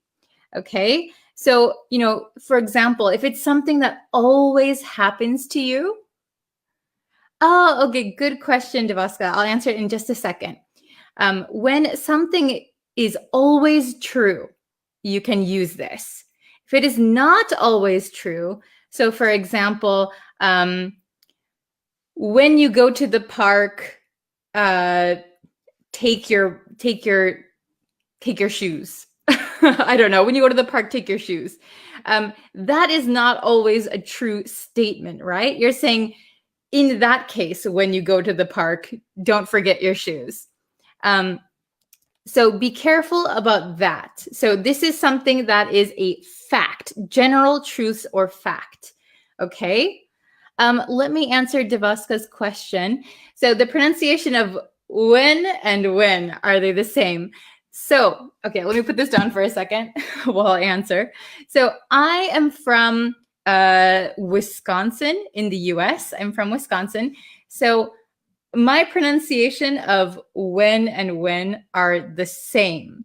However, if you go to other parts of the country or other parts of Canada, you'll hear people say when and when. When and when. However, my natural accent is to say when and when. So it's quite difficult, right? Okay. Okay. So, do you guys understand the 0 conditional so far? Do you guys understand it? Okay. Oh, very, very good. Yes. If she works hard, she succeeds. Very good. Okay. If she works hard, she succeeds. Okay. So if she doesn't work hard, she doesn't succeed. If she works hard, she succeeds. Very, very good. So remember that it needs to be a true statement and we need present simple. Okay. Oh, don't worry if you're just coming in. I just went over some examples. We're learning the 0 conditional. Okay. So remember, we need if or when plus present simple and then another present simple clause. Oh, English teachers, don't worry. We're about 14 minutes in, but we haven't done any of these exercises yet. Okay. So, okay, I'll go over these one more time and then let's get into the exercises. So, if I eat spicy food, I get heartburn. I miss the bus if I wake up late. When I get hungry, my stomach hurts. I feel dizzy when I stand up too fast. Okay, so now that you kind of have an idea of the zero conditional. Let's try it with these 3 exercises. Number 5. If I have English class, So if I have English class, what is something that you always do? What is a general truth or general fact?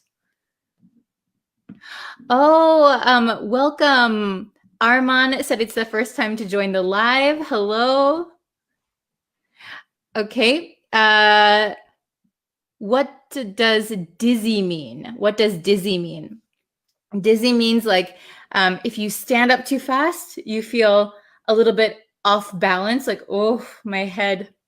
That is dizzy. Dizzy. Okay. Oh, very good, Patel. Very good. So Patel's answer for number 1 is I get up early. So if I have English class, I get up early. That is a very, very good one. Okay. Oh, hello. Don't worry if you're late. So if I have English class, I get up early. So this is a general truth, If I have English class, I get up early. Very, very good. Or if I have English class, I study hard. Very good. If I have English class, I study hard. If I have English class, I bring my pen, for example. Okay, very, very good. Okay, awesome. Let's try number 6. Who can give us a good example for number 6? Okay. Oh, English teachers, if I have English class, I revise my lessons 10 minutes before the class. Yeah, that's a good one. Okay. Oh, Devaska, very good. If I am hungry, I get angry. Yeah, we call that hangry, actually. So if I am hungry, I get angry. Very good. Does anyone else have a time when they get angry? Generally. For example, do you know what stub your toe means?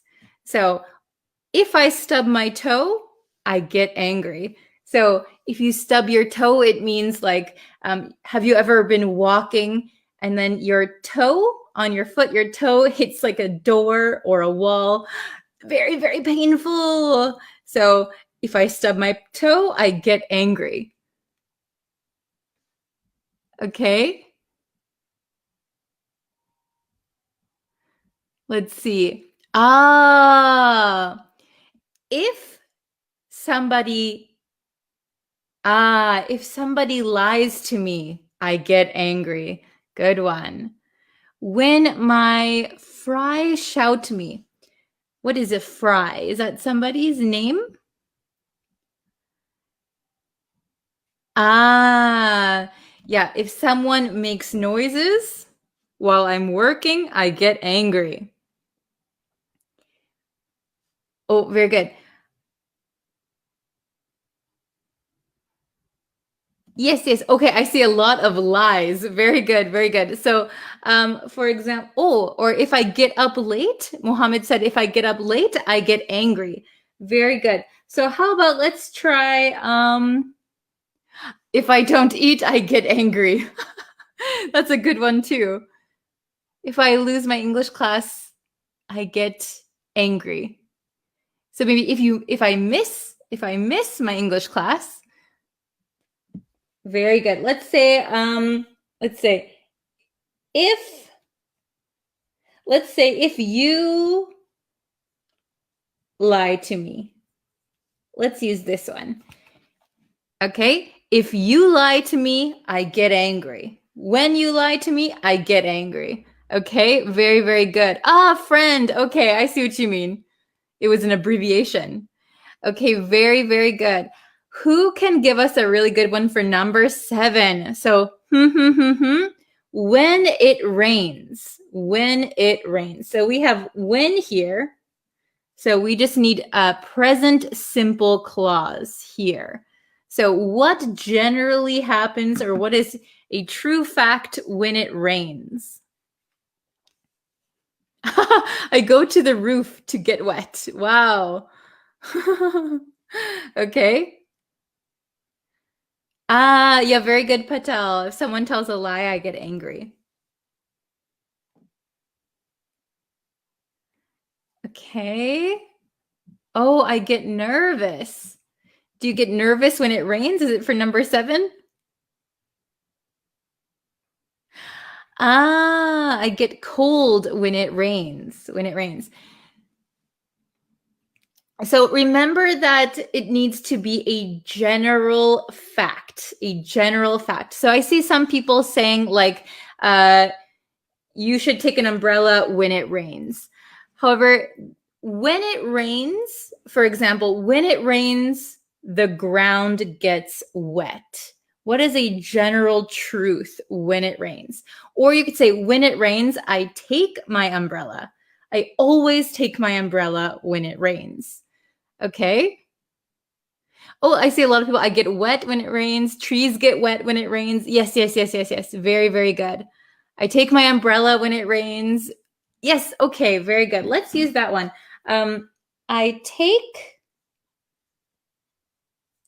my umbrella. Maybe I take my umbrella. Yeah, I take my umbrella when it rains. I was going to write with me, but it doesn't fit. I take my umbrella when it rains. Very good. When it rains, I take my umbrella. I always take my umbrella. It is a general truth or fact about me, right? Okay. So does everyone understand the zero conditional? I know it can be confusing with the other conditionals, but we're going to look at the other conditionals this week. So I think it will become a little bit more clear. Oh, very good. When it rains, the road is full of muddy puddles. Very good. Or I stay home when it rains. Very, very good. I feel happy when it rains. Yes, very, very good. Okay, so if you guys have some good examples, I can put them on the screen, okay? So remember that we need an if clause. If plus, where is that? Where's my plus sign? If plus present simple. And then present. Remember, the key is present simple. So I'll put up my thing on the screen.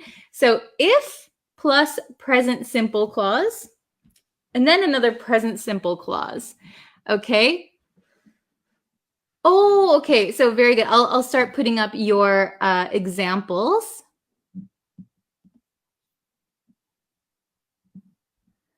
Okay.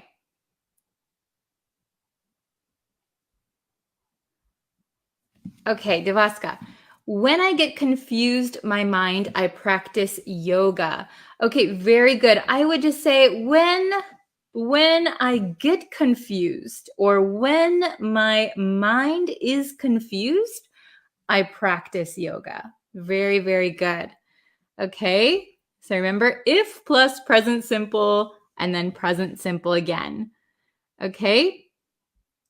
I feel sad when it rains. Very, very good, Gerardo. Okay, who else?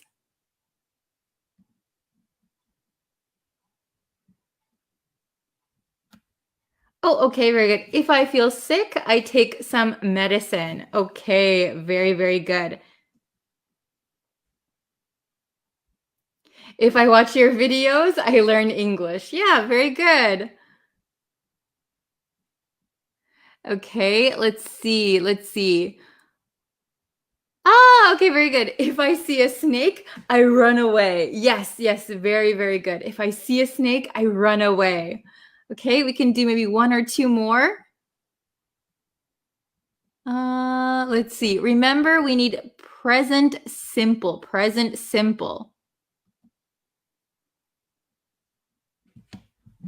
Okay. This is a good one. I use lip balm when my lips get tight. So we don't say usually that our lips get tight, but we say when my lips get chapped. So like in a cold season, maybe your lips get chapped and sometimes they can bleed, right? That is a good time to use lip balm. I use lip balm when my lips get chapped. Very, very good. Okay. Let's see if we can do one or two more, or if you have a question.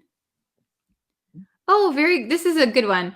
When I go to school, I feel happy. Yes. Very good. Okay.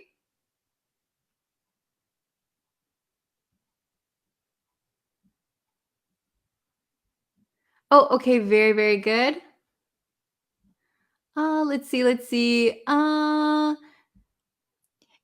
I feel happy when I smell fresh air. Very good. I feel happy when I smell fresh air.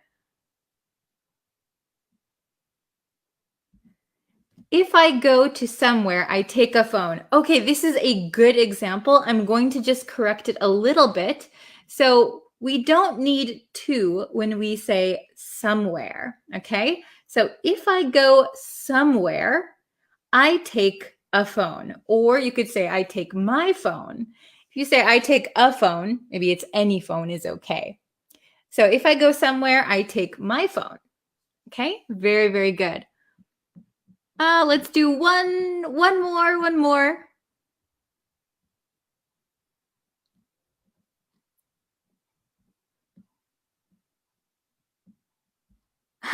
If I miss your class, I feel unhappy.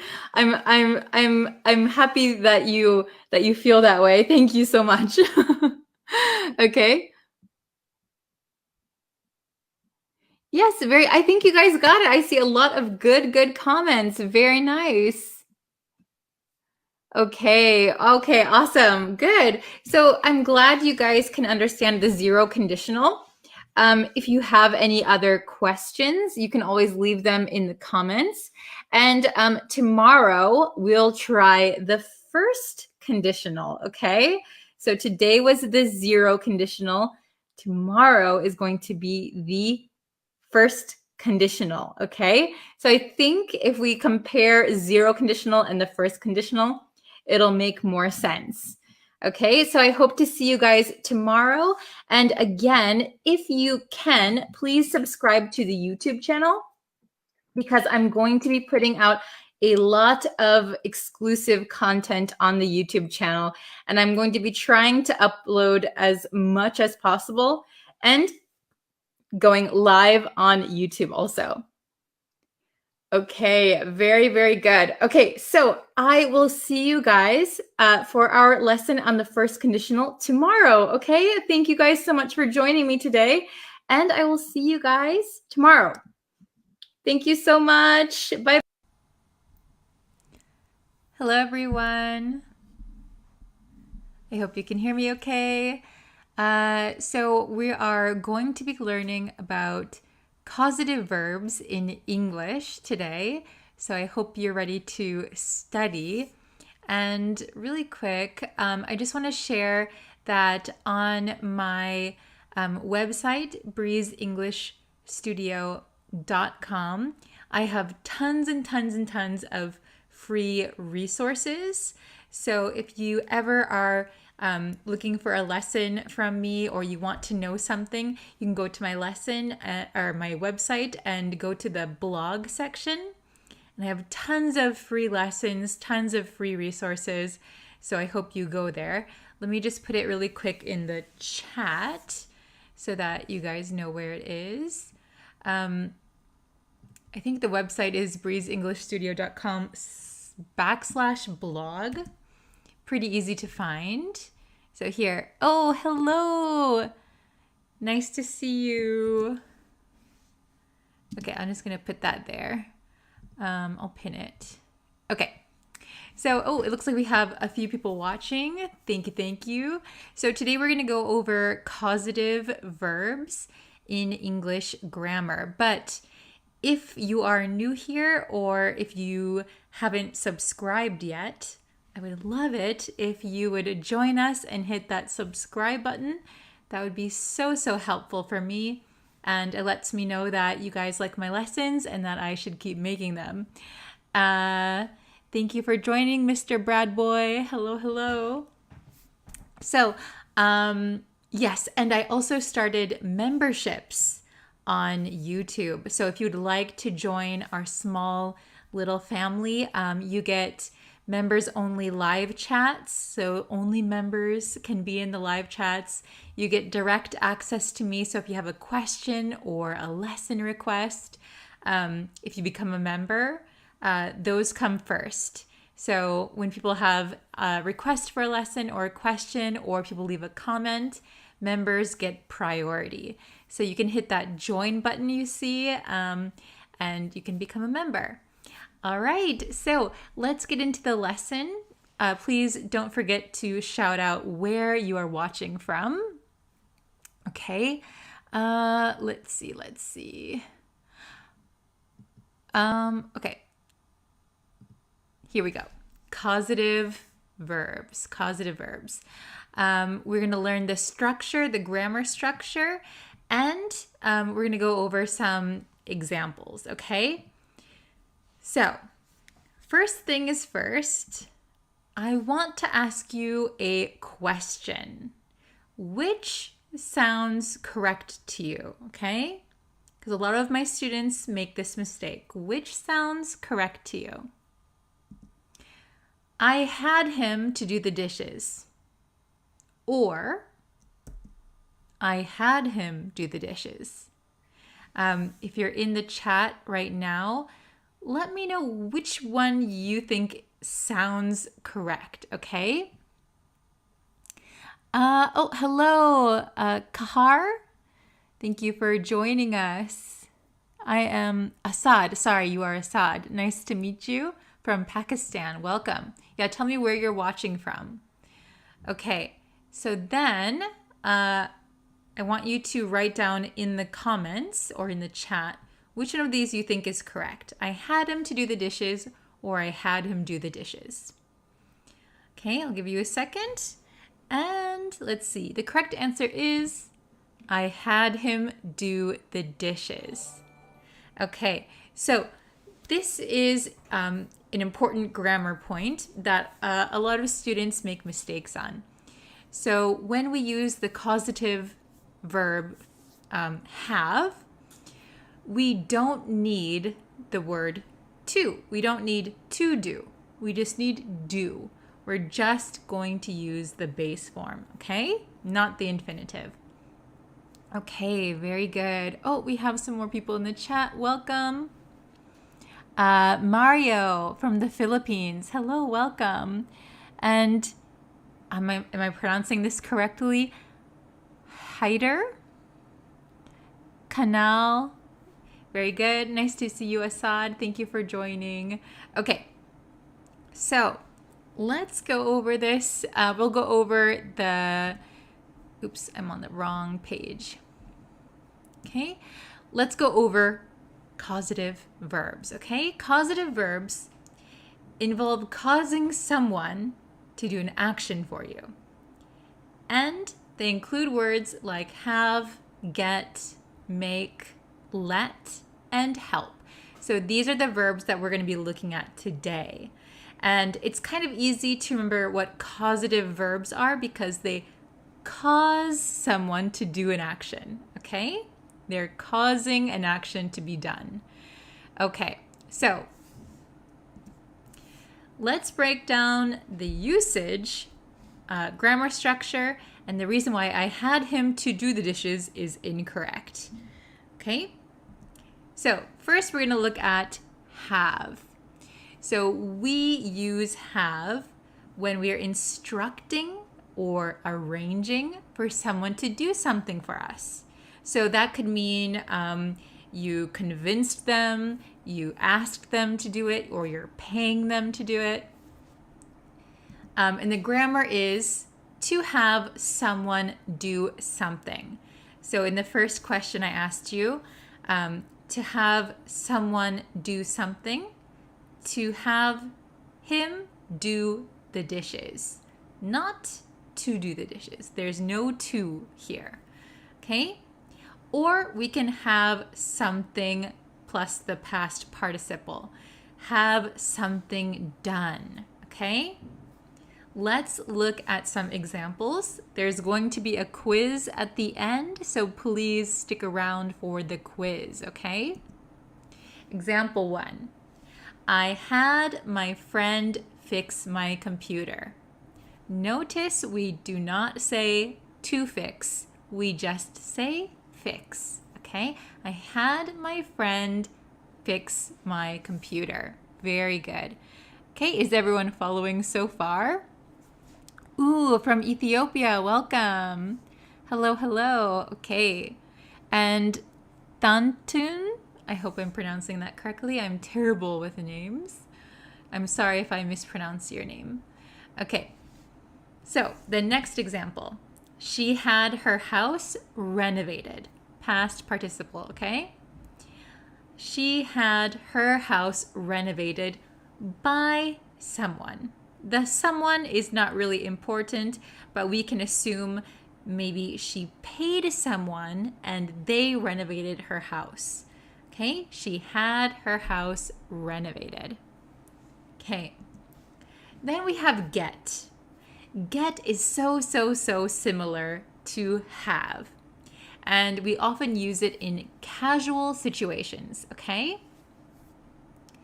The grammar here is different from have, okay? We can get someone to do something. So we're going to use to plus the base verb. Or we can get something plus past participle, okay? So here, get and have can sometimes be used interchangeably, but the grammar structure is a little different. So that is one thing that we have to pay attention to. And I think that is why a lot of my students often make the mistake of using the infinitive to something with have. Okay? So please don't use to with have, use to with get. Okay? Get someone to do something. Get something done. Let's look at some examples. I got my sister to pick up my groceries. So I probably asked her. I asked her to pick up my groceries. I got her to pick up my groceries. Great. Then we have, he got his house painted. He got his house painted. So probably he asked someone or paid someone. He got his house painted by someone. Okay? Awesome. So everyone's following so far? Oh, Mr. Bradboy, gotcha. Very nice. Gotcha. Okay, so let's go to the next one. Make. Okay, make implies a stronger influence or even force. So there's a big difference between have or get and then make. Make is a lot stronger. And we have let. Let implies permission or allowing someone to do something. Okay? Very different. Then we have help. Help suggests assistance rather than direct action. Okay? And these are a little bit easier. These are easier because make, let, and help all have the same grammar. Easy peasy. Verb plus object plus base verb. Okay? So we're going to break it down a little bit. We're going to go through each one. We're going to start with make. Okay? So remember, make implies a stronger influence or force. So my first example, I made my brother clean the garage. So if I say I had my brother clean the garage or I got my brother to clean the garage, maybe I asked him or I paid him or convinced him somehow. Make, I made my brother clean the garage. It sounds like a stronger influence, or I forced him. I made him do it. Okay? The wind made my, oops, there's a typo. It should be the wind made my bike tip over. Forget the the. The wind made my bike tip over. Tip over means to fall over. And you can tell the wind is like a strong force, right? The wind tipped my bike over. The wind made my bike tip over. Okay? Let. Remember, let implies permission or allowing someone to do something. I let my cousin borrow my car. So I allowed him. I gave permission. Okay, wow, so nice of me. I let him borrow my car. The next example, she let the kids stay up late. So maybe the kids are not usually allowed to stay up late, but this time she allowed it. She let them stay up late. Okay, very, very good. Help. Help, remember, suggests assistance. You're helping someone. Someone is helping you, okay? Rather than a direct action. First example, she helped me move the furniture. Remember, we're not going to say to move. She helped me move the furniture. We can say she helped me to move the furniture. It is okay. But without to is more natural and more common. Okay, so just forget the to. She helped me move the furniture. And then we had, I helped her make dinner. I helped her make dinner. Very good. Okay. Willems.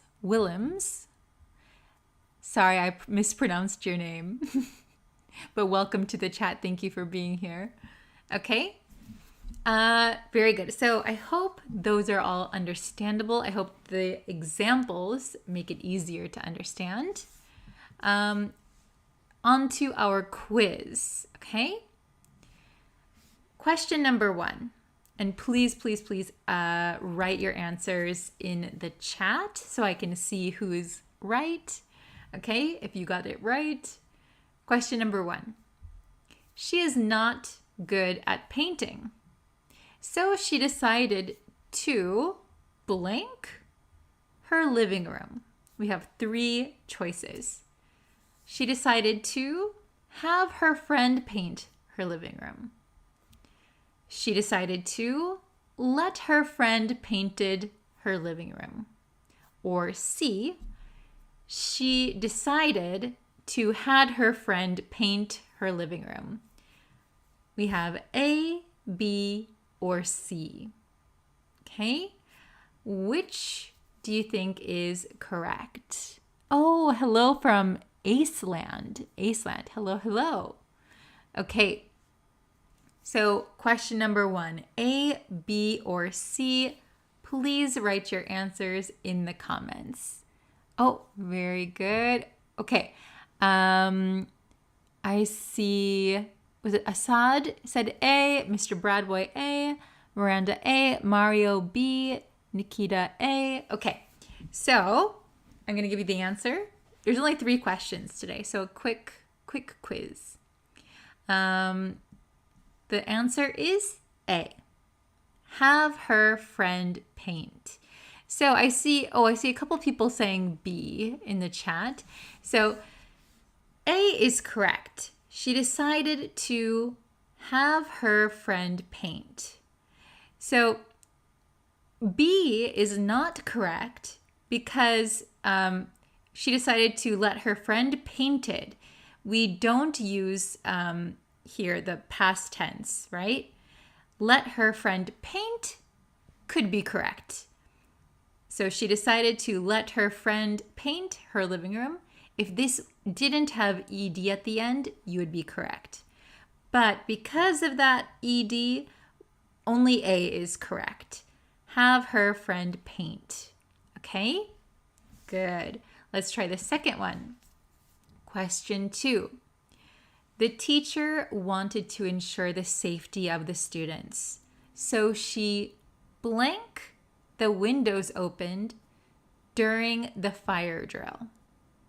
Okay? We have A. She made the students to keep the windows opened. B. So she had the students keep the windows opened. Or C. She let the students kept the windows open. Okay, please look carefully at each answer. Okay? Look carefully at each answer. There are some grammatical errors in 2 of the answers. Okay? Write down your answer, please, and then I will check it and we will see the answer. Okay? A, B, or C. Made the students to keep. Had the students keep. Let the students kept. Okay, B, B, C, C. Okay, interesting. B, B, C, C. I see in the chat. Okay, the answer is B. Okay, so here, she had the students keep the windows opened. Okay, that is the only correct answer. Some people saying A or C. So here, A, made the students to keep. So we were not going to use to when we use make. Make someone do something. Make the students keep the windows opened. And then a C is incorrect because here we have kept. Let the students keep would be correct. So it's very tricky, very tricky. Please remember the grammar structure. Okay, gotcha, very good. And this is the last question, okay? My car broke down and I needed to get it fixed. I decided to blank it, okay? I decided to A, make a mechanic repairing it. B, I decided to let a mechanic repaired it. Or C, I decided to get a mechanic to repair it. Is this one tricky? Please pay attention to the grammar structure that we need, okay? Make a mechanic repairing. Let a mechanic repaired. Get a mechanic to repair. Okay? So, Canal, sorry, I can't pronounce your name, said C, get a mechanic to repair. Mr. Bradboy, C. Oh, everyone's saying C. Okay. Very, very good. Okay, so I'm going to show the answer. Nikita, good job. Everyone was correct. It is C. Very good. Get a mechanic to repair. So remember, with get is different than have. Get a mechanic to repair it. So when we use get someone, we need to use to do something, okay? The A is not correct because we don't need ing here. B is incorrect because we have ed. Get is correct. Get a mechanic to repair it. Very, very good. And that was the last one. You guys did so well. Okay, I'm back now. Okay, oh my gosh. Thank you so much for participating today. I really, really appreciate it. Really quick, you can get free resources on my blog. So if you go to, I'll share it right now. If you go to breezeenglishstudio.com, and if you go to the blog section, I have tons of free resources there. You can also subscribe to my YouTube channel, and then that way you will know when I'm live, when I'm coming out with new lessons, all those good things. And I just opened memberships, YouTube memberships. So if you want to become a member, if you want your questions answered, if you want to join our private members only live streams, you can do that. You can just hit the join button that you see, or if you don't see that, I think, I know on iPhone, I think there's no join button, but if you go onto a computer or an Android, you can do that. I also have it in the description box of all my videos.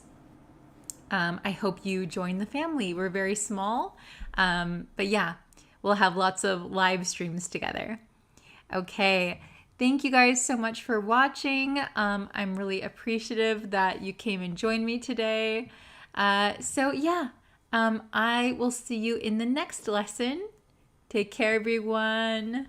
See you next time. Bye.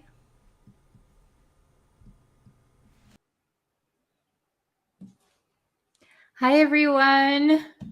I'm so sorry I didn't give you any warning for this live stream. So I'm just kind of going live and seeing who's gonna show up, okay? So, oh my gosh, I'm later than usual again. I'm sorry. I think I say that a lot. So, how is everyone today? If you're catching this live, please let me know what time it is for you guys and what country you're from. That's always interesting to see. Oh, it looks like we have a few people in here. Oh, Anna, hello. I'm so sorry I didn't give any warning for the lesson. Oh, hello, Osas. How can I pronounce your name? Is it Osas? Let's see. Osas from Mars? It's really hard. I can't read your name exactly, but oh, hello. Good morning, everyone. Good morning, good morning. Good morning, Jal. Hello. Hello, Kevin. I'm very good. Thank you for asking, Anna. Hello from Thailand. I'm feeling pretty good today. I'm a little bit sleepy. Oh, it's 11 past 11 in Bangladesh. It is 11 past 2 here in Japan. Hello. Hello from Ecuador, Kevin. Hi. 10:15 in Pakistan. Read my name. Wasim. Is that how you pronounce your name? Wasim? Okay. Is it fall break in Japan, Miss Brie? Oops, it's I took the wrong one. 9:40 in Afghanistan. See, the chat goes pretty fast, so I missed it. Oh, 7:12 in Egypt. Very nice. 9:40 in Afghanistan. Is that fall break in Japan? It's not fall break yet. I think the a lot of schools and everything have a little bit of a different schedule this year because of the pandemic. A lot of people were off during the summer months. So I think people are just going to work and school as usual right now. Okay, very good. Okay, so today, in today's lesson, we are going to look at either or neither. And I'm just going to get the pronunciation aspect out of the way first. So for me, I am from America. I'm originally from the state of Wisconsin. So it's in the north part of the US. It is above Chicago, below Canada. Okay, so that's where I'm from originally. And I say either and neither. Some people, and especially British people, I think, say either or neither. Both of these pronunciations are okay. Both of them are understandable. At least in the US, you can say either of them. I know people who say either and neither.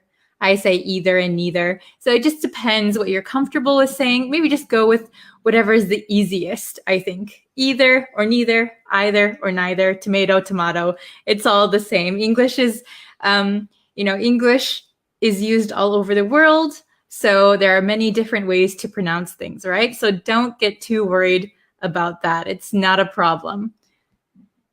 Oh, very good. So, very nice. Adna, let me get that right, said either something or, neither something nor. Very good. So I want to just point out about the nor part of that. So nor is the correct word for using neither, right? So neither nor, either or. However, I think most Americans now just say neither or. So nor is a little bit old. It is still used by some people, and especially in different situations.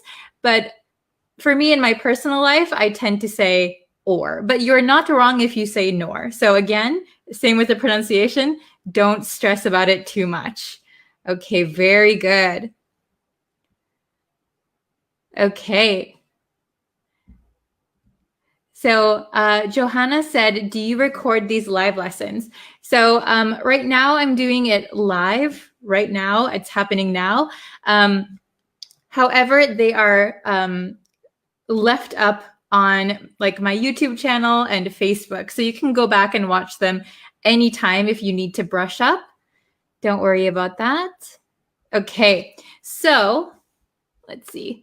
So we're going to look at these, either or neither. So probably you already have a good understanding of when to use each of these, but we're just going to kind of refresh, okay? So either, we use it for one or the other of something, or to link a similarity, or if you have, what is it? What did I write down? If you have alternatives, okay, you can use either. And either is generally used in the positive. So if you want to make it negative, you can say neither, or you can put a negative plus either. Neither is kind of the opposite of either, right?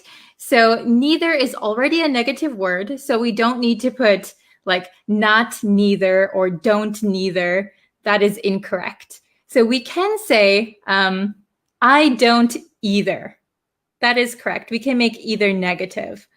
However, neither is already negative, so we don't want to put another negative like not neither, don't neither. So we want to avoid that, okay? Very good.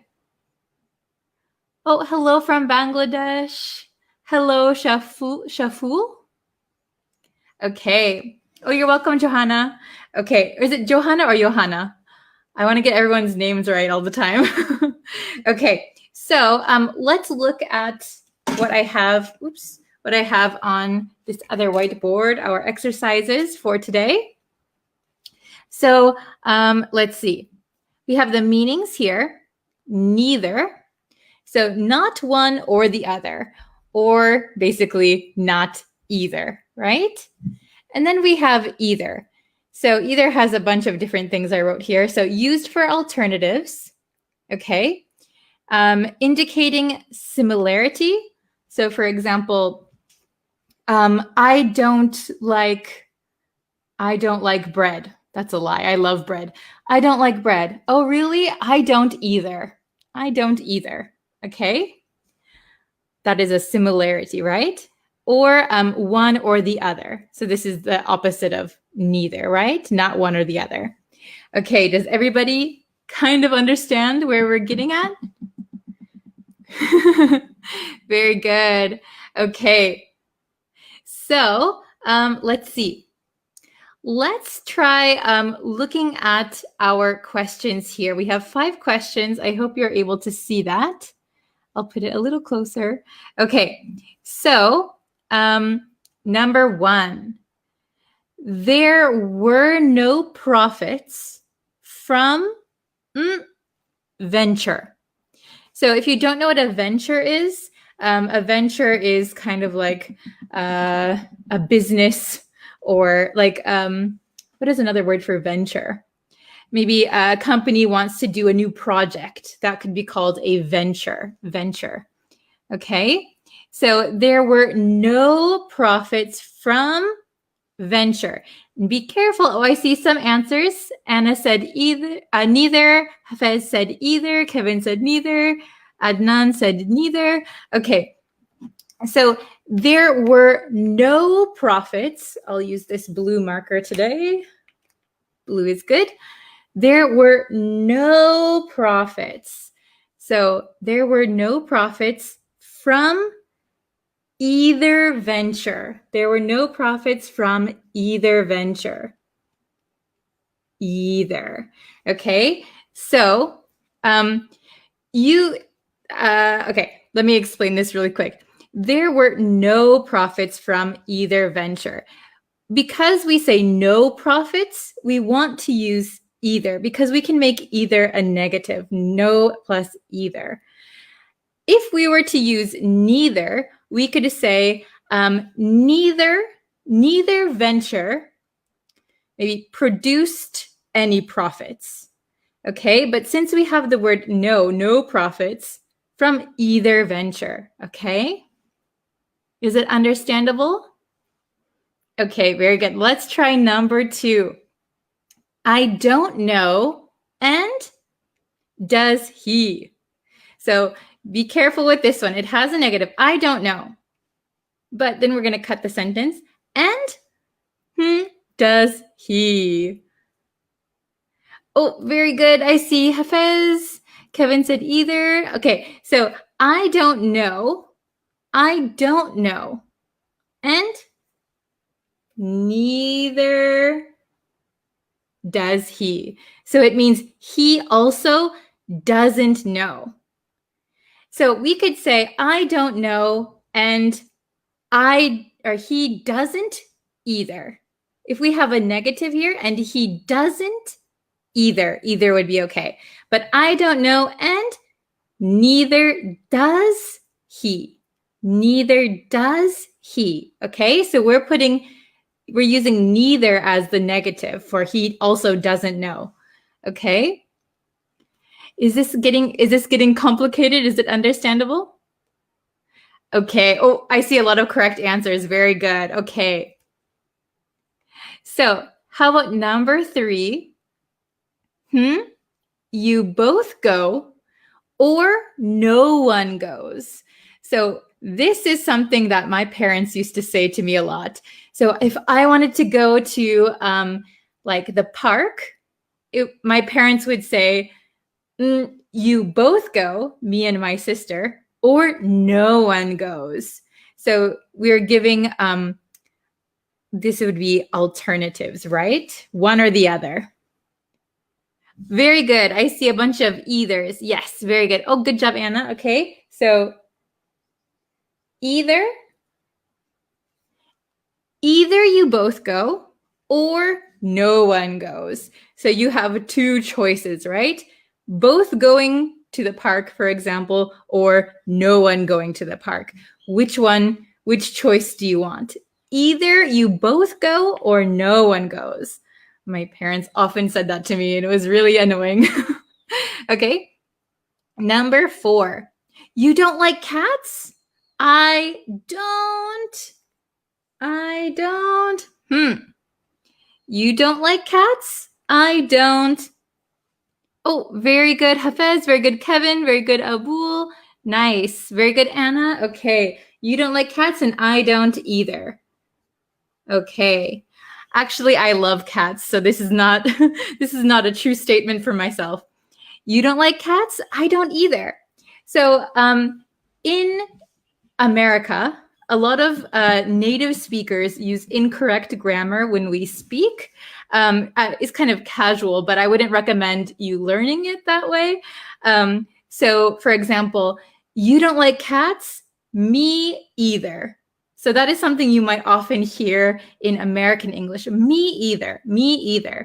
But it should be I don't either, right? I don't know. Me either. We often say me either. But if you're writing an email or if you're in a business setting, you probably don't want to say me either. It's very casual. It's, it's just something that we say typically. Okay. And number 5. Of them understood the question. Oh, my question. See, that happens to me when I use a whiteboard. I erase some letters. Of them understood the question. Oh, very good. I see a bunch of neithers. Very good.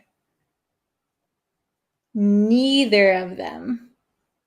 So not either of them. Neither of them understood the question. They both didn't understand the question. Okay, very good. I think I saw a question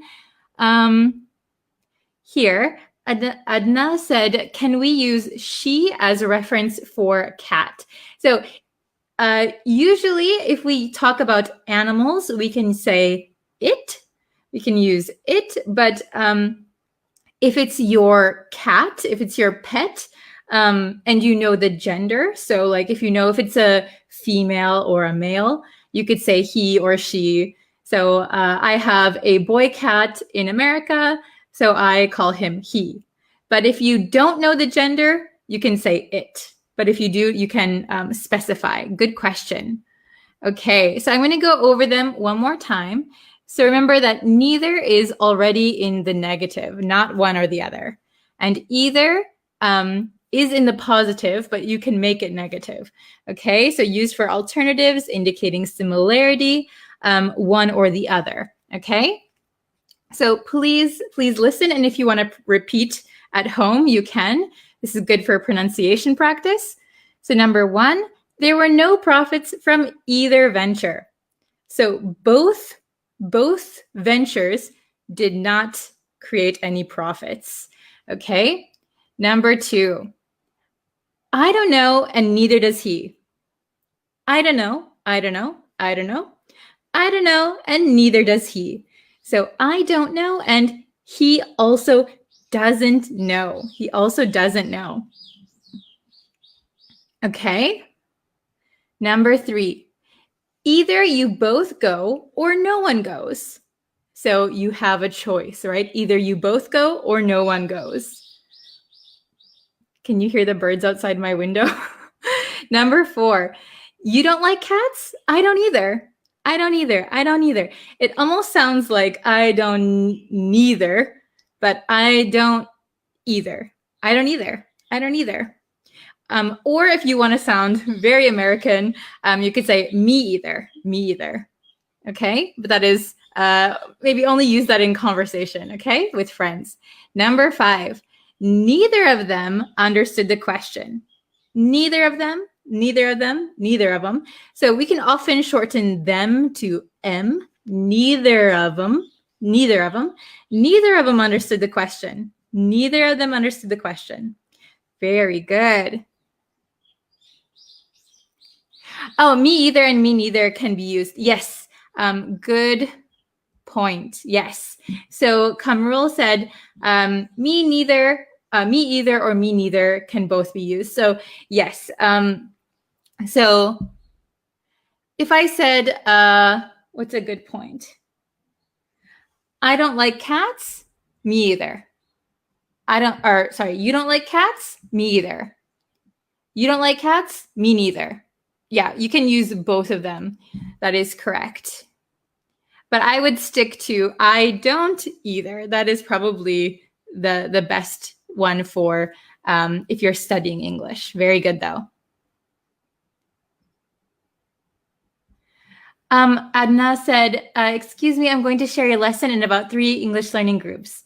Oh, yes, go ahead. If you can share the lesson, that is awesome.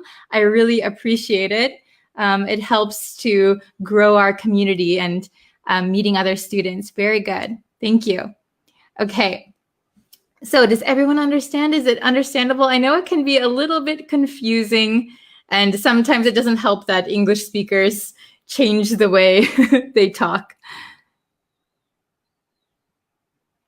Oh, okay. Let's see. So MD said, either I nor he will go there.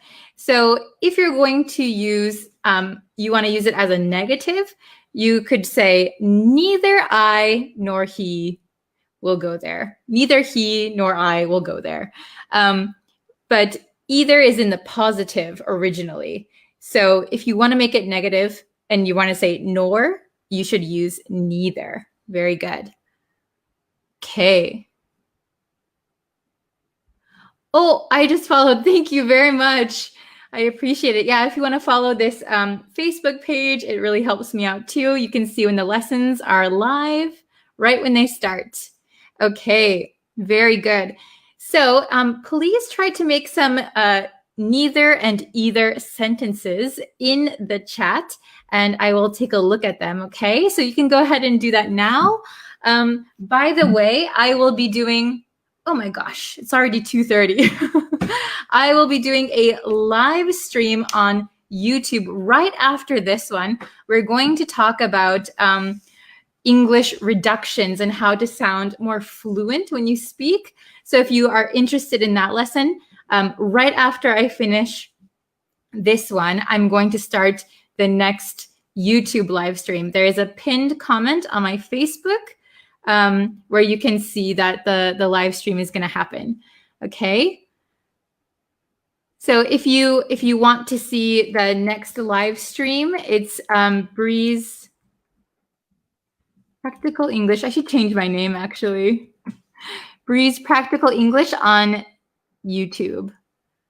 I'll show it right there. So Breeze Practical English on YouTube. We'll be starting in probably about 10 minutes. So if you want to join that, also there is a pinned comment on my Facebook page. Okay, so oh, are you British? No, I'm not. I'm actually American. So there are some differences. Like I pointed out at the beginning with the pronunciation. I'm from America, so I say either and neither. But people from England, British people, or some people in America too, say either or neither. So that depends on where you're from, what pronunciation you'd like to use. So both are correct. Okay. Oh, Anna said a big message. Thank you for your lesson today. I hear those words every day, but sometimes spoken English makes me confused. Yeah, but today you helped me make clear. Oh, I'm so happy that it was a little bit understandable. Yeah, I know, because either and neither we often use probably every day in English. So it's really helpful to kind of brush up and practice them. Thank you for your kind message. Okay. So let's see. Okay, let's look at trying to find an example sentence.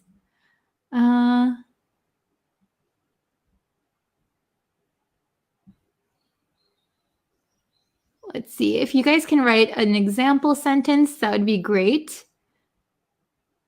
I think there were some, but it kind of went really fast, so I gotta scroll back up. Okay. Either you or I will do the work. Very good. So either is in the positive, so either you or I will do the work. Neither you nor I will do the work. So both of us won't work, right? So either you or I will do the work. One of us will do it. Very good. Okay. Do you have any online courses? Good question. Not at the moment. I have just this Facebook page with a bunch of lessons on there, and then also a YouTube page with exclusive lessons on YouTube. But I don't have any courses as of right now. Okay. Well, I think I'll end the lesson here. If you'd like to see the next live stream, I'll put a link in the comments. Oh, actually, I could do that right now, I think. Oops. Let's see. Maybe I should give you the link so that you can find it. That would probably be a good idea, right? Oops. Okay, I got to make this window smaller, and then I got to send you the link. Okay. So yeah, we're starting in about 5 minutes. Okay. So, oops, let me see. Okay. There is the link for the next live stream. So it's starting in 5 minutes. Oh, Sandy, welcome. We're just about to finish, but I'm doing another live stream on YouTube right after this one. Okay.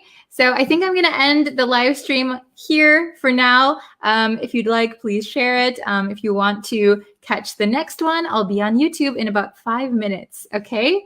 So thank you so much, and I will see you guys over on YouTube. All right, take care. Bye. Hi, everyone. Welcome. Thank you for joining today's lesson. I just finished a Facebook live stream earlier today. So if you haven't seen that, we talked about the different spelling of practice and practice. So if you want to go check that out, go to the Facebook page. You can see it. And yeah, I do live lessons on Facebook Monday through Friday. And I do lessons over on YouTube every single day. So thank you so much for joining today. Please subscribe, like the video, and share it with your friends. Okay. So today's video, we're going to talk about the difference between talk and speak. So which one should we use in which situation? So there are a few differences between talk and speak. So we're going to go over those, and then we have some examples to do together. So yeah, let's jump into the lesson. Okay, talk or speak? So I have it written out, so let's go and take a look. I think it's always easier for you guys to see what I'm talking about. Okay, so so first, let's go over speak. Speak tends to sound a little more formal. So if you are in a formal situation, if you are in a meeting, if you are at work, or maybe you don't know the person so well, you might use speak. Also, if you have something like very important to talk about, you also might use speak. Okay, so it's a little bit more formal than talk. All right, and then we use it for languages. So I see some students getting a little bit confused, like, how many languages do you talk? Or I talk English and French. Okay, so for languages, foreign languages, we're going to use speak. How many languages do you speak? I speak English and Japanese and French. Okay, how many languages do you speak? So remember, speak is for languages. Okay. Also, speak usually focuses on the speaker, and we'll get into that a little bit down here, okay? But speak can be kind of one-sided. It usually focuses on the speaker, okay? So then we have talk. Again, talk is more informal. So you can talk with your friends, you can talk with your family, you can talk with your classmates. Talk.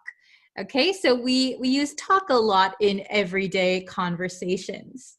Okay, so it focuses on a speaker and the listener. So it can be more like a two-way conversation. Okay, and it is really used with everyday conversations. So in less formal situations, we often use talk, okay? So speak, a little bit more formal, used for languages, and it usually focuses on the speaker, okay? Talk is a little bit more informal, used with everyday conversations, and it can focus on both the person speaking and the listener, okay? When we conjugate these verbs, talk is very easy, right? Talk, talked, talked. So the past tense and the past participle are just with an ed. Very, very simple. Speak is a little bit more difficult. The past tense of speak is spoke, and the past participle is spoken, okay? Talk, talked, talked. Speak, spoke, spoken, okay? So remember that when you are using these verbs, okay? So let's try number one together. Let's try number one. The manager would like to with you. Okay, the manager would like to with you. Please write your answers in the comments. Let's see if you can get this one correct. So let's break it down a little bit. The manager, so somebody, usually your boss at work, someone ahead of you, right? The manager would like to with you. So in this situation, it sounds a little bit more formal, right? So the manager would like to, the best answer I would say is speak with you. The manager would like to speak with you. It sounds a little bit more formal, okay? And here, notice that we used with. The manager would like to speak with you. Both with speak and talk, we can use with or to. With or to. So there's a very small nuance difference, I think, between them.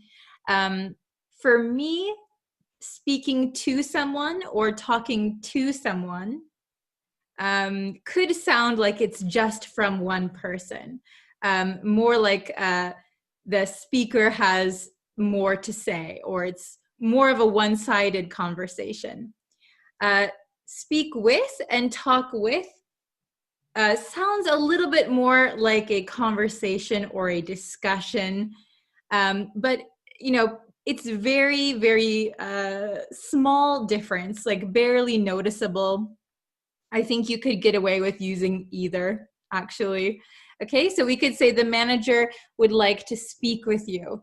The manager would like to talk with you. Oh, sorry, I said talk. The manager would like to speak to you. So speak to or speak with, maybe either is kind of okay.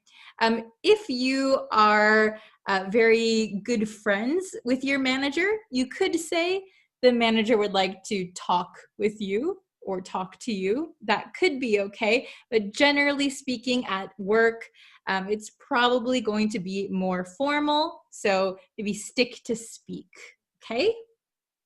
Number two, he, something, something, about the dangers of climate change.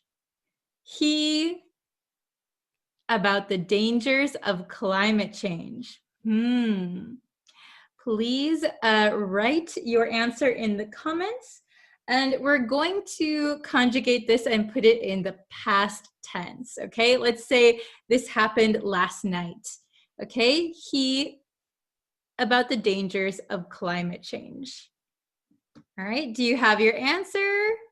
I hope so. Okay, I'm going to write it down. Let's use the past tense.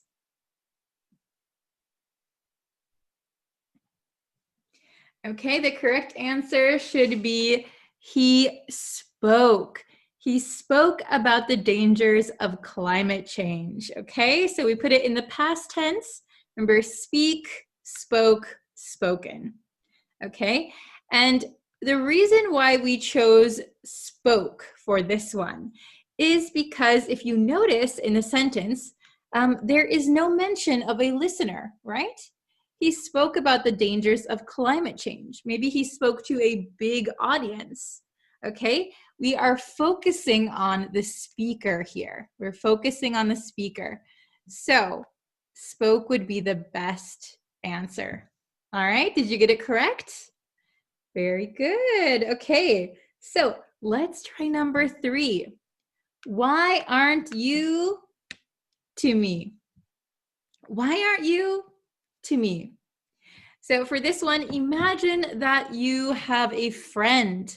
You have a friend, but your friend has been ignoring you. You try to call your friend, they don't answer. You send them a text message, they don't reply. Hey, what did I do? What's the problem? Why aren't you to me? Okay, write your answer. Why aren't you to me? Okay, let's see if you can write the correct answer and yeah. All right. Why aren't you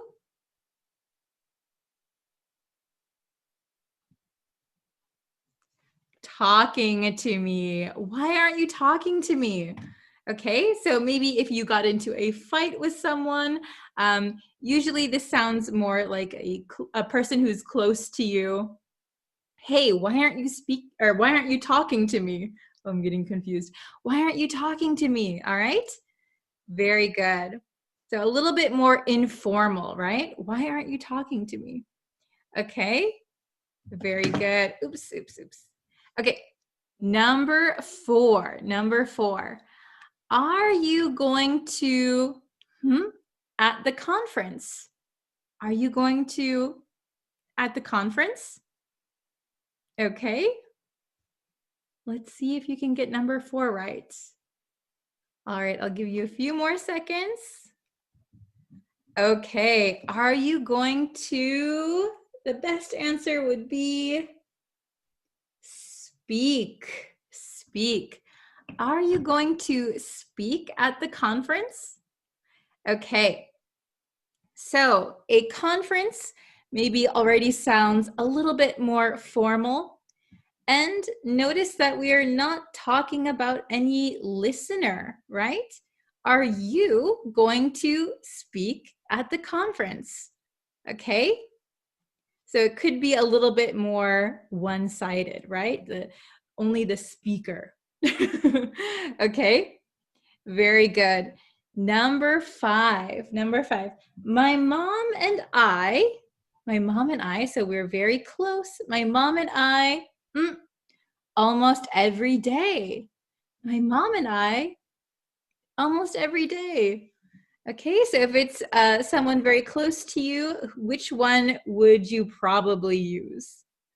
Okay, write your answer. My mom and I talk almost every day.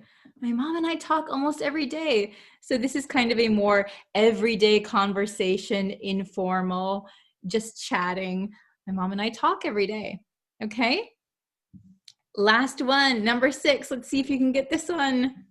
Has she with you yet? Has she with you yet? Let's see, which one should we use? Well, this is kind of a trick question because there's really not enough information to decide if it is a formal situation or a very casual situation. So who is she? Is she your sister? Is she your wife? Is she your boss? Is she your teacher? We don't know, so we could put either. Has she talked? Very informal, very casual, everyday conversation. Has she talked with you yet? Or we could say, has she spoken with you yet? I hope you got the conjugation correct. Has she talked with you yet? Has she spoken with you yet? Both could be acceptable depending on the situation. Okay, so a quick recap. Speak is a little bit more formal, focuses on the speaker usually, And we also use it for languages, okay? Speak French, speak English, okay? And speak, when we conjugate it, speak, spoke is the past tense, spoken is the past participle, okay? Then we have talk, a little bit more informal. We can focus on both the speaker and the listener. More used for everyday conversations. And the conjugation is very easy. Talk, talked, talk. Talked. Sorry, talk, talked, talked. Okay. And we can use either to or with for both of them. So speak with someone, speak to someone. Talk to someone, talk with someone. There is a very small difference. I think maybe other people might think there's no difference at all. For me, speaking to someone or talking to someone sounds a little bit more one-sided. Speaking with someone or talking with someone sounds more like a conversation, okay? All right, so we'll go over these one more time. Let's listen, and if you can, try to repeat out loud. Okay? The manager would like to speak with you. The manager would like to speak with you. Number 2, he spoke about the dangers of climate change. He spoke about the dangers of climate change. Number 3, why aren't you talking to me? Hey, why aren't you talking to me? Okay, number 4, are you going to speak at the conference? Are you going to speak at the conference? Number 5, my mom and I talk almost every day. My mom and I talk almost every day. Okay, and number 6, has she talked with you yet? Has she spoken with you yet? Okay, very good. So I hope this was helpful. Again, if you have any questions, please feel free to leave them in the comments. I will try and answer those for you. Ooh, that was very bright. Oh, I shouldn't put it over there. Reflection. Okay. So, yeah, if you have any lesson suggestions, if you have questions, please leave them in the comments. I will try and look at them all. Thank you again for watching today's lesson. Please feel free to subscribe also. I post new lessons every single day, so if you turn on notifications, you'll know when new lessons are up and when I go live. Okay, thank you guys so much for watching today. And yeah, I'll see you again tomorrow with another lesson. Thank you so much. Bye, everyone. Hi, everyone. Welcome to Bree's Practical English podcast.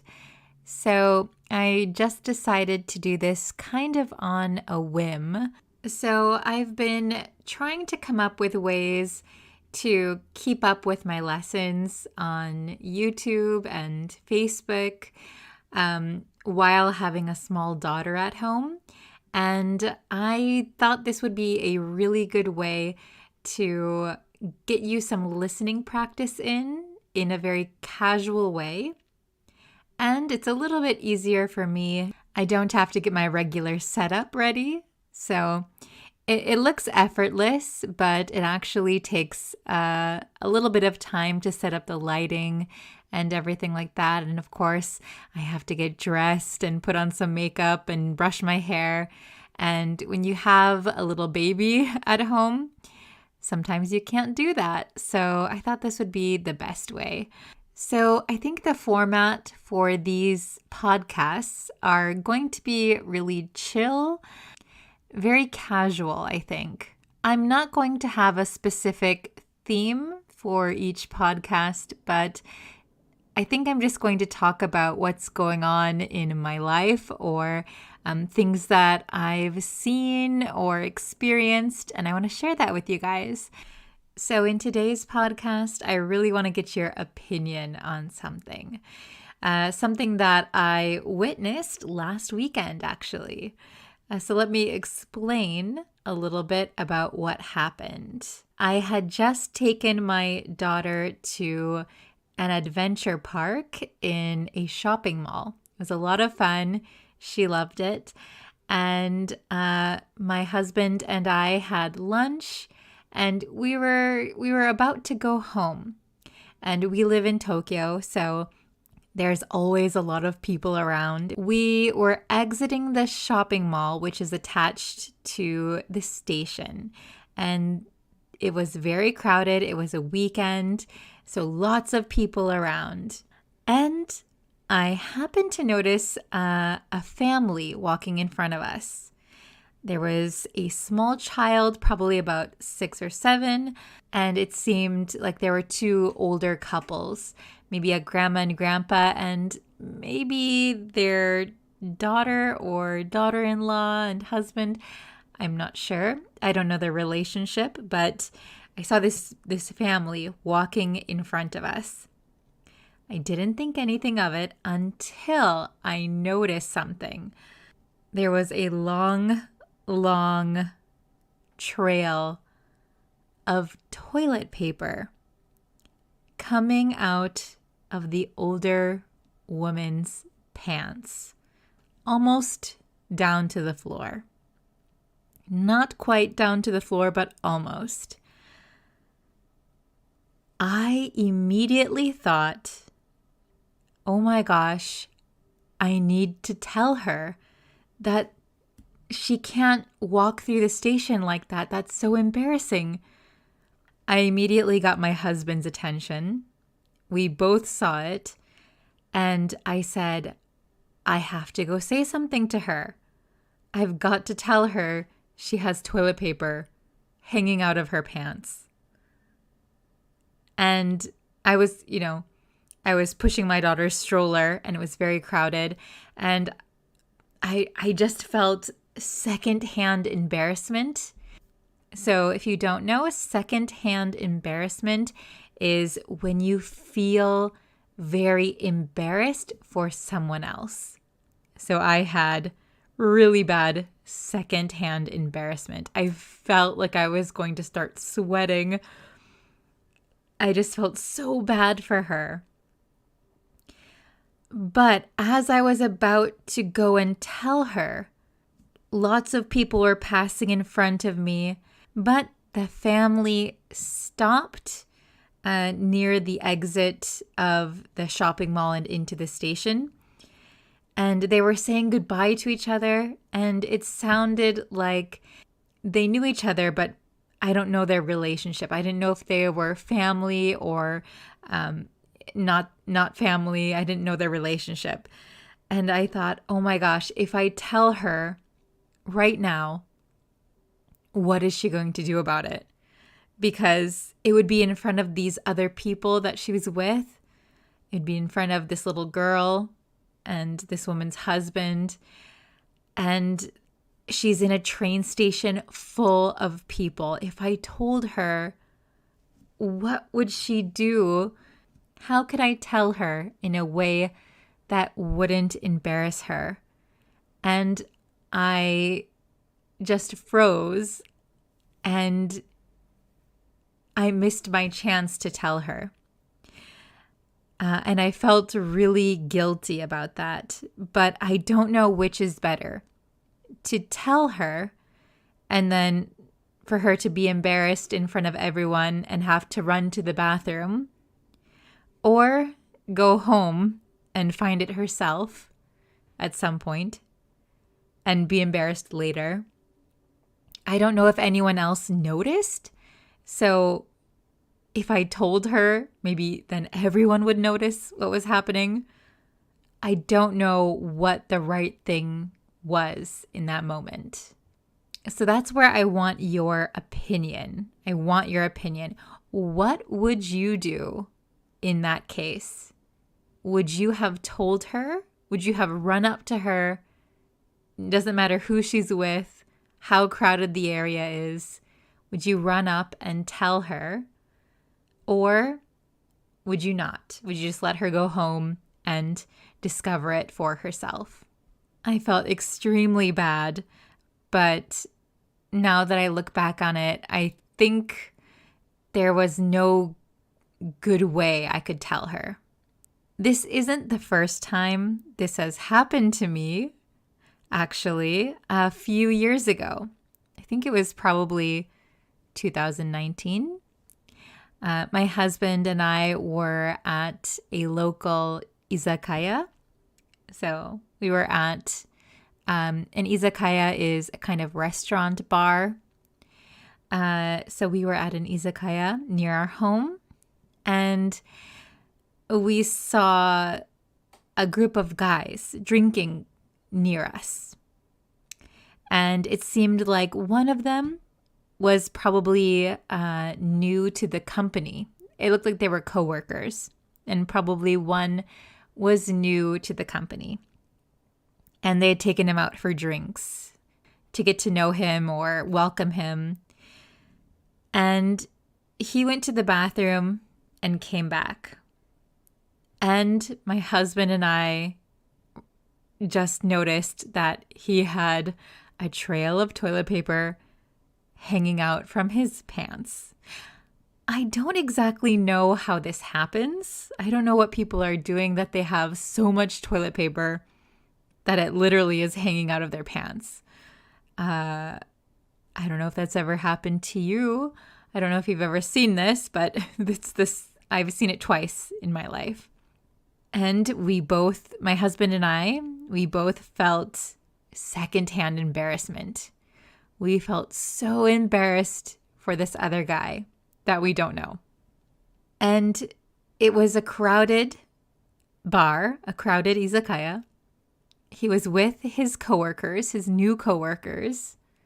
And if we told him right there, we would just embarrass him so much. So we kept waiting for the right time. And finally, I think he was with two other people, his other two coworkers. I think they both got up to go to the bathroom, or one got up to go to the bathroom and one went to pay the bill. And we had our chance. I pretended like I didn't know what was going on because I think it would be more embarrassing if a woman told him. So I pretended just to be looking at my phone, not knowing what was happening. And my husband tapped him on the shoulder and said, "Hey, you have some toilet paper hanging out of your pants. You should probably go check that." He was very grateful, very embarrassed, but he was able to quickly run to the restroom, he was luckily sitting right by the restroom, and he was able to take care of it. In that situation, we were lucky because we had an opening. We had an open time where no one was around and we could explain and save him the embarrassment. Last weekend's incident, I'm not so sure. I don't think there was a clear opening. But please leave in the comments what you would do. And if this has ever happened to you, if you've ever seen it in public before, or if you want to share a story where it happened to you and someone helped you out, please share that as well. I just want to know what you would do. Okay, so I think that is the topic of today's first podcast. Let me know. And you can also let me know what you think of this podcast format. Do you like it? Do you hate it? Maybe I can get some guests on sometimes, and you can listen to a real-life English conversation. So I guess that's it for today's podcast. Come back for the next one, probably pretty soon. All right, guys, that's it for today's podcast. Thank you so much for listening, and I hope to see you in our next lesson. Bye, everyone. Hi, everyone. Hi, guys. Hello. Welcome to another lesson. Are we ready?